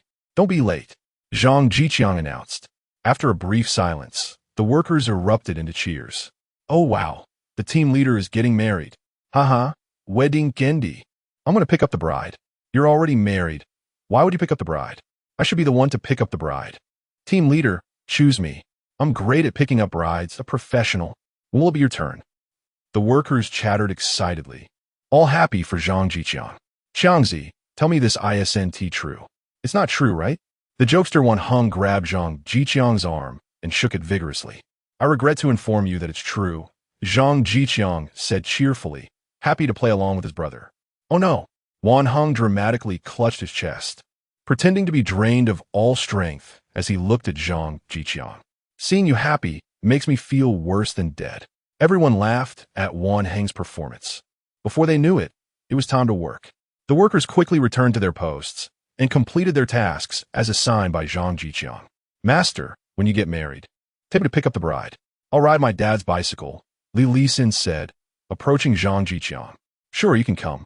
How did yesterday's task go? It went great. Even brother Wan Hung said I did well. Mentioning this made Li Lisin lively. He felt he had some talent for being a fitter and confidently assured Zhang Zhiqiang. Come on, let me see you process a part. Zhang Zhiqiang stepped aside, ready to guide his apprentice. Okay, master. Li Lisin took a deep breath and began to operate carefully. Soon, he finished processing a part, marking his entry into the field. Zhang Zhiqiang pointed out a few issues Li Lisin had and advised him to continue learning theoretical knowledge to go further. Li Lisin respected his master greatly. After all, Zhang Zhiqiang was strong, and there was a worker in the whole workshop who didn't respect him or hadn't been helped by him. Team leader Zhang, I heard you're getting married. Director Li joked during an inspection. Yes, I was just about to mention this to you, Director Li. Don't forget to bring your wife along. Zhang Zhiqiang replied, quite tactfully, since they were in the workshop. All right then, I'll submit your leave request for Friday. And don't worry, the wedding leave is quite long. You can come back to work next Monday, Director Li said cheerfully. Ha, that sounds good. Zhang Zhiqiang quickly agreed. Who wants to work when they could take a break? Zhang Zhiqiang's leave was approved quickly. The factory was quite lenient regarding such significant life events. After all, it's one of life's 4 great joys.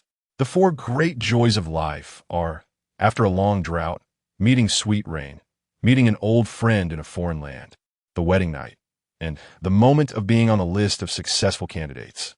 The wedding night, being one of the 4 great joys, shows its importance. And the factory certainly didn't want to be the bad guy. Now, workers and leaders were on the same side. If any leader dared to suppress wedding leave, the workers would really dare to beat you. Just ask if you're afraid of a fist the size of a sandbag. In Workshop 9, Huairu, wait until Friday to pick up your mother-in-law, and then we'll go to the Yin family for the banquet, Zhonghai said to Qin Huairu. Huh? What banquet at the Yin family? Qin Huairu asked, confused. Is it possible that the old man at the Yin family is about to kick the bucket? No. It's because Yin Zhiqiang is getting married to Yu Li. Third uncle is planning to set up a few tables for a lively occasion, Zhonghai vaguely explained, not wanting to admit it was specifically to go against Zhang Zhiqiang. Isn't the Yin family not hosting any banquets? They already gave eggs, Qin Huairu questioned. Don't worry about that. Just take your mother-in-law to eat. Shaju is cooking, so the taste will definitely be good.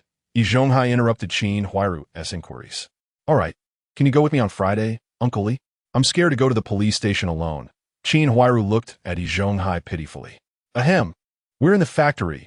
Don't use the yard as titles. Master, Qin Huairu's call made Zhonghai feel weak in the knees. How could it sound so sweet? Okay, I'll go with you to pick up Jiazhang, sure. Zhonghai readily agreed. At noon, during lunch, Zhonghai specifically sought out Shaju. Shaju, are you busy? Zhonghai asked as he watched Shaju eating heartily. Oh, Uncle Li, have you eaten? I've eaten. You go ahead, Zhonghai said, pressing Shaju back down to sit, feeling quite satisfied. Shaju was honest and straightforward, making it pleasant to be around him. Shaju, here's the thing. The Yin family is planning a banquet on Friday, and they want you to help cook. Zhonghai stated his purpose. Sure, I'll cook well for third uncle. Just give me $5. Shaju didn't ask for much. Given his skills as a disciple of the Tan family's cuisine, he could easily charge $10 for private jobs outside and still come home with a lot of leftovers. Shaju, how many times have I told you? You can't be too selfish, only thinking about yourself. We're all neighbors in the same yard. Why should it be about money? Zhonghai questioned angrily. Are you saying I should work for free, Uncle Li? Shaju felt a bit displeased. Well, have you heard of a chef working for free? Shaju, look at what you're saying.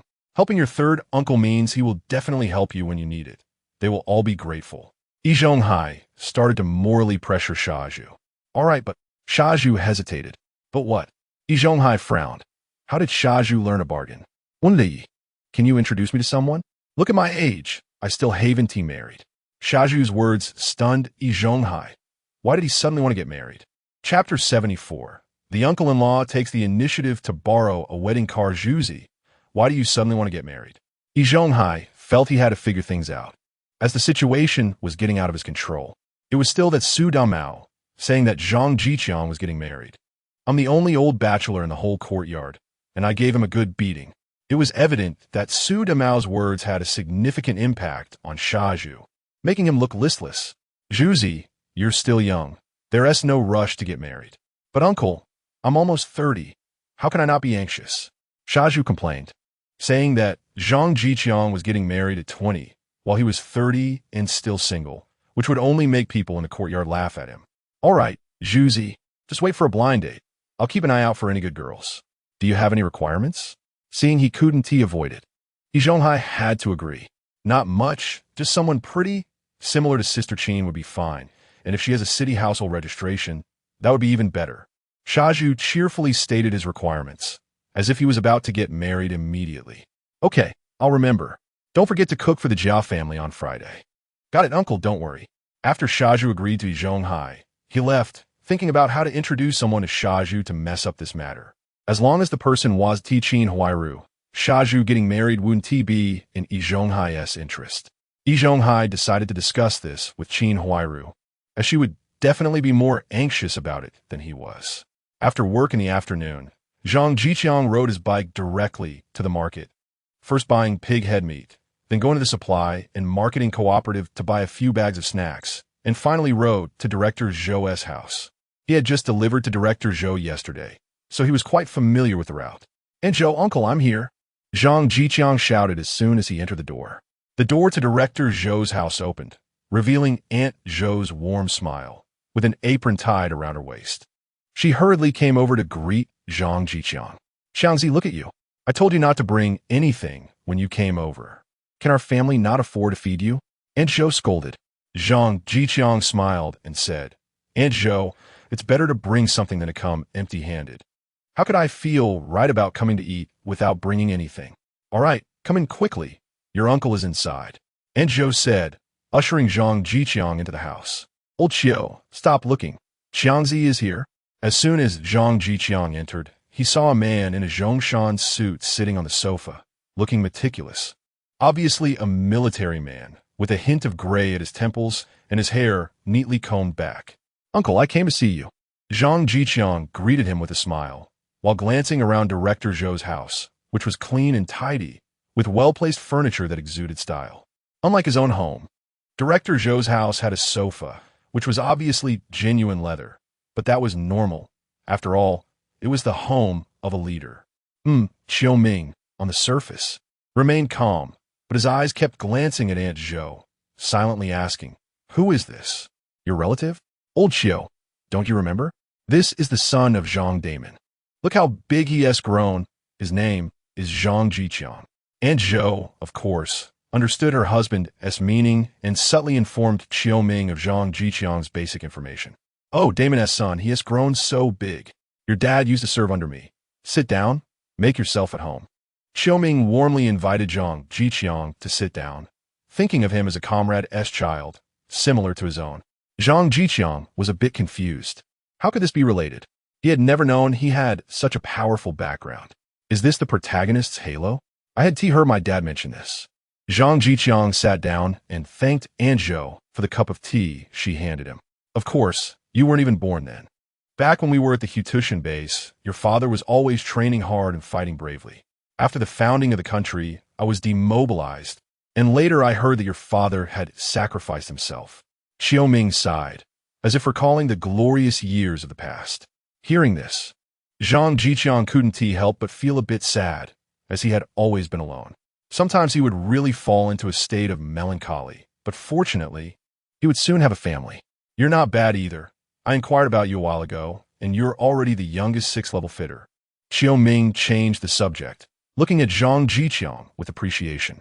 This truly is a case of the son of a hero being a good man himself, able to achieve something wherever he goes. "My dad always told me to work hard. Our country is still very weak, but with the joint efforts of 400 million compatriots, we will definitely break the blockade and stand tall at the top of the world." When Zhang Zhiqiang said this, his eyes were filled with determination. "The people of our country have never lacked patriotism." Good boy," Qiu Ming said "good" 3 times, not only in response to Zhang Zhiqiang's words, but also in recognition of the son of his comrade. "From now on, I'll be at the steel rolling mill. If you need anything, just come and find your uncle." This was Qiu Ming's first expression of support. It was only right to help the child of a comrade who had achieved something. "Thank you, uncle, I understand." Zhang Zhiqiang nodded gratefully. He felt he had made a surprising gain from this visit. "All right, it's time to eat. You two can chat if you have anything to discuss." Aunt Zhou had already set the dishes on the table and called out, "Okay, Xiangzi, let us eat." After washing their hands, the two sat at the table. "Aunt Zhou, I'd like to propose a toast to you, thanking you for being the matchmaker and allowing me to marry Qiu as I wished." Zhang Zhiqiang stood up, looking gratefully at Aunt Zhou. "This child, it's nothing to mention. Why say such things?" Aunt Zhou raised her glass and clinked it with Zhang Zhiqiang's. "What? You're getting married soon?" Qiu Ming asked curiously, as he had just returned today and didn't he know about this. Director Zhou briefly explained the situation to her husband. Great. Can Xiangzi drive? Xiaoming regretted asking immediately after the question, thinking that a worker like Zhang Zhiqiang would hardly have had any exposure to cars. Yes. Do you need to go somewhere, uncle? Zhang Zhiqiang thought Xiaoming might want him to be the driver and asked. Huh. Xiaoming was a bit surprised. How would a worker like Zhang Zhiqiang have contact with cars? But he didn't dwell on it too much, thinking maybe he had a good relationship with the drivers at the factory. Now, without a driver S license, they just teach a bit and let you practice. As long as you can drive it and get it running, that counts as being able to drive. All right, then come to my house tomorrow night. I'll have the driver park the car at the door, and you can just take it away when you arrive. So Xiaoming's intention was to let Zhang Zhiqiang drive the car for the wedding. How impressive and prestigious that would be. Huh, how could I do that? Zhang Zhiqiang instinctively prepared to refuse, but the words almost slipped out of his mouth. All right, it's settled then. Remember to come pick us up on Friday. After Xiaoming finished speaking, he beckoned Zhang Zhiqiang to eat, and this matter was thus settled. Chapter 75. Qin Jingru's night raid. After Zhang Zhiqiang came out of Anzhou's house, it was already night. His bicycle had no lights, so he could only push it toward the courtyard. It was all on Hongxing Street, not far apart, and soon he arrived at the Hongxing courtyard. He didn't see Yin Bugui in the front yard. Probably he had gone home. Brother Zhiqiang. Suddenly, as he reached the middle courtyard, a figure rushed towards Zhang Zhiqiang, calling out Brother Zhiqiang in a disgusting manner. This startled Zhang Zhiqiang, who instinctively kicked out, only to realize afterward that it was a person. The scream was quite loud, and soon someone came out. Who? Who is it? Silly Zhu was shining a flashlight around, and many people came out to watch the commotion. Zhang Zhiqiang. Silly Zhu's gaze landed on Zhang Zhiqiang, his brows furrowing slightly. He knew he couldn't take this guy on. The flashlight turned, revealing Qin Jingru, who was crying and holding her stomach. Jingru, are you okay? In a moment of urgency, Silly Zhu jumped down from the second floor and rushed to help Qin Jingru sit down. Seeing her pitiful state made Silly Zhu's heart tremble, and then a surge of anger rose within him. It must be that bastard Zhang Zhiqiang forcing Jingru into a corner, and when she refused, he beat her mercilessly. Endless rage made Silly Zhu forget Zhang Zhiqiang's fighting skills, and he charged forward, embodying justice. Zhang Zhiqiang saw Silly Zhu rushing at him and quickly parked his bicycle, not wanting to damage it. Silly Zhu, once known as the warrior of the courtyard, had a powerful punch, and even Zhang Zhiqiang did not dare to take it head-on. So he dodged.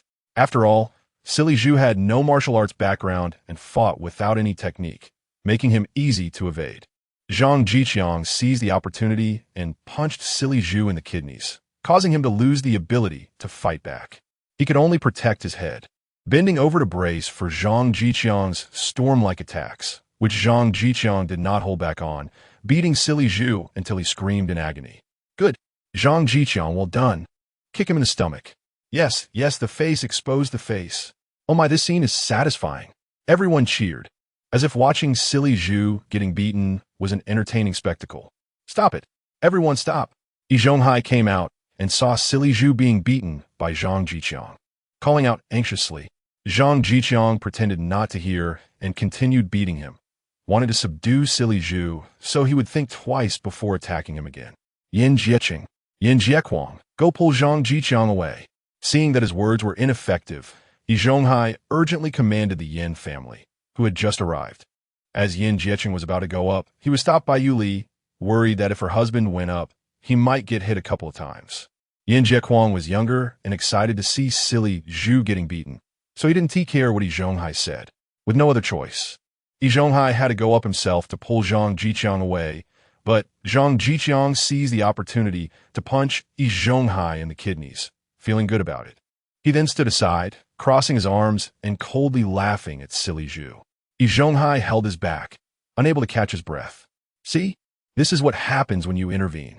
Yuli pointed at Yi Zhonghai and said to Yin Jieqing. Yin Jieqing nodded with a pale face. It looked quite painful.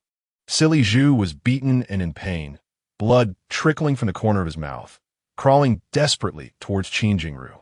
Jingru, Brother Zhu is useless. I couldn't avenge you. Qin Jingru was frightened and kept retreating. Silly Zhu felt so moved he was tearing up. Jingru, are you okay? Qin Huairu ran over to help Qin Jingru up, letting her lean on her. Call for help, quick, Yi Zhonghai said intermittently. Someone was definitely going to get in trouble tonight, and everyone scattered to call for help. There had to be some rules about this.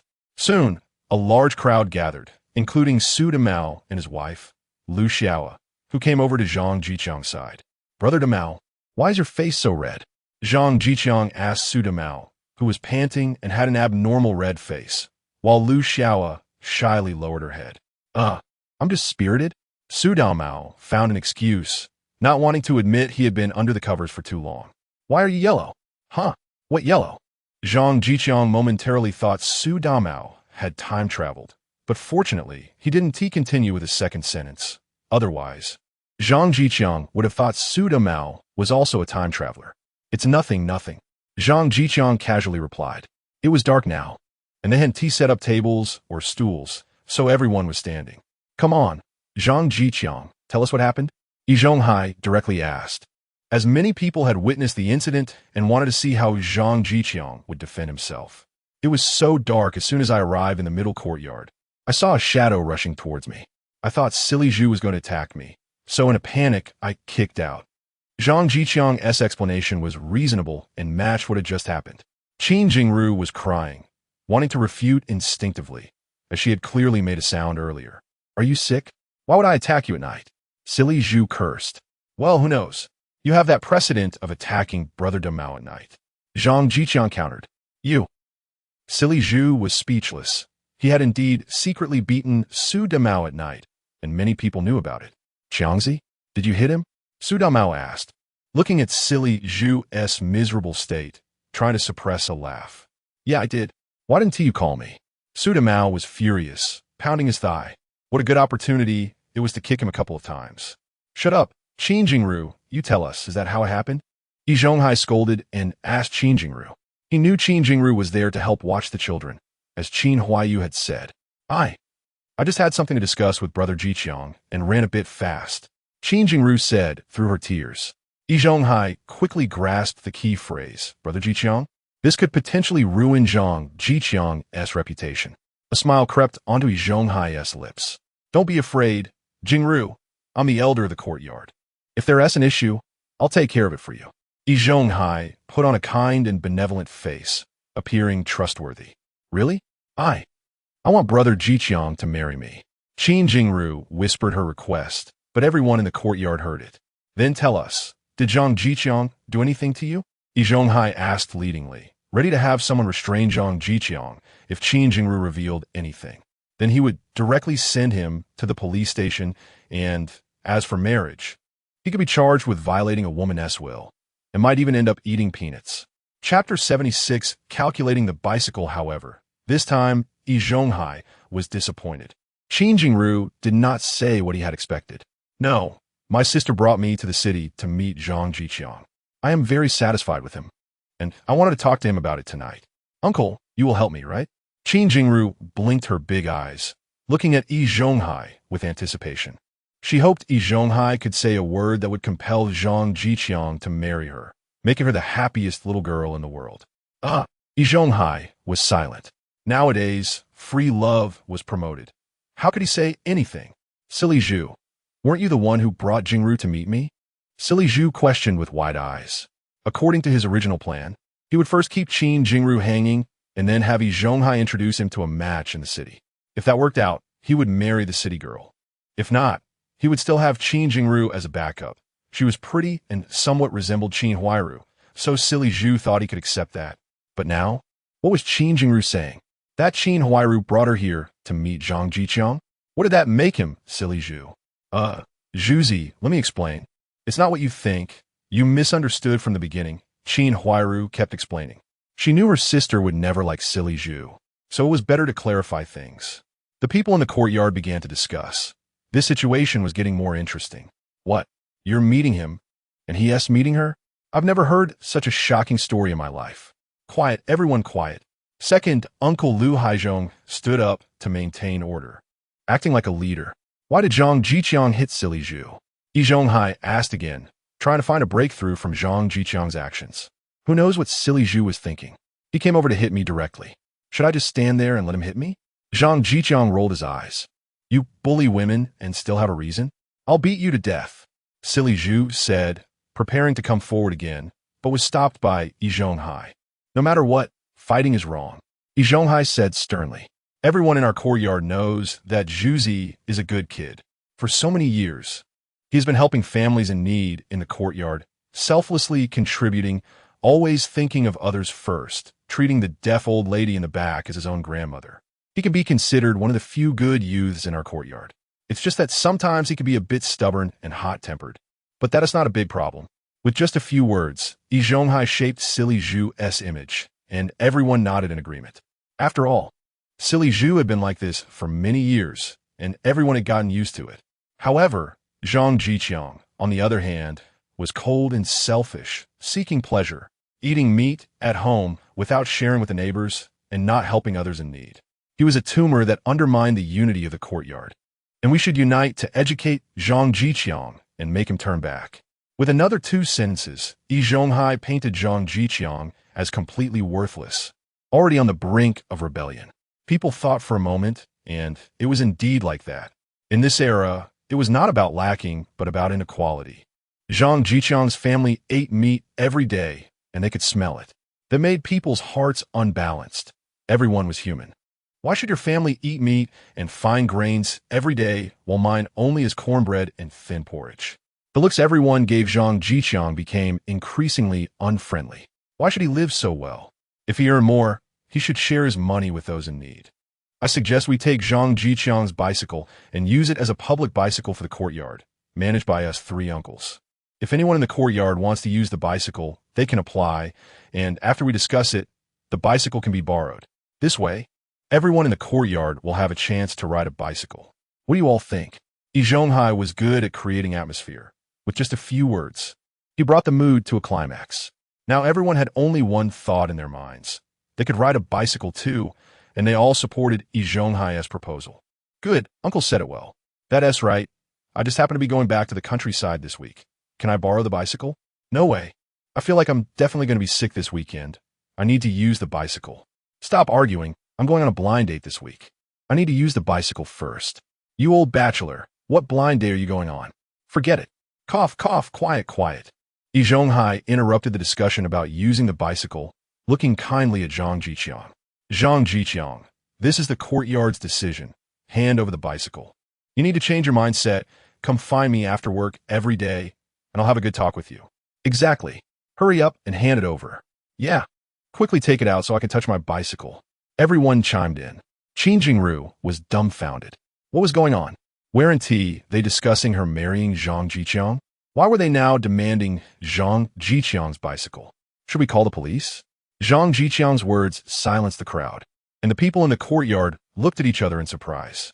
Did Zhang Zhiqiang really dare to go against everyone? Wasn't he afraid? Call the police? Courtyard matters should be resolved in the courtyard. Zhang Zhiqiang, do you mean you're unwilling? Yi Zhonghai shouted. Of course I'm unwilling. Why should I let you beasts use my things? You, Yi Zhonghai, earn 99 yuan a month. Why haven't you seen you share it with everyone? Zhang Zhiqiang's words left Yi Zhonghai speechless. That was his retirement money. How could he take it out to share? How about this? Let us pool all the money earned in the courtyard every month and distribute it evenly by family. That way, it will definitely be fair. Zhang Zhiqiang proposed another plan, knowing that these uncles would never agree. Uncle E earned 99 yuan a month, Uncle Air over 80, and Uncle San just under 40. How could they be willing to distribute their earnings with everyone in the courtyard? However, the people in the courtyard did not think so. If it was distributed this way, they could accept it. Without saying much, they could manage to eat meat once a month, even if they had to grit their teeth. Everyone looked at Yi Zhonghai, their meaning clear. Uncle, why don't we do it this way? Nonsense. This is just nonsense. Why should I share my money? Second, Uncle Lu Haizhong, who had little education and no guile, was the first to lose his temper. He had to eat eggs at every meal. Why should he? Wasn't he it because his salary was much higher than others? He could afford to eat well. If he shared his money, how could he maintain a superior lifestyle? Then why should I hand over my bicycle? Zhang Zhiqiang asked with a slight smile. Because you should, Lu Haizhong said. Wanted to ride the bicycle to the factory and show off. then that's what you should do. You, Lu Haizhong, who was broad and fat, was gasping with anger at Zhang Zhiqiang. Hey, Zhang Zhiqiang, look at you. Aren't you narrow-minded? I often say that punishment is never the goal. Education is the goal. Let us just leave this matter for now. Yi Zhonghai reproached. The people in the courtyard felt a bit disappointed, and the looks towards Yi Zhonghai changed. Why did they end up with neither the bicycle nor the money in the end? Chapter 77, Getting the Wedding Car. Uncle Heir finished the meeting for the whole courtyard, and everyone dispersed in small groups. With the promised benefits gone, everyone's expressions were not pleasant, especially a few people who were already preparing to apply for bicycles. Their eyes kept glancing at Zhang Zhiqiang's bicycle, just a little bit away. Tonight's meeting was a complete loss of face for Yi Zhonghai. His multiple schemes were all resolved by Zhang Zhiqiang. Back at the Yi family, Yi Zhonghai sat on a chair, drinking tea and sulking, in front of outsiders. He had to maintain a friendly and approachable demeanor, but only at home could he express his emotions. Old Yi, why are you targeting Zhang Zhiqiang again? Anta added some water to Yi Zhonghai's teacup and sat down beside him. Did you tell him about us relying on him for our old age? Our savings and house will all be left to him, and the deaf old lady's house will also be his in the future. Anta believed more in benefits, thinking that Zhang Zhiqiang would be willing to take care of them for these things. Why didn't I say? I even wanted to take him as my apprentice and teach him all my skills, but Zhang Zhiqiang. Yi Zhonghai grew angrier as he spoke, puffing on a pipe. What did he say? Anta asked curiously, not understanding why Zhang Zhiqiang would refuse such a good deal. He actually said my skills as a master aren't good enough, saying Dongshu is only a secondary technician, and Huairu is still an apprentice. Yi Zhonghai said angrily. Andavas astonisit.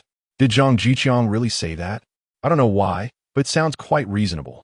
Anta looked at Yi Zhonghai strangely. All right, after this, I'll talk to Zhang Zhiqiang and apologize. Zhang Zhiqiang's wife is a teacher. She should be sensible. Yi Zhonghai nodded. If there was a chance, he didn't want to give up on Zhang Zhiqiang. How is it going with delivering meals to the deaf old lady recently? Yi Zhonghai changed the subject to ask. Pretty good. I send her whatever I eat, but she has been insisting on eating meat lately.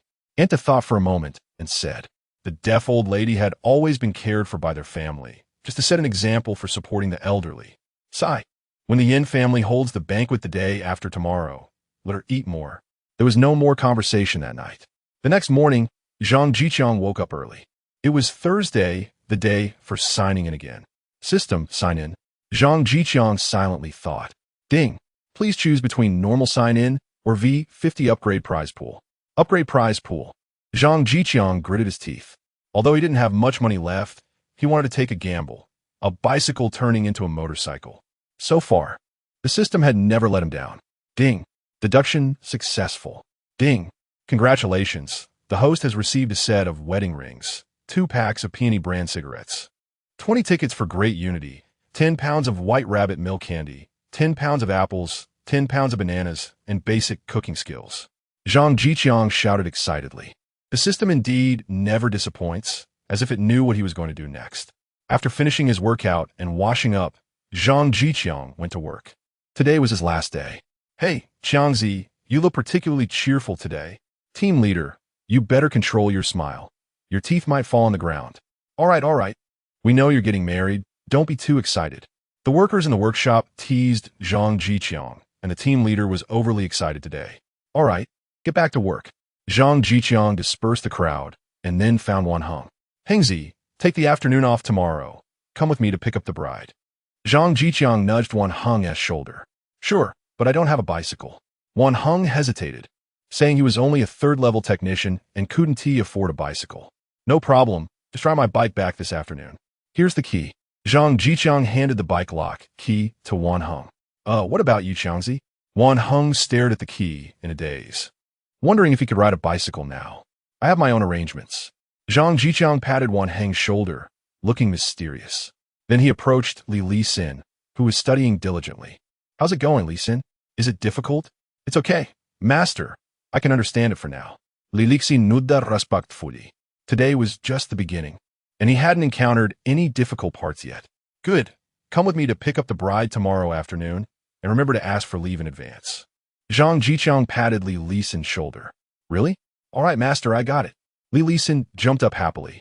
Asking for leave was not difficult for him, as the director was his uncle. Soon, Director Li came to inspect, and seeing the busy workshop of number 11, he nodded in satisfaction. Recognizing Zhang Zhiqiang's leadership skills were quite good. Director Li is here. I need to trouble you with something. Zhang Zhiqiang's eyes lit up when he saw Director Li arrive. What's up, Team Leader Zhang? Director Li teased Zhang Zhiqiang. Since I'm getting married, I need an introduction letter from the factory. Zhang Zhiqiang rubbed his hands and smiled. Sure, I know. Come to the office to get it. Director Li knew Zhang Zhiqiang would ask for it, and had prepared it in advance, keeping it in his office. Zhang Zhiqiang was a bit stunned. Was it that fast? He carefully tucked the introduction letter into his pocket. He needed it to get the marriage certificate tomorrow. He couldn't do without it. Thus, Zhang Zhiqiang spent the day in an excited state at work, teaching Li Lisan a lot and reminding him to follow Wan Heng for practical operations the day after tomorrow. Zhang Zhiqiang had never felt time pass so slowly before. After work, Zhang Zhiqiang didn't ride the bicycle, as he had lent it to Wan Heng. He walked to Aunt Zhou's house. Sure enough, there was a shiny black sedan parked at the door. Just looking at it made Zhang Zhiqiang excited. Driving a car to get married in this era meant he was ahead of many people. Aunt Zhou, uncle, I'm here. Zhang Zhiqiang knocked on the door, feeling as if he had returned home. This kid, coming quickly. Aunt Zhou opened the door and let this reckless guy in. Xiangzi, you're here. Here are the keys. Xiaoming handed the keys from the table to Zhang Zhiqiang as soon as he saw him enter. Thank you, uncle. I also thank you on behalf of my wife. Zhang Zhiqiang bent down to accept the keys gratefully. No problem. It's a wedding. We should be happy. I've filled the tank for you. You could drive, right? Do you need me to find you a driver? Xiaoming asked with concern. I can drive, don't worry. Uncle. Zhang Zhiqiang was confident. Fortunately, he had learned to drive a manual transmission in his previous life, so it was no problem at all. All right, you two hurry up and come eat.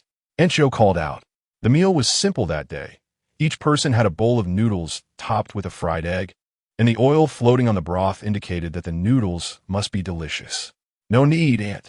I still need to go to Shiwaru's silk shop to pick up my clothes. I need them for tomorrow. Zhang Zhiqiang declined.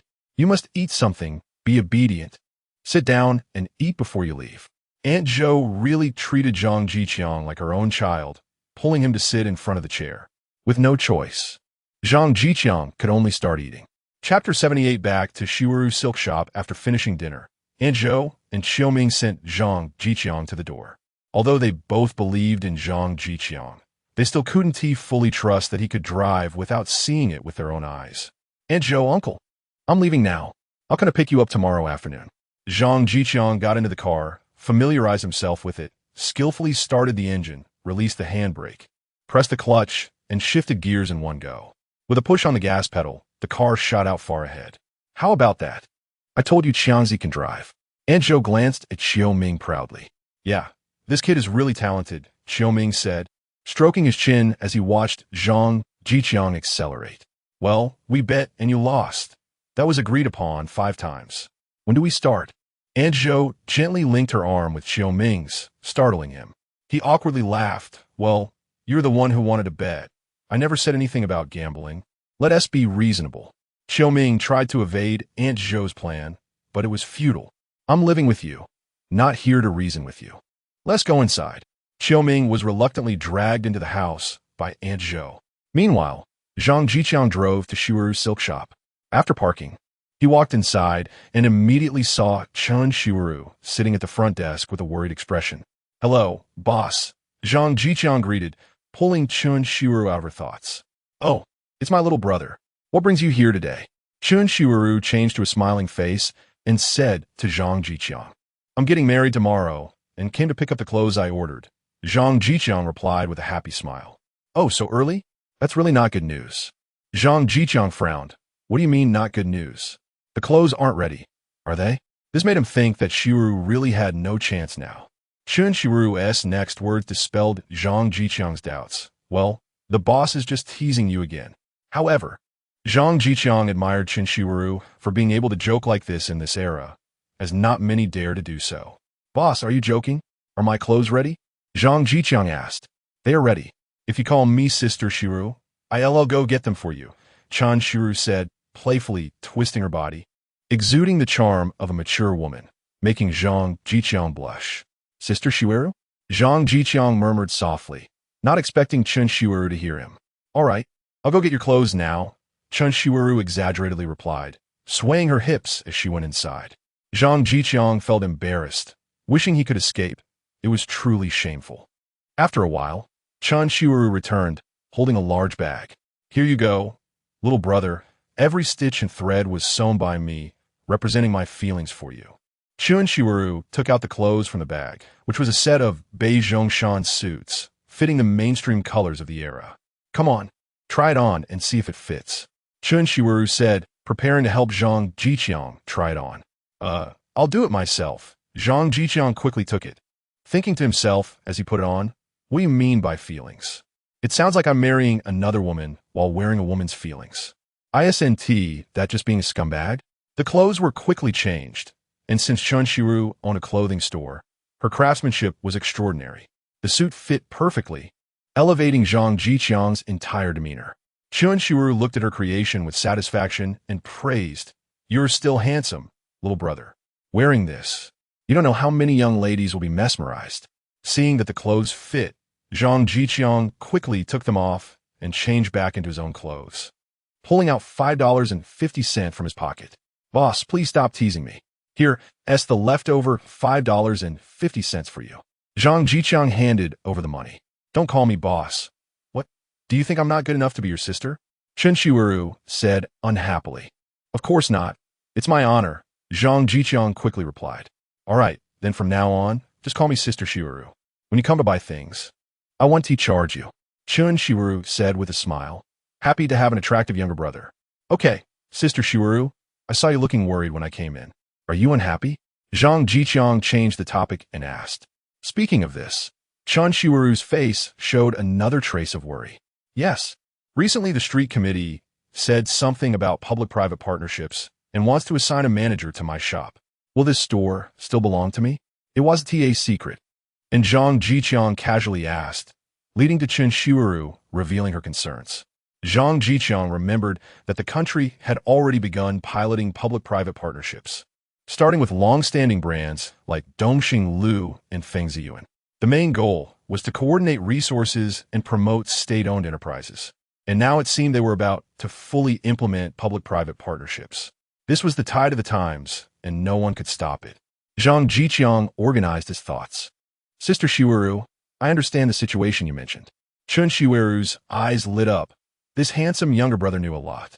"The government isn't just taking your shop for free. They will buy it based on how long you've been operating, and you'll still run it, just with an extra person overseeing it." Zhang Zhiqiang shared what he understood.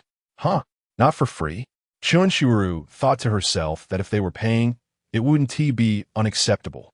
"Yes, to put it bluntly, your operations will definitely be affected, but it doesn't have to be a bad impact. Public-private partnerships are inevitable, and if you don't agree, this shop can't continue operating." Zhang Zhiqiang nodded seriously. "Huh?" A hint of panic flashed across Qin Huairu's face. This shop had been passed down to her from her father, and if she couldn't run the silk shop, she didn't know what else she could do. "If you ask me, Sister Huairu, you should go to the street committee tomorrow and get this settled. You'll be the first to try it out, and the street committee will definitely promote it." Zhang Zhiqiang expressed his thoughts, noting that the street committee needed a typical case, and going early would surely get favorable treatment. Qin Huairu thought for a moment and realized that it did seem like that. From what she understood, many businesses were preparing to unite against it, making it a good opportunity to go. Qin Huairu had managed to grow the silk shop this big, so she was certainly clever and had guts. "All right, then I'll listen to you this time, Sister Huairu. I'll take the property deed tomorrow to get this matter settled. I think it's definitely worth a shot. Now I'll take my leave, Sister Huairu. I have a lot to do tomorrow. I'll see you off." Qin Huairu accompanied Zhang Zhiqiang to the door and noticed the car parked outside. She had been lost in thought and hadn't noticed the car arriving. "Is this yours?" Qin Huairu asked. "No, I'm borrowing it for my wedding tomorrow," Zhang Zhiqiang said. "Now I'll take my leave, Sister Huairu." After getting in the car, Zhang Zhiqiang skillfully drove away.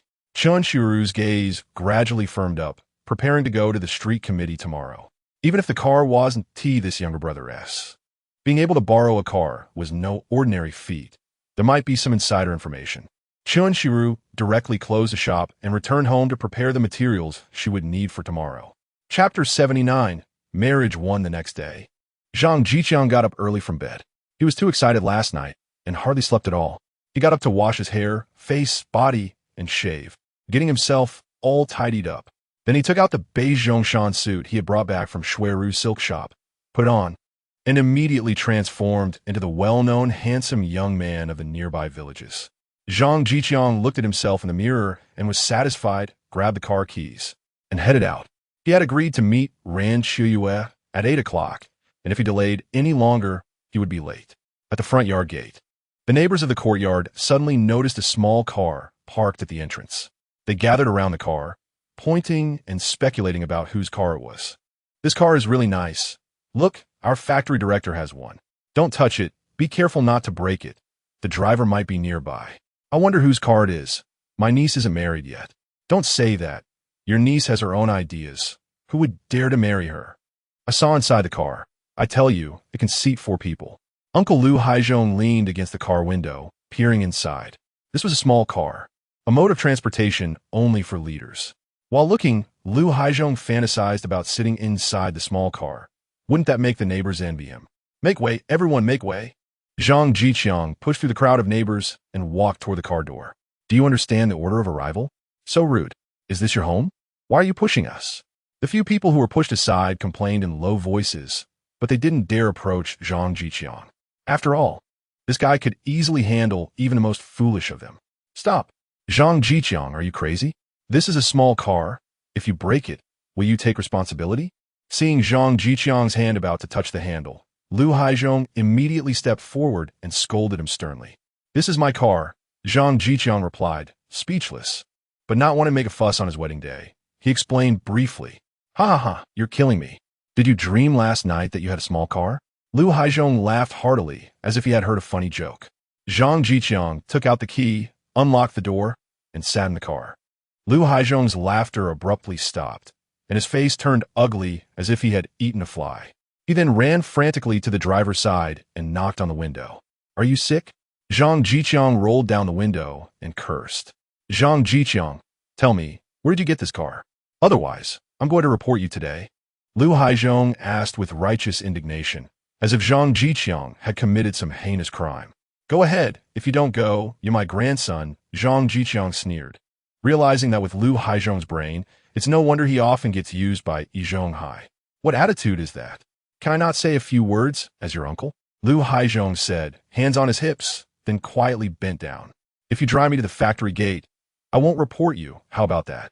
Lu Haizhong whispered, convinced that Zhang Zhiqiang's car was definitely not obtained legitimately, trying to take advantage of him. Go report me, Zhang Zhiqiang said, too lazy to waste words. He was almost late, rolled up the window, and stepped on the gas to drive away. What's it to be proud of? The car must be stolen. Lu Haizhong said resentfully, unable to save face. So, Uncle San, are you going to report him? Several young people winked, as Lu Haizhong's voice, although not loud, was still heard by some. Go, go. Do you not need to go to work? Disperse. Lu Haizhong shooed the crowd away, his desire to be a leader growing stronger. Once he became a leader, he would definitely have the opportunity to sit in a small car, and then he would let Zhang Zhiqiang see how impressive he was. On the other side, Zhang Zhiqiang drove toward the Ran family, buying a few steam buns on the way. Arriving at the entrance of the main man, Siheyuan, Zhang Zhiqiang parked the car and got out with the buns. At this time, many women were returning after dropping their children off at school, and many saw Zhang Zhiqiang arriving in a car. Hey, look at that guy. Doesn't he look like that one? The one who went on a blind date with old Rant's family? Yes, that's him. Look, he even drives a small car. Impressive. I heard from my husband that only big leaders can sit in small cars. Wasn't he riding a bicycle last time? Just showing off because he has a bit of money. A few women gathered, speaking sourly as they rushed over to see what a leader's small car looked like. Bang, bang, bang. Dad, Mom, I'm here to pick up Qiyue. Zhang Zhiqiang knocked on the door happily. Rant's mother immediately opened the door for him. They had been waiting for him. Come in quickly. We've all been waiting for you. Rant's mother saw Zhang Zhiqiang's outfit, and her eyes lit up. Indeed, A person relies on their attire. This young man looked really spirited in a new suit.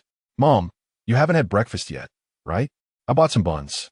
Zhang Zhiqiang handed the buns over. This child, 2 meals a day is enough. Why spend this unnecessary money? Every family is struggling now. Only a few families can afford 3 meals a day. Hey, Mom, we have a lot to do today. We need to eat well. Zhang Zhiqiang said as he walked into the house. The Rand family had changed a lot. The big red character was pasted in the living room, and the couple had placed their daughter's dowry in the living room, most of which had been changed to red. Rand's mother was skilled and had cut many stickers to decorate the house, making it look particularly festive. Rand's father had changed into a black Zhongshan suit, his hair neatly combed, sitting upright in a chair. Next to him sat Rand Siheyuan, who today was joyfully dressed in festive red clothing, a red short shirt on top and a beautiful red skirt on the bottom, with 2 braids hanging down her chest, lightly made up with lipstick, looking exceptionally radiant. Zhang Zhiqiang was momentarily mesmerized by Rand Siheyuan, staring at her with wide eyes, not blinking at all. Ahem. Rand's father coughed heavily twice, annoyed. What are you doing? I'm feeling blocked here. If you want to look, take your time at home. Dad, I'm here to pick up Siheyuan. Zhang Zhiqiang respectfully bowed to Rand's father and smiled at Rand Siheyuan. Rand's father responded, standing up and taking his daughter's hand. Zhang Zhiqiang's eyes twitched. Even though he knew this person was his father-in-law, he still wanted to push the hand away. Rand's father pulled Rand Siheyuan to Zhang Zhiqiang and placed her hand in Zhang Zhiqiang's hand. Xiangzi, from today on, you are no longer alone. You have formed a family and become a real man. You must remember what you said. Remember your promise to us. I have taken care of Siheyuan for 20 years, and from now on, she will be entrusted to you. Rand's father's voice trembled as he spoke, unable to hold back his tears. Dad. Rand Siheyuan also cried as she held onto her father's arm, feeling sad. Chapter 80 Marriage to Dad. Don't worry. I will definitely work hard to make Siheyuan live a good life. Even if Siheyuan wants the moon from the sky, I will find a way to get it for her, Zhang Zhiqiang assured. Mr. Rand didn't speak, wiped his tears, and nodded heavily, indicating that he believed Zhang Zhiqiang. All right, Xiangzi has brought buns. Come over and eat some. Mrs. Rand had already placed the buns brought by Zhang Zhiqiang on the table, all filled with rich meat, emitting a strong aroma. Siheyuan, have you prepared your household registration book and introduction letter? Zhang Zhiqiang asked as he leaned closer to Rand Siheyuan. Rand Siheyuan's little face turned slightly red as she nodded and patted her bag beside her, indicating that everything was inside.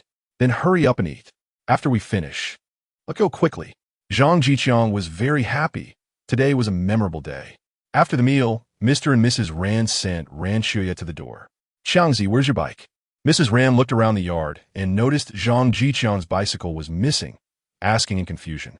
Mom, the bike is at the front gate. I didn't bring it in. Zhang Zhiqiang replied. It's dangerous to leave it outside. Xiangzi, make sure to put your bicycle in the yard from now on, Mrs. Rand nagged, automatically ignoring Zhang Zhiqiang, saying it was outside and not that he rode it in. Afterward, the couple took their daughter and son-in-law to the front gate. When they saw Zhang Zhiqiang walking up to the car and opening the passenger door, they were stunned. Siheyuan, come here. Zhang Zhiqiang waved his hand with a smile. Xiangzi, is this your car? Mrs. Rand asked, surprised. Zhang Zhiqiang already had a bicycle, which indicated good family conditions. Where did he get a car? In this era, being able to ride a bicycle was rare, and those who could sit in a car were even fewer in the entire city, showing its rarity. Although Mr. Rand didn't speak, it was clear that he was also curious about what Mrs. Rand asked. Mom, it's for the wedding. I just wanted to give Siheyuan the best. So I borrowed this car from our factory director, Zhang Zhiqiang said with a gentle smile. Rand Siheyuan was very touched. She knew it must not be easy to borrow a car.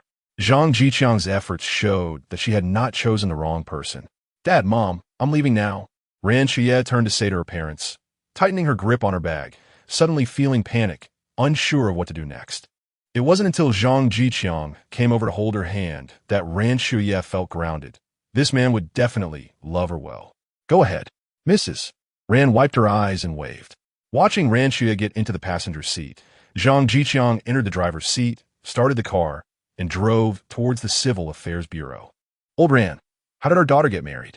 Mrs. Rand linked arms with Mr. Rand, staring blankly at the direction the car went. Indeed, The child is grown up. Fortunately, this son-in-law is quite good, Mr. Ran sighed. You just gloat. Isn't that son-in-law chosen by our daughter herself? Look at what you thought were good matches, hum. Mrs. Ran rolled her eyes at Mr. Ran and went inside to tidy up. Hey, Mr. Ran's words got stuck in his throat. How could a woman's mind change so quickly? He had never figured it out in his whole life. On the other side, after Zhang Zhiqiang and Ran Shuya arrived at the Civil Affairs Bureau, they found many people already standing there, all pairs probably there to get married. The crowd in line also turned their eyes to Zhang Zhiqiang and Ran Shuya. After all, they had arrived in a car. The women looked at Ran Shuya with envy, noting how good her taste was, finding a handsome partner, and even arriving in a car. The men looked at Zhang Zhiqiang with jealousy. Today was supposed to be their day to show off, but this guy stole the spotlight. It's just a wedding. Why show off with a car? Can't you walk? Congratulations on your marriage, comrades, said a couple ahead when they saw Zhang Zhiqiang and Ran Shuya standing behind them, courteously. You too, congratulations on your marriage. Here, have some candy, Zhang Zhiqiang responded, pulling out 2 big white rabbit milk candies from his bag and handing them over. Oh, that's too embarrassing, comrades. I didn't bring anything. The young man stood there, flustered, tightly gripping the big white rabbit milk candy. Thinking that it was no wonder they came in a car. Their generosity was evident. In this era, milk candy was indeed a rare commodity. It was already quite good for an average person to buy foreign candy from a supply and marketing cooperative for their wedding, let alone milk candy. It's nothing. Just 2 candies to share some joy. Zhang Zhiqiang waved his hand dismissively. Thank you, comrades.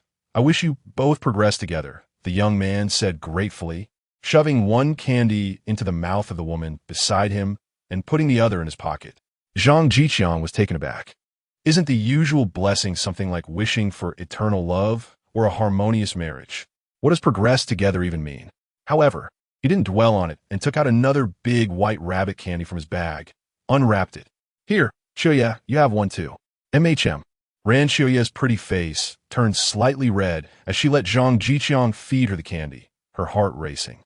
Doing this in public was quite embarrassing, but fortunately, no one was paying attention. After waiting a while, the line finally moved halfway. Suddenly, there was a commotion ahead, but Zhang Zhiqiang wasn't concerned about such matters. Instead, the curious young man ran ahead to see what was happening. About 10 minutes later, order was restored, and the young man returned.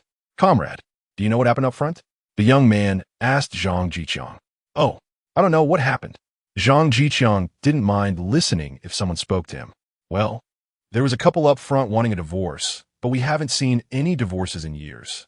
They only had a marriage certificate, not a divorce certificate, so they couldn't proceed. The couple didn't want to accept this and started causing a scene, the young man explained. What could possibly be so unbearable that they want a divorce? Wouldn't that just make them the laughingstock of the city? The young man shook his head in disapproval. Zhang Zhiqiang thought about it and realized it was true. In decades since the founding of the country, he had indeed never heard of anyone getting divorced. Unlike in his previous life where it was quite common. Nowadays, men were very traditional. Getting divorced would be looked down upon. People would say you couldn't keep your wife in line, or you couldn't even support your own wife, which was hard for men to accept. So, it seemed reasonable that the Civil Affairs Bureau had not prepared divorce certificates, as they were simply unnecessary. Zhiqiang, you won't divorce me, right? Ran Shuya tugged at Zhang Zhiqiang's sleeve and asked softly. After all, divorce not only hurt men, but also damaged women's reputations. One should know that rumors could sometimes be deadly. Those idle women would gossip all day, and if you divorced, they would surely make up many stories, all implying that you were unfaithful. Of course not. I've decided on you for life. You can't shake me off, Zhang Zhiqiang whispered to Ran Shuya. What are you talking about? Ran Shuya playfully pushed Zhang Zhiqiang, her smile radiant. Chapter 81 Marriage 3 After restoring order, the process went quickly, and soon it was Zhang Zhiqiang and Ran Shuyua's turn. The two walked up to the staff and sat down, where the staff checked their household registration information and introduction letters. Comrade Zhang Zhiqiang? That's me. Zhang Zhiqiang nodded. Comrade Ran Shuyue? Yes, that's me. Ran Shuyue also nodded. Comrade Zhang Zhiqiang, do you voluntarily take Comrade Ran Shuyue as your wife? The staff asked seriously. Yes, I willingly take Comrade Ran Shuyue as my wife. Zhang Zhiqiang said firmly. Comrade Ran Siheyuan, do you voluntarily marry Comrade Zhang Zhiqiang? The staff asked again. Yes, I do, Ran Siheyuan nodded. Good. That's it, the staff concluded, taking out a certificate-like document and filling it in. Then they picked up a stamp, changed it to a steel seal, and handed it to Zhang Zhiqiang with both hands. Congratulations. I wish you both to work together on the road of socialism, helping and supporting each other. Zhang Zhiqiang understood. It turned out that in this era, this is how people congratulated others on their marriage, and he gained some insight. Zhang Zhiqiang excitedly took the marriage certificate, which was only one piece, resembling a certificate of honor. Chia, look, with this we are married, Zhang Zhiqiang said, his voice trembling with excitement. Yes, we are married. Ran Siheyuan was also very excited. She would now be Zhang Zhiqiang's legal wife. Come on, comrade, have some candy. Zhang Zhiqiang pulled out a small handful of white rabbit candies, about 5 or 6 pieces, and placed them on the staff's desk. Oh, thank you. Congratulations on your marriage. By the way, if you want to take photos, you can go to the second floor. It's 50 cents per photo. The staff accepted the candy and kindly reminded them. All right. Zhang Zhiqiang was pleased to hear that they could take photos, so they didn't have to go to a photo studio, and he took Ran Siheyuan to the second floor. To their surprise, there were people on the second floor who were actually snoring and sleeping. Comrade, hello, want to take photos? Zhang Zhiqiang called out loudly. Try to wake them up. Huh? Oh, photos? The staff rubbed their eyes.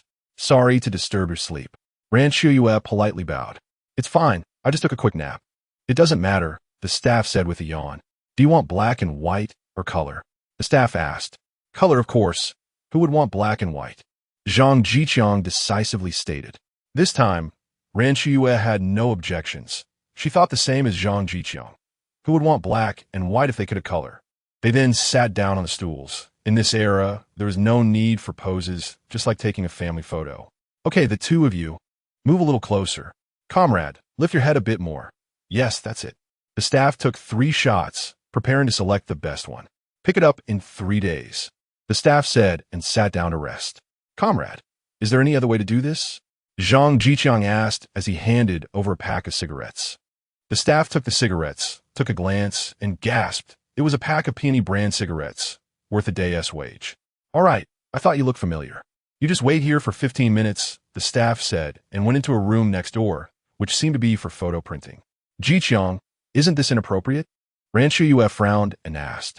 As a teacher, her work circle was quite simple, and she didn't really understand Zhang Zhiqiang's behavior of giving cigarettes. Wasn't this bribery? Even though the staff wasn't a leader? Siheyuan, let me ask you, do you want to come back here after work to pick up the photos? Ran Siheyuan shook her head. After work, she would be tired and would definitely want to go home. Who would want to run such a long way? Then do you want me to run this far after work, making my return home later? Ran Siheyuan shook her head again. She planned to wait for Zhang Zhiqiang next to People's Square after work.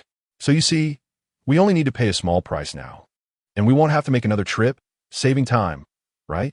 Ran Siheyuan nodded, realizing that it seemed to make sense, but she still felt something was off. It sounded correct, but before Ran Siheyuan could finish her sentence, Zhang Zhiqiang interrupted her. Siheyuan, when I visit my parents, I bring gifts too.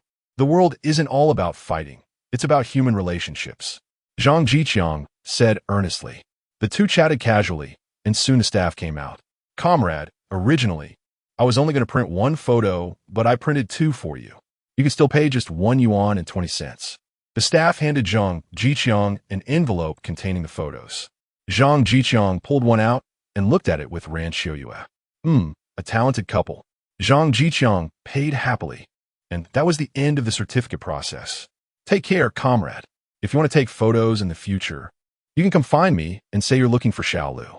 The staff warmly bid farewell to Zhang Zhiqiang. See, 1 became 2. I'll give 1 to your parents later, and we'll keep 1 for ourselves, Zhang Zhiqiang said, smiling at Ran Siheyuan beside him. I got it, Zhiqiang Ji. Ran Siheyuan once again witnessed Zhang Zhiqiang's cleverness. The staff received a pack of cigarettes and got color photos worth 1 yuan and 20 cents. And it seemed like no one lost out. But something felt off. She just couldn't figure out what it was. After getting into the car, Zhang Zhiqiang took a deep breath. He had gotten married and had a wife, finally putting down roots in this world. Siheyuan, you are my wife now. Call me husband so I can hear it. Zhang Zhiqiang looked at Ran Chuyue, who was fidgeting in the passenger seat. I won't. Ran Chuyue huffed proudly, turning her head away. If you call me, I'll give you a gift. Really? Of course it's real. When have I ever lied to you? You definitely have. You're such a bad guy. Ran Chuyue protested, but deep down, she was already curious about what the gift could be. Girls are always interested in unknown gifts. Husband. Ran Chuyue called out softly. What did you say? I didn't hear you. Zhang Zhiqiang teased. Husband. This time, Ran Chuyue's voice was much louder. Zhang Zhiqiang stopped teasing her and took out a box. What's this? Ran Chuyue asked as she touched the packaging. The little thing was quite unique. Open it and see. Zhang Zhiqiang said softly.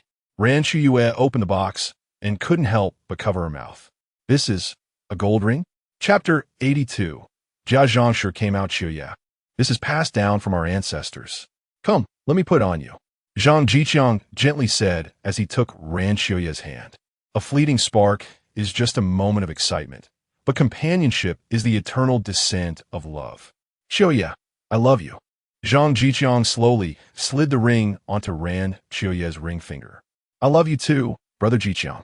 Ran Chuyue looked at Zhang Zhiqiang with happiness and gently placed a men's ring on his ring finger. The two clasped their fingers together, silent for a long time. Ran Chuyue slowly closed her eyes, and Zhang Zhiqiang gently leaned in. After a long while, their lips parted. I'll take you back first. I'll come to pick you up in the afternoon. Zhang Zhiqiang kissed Ran Chuyue's hand as he spoke.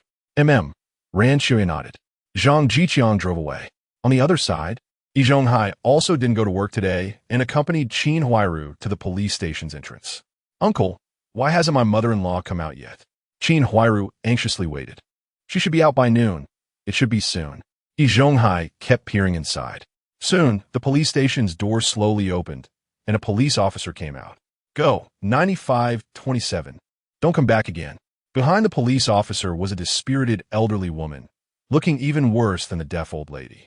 It was indeed Jia Zhangshi, who had been taken in a week ago. She had changed drastically, having lost a lot of weight. Upon hearing the code 9527, she instinctively straightened her body. Yes, Jia Zhangshi shouted hoarsely.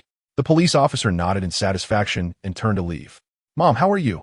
Qin Huairu and Yi Zhonghai walked over, shocked by Jia Zhangshi's appearance. This couldn't be the plump Jia Zhangshi. How could a week have changed her so much? Jia Zhangshi took a moment to react and remembered that this was her daughter-in-law, Qin Huairu, who had sat by and watched her suffer without taking any action. Slap! Jia Zhangshi slapped Qin Huairu hard across the face, leaving her stunned and covering her face. What are you doing, Jia Zhangshi? Huairu can't pick you up, and you hit her. Yi Zhonghai immediately stood in front of Qin Huairu, as if defending his little daughter-in-law. Huairu, you have no conscience. You saw your mother-in-law being locked up and didn't come to see me even once in a week. Jia Zhangshi expressed her grievances.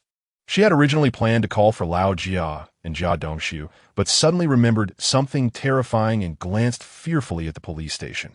Jia Zhangshi, don't make a fuss. Huairu has to work every day and take care of 3 kids. When would she have time to see you? Yi Zhonghai scolded sternly. Oof. You, Yi Zhonghai, are not a good person either. You saw me being taken away and didn't help me. What kind of uncle are you? Jia Zhangshi bit back. She felt wronged after spending a week in the police station, where she couldn't eat or sleep well. Every day, she only got a steam bun, and at her age, with bad teeth, she couldn't bite it or swallow it. The police officers didn't even offer her any meat. All right, let us hurry back. Standing here is just inviting ridicule. Yi Zhonghai said helplessly, feeling there was no way to deal with such a troublesome old woman. If it were just a false report, he would have rescued her long ago. It was all her own doing. No, Qin Huairu, go buy me some meat. I've been deprived these days. I need to replenish myself. Jia Zhangshi turned and said, having starved herself. Mom, you know our family situation. How can we afford meat? Qin Huairu said with a bitter face. She knew that having this old woman out would only bring trouble. It would be better to lock her away for a year or so. All right, in the afternoon, the Yin family is having a banquet. Jia Zhangshi. Make sure to eat a lot then. Upon hearing this, Yi Zhonghai found it strange. Wasn't Zhang Zhiqiang also having a banquet today? Why hadn't he invited him? The uncle? There wasn't even a hint of it. This was unusual. As Yi Zhonghai and Qin Huairu brought Zhang Zhiqiang back to the courtyard. They coincidentally saw Zhang Zhiqiang returning in a car, carrying a pile of things from a vehicle. Some were Ranchioya's dowry, like quilts, basins, and thermoses, while others were things he bought to decorate his home nicely. How did Zhang Zhiqiang get a car? It. There were only 3 cars in the entire steel mill, one belonging to Director Yang, one to Deputy Director Li Huai, and another to Deputy Director Ding, who rarely showed up. Where did Zhang Zhiqiang's car come from? No matter which of those 3 people he borrowed it from, it wasn't good news for Zhonghai, and his expression darkened. This little brat, causing my wife to sit in jail for a week. Jia Zhangshi gritted her teeth. Huairu, go find me a rock. Let us smash his car window. As Jia Zhangshi spoke, she looked around for a stone. Don't be ridiculous, Jia Zhangshi. If you smash the car window, you'll definitely go back in. Zhonghai shouted angrily. Why couldn't Jia Zhangshi ever be reasonable? Oh, as soon as the idea of going back in was mentioned, Jia Zhangshi was frightened and stopped searching for stones. Using your head, that car couldn't possibly belong to Zhang Zhiqiang. He must have borrowed it from some leader. If you smash the window, you'll offend the leader. Do you think they want to find you? Zhongkai applied helplessly. Qin Huairu looked at the small car enviously. She had never even ridden a bicycle, and here Zhang Zhiqiang was driving a small car. If she could marry Zhang Zhiqiang, she would definitely be able to ride in a small car, and wouldn't all the young ladies in the city be envious of her? As she thought about it, Qin Huairu sighed. This was almost impossible now that Zhang Zhiqiang was getting married. What are you sighing about? Are you regretting marrying into the Jia family? I'm telling you, Qin Huairu, as long as I'm here, you won't be able to remarry unless you can take me with you. Jia Zhangshi, at her age, could easily see what Qin Huairu was thinking and scolded her. Mom, what are you saying? No one would want a widow with 3 children. Qin Huairu said helplessly, realizing that she was essentially bound to the Jia family, and with a mother-in-law like hers, remarrying would be extremely difficult. It's best if it stays that way. Jia Zhangshi snorted coldly. Just then, Zhonghai noticed that there was still a string of numbers on Jia Zhangshi's clothes. Looking closely, it was 9,527? Yes. Jia Zhangshi straightened her chest and replied. After a moment, she realized she was no longer in the police station and quickly regained her composure. Why are you mentioning that string of numbers? Just seeing that outfit makes me angry. Zhonghai said as Jia Zhangshi took off her coat, preparing to tear it. Don't, Mom. If you modify a bit, it can still be worn. Qin Huairu quickly stopped her, thinking the material was quite good and it would be a pity to tear it. Jia Zhangshi thought about it and realized that even if she didn't wear it, she still had her precious grandson. Let us consider it a gift for him then. Jia Zhangshi stopped her actions. Let us go home. After saying this, Jia Zhangshi, along with the other 3, walked towards the courtyard. As they passed by the small car, Jia Zhangshi, unable to contain her anger, kicked the car's wheels several times. Zhonghai watched with wide eyes. If she broke it, that would be the end of it. But Jia Zhangshi moved too quickly for him to stop her. Chapter 83. The marriage proposal in progress. Hey, who are you? Jia Zhangshi was startled when she returned home and saw Qin Jingru. Mom, this is my sister Qin Jingru. She came to the city to visit me, Qin Huairu explained. Qin Jingru was playing with Xiao Dang and Huaihua, and when she saw Jia Zhangshi, she thought the beggar had come back and was shocked. Until Qin Huairu stepped forward to call her mom, she realized that this sister-in-law looked just like a beggar. Get out, everyone out, I need to tidy up. Jia Zhangshi directly chased Qin Huairu, Qin Jingru, Xiao Dang, and Huaihua all outside and closed the door tightly. Sister, why is your mother-in-law like this? Qin Jingru pouted unhappily. She had come to the city for a day, just to watch the kids, and hadn't even had a good time. My mother-in-law just got back from a long trip and needs to wash up and tidy herself. She'll be done soon. Qin Huairu comforted, knowing her mother-in-law's nature. And guess she would first check on her old age pension upon returning. Inside the house, Jia Zhangshi first moved the cabinet, then pulled out a brick from the corner of the wall. She reached inside and pulled out a handkerchief that contained something. Jia Zhangshi opened the handkerchief and saw a shiny gold ring on top. Her eyes lit up as she picked it up and bit it with her teeth. Still the same taste. Then she began counting her stack of money. 1, 2, no, it's 10, 20, 30. After tidying everything up, Jia Zhangshi pretended to wash her face and change her clothes, then opened the door to let Qin Huairu and the others in. Huairu, hurry and get me something to eat. I'm starving, Jia Zhangshi commanded as she sat on the chair. There wasn't too much food at home, just a few steamed buns made from 2-portion flour and some pickles. Qin Huairu brought out the food. Generally, Jia Zhangshi wasn't too keen on eating these things. Hurry up, Jia Zhangshi urged, picking up a 2-portion steamed bun and taking a big bite, letting out a satisfied moan. Then she took a bite of the pickles, which tasted like heaven, instantly making Jia Zhangshi feel that life was worth living. This is what life is. She had been eating corn buns every day at the police station. Her mouth had long since become bland. Jia Zhangshi ate 2 buns in a row. It wasn't that she couldn't eat more, but she planned to have a big meal in the afternoon and needed to save some room for meat. So, Qin Jingru, right? I can take care of the child. You can go home now. Jia Zhangshi's first words to Qin Jingru were to send her away. As she was still consuming Jia's family food, it was better to send her back to the countryside sooner. I'm not leaving. My sister brought me here for a marriage proposal. I want to marry someone from the city too, Qin Jingru pouted, thinking that this old woman was not a good person, wanting to send her back as soon as she arrived. You, a country girl, want to marry into the city? I think you're just dreaming, Jia Zhangshi mocked. All the Qin family members are the same, with their hearts set on marrying into the city. TCH, as if you're not from the countryside yourself. Hey, how can you talk like that? The Jia family was immediately in an uproar. Master, we're here. Xiangzi, I'm here.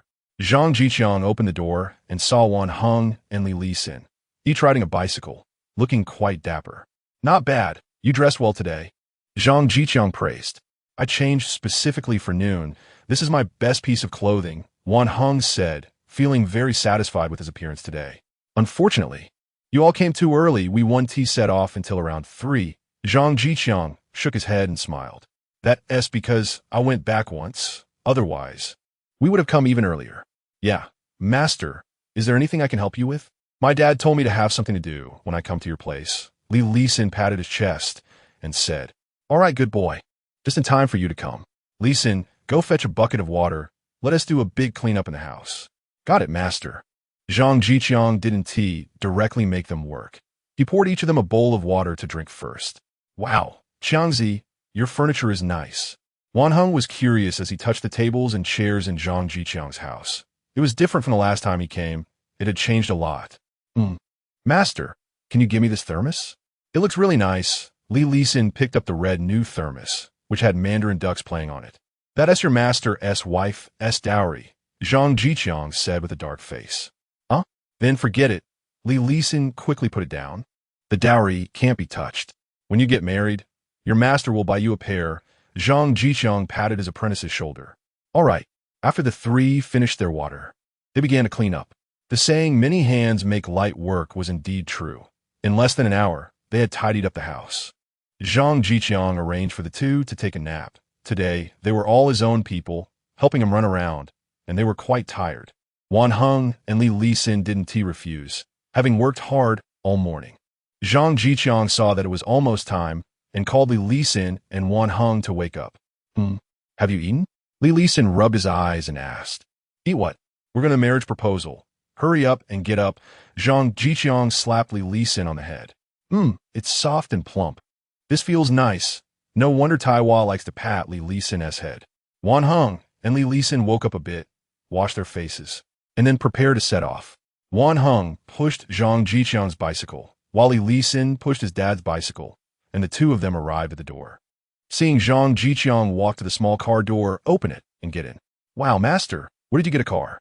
Li Lisin curiously touched here and there, knowing that his master was impressive, but didn't expect him to be this impressive, even able to get a small car. Yeah, Xiangzi, when I first saw it, I thought it was some leader's car and was worried about running into them. Wan Heng looked at Zhang Zhiqiang enviously. They all entered the steel mill around the same time. So why is there such a big difference? Look at Zhang Zhiqiang. He's even driving a small car now. I borrowed it from a leader. Hurry up and set off. If we dawdle, we won't catch up, Zhang Zhiqiang urged. The 2 thought about it, and indeed, they quickly tied the red ribbon to the handlebars of the bicycle and the rearview mirror of the small car, then rode their bicycles ahead to clear the way for the groom. Zhang Zhiqiang drove the small car behind, creating a beautiful sight on the street. Passers-by stopped to watch, guessing whose wedding it was. What a grand occasion. The two families were not far apart, and they soon arrived at the main man Siheyuan. A crowd had already gathered at main man Siheyuan, all knowing that the Ran family was marrying off their daughter, and the person she was marrying was impressive. Arriving in a small car, women were excitedly gathered in the front yard, watching as Zhang Zhiqiang and the two others walked over. Come on, everyone, eat some candy. Zhang Zhiqiang instructed Li Xin and Wan Heng to throw out some milk candies, leading to a scramble among the crowd. Don't fight, don't fight. Save one for me. Hey, stop, I saw this first. Ran family's son-in-law is generous. Wishing you all the best. Don't touch, this is mine. Step back. Step back. The crowd was in chaos. Li Xin and Wan Heng, who were throwing candy, were also feeling heartache. This was no small amount of money. Chapter 84. Yin Family Wedding. Dad. Mom, I'm here to pick up Siheyuan. Zhang Zhiqiang bowed to Ran's parents and then introduced the two people who came with him. This is my co-worker Wan Heng, and this is my apprentice Li Xin. All right, come in. Ran's father was very happy and took out some cigarettes to share with the two. Wan Heng naturally accepted, while Li Xin glanced at Zhang Zhiqiang. It was his master's wedding today, and he couldn't embarrass him. He also took a cigarette, though he wouldn't admit it was because he wanted to learn how to smoke. There were quite a few people from the Ran family present, including several uncles of Ran Siheyuan, who came with their wives to attend the wedding. Pairs of eyes were constantly sizing up Zhang Zhiqiang. This is my son-in-law, Zhang Zhiqiang. Xiangzi, these are all Siheyuan's uncles. Just call them uncle. Ran's mother happily pulled Zhang Zhiqiang to introduce him to everyone. Okay, Mom, I got it. Zhang Zhiqiang took out cigarettes and, under Ran's mother's introduction, distributed them to several uncles, with Ran Siheyuan accompanying him. All right, it's getting late. You all should hurry up and leave. Ran's mother pulled Ran Siheyuan towards the door, with relatives following behind. When they reached the car, Zhang Zhiqiang opened the passenger door and let Ran Siheyuan in. The relatives looked at Ran Siheyuan enviously, thinking, this niece of ours is marrying a good man. Nowadays, having a bicycle is already impressive. They saw two bicycles and a small car, indicating that this young man, named Zhang Zhiqiang, was not ordinary. Ran's father stood nearby, beaming with pride, feeling that his son-in-law had brought him enough face. Ran's mother was at the car window, giving Ran Siheyuan heartfelt advice, and couldn't he help but shed tears. Ran Siheyuan also started crying, while several uncles' wives comforted her. Dad, Mom, why don't you also ride in my car? There's still room in the back. Zhang Zhiqiang invited. No, Xiangzi, you guys go ahead first. We'll find a way to get there later. Ran's father waved his hand. Although he wanted to experience the small car, it was against the rules. Zhang Zhiqiang didn't dwell on it, said his goodbyes, and got in the car. It was still Li Xin and Wan Heng leading the way, with the small car slowly following behind. Siheyuan, why aren't you wearing your ring? Zhang Zhiqiang asked, as he noticed that Ran Siheyuan was not wearing the gold ring on her hand. My mom said our wedding is already flashy enough, so she told me to put it away. Ran Siheyuan looked at Zhang Zhiqiang, her face flushed with excitement. Having already moved past the sadness of their earlier separation, it was quite normal. They were not far apart, and she could always go back home whenever she missed it. Zhang Zhiqiang thought it made sense. Just the scale of their wedding was already ahead of many people, and having gold and other valuables could easily make others envious. That's true. Then you should put it away too. Zhang Zhiqiang took off his ring. Ran Siheyuan carefully took it and placed it in the box, as it was real gold. Around 5 o'clock, the group arrived at Fengzi Garden Restaurant. Nowadays, restaurants are all state-owned, and the service isn't as attentive as in later years. There was no one outside to greet them. How is this place?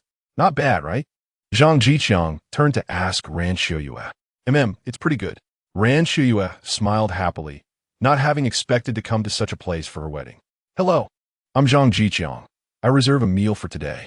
Zhang Zhiqiang said to the front desk staff. Just a moment. The staff picked up a ledger and began to look it over. Yes, it's with us. Are you ready to serve now? The staff confirmed and asked. Let us have a table of food first. Zhang Zhiqiang said, looking at Ran Siheyuan. Siheyuan, let us eat first. I'm afraid there won't be time later. Zhang Zhiqiang was right. They would probably have to toast at each table later. Just a few dishes will do. We want to finish a whole table anyway. Ran Qiyu advised. It's fine. You only get married once in a lifetime. We can't let you miss out on your own wedding feast. Plus, your parents can have some when they arrive. Zhang Zhiqiang insisted. Ran Qiyu thought about it and agreed. Okay, let us get a few dishes then. Wan Heng, Li Lisin. You guys eat now too. Later, we'll be counting on you to help out. Sure thing, Master, Wan Heng and Li Lisin replied. Unlike Zhang Zhiqiang's side, the courtyard was not calm at the moment. Bang! Third uncle, is this all you have? How am I supposed to cook?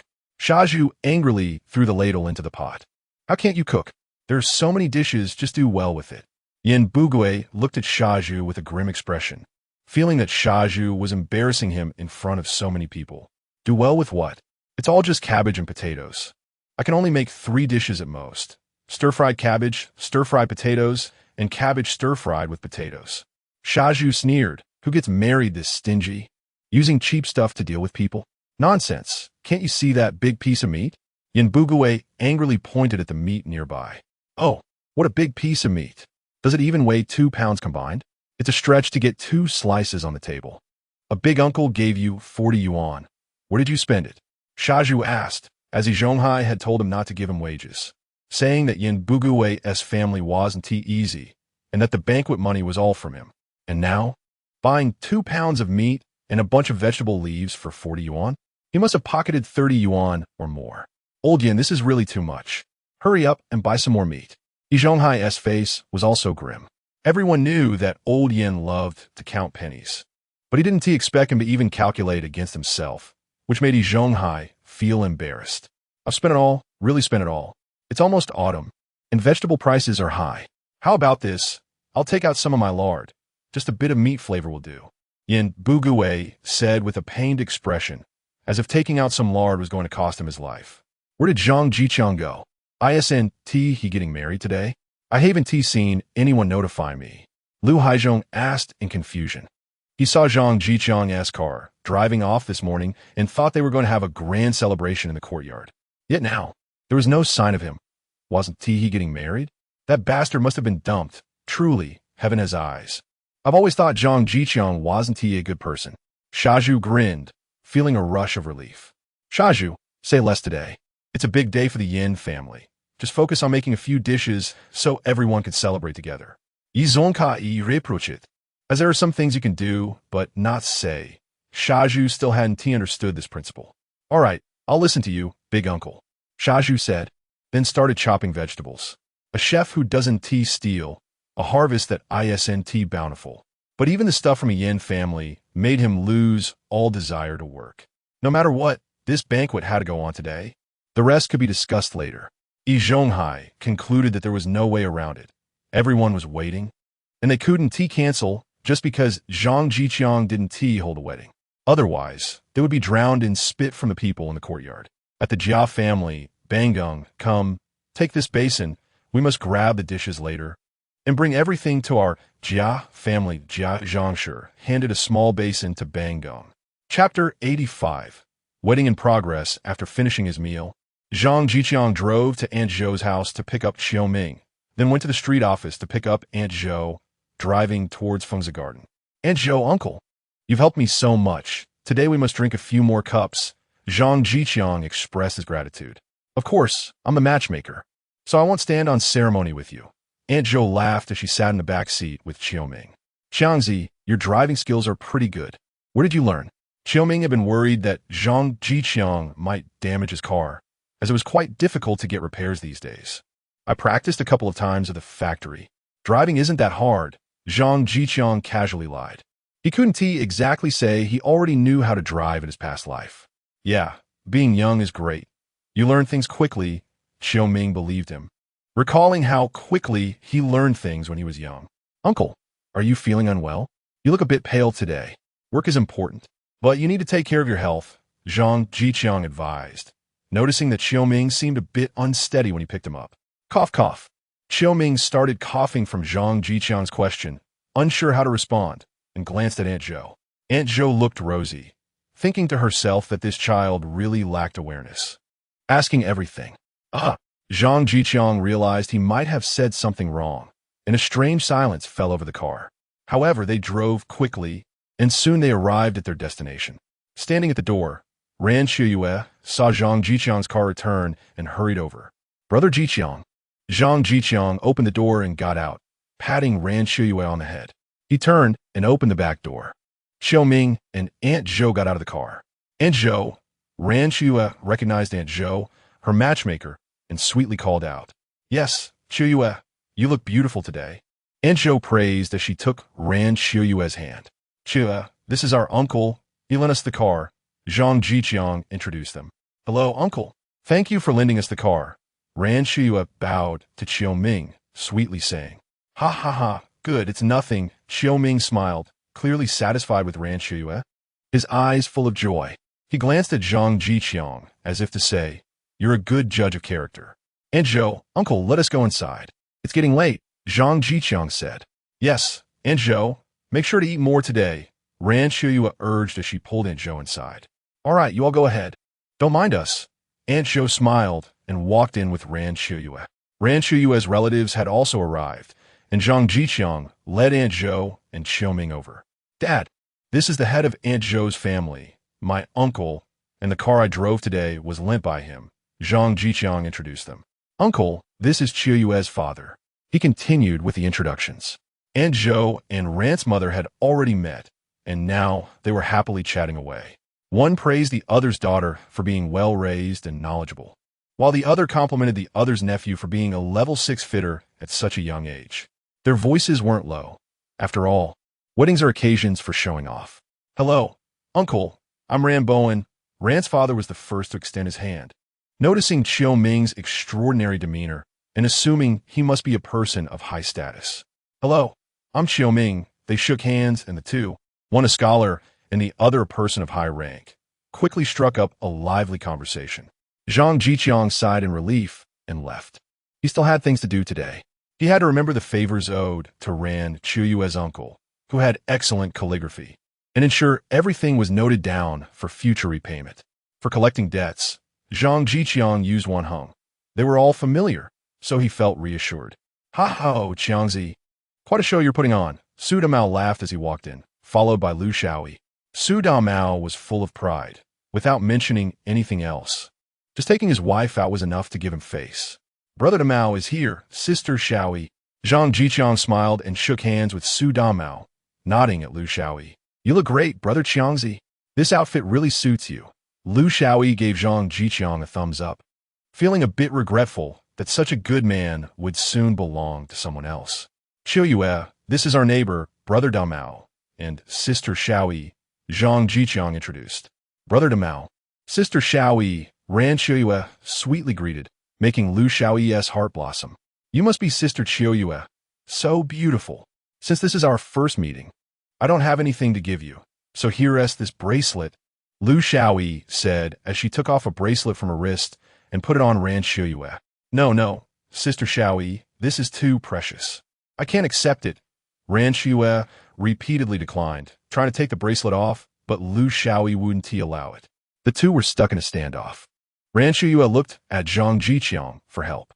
"Just accept it from Sister Shaoyi," Zhang Zhiqiang said with a smile, fully aware that for someone wealthy like Lu Shaoyi, the gift was more about face than the actual item. If you refused, it would embarrass Lu Shaoyi, and naturally, she would have a poor impression of you. "All right then. Thank you, Sister Shaoyi," Ran Siheyuan said, her face flushed with gratitude. She really liked the bracelet. "It's nothing. We are neighbors. Feel free to come over to visit me often," Lu Shaoyi said, pulling Ran Siheyuan along as if they were good sisters. "Damao, what are you standing there for? Go give a gift," Lu Shaoyi ordered, making it clear who held a higher status in their household. "All right," Su Damao replied as he dug into his pocket. "Hey, Brother Damao, what are you doing? Just your presence is enough. We don't need gifts in this relationship. Hurry and put it away." Zhang Zhiqiang immediately stopped Su Damao's action of reaching into his pocket. "Hey, Qiangzi, look at you. Our friendship is our friendship, but a gift still needs to be given. Am I Su Damao someone who eats and drinks for free?" Su Damao didn't know where his strength came from, shaking off Zhang Zhiqiang's arm and proudly walking to the gift table. "Su Damao, $10, Su Damao declared and placed a 10 yuan bill on the table. This left Ran Xiuyue's uncle and Wan Hung stunned. Wow, is giving wedding gifts this extravagant now? Ran Xiuyue's uncle's hand trembled as he wrote it down, wondering if his 3 yuan gift was too little. Holding 10 yuan felt surreal for Wan Hung. He had heard of Su Daomao's reputation, having gone to the steel mill's director's daughter's wedding. It turns out he really is wealthy. That's too much, Brother Damao. Just a token is fine, Zhang Zhiqiang said, realizing this was equivalent to Su Damao buying a table of meals himself. All right, Qiangzi, don't be so fussy. Hurry and see what I can help with. Su Damao said generously. Zhang Zhiqiang respected him, so he couldn't lose face. Everything is arranged, Brother Damao. You can sit for a while and get ready to eat. Li Lisin, quickly take your Uncle Damao inside. Okay, Master. Li Lisin immediately ran over. Uncle Damao, please come in.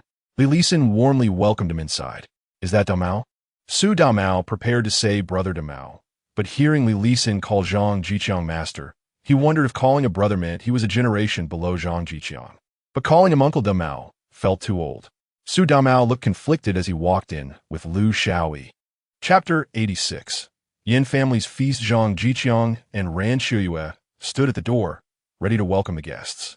Qiangzi, congratulations on your marriage. Brother Zhiqiang, your wife is truly beautiful.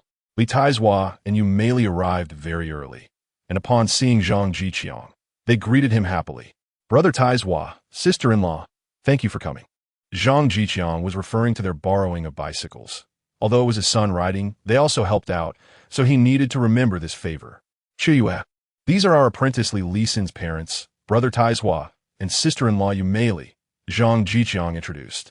Brother Taizhua, sister-in-law, welcome. Rand Qiuyue smiled and nodded. Lisin, come here. Coming, master. Take your parents inside. Huh? Li Lisin initially thought someone else had arrived and ran out excitedly, only to find it was his parents, and his face instantly fell.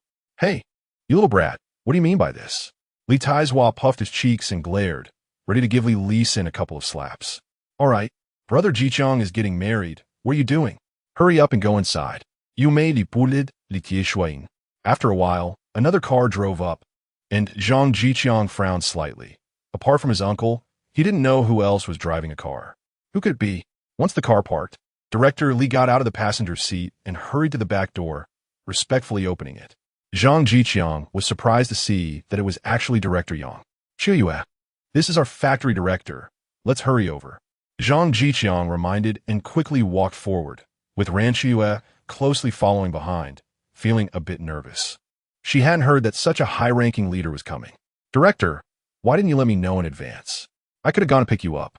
Zhang Zhiqiang greeted with a respectful smile. Ha ha ha, today is your big day. I can't trouble you. Director Yang kindly patted Zhang Zhiqiang on the shoulder and said, I ran into Director Li and heard you were getting married today. I hope you don't mind me coming to have a drink. Of course I don't mind. Let me take you inside. Zhang Zhiqiang led the two inside. Director Yang sat for a moment, offered his respects, and then left, as his presence made everyone a bit restrained. Ran Xiuyue's uncle added 2 more yuan to the gift money, making it a total of 5. Who are all these people that Zhang Zhiqiang knows? The gift money is all 10 or 8 yuan. Is he crazy, or is the world crazy? Later, colleagues from Zhang Zhiqiang's workshop 11 came, along with a few female teachers from Ran Xiuyue's school, and the guests were more or less gathered. The young men from workshop 11 had never seen so many women before. They were all excited and couldn't contain themselves, wanting to approach but too shy to do so. What are you all being shy about? The opportunity is here. You can go and get to know them, Zhang Zhiqiang said, knowing exactly what they were thinking and teasing them. Group leader, congratulations. Your wife is really beautiful and cultured, one colleague said enviously, having seen Ran Qiuyue earlier.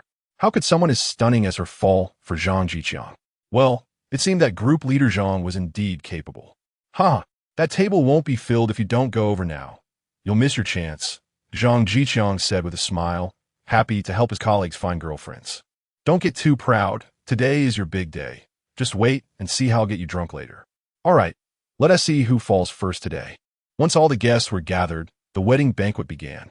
There were 3 tables in total, and Zhang Zhiqiang and Ran Xiuyue went from table to toast and meet people. Eventually, A few brave ones sat beside some of the female teachers and seemed to be chatting quite well.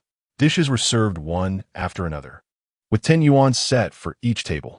There was plenty of food, many dishes containing meat, and a bottle of Shifeng liquor was placed on the table, which was charged separately and cost several yuan. Ran Siheyuan watched anxiously as Zhang Zhiqiang drank cup after cup. Brother Zhiqiang, drink less. Ran Siheyuan couldn't help but tug at Zhang Zhiqiang's sleeve, advising him. Try this. Zhang Zhiqiang winked at Ran Siheyuan and said mysteriously. Curious, Ran Siheyuan took a tiny sip, only to find it was water. Zhang Zhiqiang was tricking her again. Why are you lying again? You're such a bad guy. Ran Siheyuan pinched Zhang Zhiqiang's waist, which seemed to be a skill every girl had. She used to think Zhang Zhiqiang was quite honest. How did he turn out to be so mischievous now? Zhang Zhiqiang felt a rush of pleasure. Anyone who isn't had their waist pinched should definitely try it. The feeling is just comfortable. But I still have important matters to attend to tonight. What if I get drunk? Zhang Zhiqiang leaned closer to Ran Siheyuan and spoke in a low voice. His words made Ran Siheyuan's face flush red. She suddenly remembered what her mother had taught her after returning home at noon, and she felt her legs go weak. Unlike the harmony at Zhang Zhiqiang's side, the courtyard was in chaos. Yuli was initially very happy today. Which woman doesn't hope for a wedding? She had gotten up early, dressed in her best clothes, and looked perfectly tidy, but when she saw what was prepared at home, she was stunned and sat there sulking. Wife, what's wrong? Why aren't you happy about the feast today? Yin Jieqing attempted to please Yuli. Do you even know we're getting married? What does Dad mean by this? Who served a feast with a hodgepodge meal and all steamed buns? At the very least, it should be 2-part flour steamed buns, right? Yuli said angrily, as this was far from what she had imagined. Sai, you know what kind of person our dad is.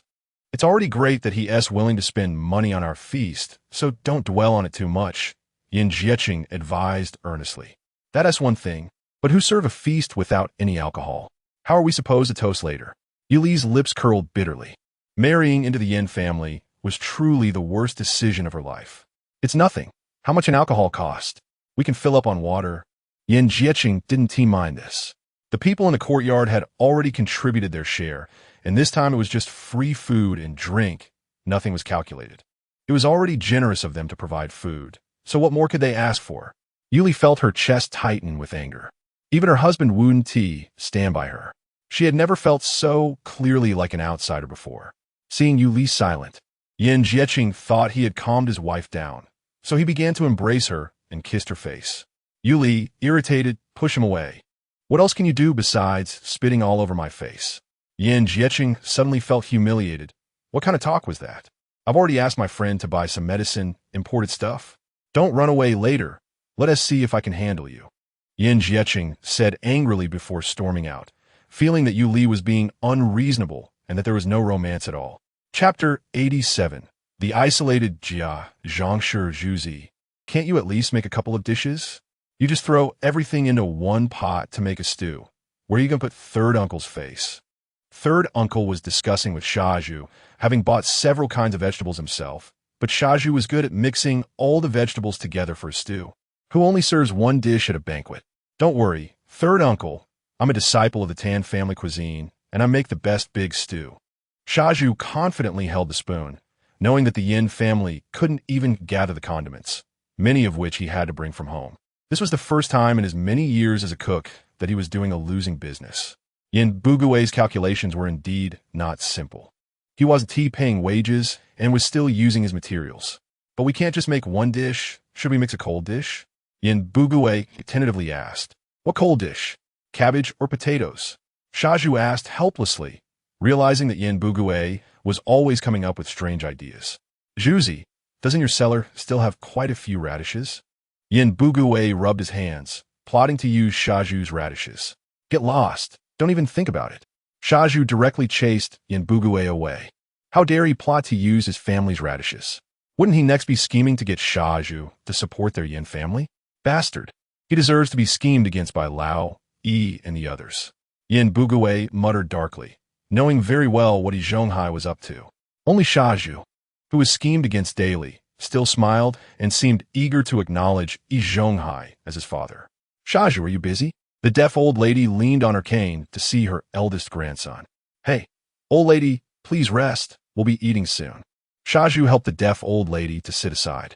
Yes, Zhuzi, my health hasn't been too good lately. The deaf old lady began pretending to be deaf again.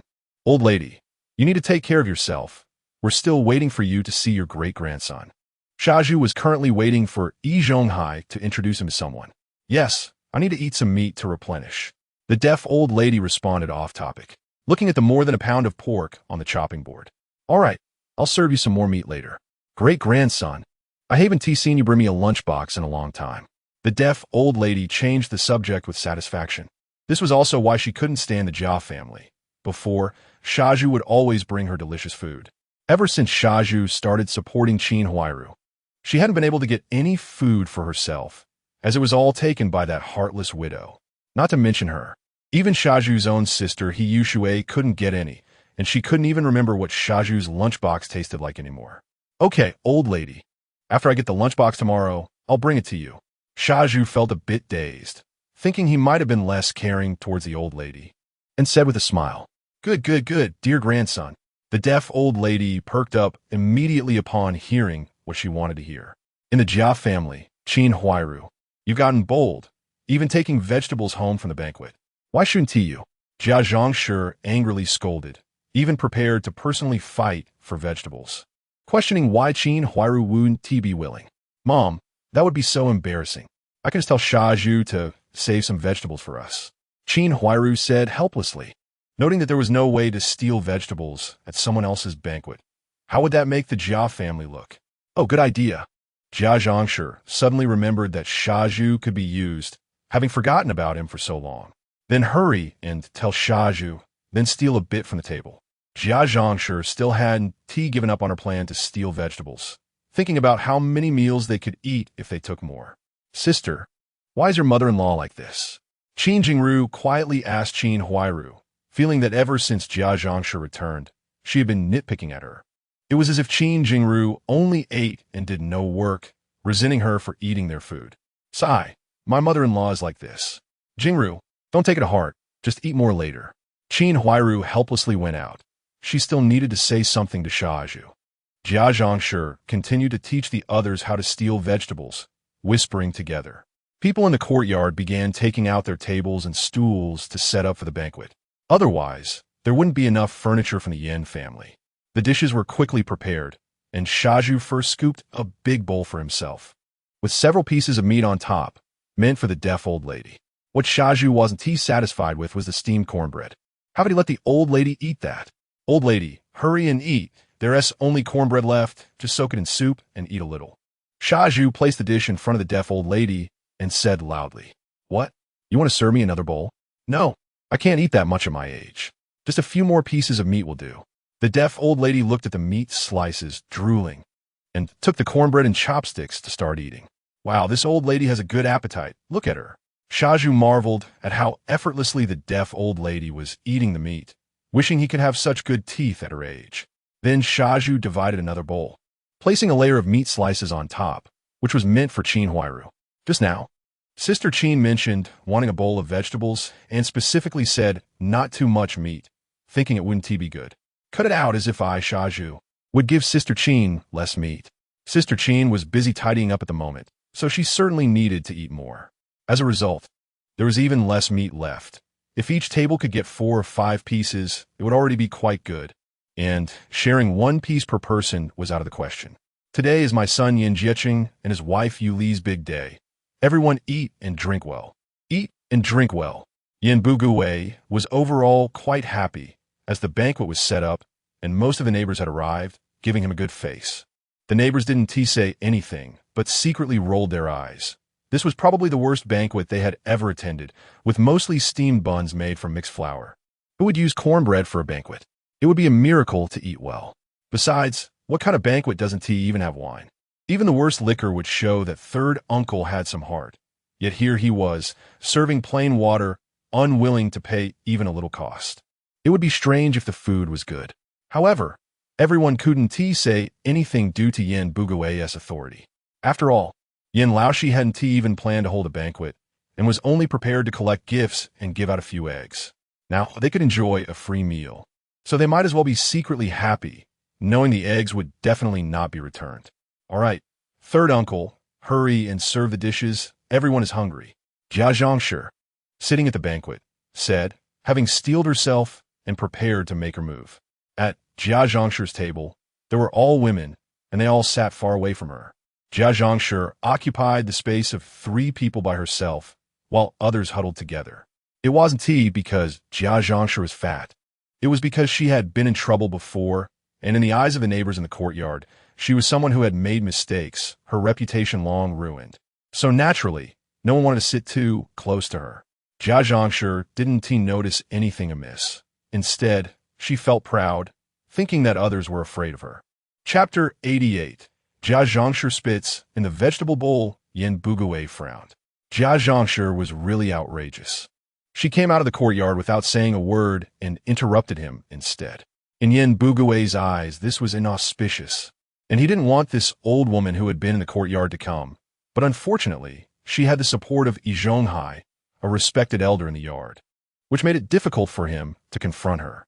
After Jia Zhangshi made a scene, the neighbors in the courtyard began to whisper, wanting Yin Bugui to serve food since everyone was hungry.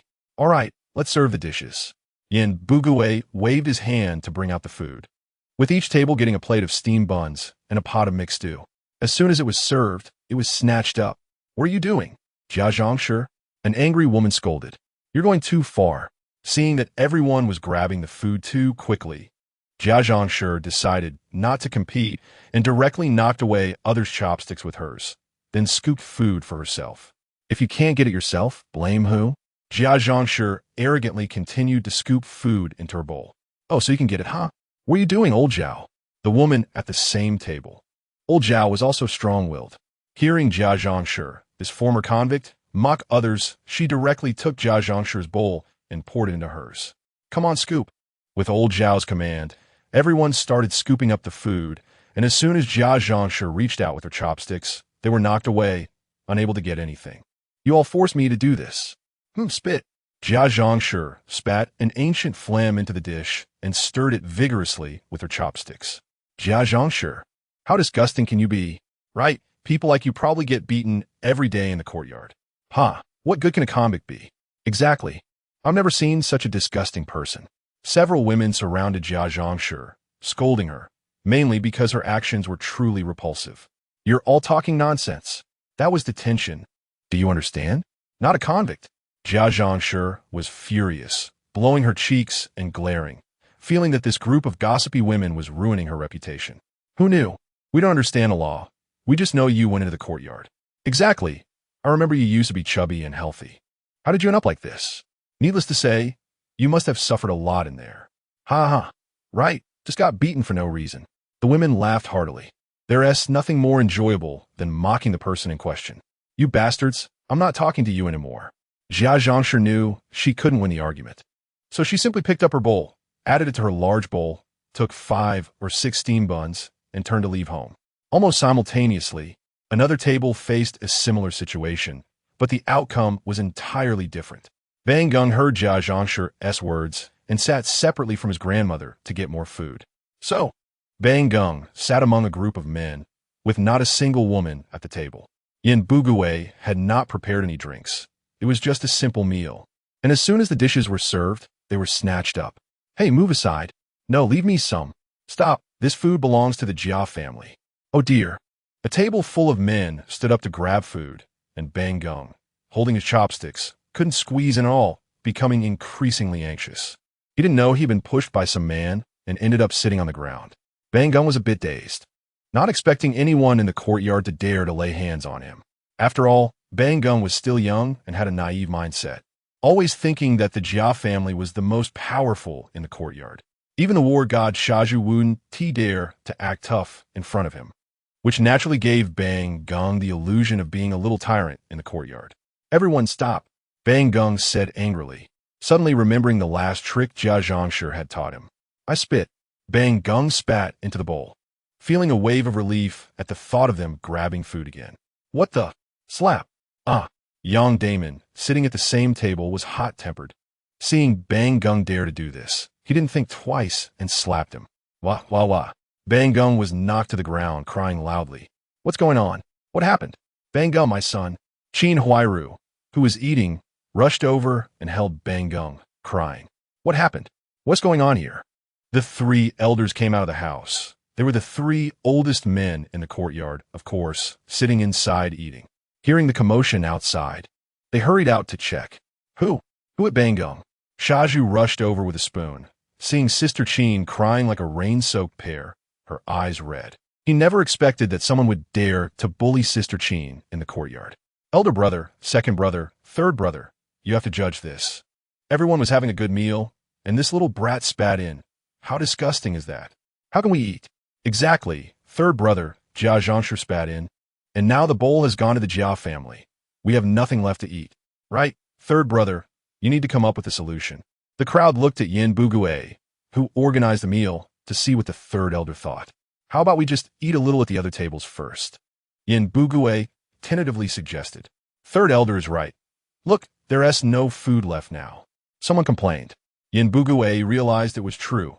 After a day of work, everyone was hungry, and he had prepared only a pot for each table, which had long been finished. Who? Who is it? What happened? Shaju, hearing Qin Huairu's cries, ran over to ask. As soon as Shaju arrived, he knew it must be Bang Gong who got hit. Bang Gong had a big red mark on his face, and the scene of the incident was too clear. Was it you? Shaju looked at one person. No, it wasn't me. That person quickly waved his hand. Couldn't he know that Zhang Zhiqiang was no longer around? Shaju was the strongest in the courtyard, his iron fists unbeatable. Was it you? Not me. No need to ask, it was me. Yang Damon bravely stepped forward. It's because Bang Gong was too much. Just now he actually... Take this. Shaju went straight over and slapped Yang Damon, then kicked him in the stomach. Shaju cooked every day, and his strength was evident. Yang Damon immediately fell to the ground, unable to resist. Zhuzi, what are you doing? Who told you to hit people casually? Yi Zhonghai grabbed Shaju, faintly recalling the scene when Shaju hit Zhang Zhiqiang. Who told him to hit Bang Gong? Hitting the young for the old is very normal. Shaju said confidently, as if he were Bang Gong's father. However, at this moment, no one was concerned about that issue. They were all watching the beaten Yang Damon. Damon, are you all right? Yang's wife cried out, and everyone found a cart to take Yang Damon to the hospital. What was supposed to be a joyous occasion had suddenly turned into a tragedy. Chapter 89. Blood on the table. The crying Bonging saw that no one was paying attention to him, quickly got up, picked up the dish basin, and ran towards the Jia family as it belonged to him. Old E, my wedding is a good occasion, and now there's bloodshed. You have to give me an explanation. Yin Bugue's face was grim. It was hard for him to set up a banquet, and now the Jia family and Shaju had created such a mess. Who could feel good about it? Yang Damon had blood dripping from the corner of his mouth, which was very unlucky. Cough. It's just a fight among the younger generation. Let's not get involved, Yi Zhonghai advised, wanting to keep the peace. He felt quite uncomfortable himself. Not only had he failed to deal with Zhang Zhiqiang, but now this incident with the Jia family had also occurred, leading him to have opinions about both the Jia and Zhang families. Oldie, don't you understand the younger generation? When my son Yin Zhiqiang got married, it turned into a big fight.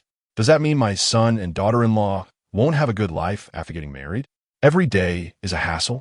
Yin Bugue's questioning left Yi Zhonghai speechless. It was indeed the case, but it was Shaju who had hit someone, and he certainly couldn't really punish Shaju. Shaju quickly apologized to third uncle. What are you doing?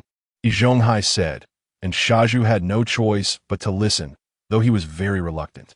Uncle, is it wrong to hit Yang Damon, who bullies widows? Shaju protested. Why does it have to happen when my son is getting married? Shaju, I tell you, our Yin family has a grudge with you, so you better be careful. A trace of malice flashed across Yin Bugue's face. A scholar's heart could be dirty, and he could outsmart a thick-headed person like Shaju. Hey, that's unnecessary. Old Yin, why are you arguing with a child? Shaju, why aren't you apologizing to your third uncle? Yi Zhonghai quickly advised. He knew Yin Bugue's cunning, but the family had been living difficultly and didn't want to offend anyone. I'm sorry, third uncle, I was wrong. Shaju trembled slightly and bowed his head to apologize. He suddenly remembered what his first uncle had told him. Never offend third Uncle Yin Bugue. Offending second uncle was one thing. Lu Haizhong had no education and couldn't do anything about it, as Yi Zhonghai had specially supported him to take the blame. Third uncle was different. Coming from small industry, he was educated and resourceful, and offending him would surely lead to retaliation. Yin Bugui was not grateful and was determined to give Shaju a hard time. Yang Damon was currently being taken to the hospital by a cart, and Yi Zhonghai and Shaju did not follow, as Yang Damon's injuries did not seem severe, and besides, he was just an ordinary resident. Did he dare to fight with first uncle? Did Yang Damon have that strength? Yang Damon's mother followed him, crying all the way, until Yang Damon suddenly grabbed her hand. She was taken aback, looking at her son as if he had something to say. "Mom, you should go report to the security department now," saying that the chef He from the second cafeteria hit the blacksmith Yang Damon and sent him to the hospital. Yang Damon cheekily winked at his mother. Yang Damon was also a blacksmith at the factory, but only at level 3. Life at home was tough, and after being hit by Shaju today, he suddenly had an idea, thinking he could review Zhang Zhiqiang's actions, leading to what happened next. Yang Damon's mother reacted after a moment's pause and hurriedly ran towards the steel rolling mill. If she was late, there might not be anyone on duty. At the Jia family, my grandson is really impressive.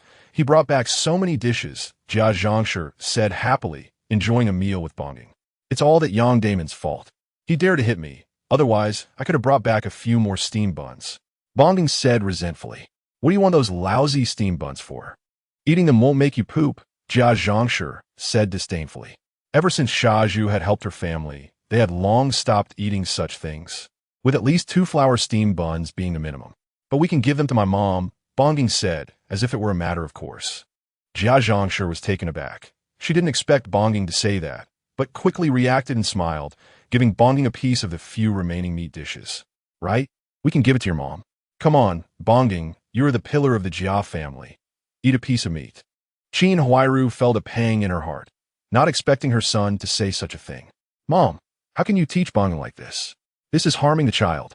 Hearing Qin Huairu's words, Jia Zhangshi was naturally unhappy. What's wrong with what my grandson said? You useless thing, after so many years, you're still an apprentice. You can't even bring back some dishes. These dishes today are all mine and Bonging's, and have nothing to do with you. Qin Huairu was speechless upon hearing this. As if anyone wanted to eat her dishes, it was disgusting how saliva was dripping into the food. Who said I didn't bring anything? Mom, look. This meat is even more than what you two brought back. Qin Huairu took out the dishes Shaju had given her, with a layer of meat slices on top, looking quite tempting. Who knows if this stuff of yours is clean or not? Jia Zhangshi snorted coldly, took Qin Huairu's dishes, and started eating with Bonging. It's true that the dishes with more meat tasted good, and the two of them ate with grease dripping from their mouths. Mom, how can you say that about me? Qin Huairu argued helplessly. Jia Zhangshi often did this. At first, she looked down on her for coming from the countryside. Then she criticized her for failing the factory assessment. And now she was being suspicious. Better not. As long as I live a day, you won't think about remarrying. Saying this, Jia Zhangshi picked up a steamed bun and dipped it in the soup, enjoying it in a unique way. After the banquet in the courtyard ended, each household took their tables and benches back, and the Yin family's banquet was considered finished. Throughout the event, Yin Zhiqiang and Yuli had not shown their faces at all. Shaju is really too much. Isn't this openly slapping your face? Third aunt was tidying up the house while expressing her indignation. Just wait. In a few days, I will give Shaju a hard time. Yin Bugui took a sip of diluted wine, smacking his lips to savor the taste. Just then, Yin Zhiqiang walked in. Zhiqiang, where did you go this afternoon? Why didn't you show up? Yin Bugui asked curiously. Yuli said we didn't prepare any wine, so we couldn't toast anyone, so we just didn't go out. Yin Zhiqiang sighed and spoke evasively. Wine? How expensive is wine? What conditions do we have to just set up a banquet? Yin Bugui shook his head, feeling that his daughter-in-law was being unreasonable. Didn't we prepare water for them? Each of you can toast with a bowl of water. That's enough of a gesture. I told Yuli the same thing, and then she got angry with me, and we had a fight, so I went out for a walk. After Yin Zhiqiang finished speaking, he wanted to take a sip of Yin Bugui's wine, but Yin Bugui swatted his hand away. If you want to drink, go buy it yourself. You're already married, yet you still want to eat and drink from the family. Yin Bugui reprimanded. Inside, He blamed Shaju for not only causing a big fight at the wedding, but also shedding blood, which affected his sons and daughter-in-law's relationship. Yin Bugue slowly planned, while drinking, preparing to teach Shaju a lesson. Chapter 90, bringing my wife home. Qiangzi, we're off then. Congratulations on your marriage. The co-workers dispersed in small groups, each offering Zhang Zhiqiang their best wishes. If it weren't for Zhang Zhiqiang, they wouldn't have had the chance to dine at the restaurant. Nowadays, everyone is careful with their money. All right, take it easy on the way back. How's the food? Zhang Zhiqiang patted his co-workers on the back as he sent them off. Afterward, he also saw Aunt Zhou and Qiuming off. Qiangzi, come over to our place for a while. Qiuming looked at Zhang Zhiqiang with hopeful eyes. No, uncle. My wife is still at the restaurant. I need to head over early, Zhang Zhiqiang politely replied, taking out his car keys. Uncle, here are the keys. Thank you so much for the gas money. Zhang Zhiqiang's words were interrupted by Aunt Zhou. Enough. Your uncle isn't short on a bit of gas money. How will you get back if you leave the car here? Aunt Zhou rubbed her forehead and asked, feeling a bit tipsy from the drinks. Wanheng will come over on my bicycle later. I can ride back then, Zhang Zhiqiang said with a smile. Upon hearing this, Aunt Zhou asked, how about you go inside and sit for a while? No, Aunt Zhou, I'm feeling a bit dizzy from drinking, so I'll just cool off out here. You all go back first, Zhang Zhiqiang said. He left with Wanheng around the same time, so it wouldn't take long to get to Aunt Zhou's house. All right, we'll head in first then. Bring your wife over to hang out sometime. Okay, bye, Aunt Zhou. After saying goodbye, Aunt Zhou and Qiuming entered their home. Qiuming looked reluctant, as if something was bothering him. Old Qiu, going to wash your face? Aunt Zhou asked as she wiped her face after getting home. No need. I'll just sit for a while, Qiuming replied awkwardly. What are you just sitting there for? Want to come inside and play a game? Aunt Zhou looked at Qiuming suggestively. I just remembered I have some work to do. You go ahead and sleep. Qiuming quickly stood up, preparing to escape. Bang! Aunt Zhou slammed the table, startling Qiuming. You just got back and have no job yet. What work could you possibly have? You're already learning to lie. You need a good lesson today. Aunt Zhou's voice was filled with a threatening tone. Aye. Qiuming's words were cut off as Aunt Zhou pulled him inside. Hey, what are you doing? Please spare me. Qiuming's desperate cries echoed in the house. The experience too intense to describe. Qiangzi, I'm here. Zhang Zhiqiang, having nothing to do outside, lit a cigarette when Wanheng's voice rang out. How's it going? Wanted to take you back. Zhang Zhiqiang offered a cigarette to Wanheng. Forget it. You have important business tonight. You're not that thoughtless. Wanheng winked suggestively. You little brat. You want to die? Zhang Zhiqiang reached out to hit Wanheng, who quickly ran away. I'm leaving. Hurry up and go. Zhang Zhiqiang quickly rode back to the restaurant. Dad, Mom, let me take you back. After returning, the restaurant only had Ran Fu and Ran Mu, keeping Ran Siheyuan company. No need. We'll take our time getting back.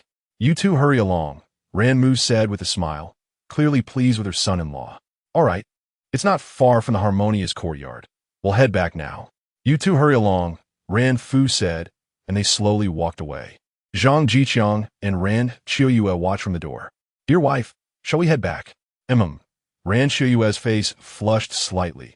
She was still adjusting to the new title. After returning to the courtyard, everything was tidied up, but Zhang Zhiqiang still sensed something was off. Usually there are people chatting outside, but today it was eerily quiet. What's going on? Yin Bugue didn't water the flowers, Qin Huairu didn't do laundry, and I don't hear Lu Hai's kid playing. Zhang Zhiqiang wondered aloud. Forget it. Let's hurry back, Ran Siheyuan said, having guessed that her husband might not have a good relationship with the neighbors. After all, at the wedding, besides Su Demao and his wife, no one from the courtyard came.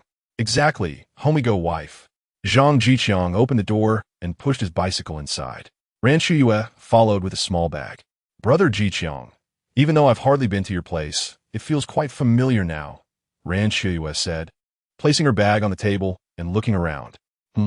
I'll give you another chance to say that again, Zhang Zhiqiang said, his tone showing dissatisfaction.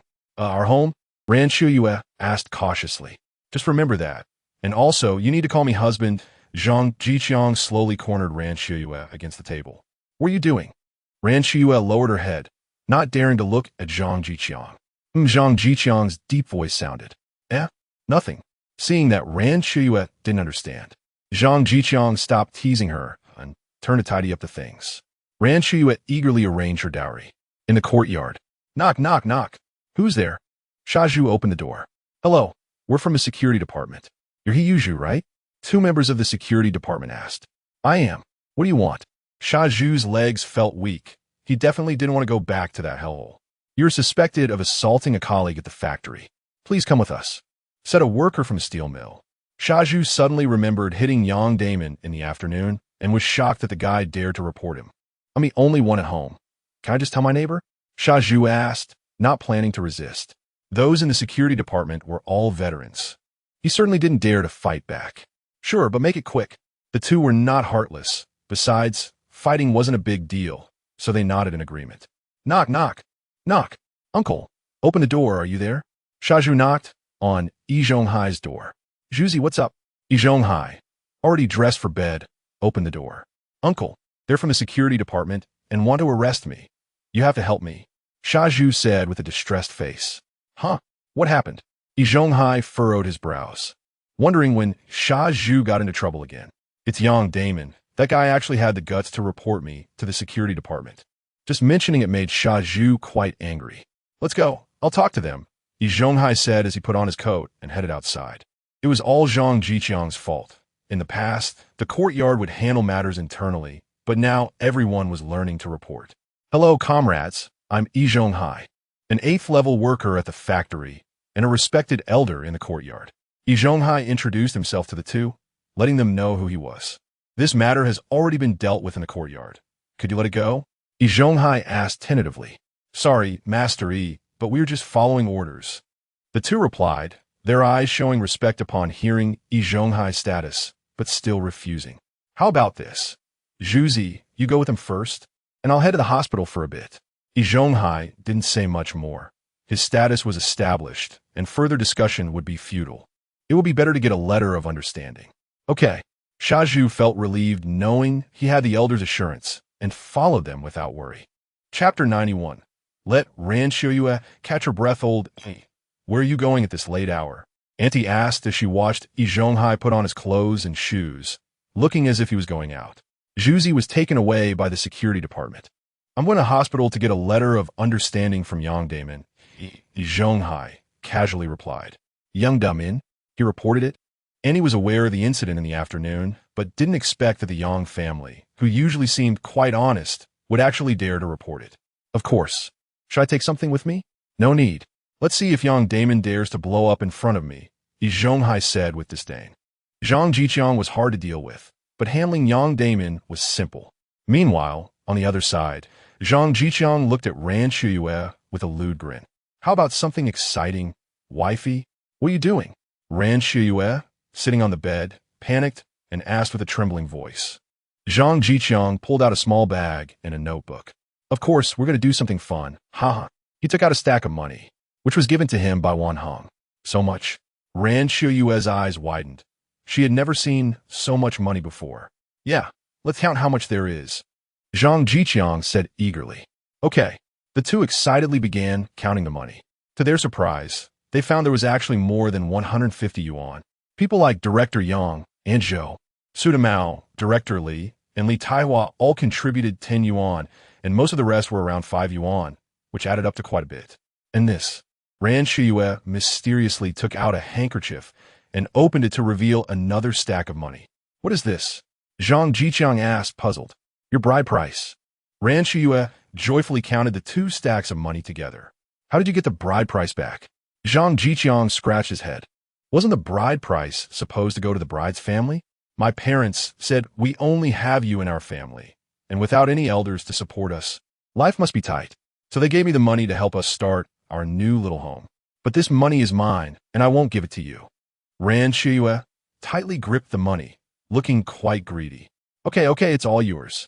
I'll give you some of my earnings in the future. Zhang Zhiqiang patted Ran Shiyue's head and said, anyway, you're already mine, not to mention your money is also mine. Hearing this, Ran Shiyue felt it made a lot of sense. That's not fair. Yours is mine, and mine is also mine, she insisted. All right, it's all yours, wifey. Shouldn't we go to sleep now? Zhang Zhiqiang said as he pushed Ran Shiyue gently towards the bed. Wait, isn't it still early? Ran Shiyue panicked, thinking they were moving too fast. It's not early. Hurry up and sleep. I'll take you out to have fun tomorrow, Zhang Zhiqiang insisted. Then you go turn off the light first. Ran Siheyuan pushed Zhang Zhiqiang away. She felt embarrassed to undress with the light on. All right, wifey. Zhang Zhiqiang excitedly ran to turn off the light. Wifey, I'm coming. What are you going to do? Before Ran Siheyuan could react. Her mouth was sealed by Zhang Zhiqiang's. In the darkness, the two revealed their feelings for each other, and with a painful groan from Ran Siheyuan, the evening's main event began. Half an hour later, Zhang Zhiqiang lay on his side, drenched in sweat. Some things really took a lot of energy. Wifey, want to go again? Zhang Zhiqiang, savoring the moment, felt he was ready again after a few minutes. Hey, no help. Strange sounds echoed in the room. No one noticed that Su Damao was standing enviously in the corner of Zhang Zhiqiang's yard. Su Damao quietly walked into the courtyard, lit a cigarette, took a few puffs, and said gloomily, "This Qiangzi really is something. At least let Ran Siheyuan catch her breath." He then shook his head and returned home. The next day, Zhang Zhiqiang woke up early again. Despite the intense events of the previous night, his biological clock had already adjusted. Looking at the person sleeping beside him, Zhang Zhiqiang lovingly kissed Ran Siheyuan's forehead. From now on, there would be one more person by his side.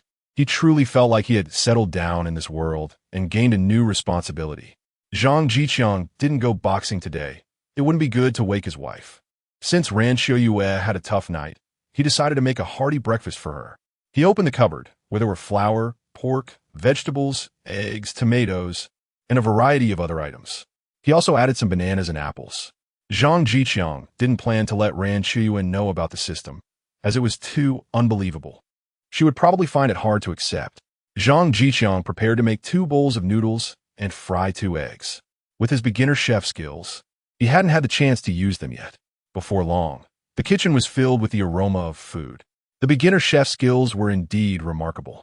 The smell of the food was much stronger than before, and Zhang Zhiqiang figured it was about on par with Shaju's cooking. Zhang Zhiqiang was generous with the oil, so the food naturally smelled delicious. Many people in the courtyard had to go to work today and woke up early, their stomachs rumbling at the delicious scent. It was easy to guess that the family that could eat 3 meals a day was definitely Zhang Zhiqiang's. They secretly cursed him for being selfish. Just know how to eat alone. What are you cooking so early for?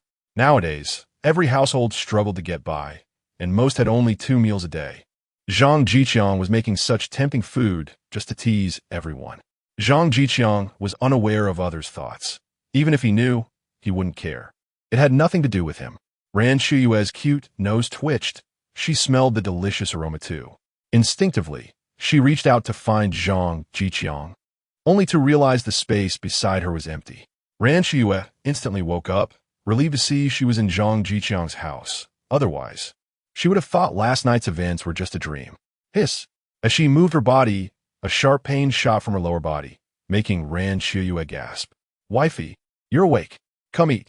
Zhang Zhiqiang set the prepared food on the table. There were 2 bowls of tomato and egg noodles packed with meat, some pickled vegetables on one plate, and 2 heart-shaped fried eggs on another plate. Zhang Zhiqiang didn't know how he made them. Ran Siheyuan sniffed, and the familiar smell was what had awakened her. You bad person, why did you use so much strength? Ran Siheyuan, enduring the pain, prepared to get out of bed when she suddenly felt lighter. Zhang Zhiqiang had picked her up. I'm sorry. I got up early to make breakfast for my wifey to express my apologies, Zhang Zhiqiang said. Look, these 2 eggs are shaped like my love for you. Zhang Zhiqiang apologized, saying sweet words that cost nothing. But whether he would change was another matter. Ran Siheyuan had never heard this before. Her face flushed with embarrassment, but she felt sweet in her heart. This was the sweetness of love. Chapter 92. Jia Zhang's cursing you bad person. Just know how to bully me. Ran Siheyuan pushed away Zhang Zhiqiang, who had leaned in close as if about to kiss her. How could I bear to bully you, my wife? Let's eat quickly. Zhang Zhiqiang, unfazed by being pushed away, cheerfully handed chopsticks to Ran Siheyuan. Only then did Ran Siheyuan observe the meal that Zhang Zhiqiang had prepared for her, and she couldn't help but swallow. It smelled so good. To her surprise, this was just breakfast, yet Zhang Zhiqiang had made it with white flour, eggs, and even included meat. Isn't this life too extravagant? Zhang Zhiqiang surely can't eat meat every day, she thought to herself. However, she didn't voice her doubts. Perhaps this was the first meal he made for her after their marriage, and he had intentionally made it a little special. Heart-shaped fried eggs. Ran Siheyuan was delighted to see the two perfectly shaped heart fried eggs, symbolizing two hearts closely together. I made these just for you. Do you like them? Zhang Zhiqiang gently ruffled Ran Siheyuan's hair. Hum. Ran Siheyuan nodded vigorously. Brother Zhiqiang, let us not eat them, okay? Let us save them. Ran Siheyuan said eagerly, looking at Zhang Zhiqiang with anticipation. Zhang Zhiqiang's smile froze on his face. Are all women this sentimental? Wife, it's just an egg. It can't be saved. If you want to see it again, I'll make you another one, okay? Zhang Zhiqiang said tactfully. Aka mipiaka, fine. Ran Siheyuan said proudly, but then realized it was impossible to save them. Since Zhang Zhiqiang had given her a way out, she quickly accepted it. All right, let us eat. The two began their breakfast. Zhang Zhiqiang's cooking skills were impressive. With his beginner chef techniques, he made a meal that could delight Ran Siheyuan. She hadn't realized before that Zhang Zhiqiang could cook this well. Ran Siheyuan decided she would learn to cook herself. She couldn't always rely on Zhang Zhiqiang to cook for her.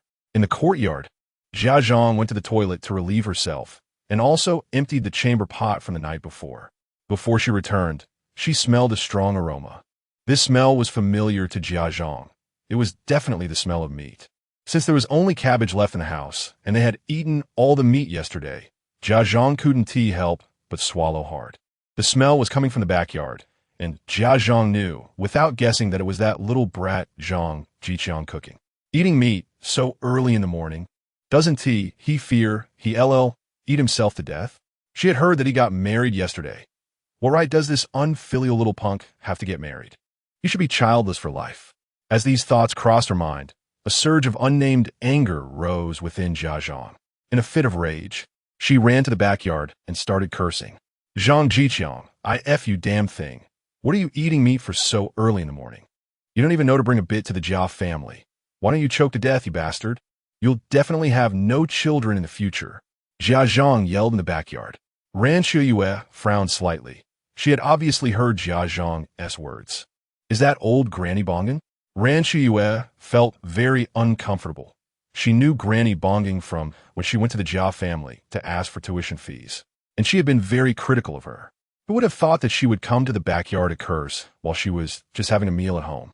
This was really too much. Yeah, that old witch. A while ago, she reported my bike for being improperly obtained, and I had to spend a week in detention. Zhang Zhiqiang's tone was very bad. How dare Jia Zhang provoke him again? She really had no fear. Why is this person so malicious? Ran Siheyuan couldn't bring herself to say anything harsh due to her upbringing. It's okay, wife. You eat first. I'll handle this. Zhang Zhiqiang picked up a broom and walked outside. Hey, just say a few words. Don't get physical. Ran Siheyuan hurriedly prepared to follow him. But as she stood up, a wave of pain struck her, causing her to gasp. Old witch, are you crazy? Barking like a dog at my door so early in the morning? Zhang Zhiqiang charged outside, looking fierce. Jia Zhang was indeed startled. Zhang Zhiqiang looked so intimidating. But soon she remembered that her backing was the leader of the courtyard, Zhonghai. Why should she be afraid of Zhang Zhiqiang? Zhang Zhiqiang, did you consider the feelings of the neighbors when you ate meat this morning? Cooking meat so early just to tempt our granny bonging. Do you even consider yourself human? Jia Zhang shouted angrily. The people preparing to go to work all stopped in their tracks. They could run a bit faster to work, but if they missed the show, it would be a real loss. Old witch, you should accumulate some virtue. Old Jia and your son Jia Dongshu have both been cursed by you. If you keep this up, the next one could be Jia Gong. Zhang Zhiqiang said with a cold smile, unfazed. Bastard, how dare you curse our granny bonging? Jia Zhang trembled with anger and charged at Zhang Zhiqiang. Seeing Jia Zhang rush over, Zhang Zhiqiang swept the broom against her arm, not daring to hit her on the head for fear of causing trouble, and then kicked her away. Everyone saw it. Jia Zhang came over to attack me. I was just defending myself. Zhang Zhiqiang wore a playful smile on his face. There is no law anymore. No justice. Now the little bastard is bullying our Jia family. Jia Zhang cried out, sitting on the ground, her face contorted as if she were casting a spell. Jia Zhang, Are you promoting feudal superstition?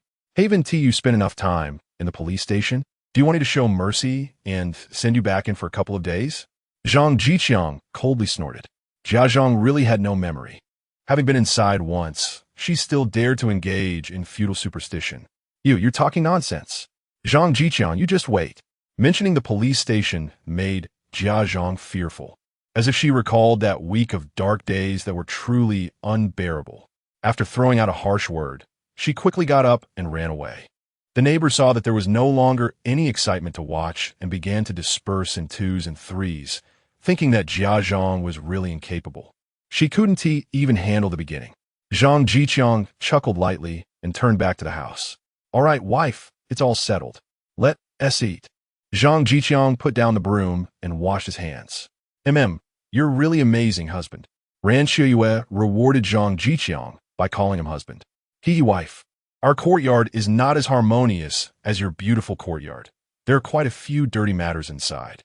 They've always plotted against our family because I was young, wanting us to be childless, and almost lost the house. Now that our family is doing well, they're even more envious, fearing they can't scheme against you. You'd better not get involved with anyone. If anything happens, remember to tell me in advance. Zhang Zhiqiang earnestly advised Ran Siheyuan. Okay, I understand. Ran Siheyuan nodded. She had noticed yesterday that her family's relationship with the people in the courtyard didn't seem very good. This morning was a clear example. And as long as she listened to Zhang Zhiqiang, she was sure she wouldn't go wrong. Chapter 93. Shaju wants to go on a blind date. Shaju, you mustn't be so impulsive in the future. When something happens, look to me for guidance, Zhonghai advised Shaju. He still had the ability to get Shaju out in just one night. Hey, you can't blame me entirely. Shaju scratched his head in frustration. When I saw what was happening at Sister Qin's house, I just couldn't help myself. I don't know why, but I wanted to stand up for her. Hearing Shaju's words, Zhonghai smiled with satisfaction. What else could it be? You must have developed feelings for her, which fits into my plans. You're not wrong, Shaju. Helping a single mother is a virtue. Everyone in the courtyard agrees that you did the right thing. Zhonghai expressed high praise for Shaju's actions. Exactly, you understand me. Uncle. Shaju proudly lifted his head, as if he had really done something commendable. By the way, Uncle, you didn't pay young Damon any money, did you? I don't have any money to give you back, Shaju asked worriedly. He still had to pay Zhonghai 10 yuan every month, and if he had to pay more, he would definitely be in dire straits and unable to repay it. I have two good pieces of news. Which one do you want to hear first? Zhonghai inquired about Shaju's preference. Uncle, you're so mischievous. Just tell me one at a time, Shaju laughed, as long as it wasn't about money. Any news was good news. The first one is that you don't have to pay young Damon any money. When I went to see him yesterday, I reasoned with him and got a letter of understanding. Tonight, we will hold a meeting for the entire courtyard, and I will continue to address the misconduct in the courtyard, like reporting things at the drop of a hat. Who did you learn that from? It was Zhang Zhiqiang who started it. If it weren't for him, I wouldn't owe you money. Shaju gritted his teeth in resentment. He had really suffered a big loss that time, which left him financially strained every month, unable to help the Jia family. Don't provoke Zhang Zhiqiang for now. This afternoon, during the courtyard meeting, act according to my cues, Zhonghai advised. All right, what else is there? Shaju nodded and asked. The second piece of news is that I found you a partner, Zhonghai said with a smile. Really? Whose daughter is it? Is she good looking? Does she have a city hookup? Shaju asked excitedly, not expecting Zhonghai to be so efficient and find him a match in just a few days. It's the daughter of Li Jianlin, a worker in the 6th workshop. She also works in our factory and is already a 3rd-level worker. Shaju, think about it. You earn 38 yuan and 50 cents, and she earns 39 yuan and 80 cents. Together, that's nearly 80 yuan a month. Wouldn't that be a lovely life? Zhonghai painted a rosy picture for Shaju, knowing that the higher Shaju's expectations, the more disappointed he would be when he realized that only Qin Huairu was the best. Oh wow, she's a formal worker, Shaju exclaimed in surprise. Formal workers have stable jobs, which many people would do anything to get. Just like Yin Bugui from the courtyard. He wanted Yin Jieqing to get into the steel mill, but he had no way to do it. Exactly. Li Jianlin himself is a 6th-level worker, earning over 70 yuan a month. Just think, soon your family will have 3 workers, Zhonghai tempted him. Hee. I can't even imagine having 3 workers. Having one dual-income household would be great, Shaju replied cheerfully, thinking about how he was about to get married and wanting to show Su Damao his worth. Shaju, make sure to tidy up a bit tomorrow, prepare a nice meal at noon, and let the girl enjoy a good meal. Talk about when to get the marriage certificate. Yi Zhonghai patted Shaju's shoulder, speaking like someone with experience. All right, uncle, I'll remember that, Shaju said happily. Okay, let us leave it at that. Time to go to work. The two walked toward the workshop together. In the courtyard, wife, since we have nothing to do today, shall we go out and buy something? Zhang Zhiqiang asked after washing the dishes. What are we going to stroll around for? Do you think I can go out looking like this? Ran Siheyuan replied irritably, still feeling the effects of their earlier activities.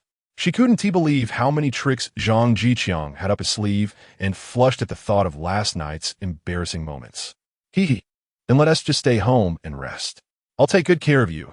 Zhang Zhiqiang pretended not to understand, chuckling. How can I resist such things? Honey, how did you learn to cook? The food you make is so delicious. Ran Siheyuan cuddled Zhang Zhiqiang's arm sweetly. Just like that. Your husband is naturally talented and learns quickly, Zhang Zhiqiang said proudly, showing off his manly side in front of Ran Siheyuan. That is true. You're already a 6th-level fitter, earning over 70 yuan a month. Including my income, we can earn over 100 yuan a month together. Ran Siheyuan nodded in agreement, recognizing her husband's abilities. This realization was surprising. They earned over 100 yuan a month, which was quite a lot. The average family only spent about 15 yuan a month for living expenses. So they didn't have to worry about money and were ahead of everyone else. Hee, your man is not just good at making money. Ran Siheyuan looked up to see Zhang Zhiqiang smirking at her, raising his eyebrows suggestively. You rascal.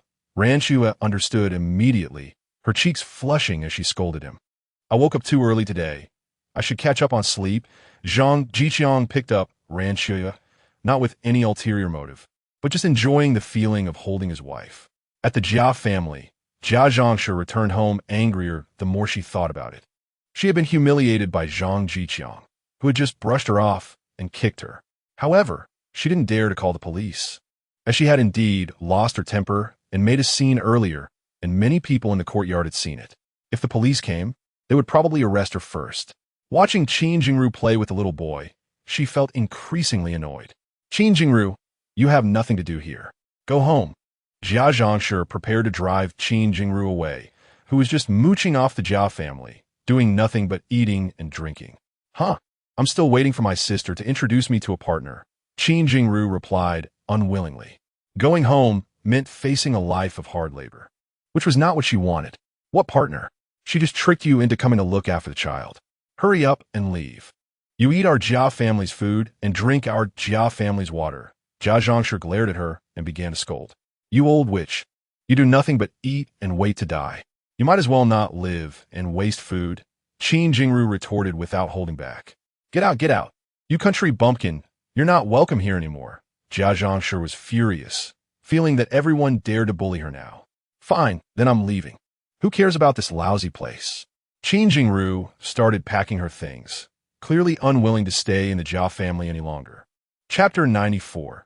Qin Huairu and Su Damao's entanglement. Qin Huairu wandered aimlessly down the street with her luggage on her back. She didn't want to go back just like that, but she didn't know where to go either. Suddenly, an idea struck her. She thought of Su Damao. This person seemed quite interested in her, always looking at her with a lecherous gaze whenever they met. However, Su Damao had a beautiful wife, and it was said that his family was well off and quite rich.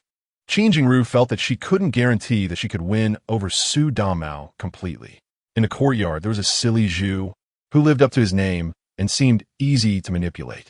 Although he was a bit ugly, he cooked well and had 2 rooms in the courtyard, so it wouldn't be too bad to settle for him. Qin Huairu was a doer, so she shouldered her bag and headed towards the steel mill. Su Damao went to work this morning and wasn't planning to go to the movies tomorrow, since he was chatting with a group of women in the publicity department. These women knew what kind of person Su Damao was, and they all had work to do, so they didn't have time to chat. However, since Su Damao's father-in-law was a director at the factory, they didn't completely ignore him, but their attitude wasn't too warm either.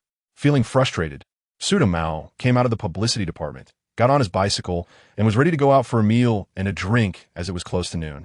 Relying on his father-in-law Liu Jinhua, Su Damao had long forgotten when he last felt short on money. Pushing his bicycle, as soon as he exited the steel mill, he saw Qin Jingru peering into the factory, seemingly looking for something. Su Damao couldn't help but feel pleased. This was a stroke of luck. He wondered how Qin Jingru compared to Qin Huairu. Oh, isn't that Qin Jingru? She's here to find her sister, right? Su Damao quickly walked over to Qin Jingru. Hey, Su Damao. Qin Jingru hadn't expected to run into him, but it seemed that the Qin family had a natural talent for acting.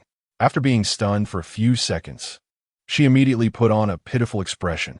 I'm not here to find my sister. I'm here to find silly Zhu. I was kicked out by my sister's mother-in-law, and now I have nowhere to go.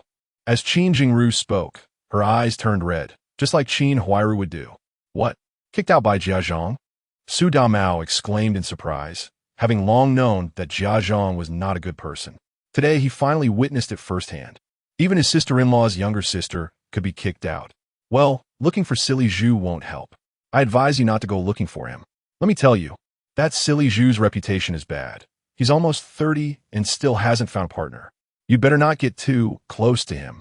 Be careful not to ruin your own reputation, Su Damao said in a low voice. Clearly, what Su Damao said had some effect. Qin Jingru was startled. In this era, if one's reputation was ruined, Qin Jingru felt she really wouldn't be able to survive. She might as well die. What happened? I haven't heard my sister mention it. Qin Jingru asked. Would they let you know? Silly Zhu's reputation is bad because of your sister. You think a young man would have a good ending hanging around widows all day? Su Damao said gleefully, certainly not admitting that he also played a part in it. Qin Jingru thought about it and found it reasonable. There were many rumors about widows. She had seen Qin Huairu several times with silly Zhu's lunchbox. They looked like a couple. It would be strange if people didn't talk. Have you eaten? Su Damao saw that Qin Jingru looked like she couldn't accept it and asked with concern. No. Qin Jingru shook her head bitterly. The Jia family only ate 2 meals a day, and since it wasn't noon yet, of course, she hadn't eaten. Her stomach was already hungry. Then why don't I treat you to a meal? Come on, let's go to a restaurant, Su Damao said, patting the back seat of his bicycle. He believed that these days, not many people could refuse a ride on the back of a bicycle. Is that okay? Qin Jingru hesitated, as she had never ridden a bicycle before and was eager to try it. What's wrong with that? I consider you like my little sister. Come on. Su Damao continued to persuade her. Well, okay then. Qin Jingru couldn't resist the temptation and got on the back of the bicycle. Once on the bicycle, Qin Jingru felt light and breezy, as if she had stepped ahead of others. She wished it could be like this forever. Let's go. Su Damao shouted, and the 2 little legs pedaled rapidly. Damao slowed down, having never experienced the feeling of her feet off the ground. Qin Jingru was scared and tightly hugged Su Damao's waist. Su Damao immediately felt something pressing against his back, soft and enticing, making him dry-mouthed. His 3rd leg stood proudly, as if ready for inspection. After a hard time reaching the restaurant, Su Damao was generous and ordered 2 main dishes, asking Qin Jingru what she wanted to eat. Handing her the menu. Damao, you choose. I can eat anything. Qin Jingru handed the menu back, as she couldn't understand it anyway. It would be pointless for her. Then let us have a bowl of beef noodles with extra meat. Don't skimp on the portions, Su Damao decided. Got it, comrade. The waitress smiled and replied, heading to the kitchen to get busy. I come here often. After a few times, I'll take you to eat something else, Su Damao said. Thank you, Damao. Qin Jingru's tone carried admiration. She couldn't imagine the world of the rich. If she could eat beef noodles every meal, that would be such a happy thing. Jingru, what are your plans next? Su Damao asked with concern. I don't know. I have nowhere to go. Qin Jingru shook her head bitterly. Although it felt good to leave the Jia family, various difficulties were now facing her. She didn't want to return to Qin family village, but she could tell that relying on silly Zhu was also unreliable. Her thoughts of turning to him had collapsed. In my opinion, your sister Qin Huairu called you here to plot against you, Su Damao said, stroking his not-so-long beard. What? She's my sister who grew up with me. How could she plot against me? Qin Jingru was somewhat incredulous. Listen to Damao's analysis. You know Zhang Zhiqiang. He's my good brother Su Damao. He has had a girlfriend for a long time, and they're doing well. Your sister knows about this and has tried to sabotage it a few times unsuccessfully. In my view, Your sister called you here just to let you ruin their relationship, Su Damao analyzed confidently. What? My sister has known for a long time that Zhiqiang has a girlfriend? Qin Jingru's face turned pale. This time it was true. She had never thought that Qin Huairu would plot against her. She and Qin Huairu were from the same family and had never considered that a scheme would fall on her own head. She couldn't believe it. This is impossible, right? Qin Jingru's voice trembled. What's impossible? If it succeeds, she could suck blood from my brother Zhang Zhiqiang through you.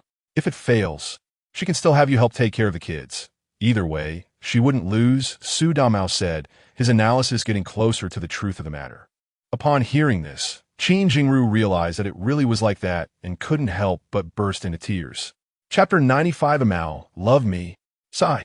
Don't cry. The food is here. Let's eat first, okay? Outside, Su Damao didn't dare to make any moves and could only comfort her with words. The more he tried to comfort Qin Jingru, the harder she cried, leaving Su Damao a bit at a loss. After a while, Qin Jingru's crying turned into sobbing, and she took a handkerchief from her bag to wipe her tears. Are you hungry? Hurry up and eat, or the noodles will get mushy. Su Damao pushed the noodles in front of Qin Jingru. She nodded gently and took a small bite. Instantly, her eyes brightened. Hey, you can't say it. The restaurant's food is really delicious. Then she started eating heartily. Don't just eat the noodles, eat some vegetables too. Su Damao picked up a chopstick of stir-fried pork slices and placed it in Qin Jingru's bowl. Thank you, Damao. You eat too. Qin Jingru had never had such delicious food before. Even during the new year and previous years, she couldn't eat such good meals. Su Damao felt a bit proud. No one could eat and drink for free from him. Take Qin Huairu, who is so calculating. Even if she took her own steamed bun, she still had to let herself eat the bun, right? In this era, the portion sizes are large and affordable. A bowl of noodles filled Qin Jingru up nicely. Thank you, Damao. No one has ever taken me to eat such delicious food. Qin Jingru said gratefully, touching her stomach. What are you talking about? You're so beautiful. It's only right. Are you full? If not, I could buy you a bit more. Su Damao asked with concern. Qin Jingru blushed and nodded gently. Where can you find someone like Su Damao, who boldly says she is beautiful in public? I can see you're in a bad mood. Damao, I don't have much to do this afternoon. How about I take you out shopping for some clothes? Su Damao suggested, knowing that he wouldn't need to ask for leave from work if he wasn't there. The boss would just think he went to the countryside to show films. No, Damao, I've already spent quite a bit of your money. Qin Jingru really thought Su Damao was nice. Although he wasn't as handsome as Zhang Zhiqiang, he was much more pleasing to the eye than the silly Zhu. The key was that he was willing to spend money, and he wanted to spend so much on her without asking for anything in return.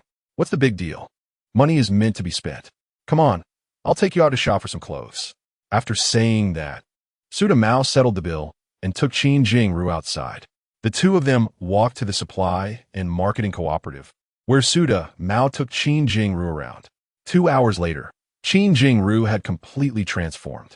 She was wearing a floral-long dress, little white socks, and small leather shoes. Even her hair had been curled, making it impossible to tell she was a country girl. How do you like it, Jingru? Su Damao looked at his masterpiece with satisfaction. Now Qin Jingru was incredibly beautiful, with flawless skin that complemented her outfit, looking just like a city beauty. Yes, thank you, Damao. I've never been this beautiful before. Qin Jingru was very happy with her appearance. So, Jingru, where are you planning to go tonight? Back to your sister's house? Su Damao asked.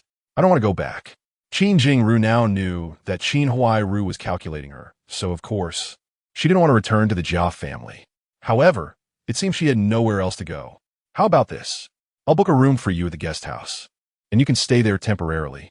Su Damao suggested, feeling that this was a good plan. Isn't that too expensive? Qin Jingru had heard of guest houses, thinking they were for people of status and cost quite a bit per night. It's nothing. Staying at a guest house doesn't cost much. Come on. Su Damao took Qin Jingru to the Qinjin guest house. Hello, comrade. I would like a room. Su Damao said at the front desk. Do you have a letter of introduction? The staff asked, as now everywhere required a letter of introduction, which was a symbol of one's status. If you didn't have one, you might be suspected of having ties to enemy agents. Yes, I do. Su Damao took out his letter of introduction. He always kept it on him since he needed it when going to the countryside to show films. The staff checked and found it fine, completing the paperwork for Su Damao. Wow, this place is really nice. Qin Huairu exclaimed, looking at the shiny, freshly painted table. And the bed sheets and pillowcases are all pristine white. They look very clean. Qin Huairu had never slept on such a clean bed before. Hee. If you think the environment is acceptable, then let's stay here for now. Su Damao closed the door and said with a smile. With no one else in the room, Qin Huairu became bolder and, summoning her courage, dove into Su Damao's arms. Thank you, Damao. You're so good to me. I don't know how to repay you. Qin Huairu murmured softly, resting her head on Su Damao's chest. Su Damao thought to himself that just giving herself to him would be enough, but he couldn't say that out loud. Huairu, you see, I truly consider you like a sister. Helping my sister out is nothing. If you keep saying that, I might get angry. Su Damao teazit. Patting Qin Huairu's back. Qin Huairu was touched, thinking that Qin Huairu had said Su Damao was not a good person and told her to stay away from him. It seemed it was all a scheme by Qin Huairu. How could someone as good as Damao, who treats her to meals, buys her clothes, and finds her a place to stay, be a bad person? If that's the case, is Qin Huairu really a good person? She's still her sister, yet she has never spent a penny on her, while this so-called bad person Su Damao treats her so well. In a moment of impulse, Qin Huairu lifted her head and kissed Su Damao on the lips, pulling him toward the bed. Qin Huairu had calculated well. By giving herself to Su Damao, he would have to take responsibility. If he dared to sleep with her and then deny it, she would immediately go report him for rape. After all, there were so many people who saw her with Su Damao along the way, providing ample evidence that Su Damao had been deceiving her. If he didn't take responsibility, he would have to face the consequences. Suddenly, Qin Huairu felt Su Damao pushing her away. Damao, do you just like me? Qin Huairu's eyes turned red, and tears were about to fall. How could I? The curtains weren't drawn. Su Damao said as he went over to pull the curtains shut, dimming the room and gradually creating an intimate atmosphere. Damao, do you really like me? Qin Huairu, who had been placed on the bed, asked while hugging Su Damao's neck. Of course. I liked you the first time I saw you. Su Damao, with high emotional intelligence, knew this woman was already infatuated and could easily spin a lie. Damao, love me. The two soon became candid with each other, getting to know one another better. Only the creaking of the bed bore witness to the deepening connection between them. Chapter 96, another meeting for the whole Courtyard mom. Where's Huairu? After returning home from work, Qin Huairu did not find Qin Huairu and asked aloud. Who knows? Maybe she went home, Jia Zhangshi replied with an unnatural tone. After all, she was the one who had driven Qin Huairu away. Could it be that you talked her into leaving? Qin Huairu suspected. She knew very well what kind of person her mother-in-law was, ever since she returned. She had looked down on Qin Huairu, feeling that she was eating their Jia family's food. What are you saying? Do you think I care about those 5 or 16 buns? Jia Zhangshi retorted angrily, but her expression seemed somewhat guilty. Mom, Huairu came up from the countryside to help take care of the child. How do you expect the villagers to see me if you drive her away? Qin Huairu was nearly in tears. The villagers were gossiping, and every time she returned home dressed splendidly. It was just to show them that she was doing well in the city. Every time she went back, Qin Huairu only reported good news and not the bad. But what was Jia Zhangshi doing? Who knows what Qin Huairu would say when she returned home? What are you shouting about? Have you grown wings, Qin Huairu? Don't forget that your job now is given to you by our Jia family. I'm back, and I can take care of the child. Your sister does nothing at home, just wasting our food. Upon hearing Qin Huairu speak to her like this, Jia Zhangshi slammed her shoe down angrily. No matter what, the Jia family would always be in charge, and as long as she was alive, how could Qin take charge? I don't want to talk to you. Qin Huairu angrily took her clothes and went out to wash them. Meanwhile, in another part of the courtyard, Su Damao, in high spirits, hummed a song as he walked into the courtyard, seeing everyone gathered in the middle, seemingly for something important. Oh, is there an event tonight? Su Damao noticed Zhang Zhiqiang's figure, and Zhang Zhiqiang's wife, Ran Siheyuan, was sitting with his wife, Lu Xiaoyi, chatting. Brother Damao, we're holding a meeting for the whole courtyard this afternoon, Ran Siheyuan called out, recognizing Su Damao.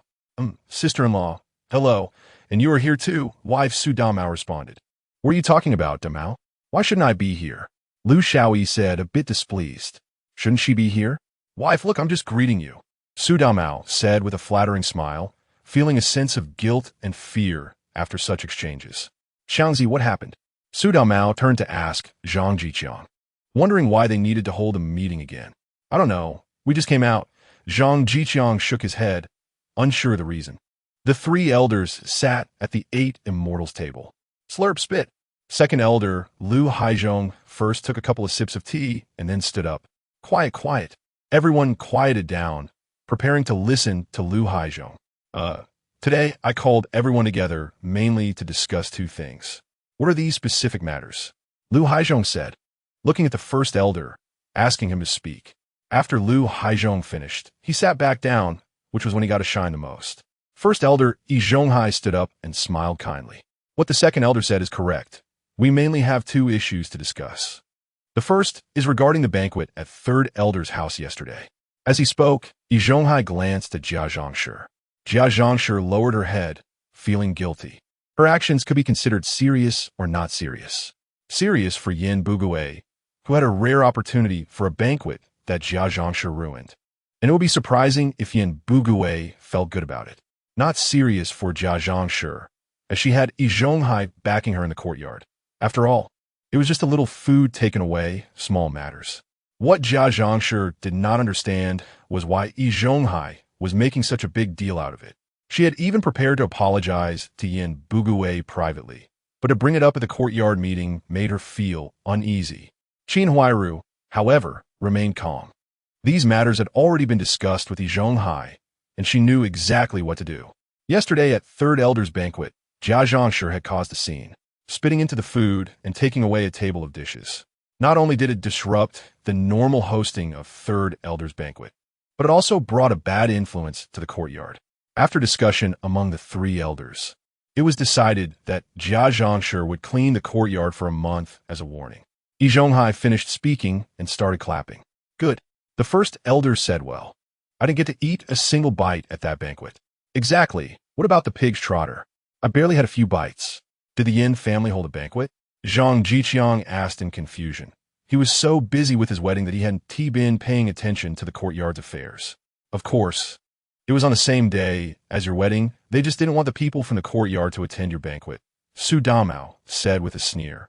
Knowing Yi Zhonghai's intentions, let them be. I never intended to invite this bunch of beasts, Zhang Zhiqiang said nonchalantly.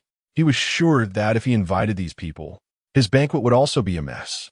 These people in the courtyard were so poor that they would struggle to give a few bucks in gifts, and he might even have to provide extra tables of food. Huh, isn't that right? Su Damao Zhuge Besai Zhang Zhiqiang, thinking that Zhang Zhiqiang only invited him to the banquet. After Yi Zhonghai finished speaking, Qin Huairu stepped into the middle of the courtyard. She first bowed deeply to everyone, and when she stood up, her face was already covered in tears, performing better than an actor. I'm truly sorry, everyone, and I apologize to Third Elder. My mother-in-law indeed did something wrong that affected everyone's enjoyment at the banquet, and I am here to apologize for her actions. Qin Huairu said with a choked voice and bowed again. Seeing Qin Huairu's actions, the people in the courtyard felt less angry and thought that Qin Huairu was a filial and good daughter-in-law. Having such a mother-in-law was truly unfortunate. My son, Bongan, was also forced by my mother-in-law. I hope the brothers in the courtyard won't hold it against my son. After Qin Huairu finished, she bowed again. Several people who sat at the same table as Bonging expressed that it was no big deal.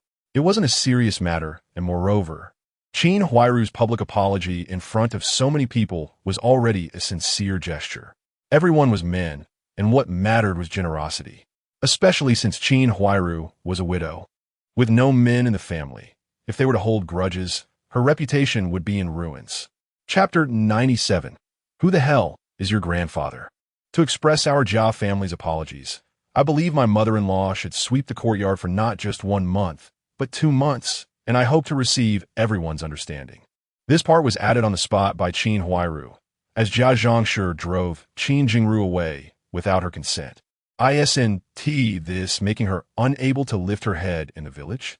Jia Zhangshi didn't consider her own feelings at all. Qin Huairu decided to teach Jia Zhangshi a lesson, making her find trouble for herself every day. Everyone in the courtyard was stunned. People usually complain about long punishment times. But the Jia family is different. They actively requested an extension, adding a whole month. Their attitude towards admitting their mistake is very positive. Just thinking about not having to sweep the courtyard for 2 months is truly a good thing, and everyone applauded. What's so good about it? Qin Huairu, your heart is dark. You're not filial. How dare you make your mother-in-law sweep the courtyard for 2 months? I tell you, I won't sweep a single bit of this courtyard. If you want it cleaned, you do it yourself. Jia Zhangshi hurriedly retorted, saying she lost so much weight after a week at the police station and hasn't regained her strength yet. Who would go sweep the courtyard? She learned this from her mother-in-law, Jia Wangshi, who was just like Jia Zhangshi now, keeping herself plump and healthy. Jia Zhangshi also got inspired. She needed to eat more and gain weight because fat people live longer. Now she had already lost weight and hadn't regained her strength. And Qin Huairu actually dared to make her sweep the courtyard. This is truly outrageous. Jia Zhangshi, sit down. Yi Zhonghai's angry shout startled Jia Zhangshi. Seeing Yi Zhonghai's dark expression, Jia Zhangshi quickly sat down, but she wouldn't lift a finger to clean the courtyard. After Qin Huairu finished speaking, she went down, marking the end of the first matter. Next, we will talk about the second matter. Yi Zhonghai said as he stood up. Since our 3 uncles took office, we've maintained harmony in the courtyard, mediated conflicts, and helped our neighbors. We can't say we've exhausted ourselves, but we can say we've done our best, right? Yi Zhonghai started by appealing to emotions, emphasizing his contributions over the years. The neighbors in the courtyard murmured among themselves, occasionally nodding. This was indeed the case. Ever since Yi Zhonghai and the other 2 uncles took office, the courtyard had been recognized as an advanced courtyard by the street every year. They could proudly say they were residents of the Hongxing courtyard wherever they went, and these were solid achievements that no one could erase. Seeing the crowd's reaction, Yi Zhonghai nodded in satisfaction. This was the effect he wanted. However, there are always a few individuals who want to disrupt the harmony in the courtyard. When faced with issues, don't come to us 3 uncles for mediation, but instead call the police, bringing great negative influence to the courtyard. Su Damao laughed upon hearing Yi Zhonghai's words and poked Zhang Zhiqiang sitting next to him. Xiangzi, look, he is talking about you. Many people looked at Zhang Zhiqiang with strange expressions, as if he were the one being referred to. If possible, I'd also like to ask the 3 uncles for mediation. But he needs to act fairly. His butt is almost tilted outside of the city. Who would dare seek his mediation? Zhang Zhiqiang shrugged nonchalantly. His voice wasn't small, and many people heard it, excitedly whispering. This was an open confrontation with the first uncle. How fresh. Xiangzi, you're something else. Su Damao gave Zhang Zhiqiang a thumbs up. Yi Zhonghai on the platform didn't hear clearly what Zhang Zhiqiang said and continued. Everyone knows Yang Damon in our courtyard. He looks honest, but he actually has a belly full of tricks. Yi Zhonghai spoke forcefully, and everyone stopped chatting, wanting to hear what he was going to say.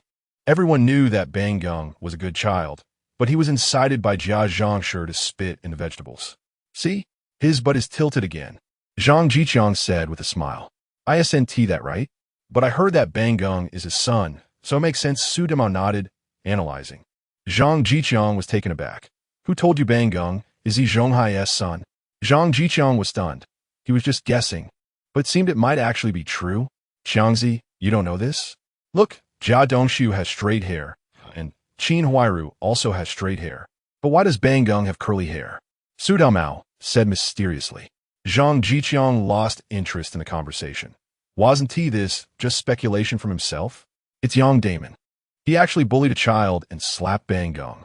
Yi Zhongkai shouted. The people in the courtyard whispered.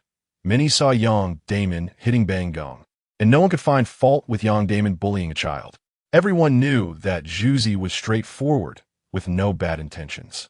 He knew the Jia family had a tough time and had been supporting them for many years, making him one of the few model youths in the courtyard. Seeing Bang Gung getting hit, he was too anxious and went up to give Yang Damon a few hits. Yi Zhonghai touched his lips together, framing Zhuzi's action as a foolish act done in a moment of impulse, making it easier for everyone to accept. But this Yang Damon, instead of accepting the uncle's mediation, actually reported Zhu Zi to the security department, falsely accusing him of assaulting him. This is truly outrageous.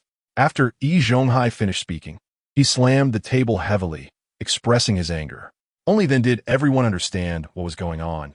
It turned out Yang Damon had reported Zhu Zi. Hey, don't say. Yang Damon usually keeps a low profile, but when it comes to doing things, he is quite bold. Su Damao chuckled. Anyone against Zhu Zi would be his friend. Look, Zhu Zi is sitting there perfectly fine. Do you think Yang Damon's report is useful? Zhang Zhiqiang glanced at Su Damao, not considering that with Yi Zhonghai present. Zhu Zi would he have any problems? Yeah. How did Zhu Zi come out so quickly? Su Damao frowned. Logically, Zhu Zi should be detained in the security department now. Come on. Yang Damon, come up and tell everyone. Yi Zhonghai waved to call Yang Damon, who was sitting below, to come up. Yang Damon's lips turned pale as he stumbled to the center. He had witnessed Yi Zhonghai's power last night and almost couldn't stay in the courtyard. I'm sorry, everyone, I'm guilty. Even if Zhu Zi beat me to death, I shouldn't have reported him. Yang Damon first bowed to everyone and said, Zhu Zi, you can't just call him that. I'm your grandfather. Bang Gung couldn't contain his anger upon seeing Yang Damon. If it weren't for Uncle Yi saving him, he would still be in the security department now. All of this was because of that bastard Yang Damon. Today, he must let everyone in the courtyard see the consequences of reporting him. Zhu Zi stood up and charged at Yang Damon, ready to teach him a lesson. Chapter 98. Yang's mother is forced to crash into the pillar to Mao. Are you daring enough to do something exciting? Zhang Zhiqiang whispered to Su Damao. What kind of excitement? Su Damao, who loved thrilling pursuits, asked excitedly upon hearing this. Damao, you ride your bike to the factory security department and report that Shaju is beating up the previous victim again. I guarantee that Shaju will spend his day off tomorrow in the security department. Zhang Zhiqiang shared his idea, causing Su Damao to nod repeatedly. Xiangzi, you're right. I'm going now. Su Damao quietly slipped away. There were too many people in the courtyard, and no one would notice if he was gone for a bit. Xiangzi, where did Damao go? Lu Xiaoa, seeing Su Damao chatting with Zhang Zhiqiang before leaving, curiously asked. It's nothing, Sister Xiaoa. Damao will be back soon. Zhang Zhiqiang casually replied. All right then. Lu Xiaoa didn't mind. The fight on stage was about to start. Stop it, Zhu Zi. Yi Zhonghai tried to pull Shaju back, but couldn't stop him as Shaju continued toward Yang Damon. At that moment, Yang Damon was already scared stiff and didn't know to run. This was nothing like what Yi Zhonghai had told him. Yi Zhonghai said that apologizing would settle things, and he assured him that Shaju wouldn't hit him again. But what was happening now?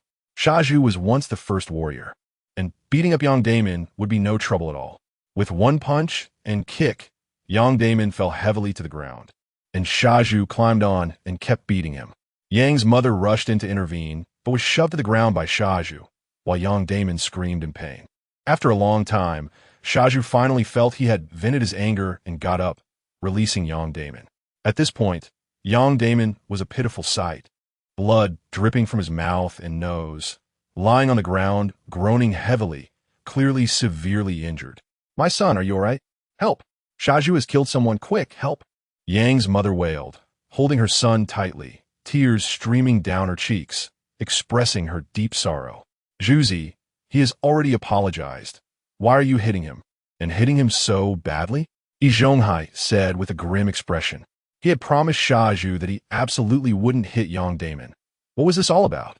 Was Shaju slapping him in the face in public? I'm sorry, uncle. I was too angry and couldn't hold back. Shaju awkwardly scratched his head, recalling Yi Zhonghai had told him not to trouble Yang Damon. So, the question is, does hitting someone count as troubling them? Don't apologize to me. Go apologize to the Yang family, Yi Zhonghai said, holding his forehead, feeling a headache coming on. Yi Zhonghai thought maybe he should choose a new retiree early. With Shaju around, he would lose 10 years off his life. Upon hearing this, Shaju approached Yang's mother. Yang's mother, I'm sorry. I couldn't control my temper for a moment. Don't worry, I'll cover Yang Damon's medical expenses. We'll go to the hospital later, Shaju promised, feeling he was being very sincere by offering to pay. Who asked you to pay for medical expenses? I just want my son. Yang's mother cried, her voice hoarse. You forced my son to sign a letter of understanding, and if he didn't, you wanted us to leave the courtyard. Another person beat my son twice. Yi Zhongkai, are your guarantees just empty words? Yang's mother said resentfully. Yi Zhonghai's expression darkened. Could this be said out loud? It would make others think he was bullying people. Sure enough, the courtyard erupted in an uproar. What did they just hear? Yi Zhonghai wanted to force the Yang family out? In this era, there was no concept of buying a house. The houses were allocated by the state.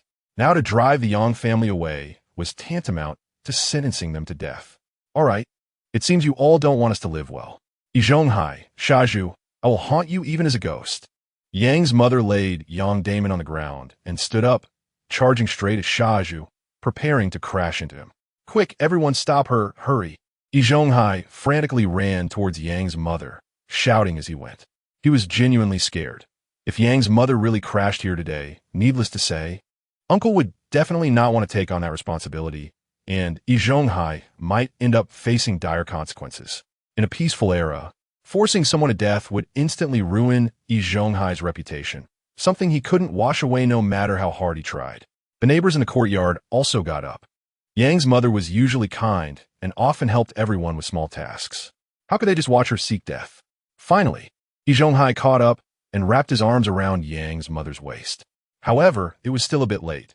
Yang's mother's head still bumped against the pillar, and she fainted. Sister Yang? Old sister, don't scare me. Wake up. Yi Zhonghai laid Yang's mother on the ground, repeatedly slapping her face and pinching her philtrum, desperate not to let Yang's mother die here. Meanwhile, Shaju was completely dumbfounded, sitting limply on the ground. He never expected that in the courtyard.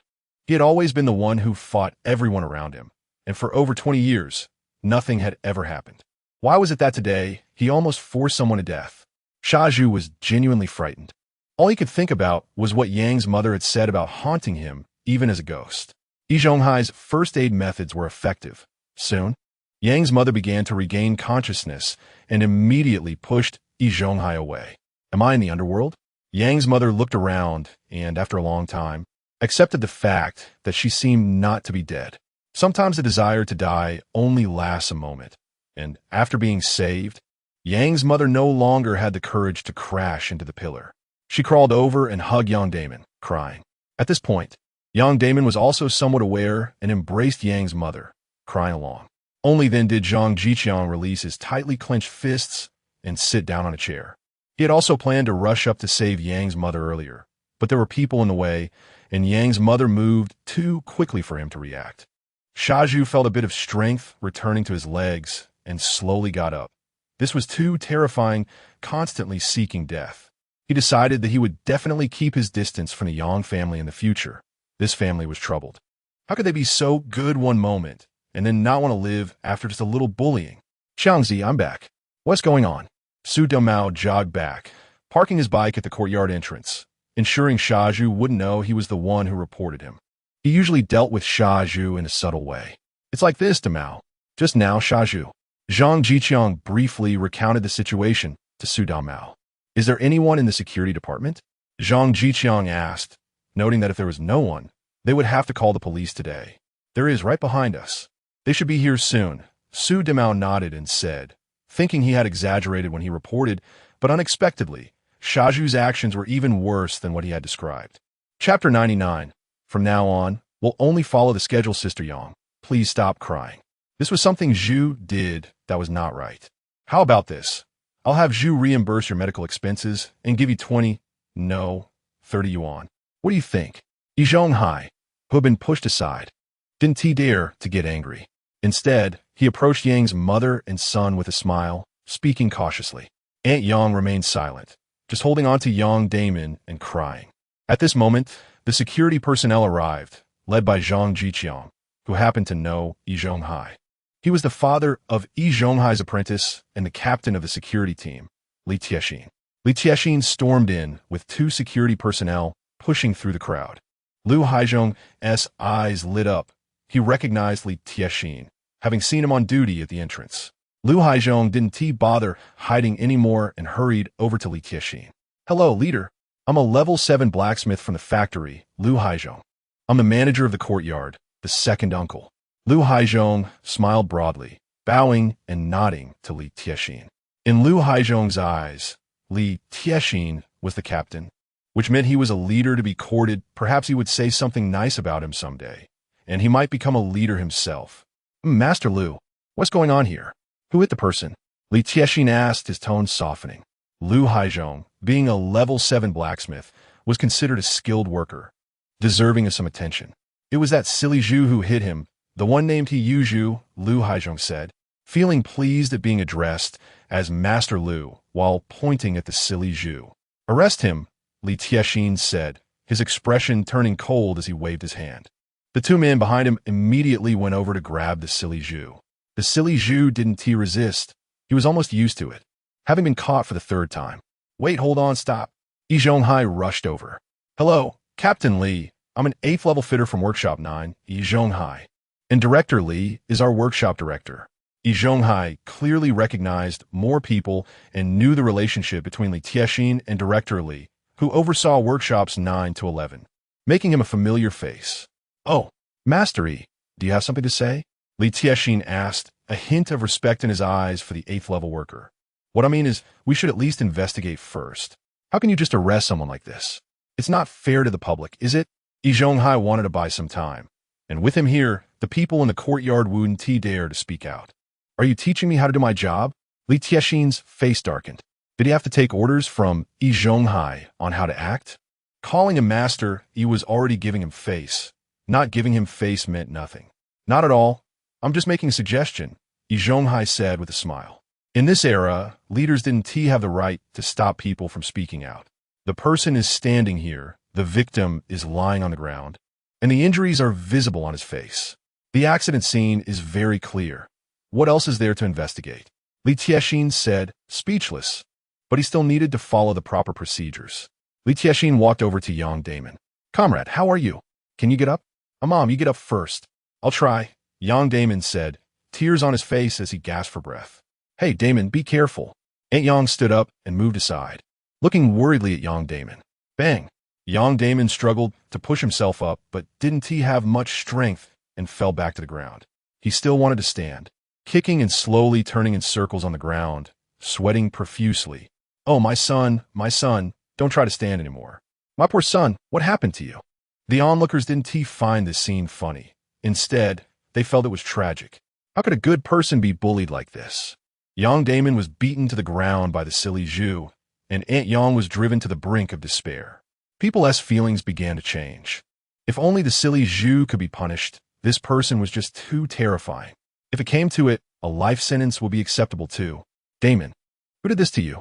Li Tiexin asked, feeling compassion. It was the silly Zhu. He hit me yesterday, then he was taken away by the security team. And today, in front of so many people, he hit me again, Yang Damon said intermittently. Well, Master Yi, what else do you have to say? Li Tiexin turned to Yi Zhonghai, realizing he was investigating and that things were indeed as he thought. The next step was to take the silly Zhu back for a detailed investigation to find out why he had injured someone twice. Yi Zhonghai awkwardly scratched his head. Wasn't an investigation supposed to involve visits? Was this investigation happening so casually? Here's the thing, Captain Li. Our courtyard has a rule that matters within the courtyard should be resolved within the courtyard. You see, it's a hassle for you to come all the way here. How about you go back first, and we'll discuss this slowly and resolve the issue. Yi Zhonghai said, rubbing his hands and smiling, secretly puzzled. Everyone was in the courtyard, who reported the case to the steel factory. It couldn't be Zhang Zhiqiang. He had been keeping an eye on him, and his bicycle was still in the house, not taken out. You can resolve such one-sided bullying? Li Tiexin asked suspiciously. Of course. I have several years of experience managing the courtyard, and I'm familiar with this kind of thing, Yi Zhonghai said confidently, showcasing his status in the courtyard. Comrade, please arrest the silly Zhu.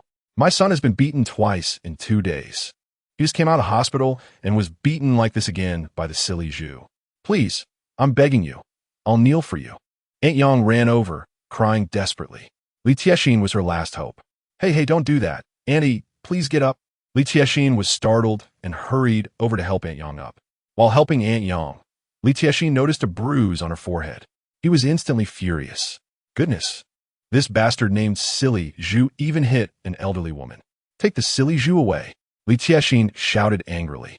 Hey, Captain Li, didn't we agree on something? What are you doing? Yi Zhonghai hurriedly blocked Li Tiexin. What do we agree on?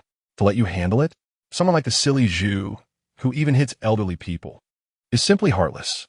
He must be severely punished, Li Tiexin said firmly. He despised those who thought they were capable and bullied the elderly. It's a misunderstanding, Captain Li, a misunderstanding. The injury on Annie's head wasn't caused by the silly Zhu. Yi Zhonghai finally understood what Li Tiexin meant and said anxiously. Then how did Annie get hurt? Li Tiexin asked. Well, Yi Zhonghai felt awkward. He couldn't say it was because he pressured her, right? If he said that, he might get arrested himself. Chapter 100. Yi Zhonghai is taken away. Li Tiehua saw that Yi Zhonghai was silent and knew something was off. He turned around and spotted Zhang Zhiqiang not far away. Xiangzi, sister-in-law, are you in this compound? Li Tiehua had never been to Zhang Zhiqiang's home and only then realized that Zhang Zhiqiang also lived in this compound. Yes, Brother Tiehua. My home is in the backyard. Zhang Zhiqiang greeted him with a smile. Brother Tiehua. Ran Shiyue also called out, recognizing that this person was the father of Zhang Zhiqiang's apprentice. Xiangzi, can you explain what happened? Li Tiehua asked, trusting Zhang Zhiqiang's character. Brother Tiehua, you know my speaking skills are not great. However, I recommend Su Demao. He is the factory's projectionist. He really has no remedy for his eloquence. Li Tiehua wanted to give this opportunity to Su Demao, who looked excited and showed no sign of displeasure. Today was the day for Su Demao to stand up. Sha Zhu was finished. That's right, Captain Li, I'm the factory's projectionist. Should I speak? Su Demao volunteered. All right, go ahead, Li Tiehua said, not caring who he was addressing. He just wanted to understand what happened. Okay, the story starts from yesterday, our compound's third uncle. Su Demao's speaking skills were indeed impressive, and he narrated a thrilling tale that vividly illustrated Sha Zhu's arrogance while glossing over Yi Zhonghai's dark rule. He did not mention that Yi Zhonghai was Sha Zhu's protector, but did say that Yi Zhonghai had forced Aunt Yang to hit a wall, which Zhang Zhiqiang had told him. After listening, Li Tiehua's brows furrowed deeply. He didn't expect the situation to be so dire. Aunt Yang, was it Yi Zhonghai who forced you to take your own life? Li Tiehua wanted to hear from the person involved. Aunt Yang looked fearfully at Yi Zhonghai. Previous neighbors who had opposed Yi Zhonghai had not ended well, but now there was no choice. Yes, third uncle wanted to drive our family out of the courtyard, saying last night that Sha Zhu wouldn't hit our big man anymore. He tricked us into signing a letter of understanding, and today allowed Sha Zhu to beat my son like that. I really can't go on living. Aunt Yang cried again, looking exceptionally miserable. Yi Zhonghai, do you have anything to say? Li Tiehua was very angry. How could the manager of the compound do such a thing? He didn't even call him Master Yi anymore. I was just trying to scare them. I didn't mean to really drive them out. Yi Zhonghai realized he was in trouble. Since Sha Zhu had started hitting people, there was no way to resolve the situation today. He just didn't know who had called the police, putting him in such a passive position. Scare them? Can scaring someone drive them to the brink of death? What will you do about Sha Zhu if we leave? Li Tiehua raturta. Compensate. Make him sweep the courtyard, Yi Zhonghai suggested. Huh, and then go beat them up again tomorrow, right? People like Sha Zhu should face severe legal consequences, Li Tiehua sneered. Take him away. With a command from Li Tiehua, 2 security personnel grabbed Sha Zhu and began to lead him out. Uncle, save me. Uncle, Su Demao, was it you who reported me? I'll come back and settle this with you. Sha Zhu shouted as he was taken away, showing he was clever enough to figure out that Su Demao was the one who reported him. Master, you should come with us too, Li Tiehua said. Huh? Me? Why should I go? Yi Zhonghai exclaimed in shock. He couldn't go to the security department. If people found out that a first uncle was taken away by security, how could he still be the first uncle? What would outsiders say about him? Of course, for investigation. Yi Zhonghai, you don't think forcing someone to death in peaceful times is a trivial matter, do you? But no one died, Yi Zhonghai muttered. What did you say? Li Tiehua raised his voice, shocked that Yi Zhonghai could say such a thing. Is it okay if I let my family know? Yi Zhonghai asked, knowing that once Li Tiehua focused on this issue, he would definitely have to go. All right, hurry up. Yi Zhonghai pulled Aunt Yang aside. Oldie, what should we do? The security department people have all come. Aunt Yang was almost in tears, panicking at the thought of her husband being taken by the security department. Sigh. This time I'm done for. It's primarily due to the matter with Sister Yang's family. After I'm gone, you go buy something and check on the Yang family. Try to get a letter of understanding. If that doesn't work, go find the deaf old lady. She will help. Yi Zhonghai arranged for what would happen next, then approached Li Tiahua, indicating he was ready to leave. Xiangzi, sister-in-law, I'll be going now. When I have time, I'll take you both to my home for a visit. Li Tiahua exchanged a few pleasantries. Absolutely, Zhang Zhiqiang replied with a smile. Yi Zhonghai was taken away, and it shocked everyone in the compound that one day even the first uncle could be taken away. Discussions erupted among the crowd. Second, Uncle Lu Haizhong stepped forward. Ahem, quiet, everyone be quiet. Lu Haizhong saw that as his voice fell, the noise in the courtyard ceased, and he nodded in satisfaction. Listen to me. Old Yi has been taken away. The compound can't be without a first uncle for long. Lu Haizhong paused, seeing all eyes on him, and continued from now on. I will serve as our compound's first uncle. Old Yin will be promoted to second uncle, and the third uncle position will be temporarily vacant. This was Lu Haizhong's goal. He had been feeling very frustrated in the compound. Although he was the second uncle in the courtyard, there was still a first uncle above him, which was unbearable for the ambitious Lu Haizhong. Now that the first uncle was gone, it was only natural for him to take on the role of first uncle. As everyone would agree, he couldn't become a leader in the factory, but in the courtyard, he was the biggest leader. No, I'll just be the third uncle. I don't need to be the second uncle. Yin Bugui waved his hands repeatedly, knowing full well that Lu Haizhong's tenure as first uncle would not last long, and that trouble would ensue. All right, then old Yin, you continue as the third uncle, and the second uncle position will remain vacant.